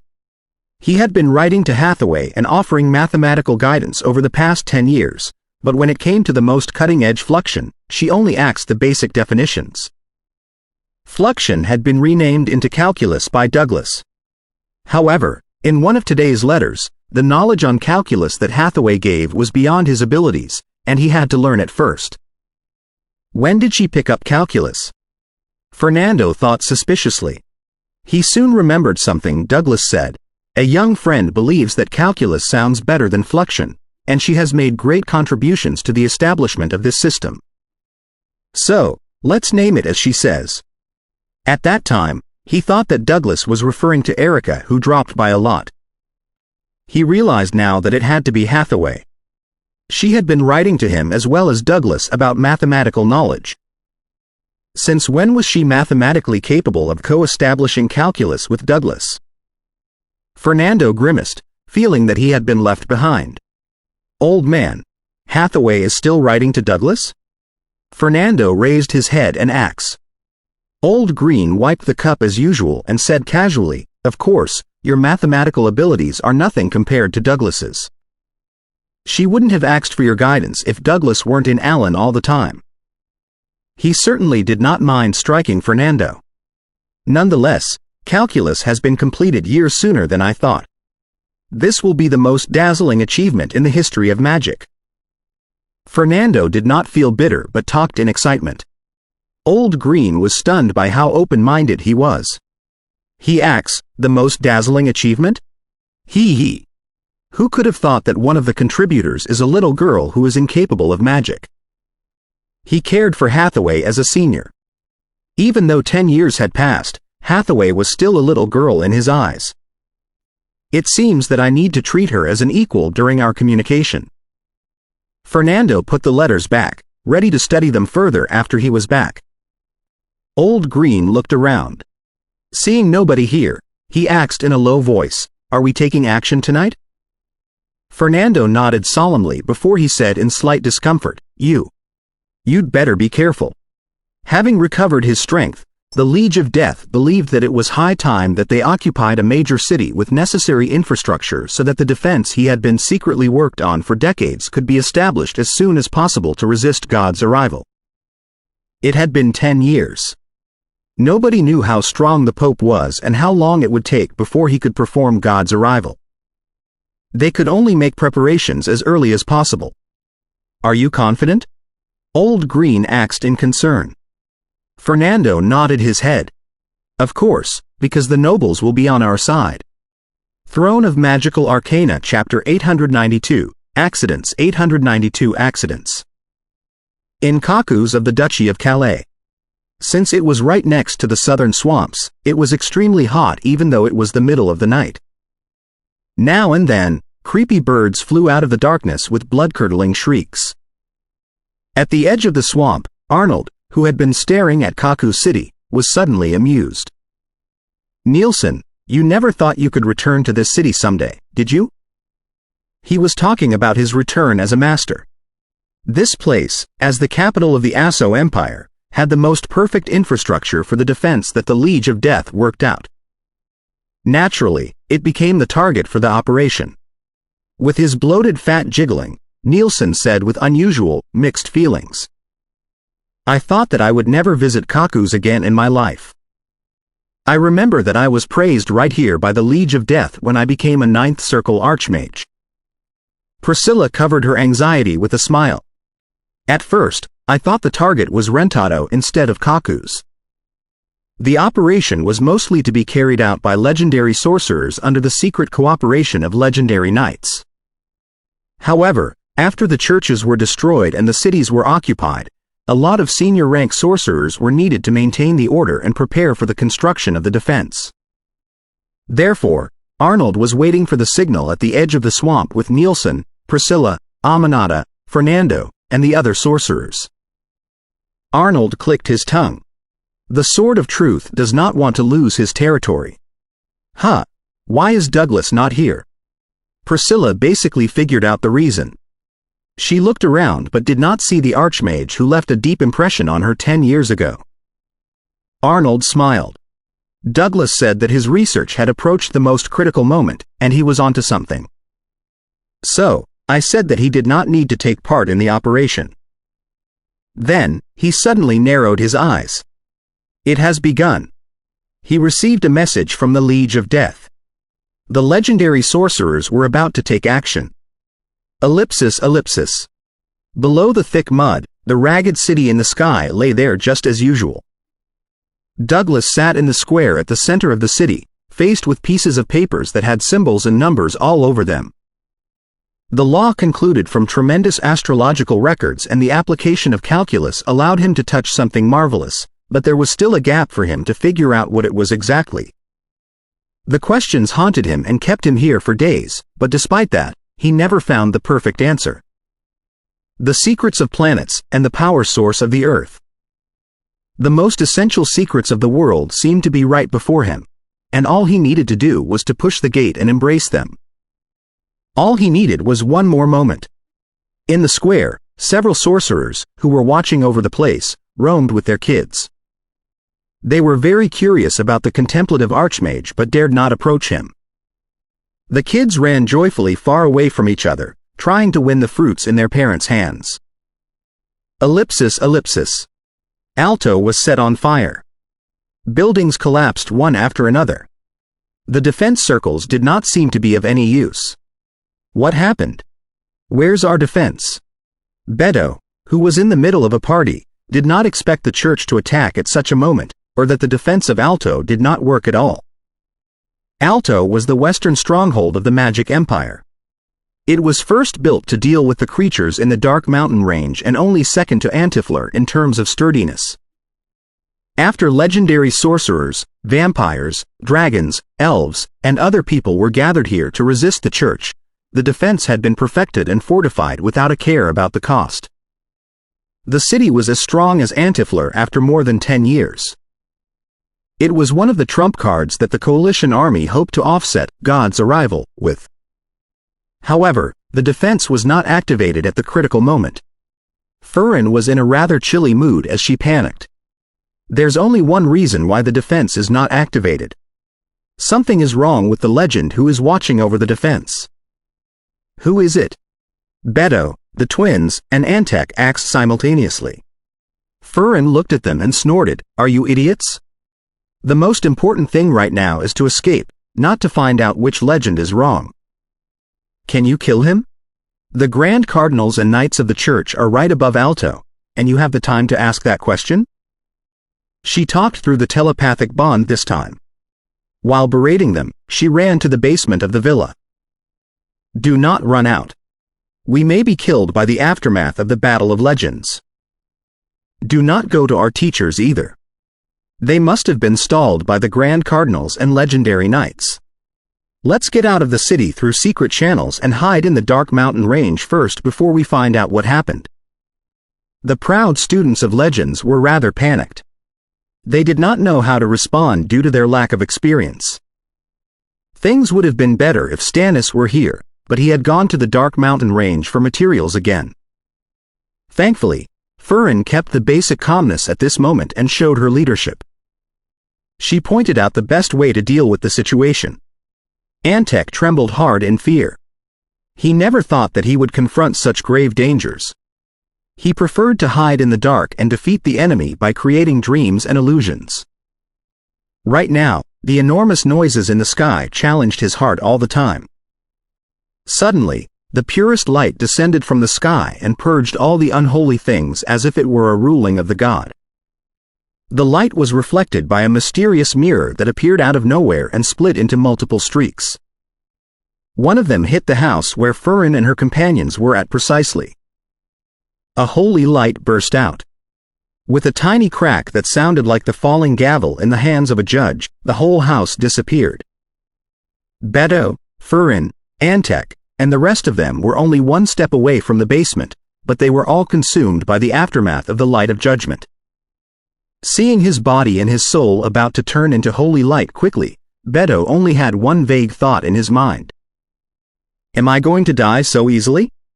In the age of chaos and darkness, Beto wasn't certain that he could live to the natural end of his life even though he was a Legends student. He had pictured possible ways that led to his death, and all of them were heroic. Some involved battles with Legends, while some were his desperate counterattacks after he was ambushed. However, he did not know until today that he would die such an easy and unknown death. The aftermath of the Battle of Two Legends had wiped him out completely. It was not a heroic death at all. He couldn't even put up a fight. He was now familiar with the ordinary people who died in the previous battles. So, I am not the hero. Beto's consciousness completely dispersed. Antek also sensed the momentary vaporization of his body and his soul. His fear was finally gone, replaced by vague sorrow. I haven't created a real dream yet. I don't have many dates in my dream yet. I will never live to meet Fernando again. To be honest, the Nando he turned into was really pretty, although not as pretty as Furin. Stunned, Furin watched Beto, Antek, and her other companions swallowed by the holy light. The brightness of their life preservation methods glittered, only to be drowned again. She knew very well that she would end just like them. I don't want to die here. I am an empress who will become a legendary sorcerer in the future. How can I die like a common sorcerer so easily? There are many wishes that I have not fulfilled yet. I need to settle scores with Nando and transform him into a real girl. Ambitions, desires, and wishes broke out, but Furin's struggles were useless. After a brief predicament, she was also dissolved by the holy light, leaving nothing but subtle regrets behind. The whole time, the two legends fighting in the sky never looked at the house at all. The house had nothing but incomplete walls that were ablaze. Nobody knew that the flames were telling the story of a bunch of Legend students struggling against their fall, only to die in silence. Whatever big wishes and ambitions they had, they could only be buried in such an age. After a hot wind blew over, one couldn't even find any ashes anymore. Ellipsis. The King of Nightmare, the Stellar Mentor, and the other legendary sorcerers fought a few Grand Cardinals and Legendary Knights hard, communicating with each other through the telepathic bond. They are unstoppable. Gregory is suppressing Dracula and the Master of the Boundless Ocean with the strength of a demigod. Macantron stopped Denisos. Ivan and Rudolph are fighting the Mother God of the Earth and the Elven Queen. The Silver Moon hasn't shown up? No? What do? We have to turn to the last resort. It's time to put Kufure to use. All right. We can only summon the Lord of Hell now. After the Silver Moon's failed attack against the former Pope, the legendary sorcerers decided to add another important leverage to the battle, even if it meant that they had to sell their souls to the devils. Suddenly, the stellar mentor said with a stunned expression, "It's useless. The blood sacrifice in Kufure is useless. It's him. It's Banam." Somebody finally realized who the traitor was. It was Banam, the original fire. It was not the original fire's turn to watch over the city, so they did not suspect him at the beginning. From what they had seen, he must have assassinated the legendary sorcerer. Now that their last trump card did not work, the stellar mentor, the king of nightmare, and the rest of them were not willing to fight anymore. They began to look for opportunities to escape. However, a middle-aged man suddenly appeared in the sky. His face was plain and his skin was dark, but he was graceful in his sacred crown and his platinum staff. Gregory. The Pope. Isn't he stopped by Dracula and the Master of the Boundless Ocean? Pope Gregory smiled. Since the silver moon didn't come, Dracula could only evacuate in advance. After he left, Herrick certainly did not want to waste his life here either. After a pause, he looked at the bunch of legendary sorcerers. None of you are at the peak of legendary. I wonder if you can take one light of judgment from me together. When level 3 sorcerers were up against a demigod, they would be killed instantly if they did not escape through their unpredictable spells. Furthermore, in the current situation, they were still being haunted by plenty of grand cardinals and legendary knights. Why has he given up pursuing the top legends but focused his attention on dealing with the rest of us? That was the final thought of the King of Nightmare and the rest of the sorcerers. Throne of Magical Arcana Chapter 893. Darkness and Dawn 893. Darkness and dawn in the high sky. The Witch of Iceland, the Eye of Curse, and the Liege of Death stood in a triangle far away from each other. At their center was Heart of Time, Krytonia, who was not so confident anymore, as well as the mature man Hoffenberg, who had a pair of cold silver eyes. Neither of the legendary knights was holding their longsword. They simply floated there empty-handed. It's about time. I'll go down and ask them to cancel the defense. Hoffenberg raised his eyes and looked at the clear stars. Atlant, the Eye of Curse, said with a smile, "Thank you for your cooperation, Your Majesty." Different from Krytonia, Hoffenberg was not controlled by the Liege of Death's death, and he was almost a top legend. So, he was more like a partner.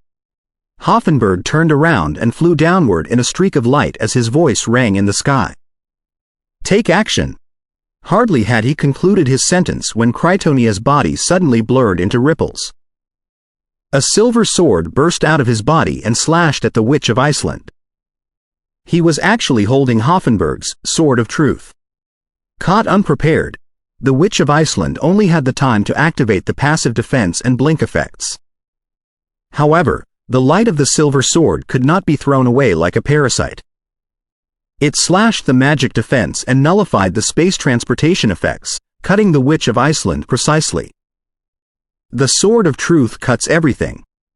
Krytonia cared about nothing else and did not defend himself at all, as if the Liege of Death and the Eye of Curse next to him did not exist. At this moment, he could only see the Witch of Iceland in his eyes. The Liege of Death simply watched it without doing anything because he seemed to have been transferred to a different world. The silver sword passed through the Witch of Iceland's body, which seemed to be made of ice. It was torn apart by countless illusionary gaps into dancing pieces, resulting in a great snowfall.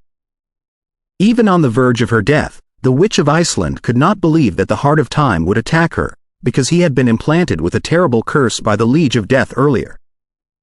The moment he harmed them, his blood would immediately boil and kill him. The source of the curse was from the top legendary essence of the Liege of Death. So, even the demigods such as the Lord of Hell or the God of Silver Moon could barely lift it without catching the attention of the Liege of Death, unless a demigod-level sorcerer cracked it directly. It was absolutely impossible. Such a sorcerer hadn't been born yet. The snowflakes dispersed, and the Witch of Iceland perished.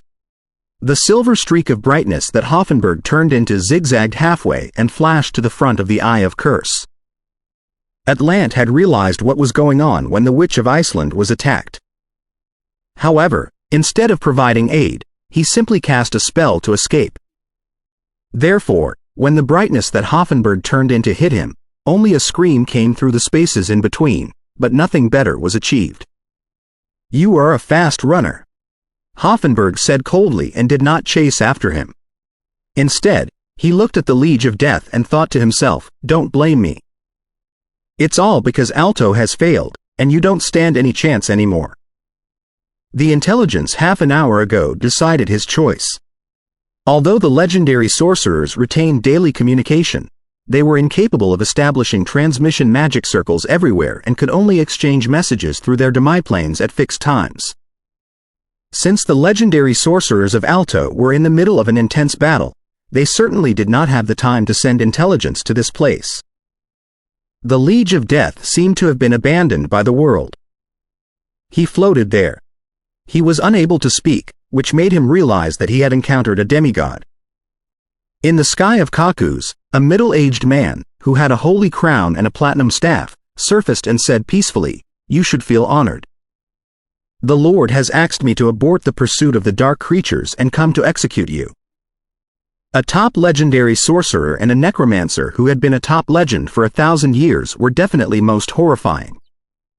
Even Dracula and Dionysos did not dare to say that they were stronger than the Liege of Death. In terms of the mysterious attacks, the survival abilities, and the resurrection methods, the Liege of Death was much more skilled than them. Looking at Pope Gregory before him, the Liege of Death suddenly asks, "Who are you exactly?" The curse on Critonia had been somehow cracked, which made him realize that something was not right. He then sensed a vague feeling of familiarity from the Pope, the familiarity that he had sensed from a certain legendary sorcerer many, many years ago. Voices could not be spread out of the range of Gregory's power. He raised his head and said proudly, "You don't deserve to know." The platinum staff was raised, and the projection of Mountain Paradise appeared. The praises of, "You are one," and everyone, echoed in the sky. Ellipsis, ellipsis. Old Fox Arnold felt anxious when he saw the dancing snowflakes. The terrible feeling came through the projection of the host star of destiny. "Run!" he roared desperately. From every part of the swamp, gold knights and radiant knights came at them as elements and light. In Kakus, red robes arrived under the protection of the holy light. In the darkness, the night watchers reaped lives unpredictable. Coming back to themselves, Congus, Nielsen, Priscilla, Fernando, and the other sorcerers did not know what was going on, but they began to try their best to kill their enemies. In the meantime, they used life preservation spells as soon as possible, hoping to escape even by means of suicide. The battle was most intense. Arnold searched for Priscilla and Fernando, hoping to give them a hand before he escaped. At this moment, Critonia saw him from the high sky. He narrowed his eyes and waved his right hand. The sword of truth immediately cut Arnold in a streak of brightness. "You are too weak to be involved in this? Smartness without strength is nothing," he mocked casually. The magic effects on Arnold had been broken before they were activated. The sword passed through his body. The cold and stinging feeling paralyzed Arnold's soul and made him turn to Rentado subconsciously. He thought in confusion, "Am I finally going to die?" Ellipsis, ellipsis. Old Fox. Old Fox. Struggling to the edge of the siege despite the wounds, Fernando saw the old fox hit by the silver sword just as he was about to cast chaos teleportation. In his mind, the old fox was an extremely cunning old man. Whatever he said, there might be a scheme behind it. He was always at ease, and everything was under control. Shouldn't he have more backup plans and more reinforcements? Was he dying just like this? A dagger pierced out of the darkness into Fernando's back. Ellipsis, ellipsis. Below the ground near Rentado. Douglas sat at the center of the square in a daze, fully concentrated on the problem that was of paramount importance. After working hard for a while, he raised his head in exhaustion and looked at the remaining sorcerers. At this moment, a few little kids ran and played with each other. One of them accidentally threw away the apple in his hands. In a parabola, the apple fell to the ground of the square. The curve struck Douglas's head like a lightning and illuminated all the darkness. Everything he accumulated in the past was gathered into an answer. That's the case. That's the law of the motion of celestial bodies. As if he were crazy, Douglas picked up his quill and wrote on the paper next to him quickly. All the fires in Allen suddenly died out, and dull explosions came from the earth. The sorcerers who stayed in this place looked at each other in bewilderment, having no idea what had happened. It was night, and Rentado was supposed to be covered in darkness. However, a scorching sun hung in the sky and released light and heat. Behind it, a vast and boundless universe appeared, and the stars functioned in both apparent and mysterious patterns. What happened? The guards of the city who hadn't slept yet were astounded. Ellipsis. Near his death, Arnold suddenly saw the rising sun in the direction of Rentado, which was a major contrast to the darkness on his side. He struggled to put on a smile. Am I having an illusion? Or has he truly succeeded? In vague consolation, he was ripped into shreds by the sword of truth. Fernando also saw that. Trying to prevent himself from being affected by the stunning effect of the dagger, he disappeared through chaos teleportation. It's daytime in Rentado? Douglas's cognitive world has half solidified? A feedback from the real world? They were the last thoughts before he passed out. In the meantime, Ceaseless Wind, the legendary Knight of Kakus, joined the battlefield and blocked everybody else who was trying to escape. The ivory ocean of holy light consumed the sky. The Liege of Death's body turned transparent irreversibly. Sensing the changes in Rentado, he smiled with complicated feelings. The succession of magic never stops. Pope Gregory seemed 20 years older all of a sudden, and his hair turned gray. He looked at the sun in Rentado and coughed. It's only the half solidification of the cognitive world. He's a new legend at most. He needed quietness after God's arrival and did not want to attack again, so he said to Hoffenberg, "You go and take care of it." Ellipsis. The people he was familiar with collapsed. The old fox's blood spilled on his face, enemies were everywhere in the darkness, and it was impossible to escape. Fernando suddenly woke up from his nightmare, feeling pain all over his body. "Ha!" Somebody next to him sniffed. Fernando looked in shock, only to discover that he was inside a spacious wagon, which was riding steadily without any bump. Inside the carriage, a most beautiful girl was staring at him expressionlessly. She had a pair of clear and cold eyes. Hathaway? Fernando recognized her, although they hadn't met for 10 years.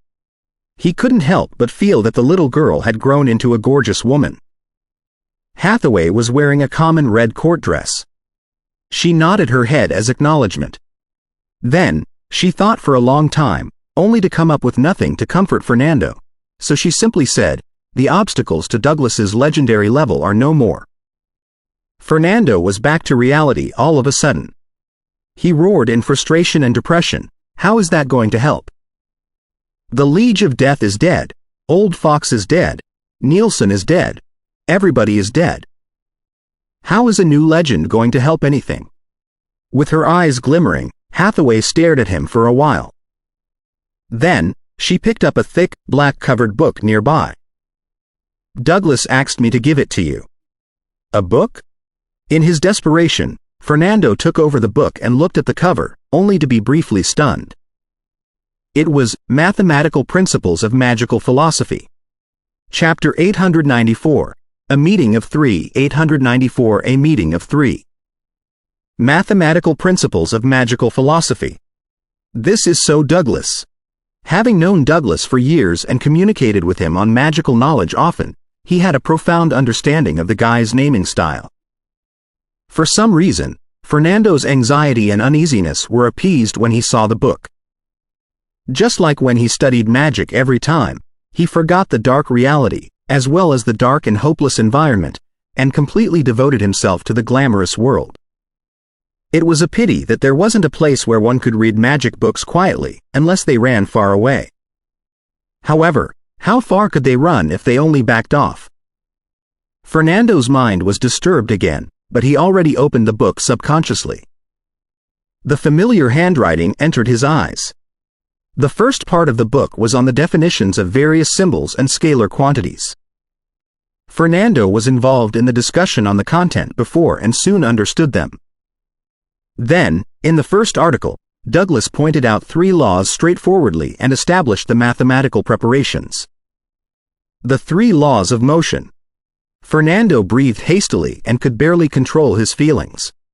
He read out the content aloud when he should have read it in his heart.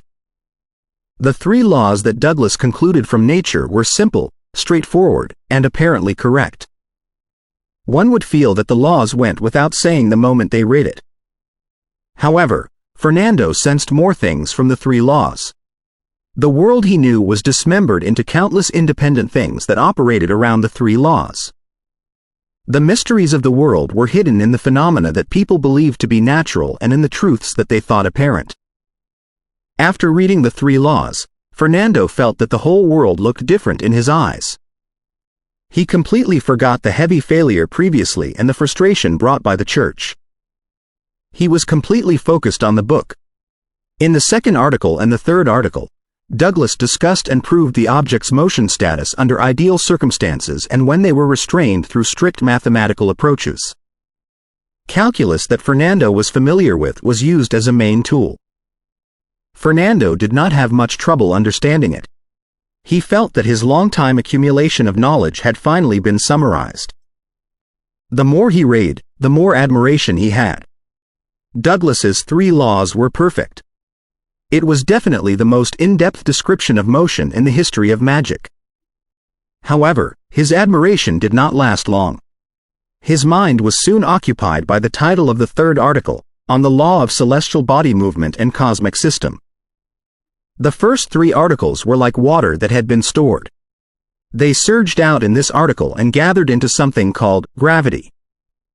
It was truly astonishing. Also, Douglas discussed the shape of their own planet, the motion of the moon, the trajectory of comets, and the tides of the oceans based on them. Then, he analyzed and established an enormous universal system that included stars, planets, comets, and all the other natural phenomena. For a moment, the whole world is before my eyes. Fernando forgot everything else and summarized his feelings in the notes. His eyes had lost focus. A storm was brewing, and countless bolts of lightning were appearing. Hathaway did not seem to sense Fernando's change. She was still calculating something with her pen and paper. The content was almost the same as the third article on mathematical principles of magical philosophy. After reading the book, Fernando wasn't back to himself until a long time later. He grabbed onto the book so hard as if he feared that it would be gone. It was too precious. For a sorcerer, it was too precious. After a long time, he finally roared, "Gravity!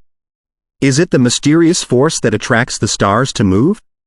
Earnestly, he took out paper and pen from his magic pouch and began to deduce on his own. The result clearly matched the astrological observations. Fernando said to Hathaway in excitement and confusion, "Is this the mystery of our world?" "Yes." Hathaway nodded. Her silver eyes were still indifferent, but they were covered in a hazy mist, as if she was also touched by the revelation of world mysteries even though she was a princess instead of a sorcerer. Fernando clenched his fist and suddenly knocked his head. "It's not an illusion. It's not an illusion." Casting a spell to his eyes, he looked at the sky through the thin curtain. Stars were glittering brilliantly in the middle of the night, but in Fernando's eyes, many bright lines that bound and powered them were added among them. "There can't be a magic circle that is more magnificent than that." Fernando complimented sincerely without any sarcasm. Hathaway stopped her pen and looked at Fernando coldly. "Not desperate anymore?"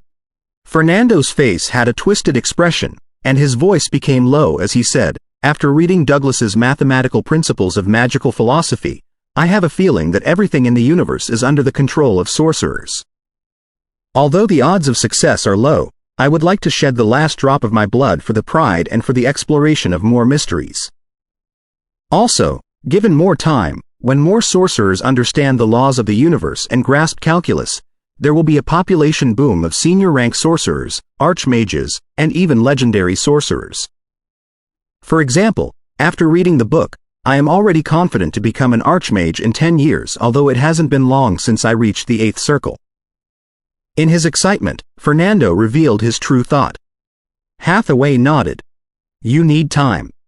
It was her principle never to speak more words than necessary. Time. We are not necessarily running out of time. Fernando thought hard and analyzed the current situation, looking for things that could be made use of.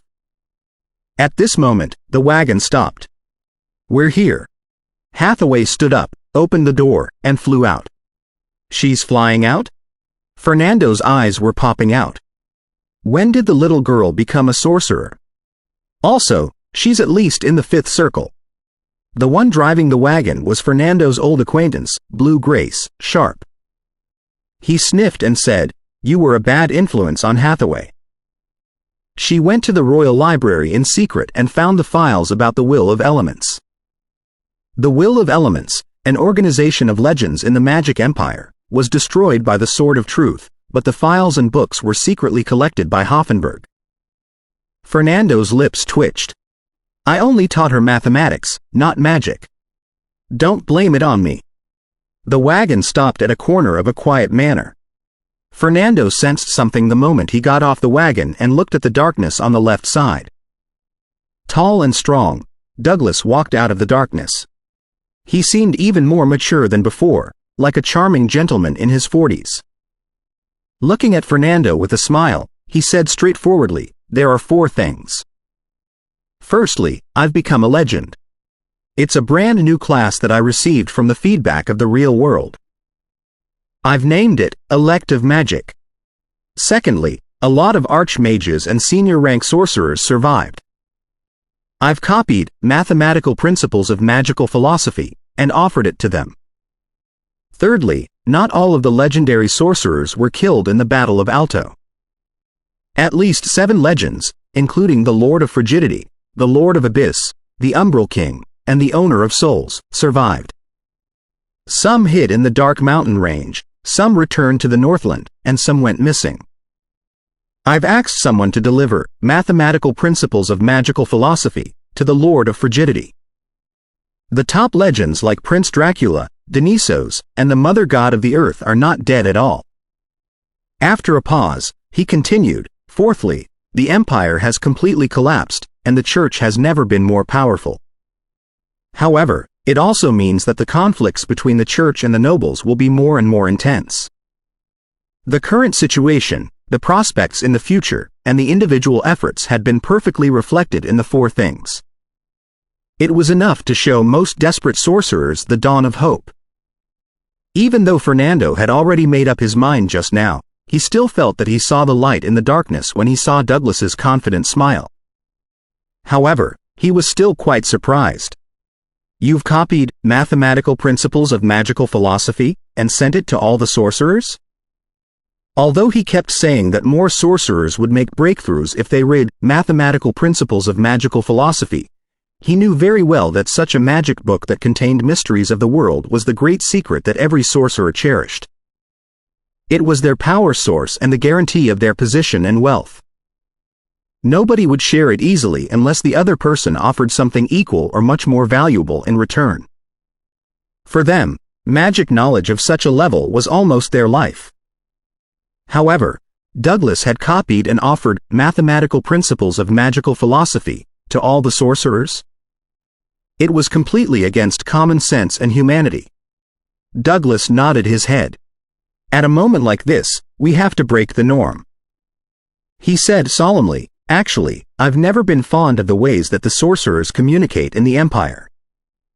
You should know that exchange of information helps us get more inspirations and figure out more things. Also, I have a feeling that, in the future, magic research will be more and more difficult when it presses into the nature of the world. All the sorcerers have to work hard together selflessly in order to move on. I believe that it is necessary to separate the magic knowledge that can be communicated and the magic knowledge that should be kept to oneself. Well, The former should be focused in the fields like mechanisms of magic and the essence of the world. Maybe we can give it a new name. Well, it's about the mysteries of the world. Let's call it arcana. Arcana? Fernando repeated it, feeling that something old and rotten was collapsed by a cool, refreshing breeze. So be it. After all, there weren't so many old guys around telling them what to do now. Arcana.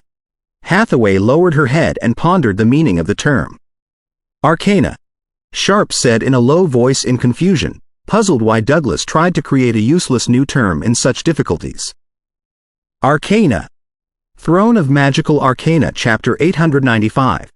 Decisions in Hull 895 Decisions in Hull. The Hull Manor was at the edge of a forest. It was a resort where the Hoffenberg family had their summer hunting.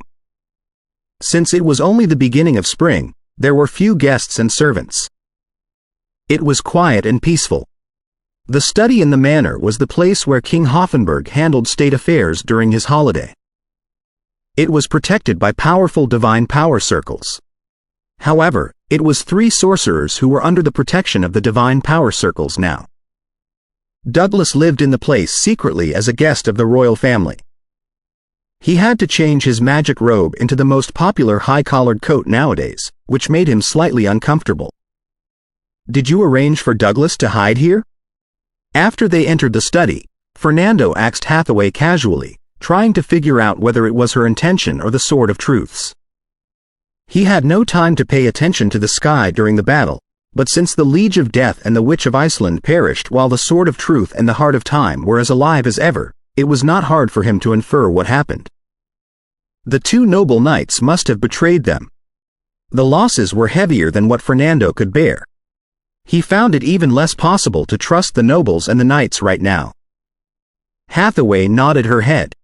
Yes. She was a noble, but she had become a sorcerer. Plus their years of friendship, Fernando actually trusted her more. Sharp chuckled.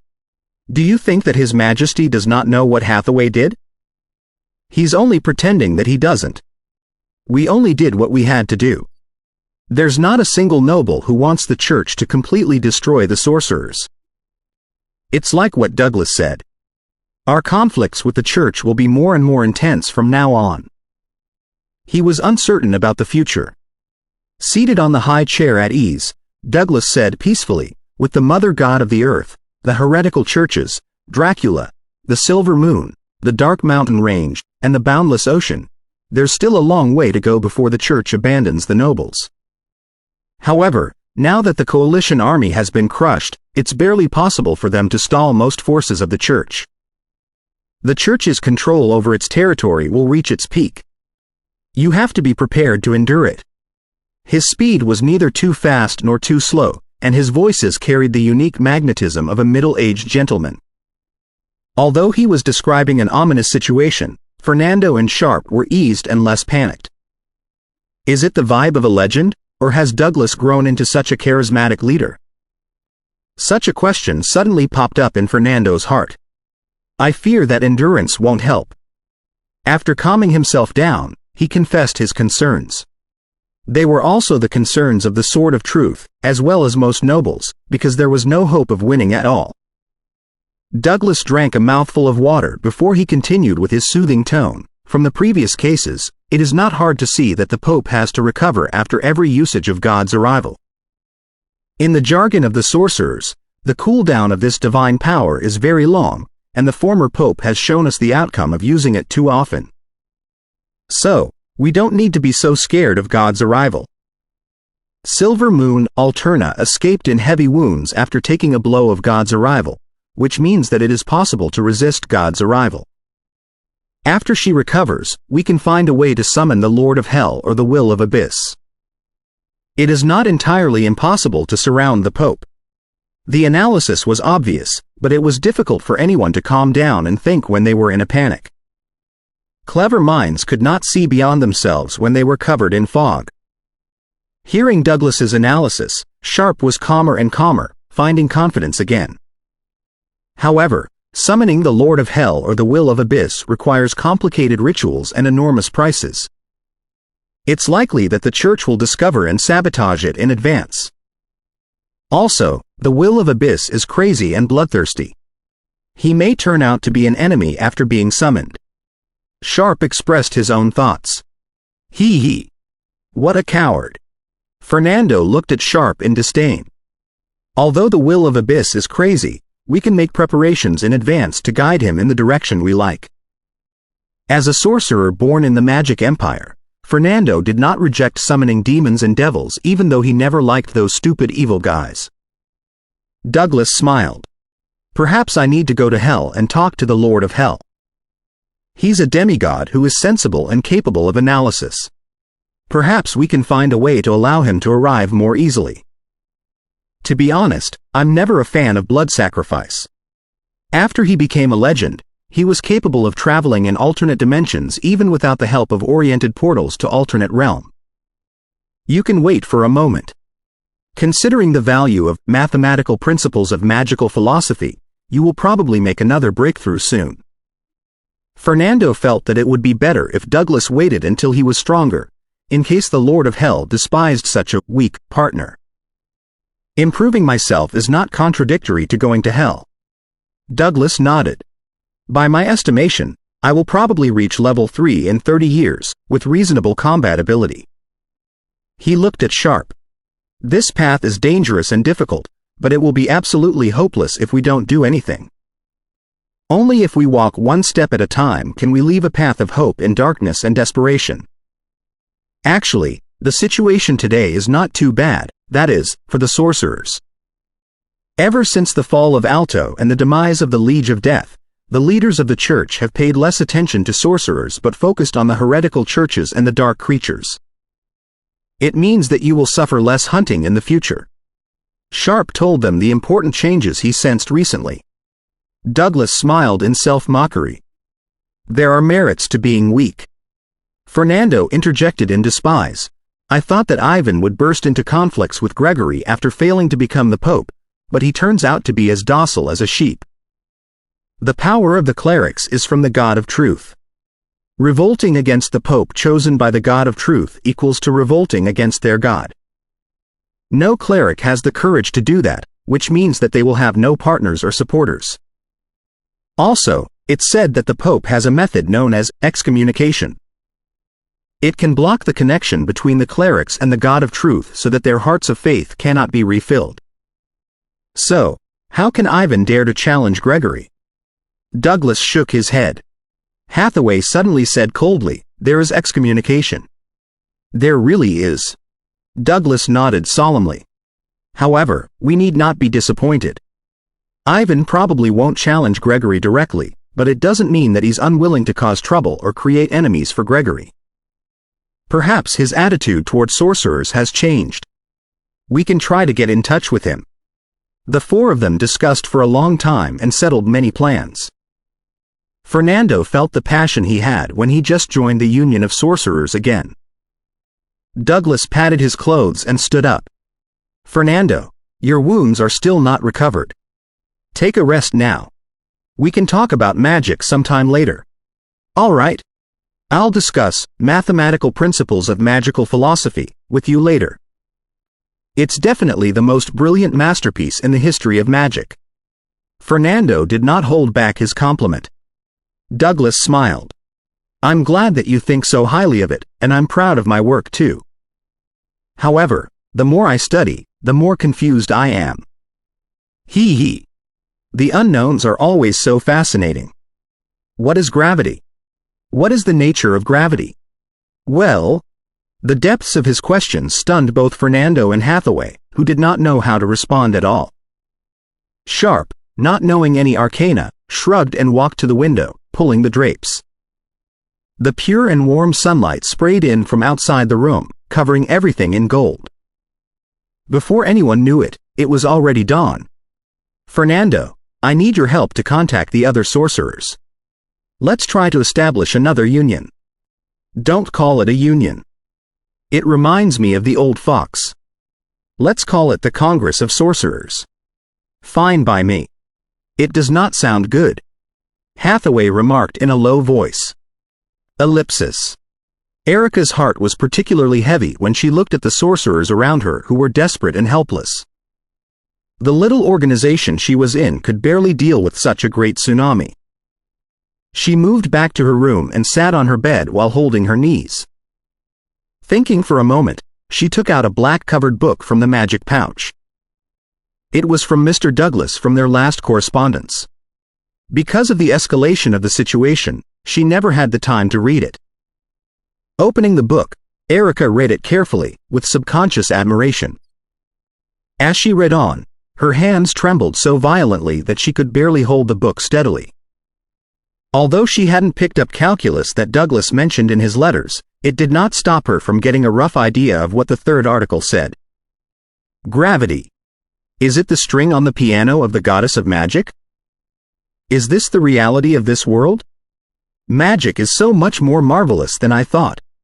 So astounded, she didn't even know that Atlant, the Eye of Curse, had come to reorganize her group.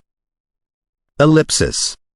After a squeak, a girl in a court dress opened the door of the room. The candle in her hand illuminated the dark room. Where the light was gathered, a tall and slim young man looked back at her in fear, with a heart in his hands and a broken body in front of him. Crack. The candle fell onto the ground, and the beautiful girl covered her mouth, asking in disbelief, "You are a sorcerer?" "No, no." His face livid, the young man shook his head in a panic, but he was unable to answer the question. Ellipsis. Blowing a melodic whistle, a black-haired and black-eyed young man trotted joyfully on the street. His handsome face and his unique scholarly vibe were particularly attractive for ladies. "This play stinks. It's not even as good as the one in my head." He clicked his tongue and criticized it. In the meantime, he couldn't help but remark, Mrs. Audrey was too hot and passionate. Suddenly, a man, probably in his 30s, ran close from a corner and shouted in a panic, "Run! Run out of the city! The Viscount knows that you slept with Mrs. Audrey." "What?" The young man's face immediately turned pale. His easiness was gone. He took his luggage and ran off immediately. By the time he got out of the city, it was already sunset. How beautiful! He gradually recovered his calmness and chuckled. "This is a good opportunity for me to go to Rentado. I've always wanted to visit it anyway. I'm the man who is destined to become the greatest playwright." Against the sunset, the black-haired young man blew a cheerful whistle again. Throne of Magical Arcana Chapter 896. Still in Mundaneness Chapter 896 Still in Mundaneness. In the study in the Hull Manor, the thick curtains were pulled to the two sides. Covered in gauze, the window let in the sunlight and created splendid golden light in the room. Hathaway was calculating something behind the desk with the quill in her hand. Now and then, she raised her head and talked with Douglas and Fernando in simple words. If what she wanted to express was too complicated, she would choose an oral and written approach. Douglas, standing before the window, looked solemn, as if he was deep in thought. He paced back and forth in the golden realm of sunlight. Occasionally, he came to a sudden stop and pointed out the critical immaturities in Fernando and Hathaway's thoughts. By the time they offered their rebuttals, he would start pacing again as a thinker. The scene where they discussed arcana and magic was like a vivid painting. It was a pity that nobody was there to record the brilliant tableau in the history of magic. Such discussions had lasted many days. All the confusion that Fernando and Hathaway had on gravity, the motion system of celestial bodies, and the three laws of motion had been perfectly answered, giving them copious returns. When I applied calculus to the ninth circle spells, I realized that the difficulties of construction were significantly lowered. Fernando waved the paper in his hands. On the paper that had been processed with magic, light and shadow coexisted, giving a strange cubic feeling to the magic model. Not just the ninth circle spells, all the spells above the third circle have been mostly simplified. If the difficulty to construct and learn spells was 100 in the past, it's only 60 now, Douglas replied as he paced. Staring at the paper in his hands, Fernando suddenly said with mixed feelings, if calculus were established 20 years sooner, we would have plenty more archmages and senior rank sorcerers today. The combat abilities of the sorcerers of the same rank would be doubled too. Douglas paused and turned around to look at Fernando. How is your recovery? Have you grasped calculus and gravity? There isn't a problem for now, Fernando said affirmatively. Douglas nodded his head. Then, please contact the other organizations and express our willingness for cooperation. Also, remind them that they must lie low even if they do not have any materials in the next couple of years. We cannot try anything until the conflicts between the church and the nobles reach the crest. In any case, those cowards dare not do anything, Fernando said in disdain. Then, he put his quill and his paper back, as if he were ready to leave. Nobody could deny that Fernando was a man of action. Douglas turned around and looked at Hathaway. Hathaway, you should return to Rentado. The church and the other nobles will suspect you if you stay here for long. Okay, Hathaway replied, but her quill did not stop at all. Douglas took a deep breath. The Lord of Frigidity and the Eye of Curse have concealed their demiplanes. So, I need to pay a visit to hell first. After a brief union, the three of them embarked on different roads for the future of the sorcerers. Ellipsis, ellipsis. Crack. The candlestick fell to the ground into pieces, and the broken candle died out after flickering for a while.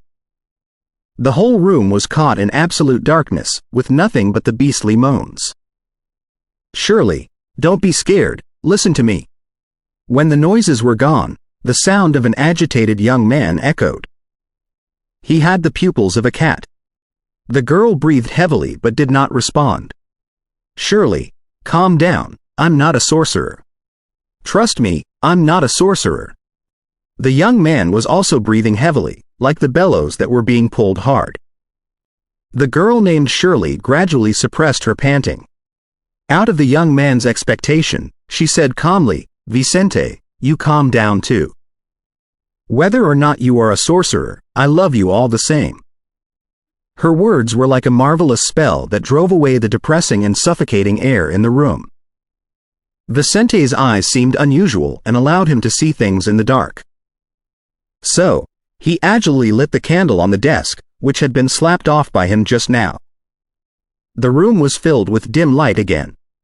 Vicente had already put down the heart in his hands and wiped off the blood. He rushed to the girl and asked excitedly, Really? Shirley bit her teeth and nodded solemnly. I don't care who you are.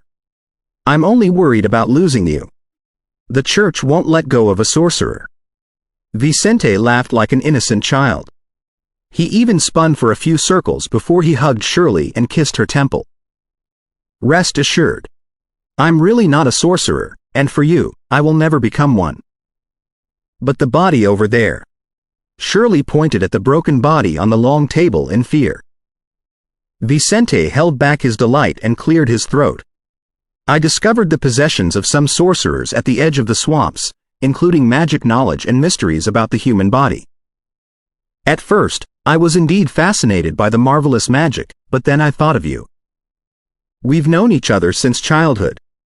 You secretly taught me the common tongue and the Sylvanas language even though you were a noble. You declined so many distinguished nobles just to marry me, which made your father and your mother very angry. How can I abandon you and walk on the path that only means hiding? Vicente added sweet words to his explanation. Shirley's lips curled, and she tried not to show her smile. The nobles in this period still learned the language of the magic empire in private. So, I buried the books on magic at the edge of the swamps again and only brought back those about body mysteries. Vicente pointed at a few books on the table. Shirley asked in confusion, Body mysteries? Vicente suddenly became solemn. He said with mixed feelings, I've met too many helpless patients in the charity. They have no money to ask the reverends to treat them with divine power, and they can only count on the herbs and potions from the doctors like us.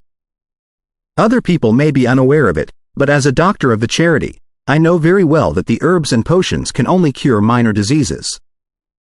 As for the patients who are in slightly more serious conditions, I can do nothing but watch them moan and scream as they approach the end of their lives.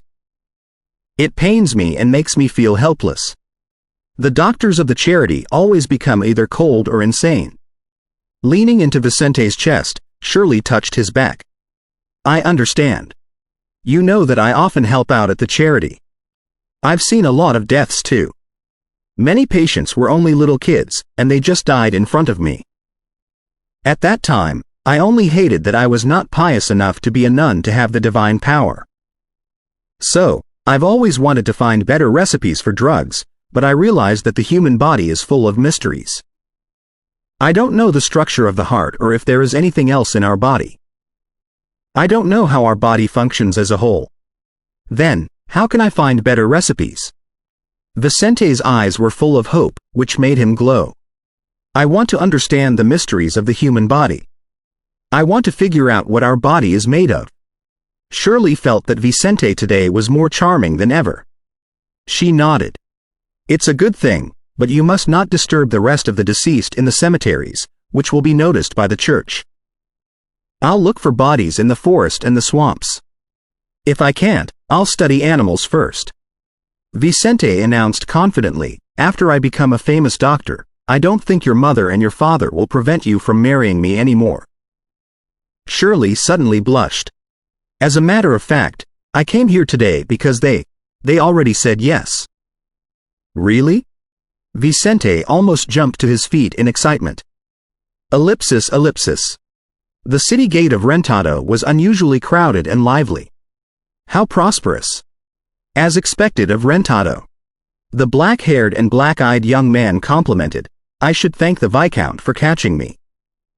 Without him, I wouldn't have made up my mind to come to Rentado. Squeezing into the gate, he suddenly shouted, Rentado, I'm here. What a lunatic. The citizens around all looked at him.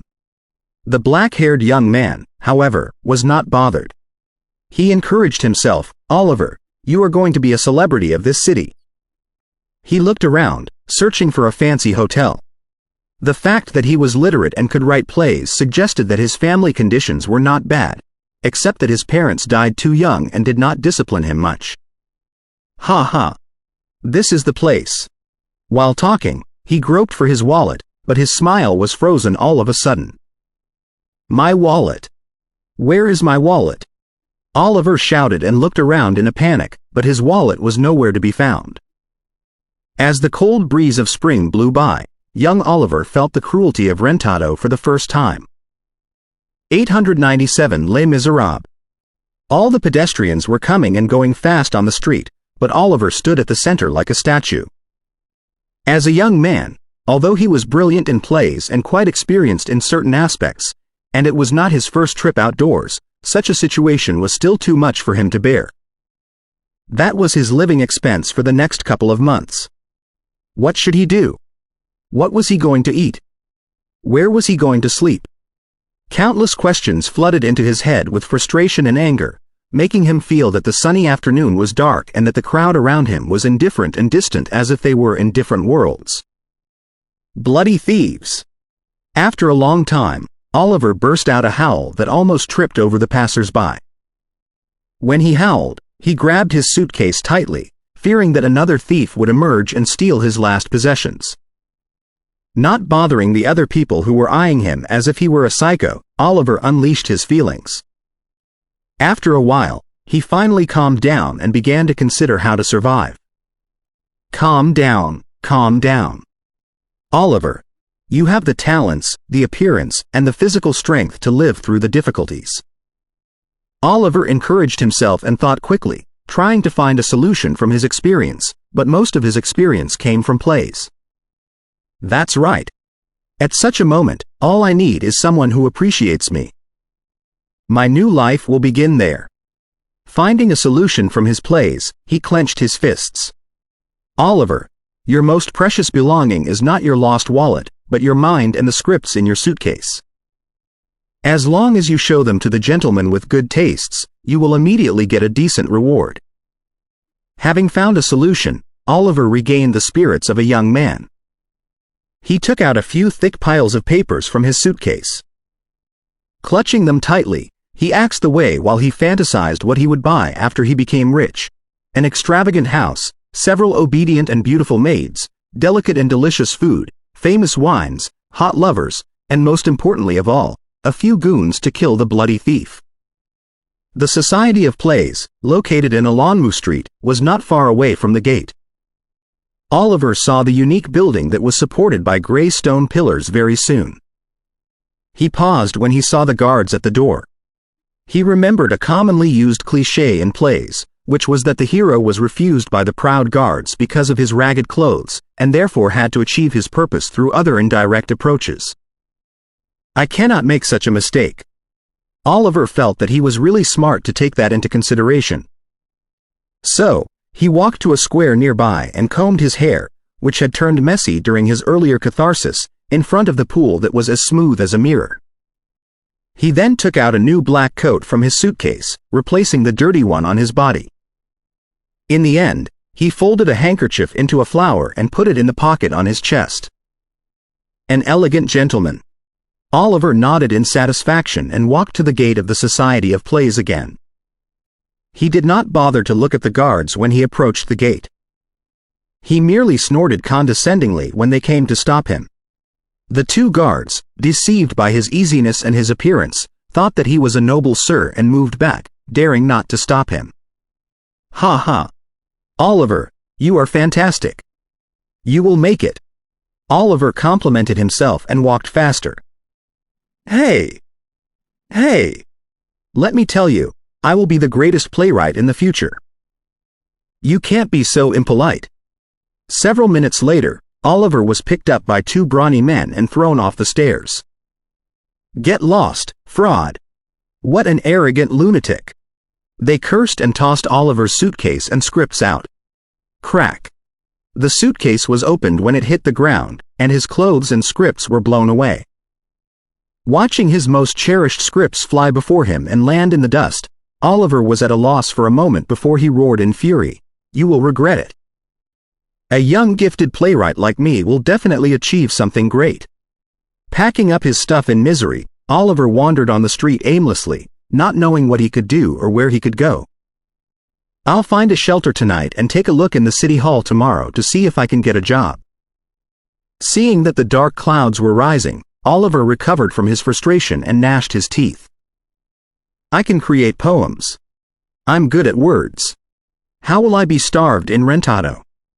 Gradually, he picked up his confidence. He found shelter under the eaves and hid below it. Hua-la-la. A torrential rain poured, raising a mist on the ground. Oliver was dazed by the scene before he suddenly turned happy. My experiences today will inspire my future creations. Pa! Oliver felt that his head was exploding. He struggled to turn around, only to discover that a homeless guy was glaring at him. This place is mine. The guy pointed under the eaves. The fury that Oliver had the entire day burst out. As a young man, he roared, I occupied it first. While he lunged forward and fought the homeless guy. Suddenly, his face was frozen, and his eyes lost the focus, because another homeless guy came from behind him and knocked him hard in the head with a wooden stick.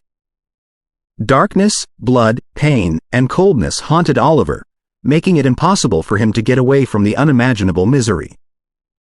After trying his best, Oliver suddenly sat up. The darkness before his eyes faded, revealing the dim candlelight before him. Where am I? He mumbled, looking at the shabby cottage. He felt that his head was in pain. My house. A man's cold voice echoed. The door to the room inside was opened, and a stout, tough-looking baldy walked out. You've been sold to me. What? Oliver jumped off his bed in disbelief, only to be knocked to the ground by the man with one punch. Call me boss. Do you understand? The man showed his muscles. Shut your mouth and listen to me. His head felt dizzy after the punch.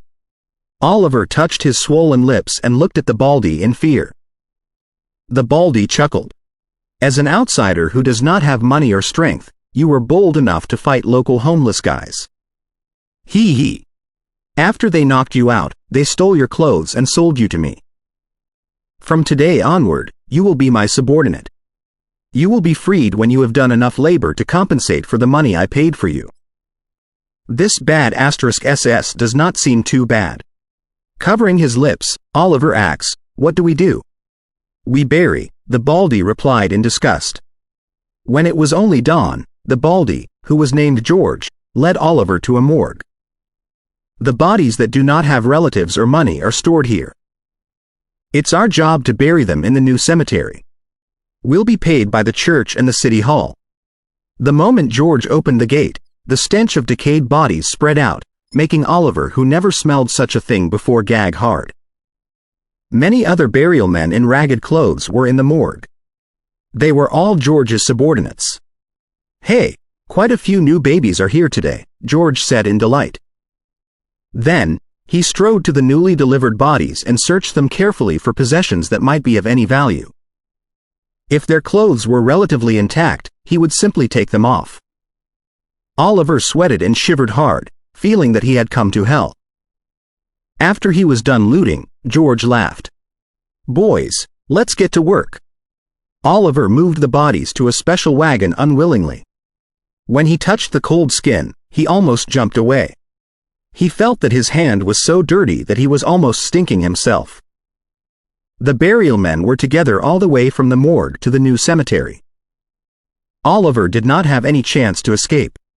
Baldy George also told him that he had connections in the church and the city hall, and that if Oliver dared to escape, he would be buried in the new cemetery directly.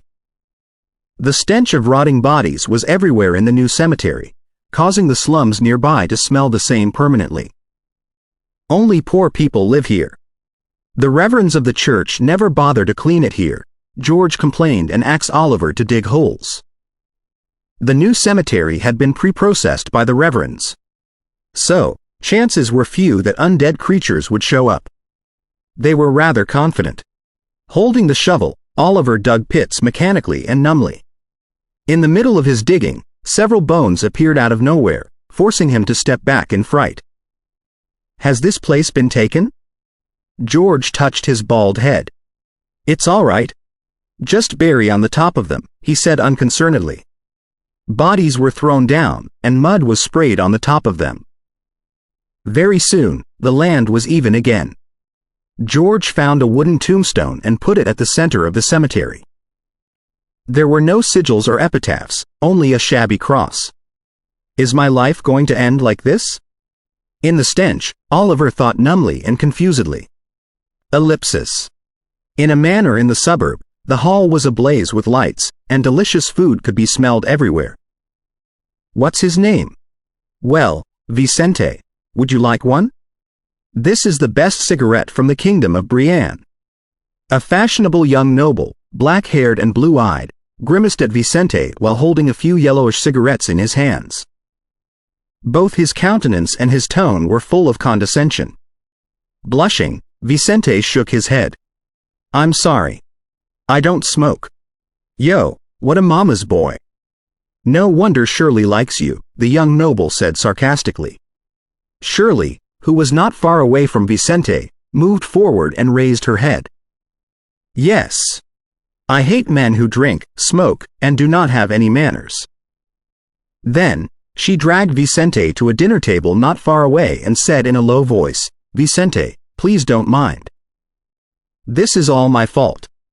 I shouldn't have asked you to join this dinner. It's all right. We are going to be married soon.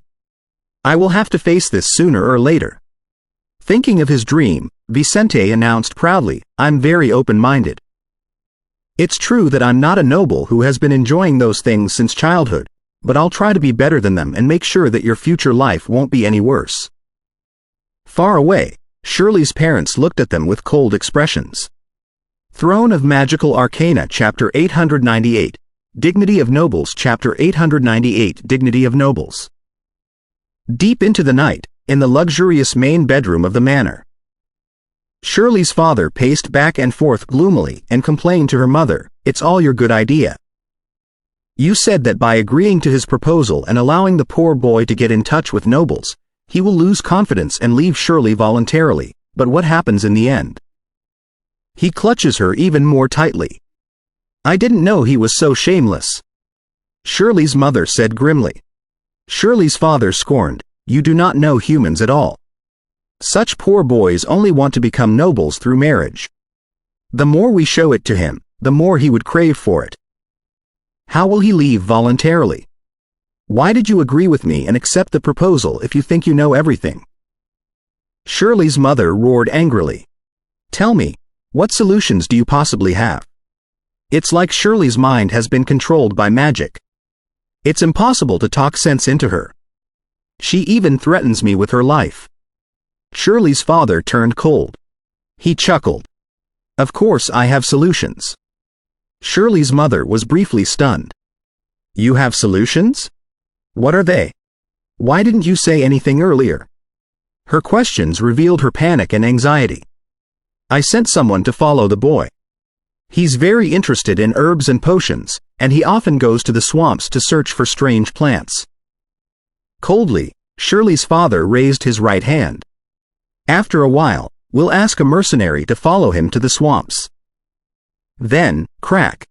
He made a throat-cutting gesture. What? Are you going to kill him? Are you not scared that Shirley will hate us for the rest of her life? She often threatens us with her life. Shirley's mother asked nervously. Shirley's father put on a cruel smile. How can she possibly suspect us? We are good parents who have been softened by her. If we want to kill him, why would we agree to his proposal? Shirley's mother suddenly realized it. That's why you agreed to his proposal. Of course. Why else would I have given in? Shirley's father nodded. During the dinner, the few young men who are into Shirley seemed quite dissatisfied with that boy. Shirley will definitely consider them as the main suspects. Jealousy is always one of the greatest motivations for crimes. Very good. I do not want to see the boy ever again. Shirley's mother smiled in satisfaction. Honey, you are so smart. When are you going to do it? I need to watch over Shirley. Shirley's father shook his head. Don't be hasty. As I said, jealousy is always one of the greatest motivations for crimes. Those young men are all nobles. There's nothing they dare not do to civilians. So, let's observe for a while. Maybe they'll do it for us. In that case, we wouldn't need to risk looking for a mercenary. That's the reason why I held this dinner party. You're always right. Shirley's mother nodded with a smile. Ellipsis. In a guest room near the main house of the manor. The three most provocative nobles in the dinner had been secretly gathered. Andrew, I cannot hold back my fury, a noble who had naturally curly hair said angrily. The young noble named Andrew said gloomily, Me too. It's true that I like Shirley, but I will not go crazy if I can't have her. If she is married to another noble, I will only be sad but won't do anything outrageous. However, she is going to be married to a civilian who has no hope of activating his blood power. This is an insult to me and the dignity of nobles. How am I going to face other people at parties? Hey, aren't you the Andrew who was bested by a civilian boy? Quote. That's right. I only hate that I cannot kill him right now. Another young man, who had amber-colored eyes, waved his fists hard.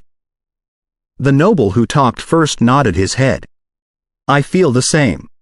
However, the boy is Shirley's fiancé right now. If we do anything, I'm afraid that the Brenzels will be infuriated.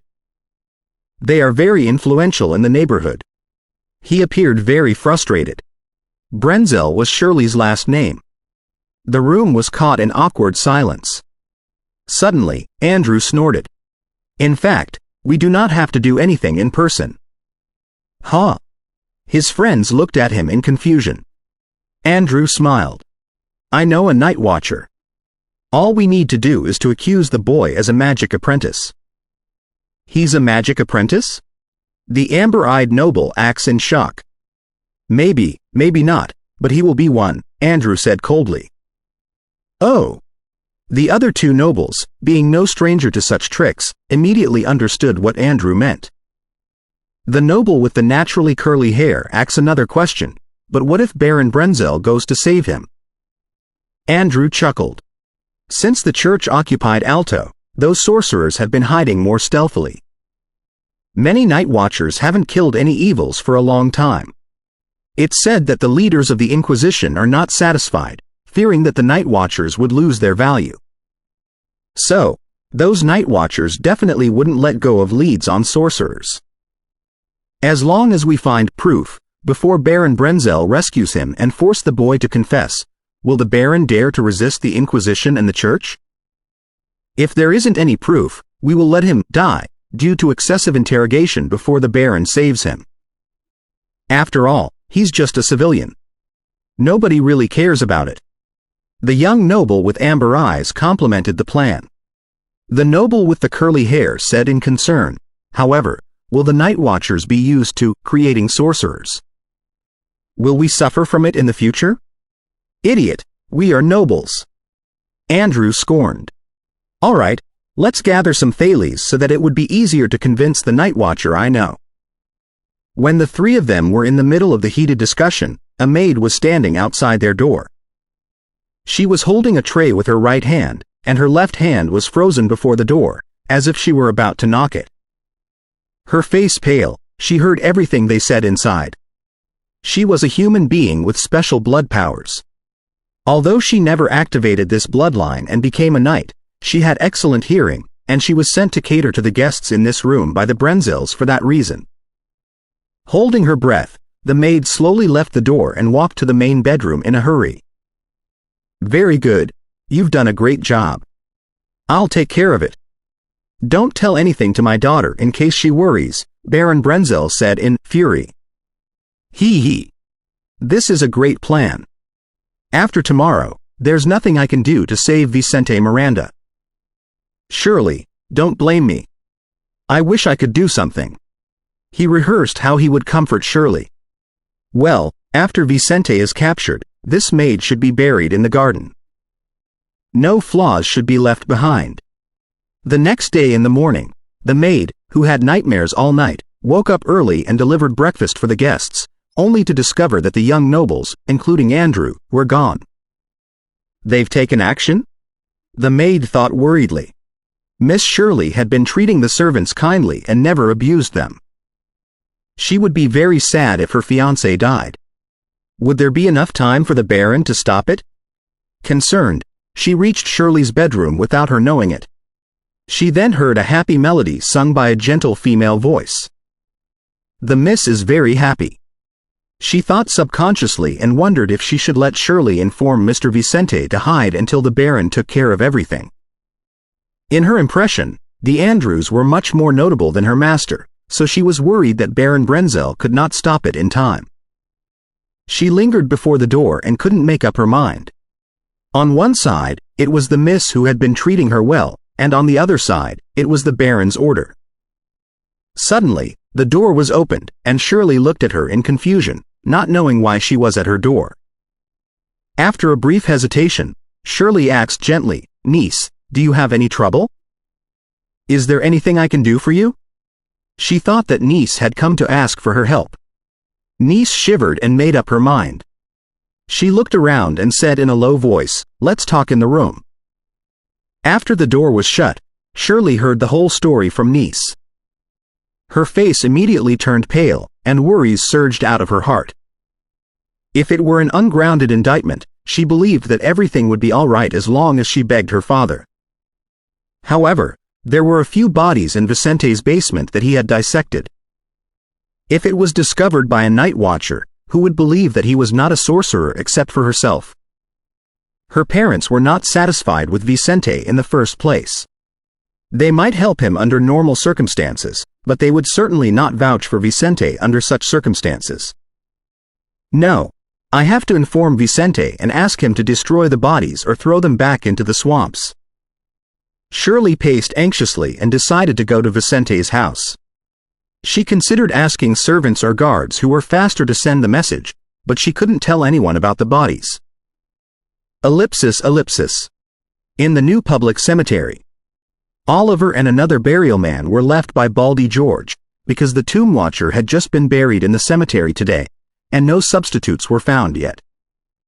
George was asked to supervise it for a couple of days and set off fireworks when there were signs of undead creatures so that the night watchers could come in time. George certainly wouldn't stay in the creepy cemetery himself, so he left Oliver here. Now that you are bold enough to seduce my daughter, I'll let you know that I am the master of your fate. If he weren't concerned that Oliver might escape, he wouldn't have left another burial man with him at all. Oliver suffered unprecedented sufferings and pain recently.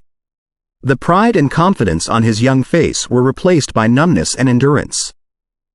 His heart matured.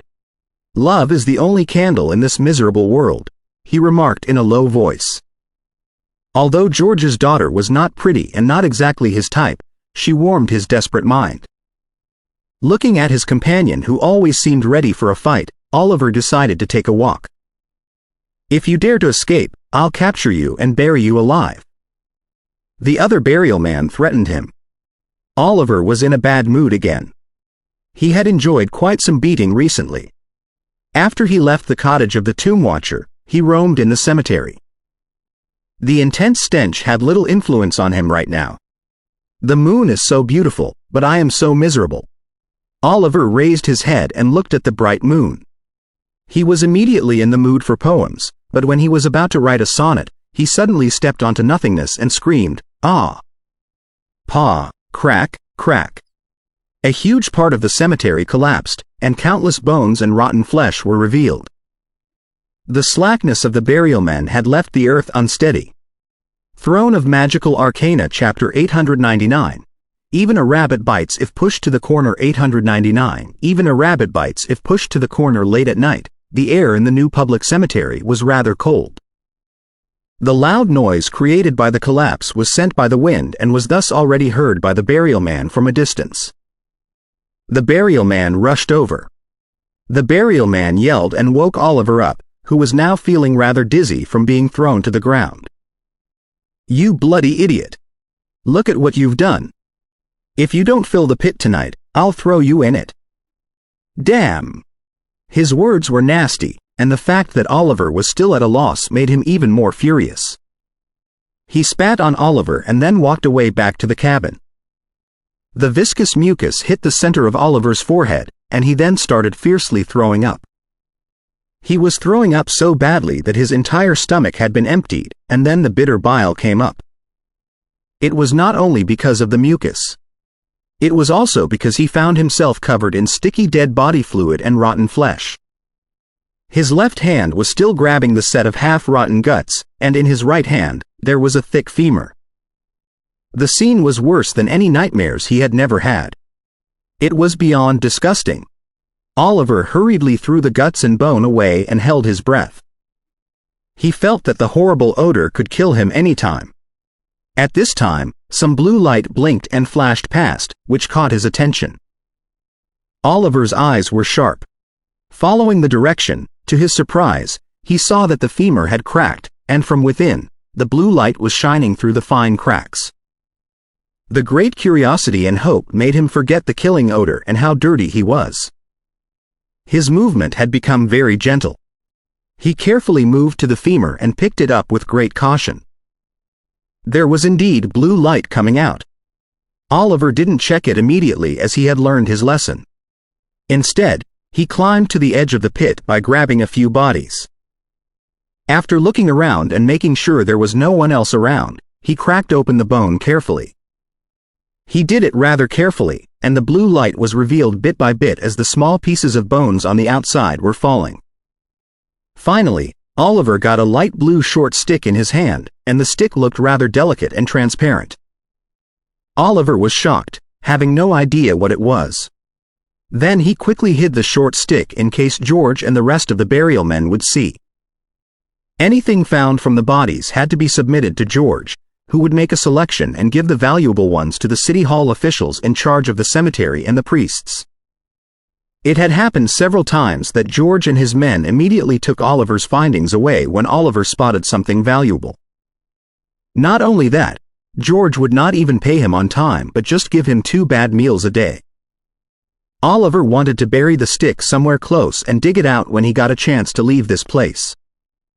He would then get himself some money by selling the stick. However, at this time, he noticed the many small characters engraved on the beautiful stick, which was as blue as ocean water. As a young man who loved opera, Oliver had spent lots of time studying characters and learning different cultures. Therefore, he immediately recognized the characters. It was Sylvanasian, one of the 3 most common tongues in the ancient magic empire. Ms. Audrey's material was a great help to Oliver for understanding the characters. Oliver had lots of thoughts in his mind. He figured out the correct reading order and found that it was a piece about meditation. In the end, the owner even wrote down where he buried his treasures on the short stick. Earth, fire, wind, water. Is this a sorcerer's meditation method? Oliver had heard many stories from bards and some operas, and they were about how an evil sorcerer did bad things to nobles and ordinary people. But in the end, the sorcerer was defeated by the clerics and nobles together. He had some thoughts on where this came from. He believed that it was from a sorcerer who did this before he or she died. Maybe the sorcerer hoped that this could be left to someone, but the person never came. Oliver was a romantic person, and thus, he naturally longed for the mysterious life of a sorcerer who was always under the church's chasing. As a devout follower, his conscience had plagued him multiple times for this, so he never did anything evil or tried to be a sorcerer himself. However, what he had experienced in Rentado had made his belief less solid. Why his Lord never saved him when he was suffering so badly? Why would the priests allow George and his men to do whatever they wanted and even protected them? Why could those clerics, nobles, and wealthy people enjoy luxurious coffins and tombs after they died, while a poor man, no matter how devout he was, could only be thrown into such a pit? Did the Lord call this justice? If so, he should save himself using a sorcerer's method first. No one would know. In the future, he would be rich, and he could still be the same devout follower of the Lord. The conflicting feelings and thoughts appeared within Oliver's mind. Finally, he decided to bury the short stick first to save it for the future. After all, once becoming a sorcerer, he could possibly be spending his whole life living in fear and hiding. He did not want that. Oliver buried the short stick beside a gravestone and left a secret sign for himself. He then hobbled back to the pit as he still had to fill it. Otherwise, George and his men would definitely beat him up again. Oliver knew that there would be no sleep for him tonight. At this time, someone kicked him in his back and then punched him to the ground. Oliver felt pain all over his body, especially in his back. Damned lazy bones. You did nothing. You wanna die? Quote. It was Goldson, another burial man. He started beating Oliver up using all his strength. Oliver could do nothing but to cover his head with his arms. Like a shrimp, he curled his body to protect his most vulnerable parts against the punches and kicks that were falling like raindrops. After a while, Goldson started feeling a bit tired. Get up and get the work done. Or I'll throw you in it. Before Oliver responded, Goldson had turned around and walked back to the cabin. He did not know how Oliver was staring at a gravestone with a special sign behind him. There was blood in Oliver's eyes. Oliver knew that he would die sooner or later if he did nothing. But if he was going to die, they would die with him. He slowly climbed up and walked to the gravestone. After digging out the short stick, he hid in the pit and carefully read it. After remembering the characters, he hid the short stick in front of his chest. He then climbed out of the pit and picked up the iron spade left by Goldson. He shoveled dirt into the pit to fill it, and the work only lasted for half an hour. With the spade in his hand, Oliver walked to the cabin with his face slightly flushed. His movement was quiet, for he didn't want to wake Goldson up. Entering the cabin, Oliver heard Goldson asking while half dreaming, "All done?" That was way too fast. This one is blunt. I am taking a new one, said Oliver, who sounded like a sheer coward. Bloody slug, cursed Goldson. Sharpen both the spades after the work's done. The iron spades were given by the city hall. They could not afford iron items. Okay, said Oliver. At this time, Oliver had come to Goldson and was now standing behind his back. The silver moonlight went through the window and covered him in silver white. Under the witness of the moonlight, Oliver's shadow on the opposite wall raised the spade high in the air. And then it fiercely dropped. "Ah!" Quote. Goldson's bitter crying only lasted for a second and was cut off by his last breath. He had never expected that the useless, young coward from a rich family who only knew how to please girls would have the guts to murder him. Goldson was dazed. He was never on alert when facing such a coward. Fear had frozen on Goldson's face, and his unfocused eyes opened widely. Blood dripped onto the floor from Oliver's spade. He spat on Goldson's head. "You're good, You've got something? You said you were gonna bury me, Come show me," Oliver yelled at the body crazily. After a few minutes, he slowly calmed down. After finding dozens of fells from Goldson's pocket, Oliver put on Goldson's clothes. After that, Oliver walked out of the cabin. The spade was still in his hand, and his left hand grabbed the short stick tight under his shirt. He then walked silently into the darkness. The wind started roaring, and the night now looked even darker. There were now only dead bodies in the new public cemetery. Ellipsis. Shirley hurriedly came back to the village. Before she could walk to Vicente's place, she was stopped by a local peasant woman. "Miss Shirley, don't go. Vicente is a sorcerer," said the woman in fear. "Fortunately, you two are not married."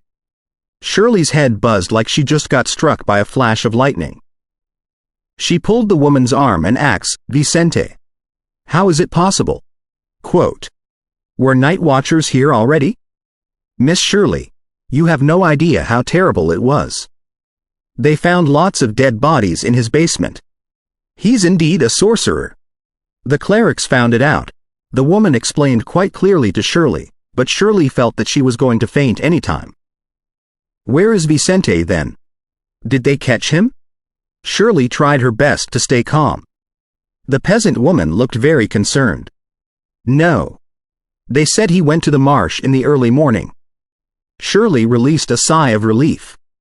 As long as Vicente was still alive, there was still a chance. She believed that Vicente had gone to the marsh to find the special herb because of what happened last night. He got lucky.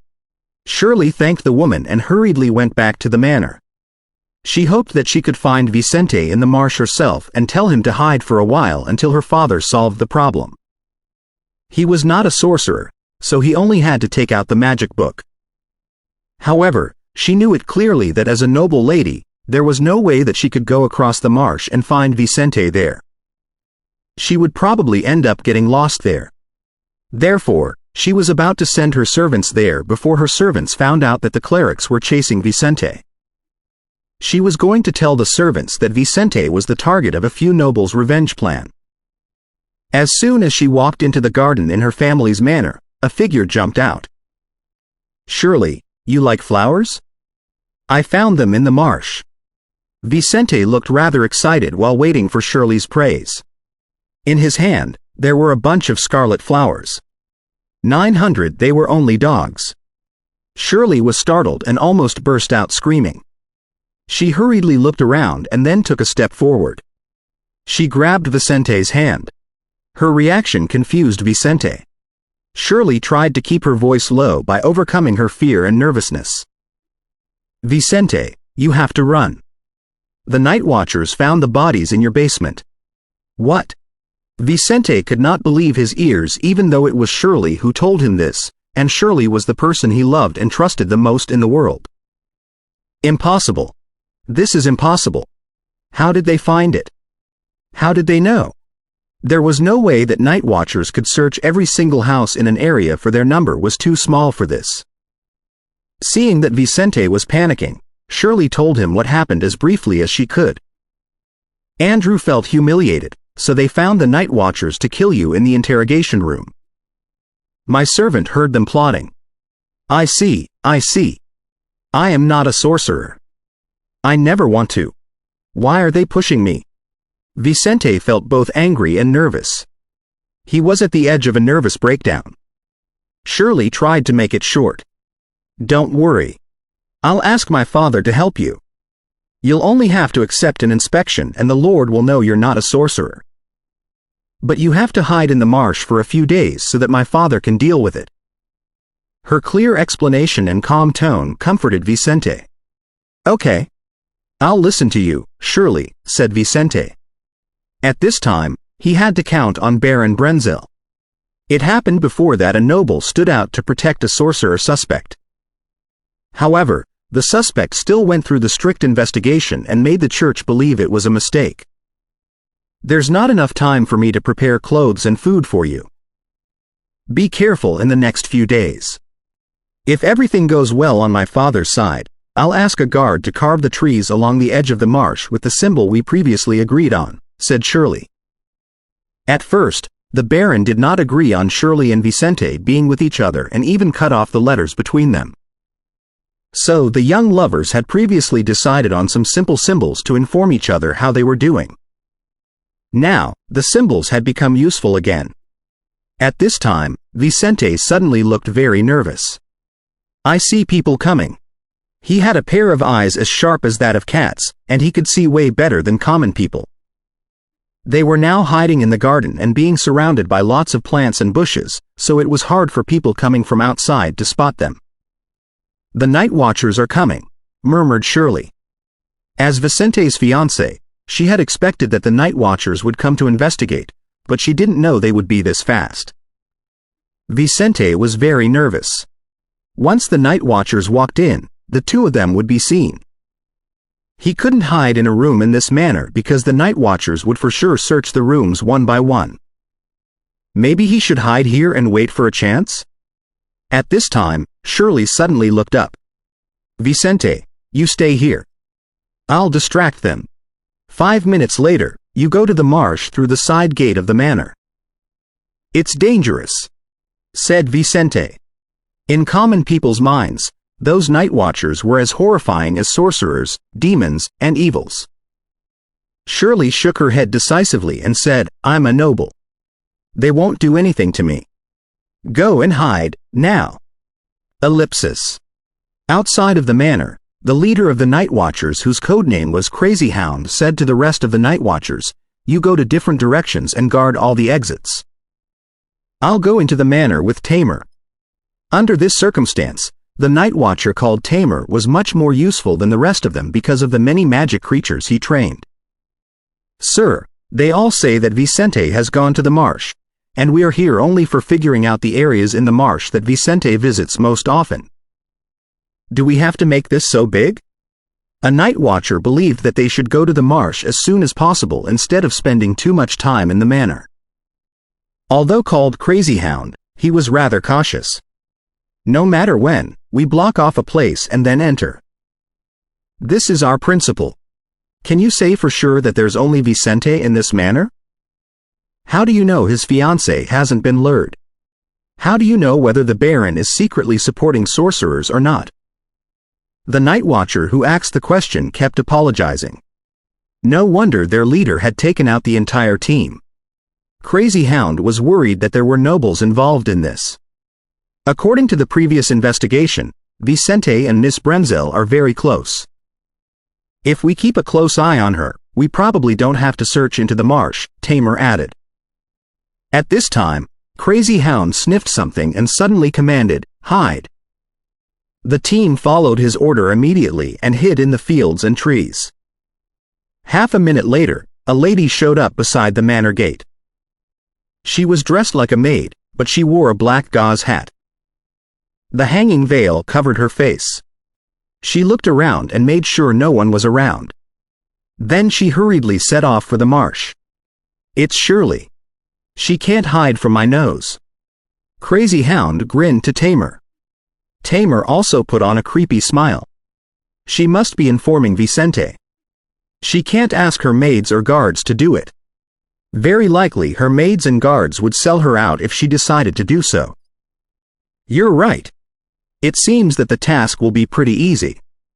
Crazy Hound had the brutal smile on his face, for they would win the reward from the Inquisition as well as from Andrew. If they could make this even bigger and involve more people, they would earn even more. When Shirley had walked some distance away, Crazy Hound whistled and gathered the team again. We follow her. Tamer, you stay here and watch the manor, just in case, commanded Crazy Hound. Yes, leader, said Tamer politely. He had many pets. Although he could not monitor the entire manor, guarding the main gate and watching the Baron should not be a problem. Crazy Hound decided to lead the entire team for fear that Vicente had got his helpers. They secretly followed Shirley through the green field, thin trees, and finally arrived at the marsh filled with miasma. At this time, Crazy Hound's eyes suddenly opened big, for he saw that Shirley had started walking back. What did she do? How did she inform him? No. They were fooled by her. Crazy Hound was furious, but he knew that it would have been too late if he led the entire team back. So he and his team directly jumped out and closed in on Shirley. Who are you? What do you want? Shirley shouted. Crazy Hound said gloomily, Miss Shirley, where's Vicente? I don't know. How do I know? He hasn't come back from the marsh yet, said Shirley as calmly as she could. Then why are you here? Crazy Hound was about to lose control. Shirley responded coldly, come to find him. But when I see the marsh, I know there's no way that I can find him in this place. I'm a noble lady. So I've decided to go back. He should just die in there. If you don't change your mind, I'd have to take you back to the Inquisition. Crazy Hound's eyes started looking red. Dare you? I'm a noble, said Shirley aloud. Crazy Hound sneered, so what? As long as a noble has anything to do with a sorcerer, he will also be put on the gallows. Take her, commanded Crazy Hound. She'll know what an interrogation is like in the Inquisition. You crazy dogs. My father will protest to the church. You will be severely punished. Shirley screamed, for she could not believe her ears. Go ahead. Crazy Hound was not going to change his mind. Ellipsis. The Night Watchers took Shirley to the Inquisition? Asked Baron Brenzel in great shock and anger. After confirming the information, he had gone outraged. Those lunatics. They don't even obey the laws. I'm going to see the Viscount. He then rushed out furiously. After half a day, the Baron came back with an extremely shocked look on his face. Facing his wife, who kept asking what was going on, the Baron finally said, I don't know. I never expected this. The church didn't care about nobles' opinions at all. They even threatened me. They said they'd take me in as well if they find anything against me. Are they out of their minds? The nobles will protest together. The Baron's wife could not believe it. Brenzel shook his head dispiritedly. Protest? How? We can't defeat the church. Ellipsis. In the interrogation chamber, the screams of a young lady lingered. She still hasn't said anything, asked Crazy Hound. The interrogator replied gloomily, not yet. She's more staunch than anyone I've seen. We've pretty much done the most severe damage to her body, but she still won't say a word. Use divine spells then, said Crazy Hound in despair. The interrogator was shocked. She'll die. She's a noble. It's okay. She's just a noble, said Crazy Hound. The attitude that the church showed today had further supported Crazy Hound and made him even crazier. In his mind, a noble lady who was willing to marry a sorcerer was by no means innocent, and neither was her family. He believed that the Lord would also be on his side. The interrogator finally put on an evil and cunning smile. All right. It's time for the nobles to understand who they are. They're only dogs raised by us. He walked into the interrogation chamber in long strides. The screams slowly turned into blood-curdling cries like a nightmare. Eventually, even the cries had disappeared. Dead. What a pity. She had a pretty beautiful face. The interrogator walked out with the look of excitement still on his face. Obviously, he enjoyed the process. It was all quiet now in the interrogation chamber, as if the girl named Shirley had never even been sent into this place.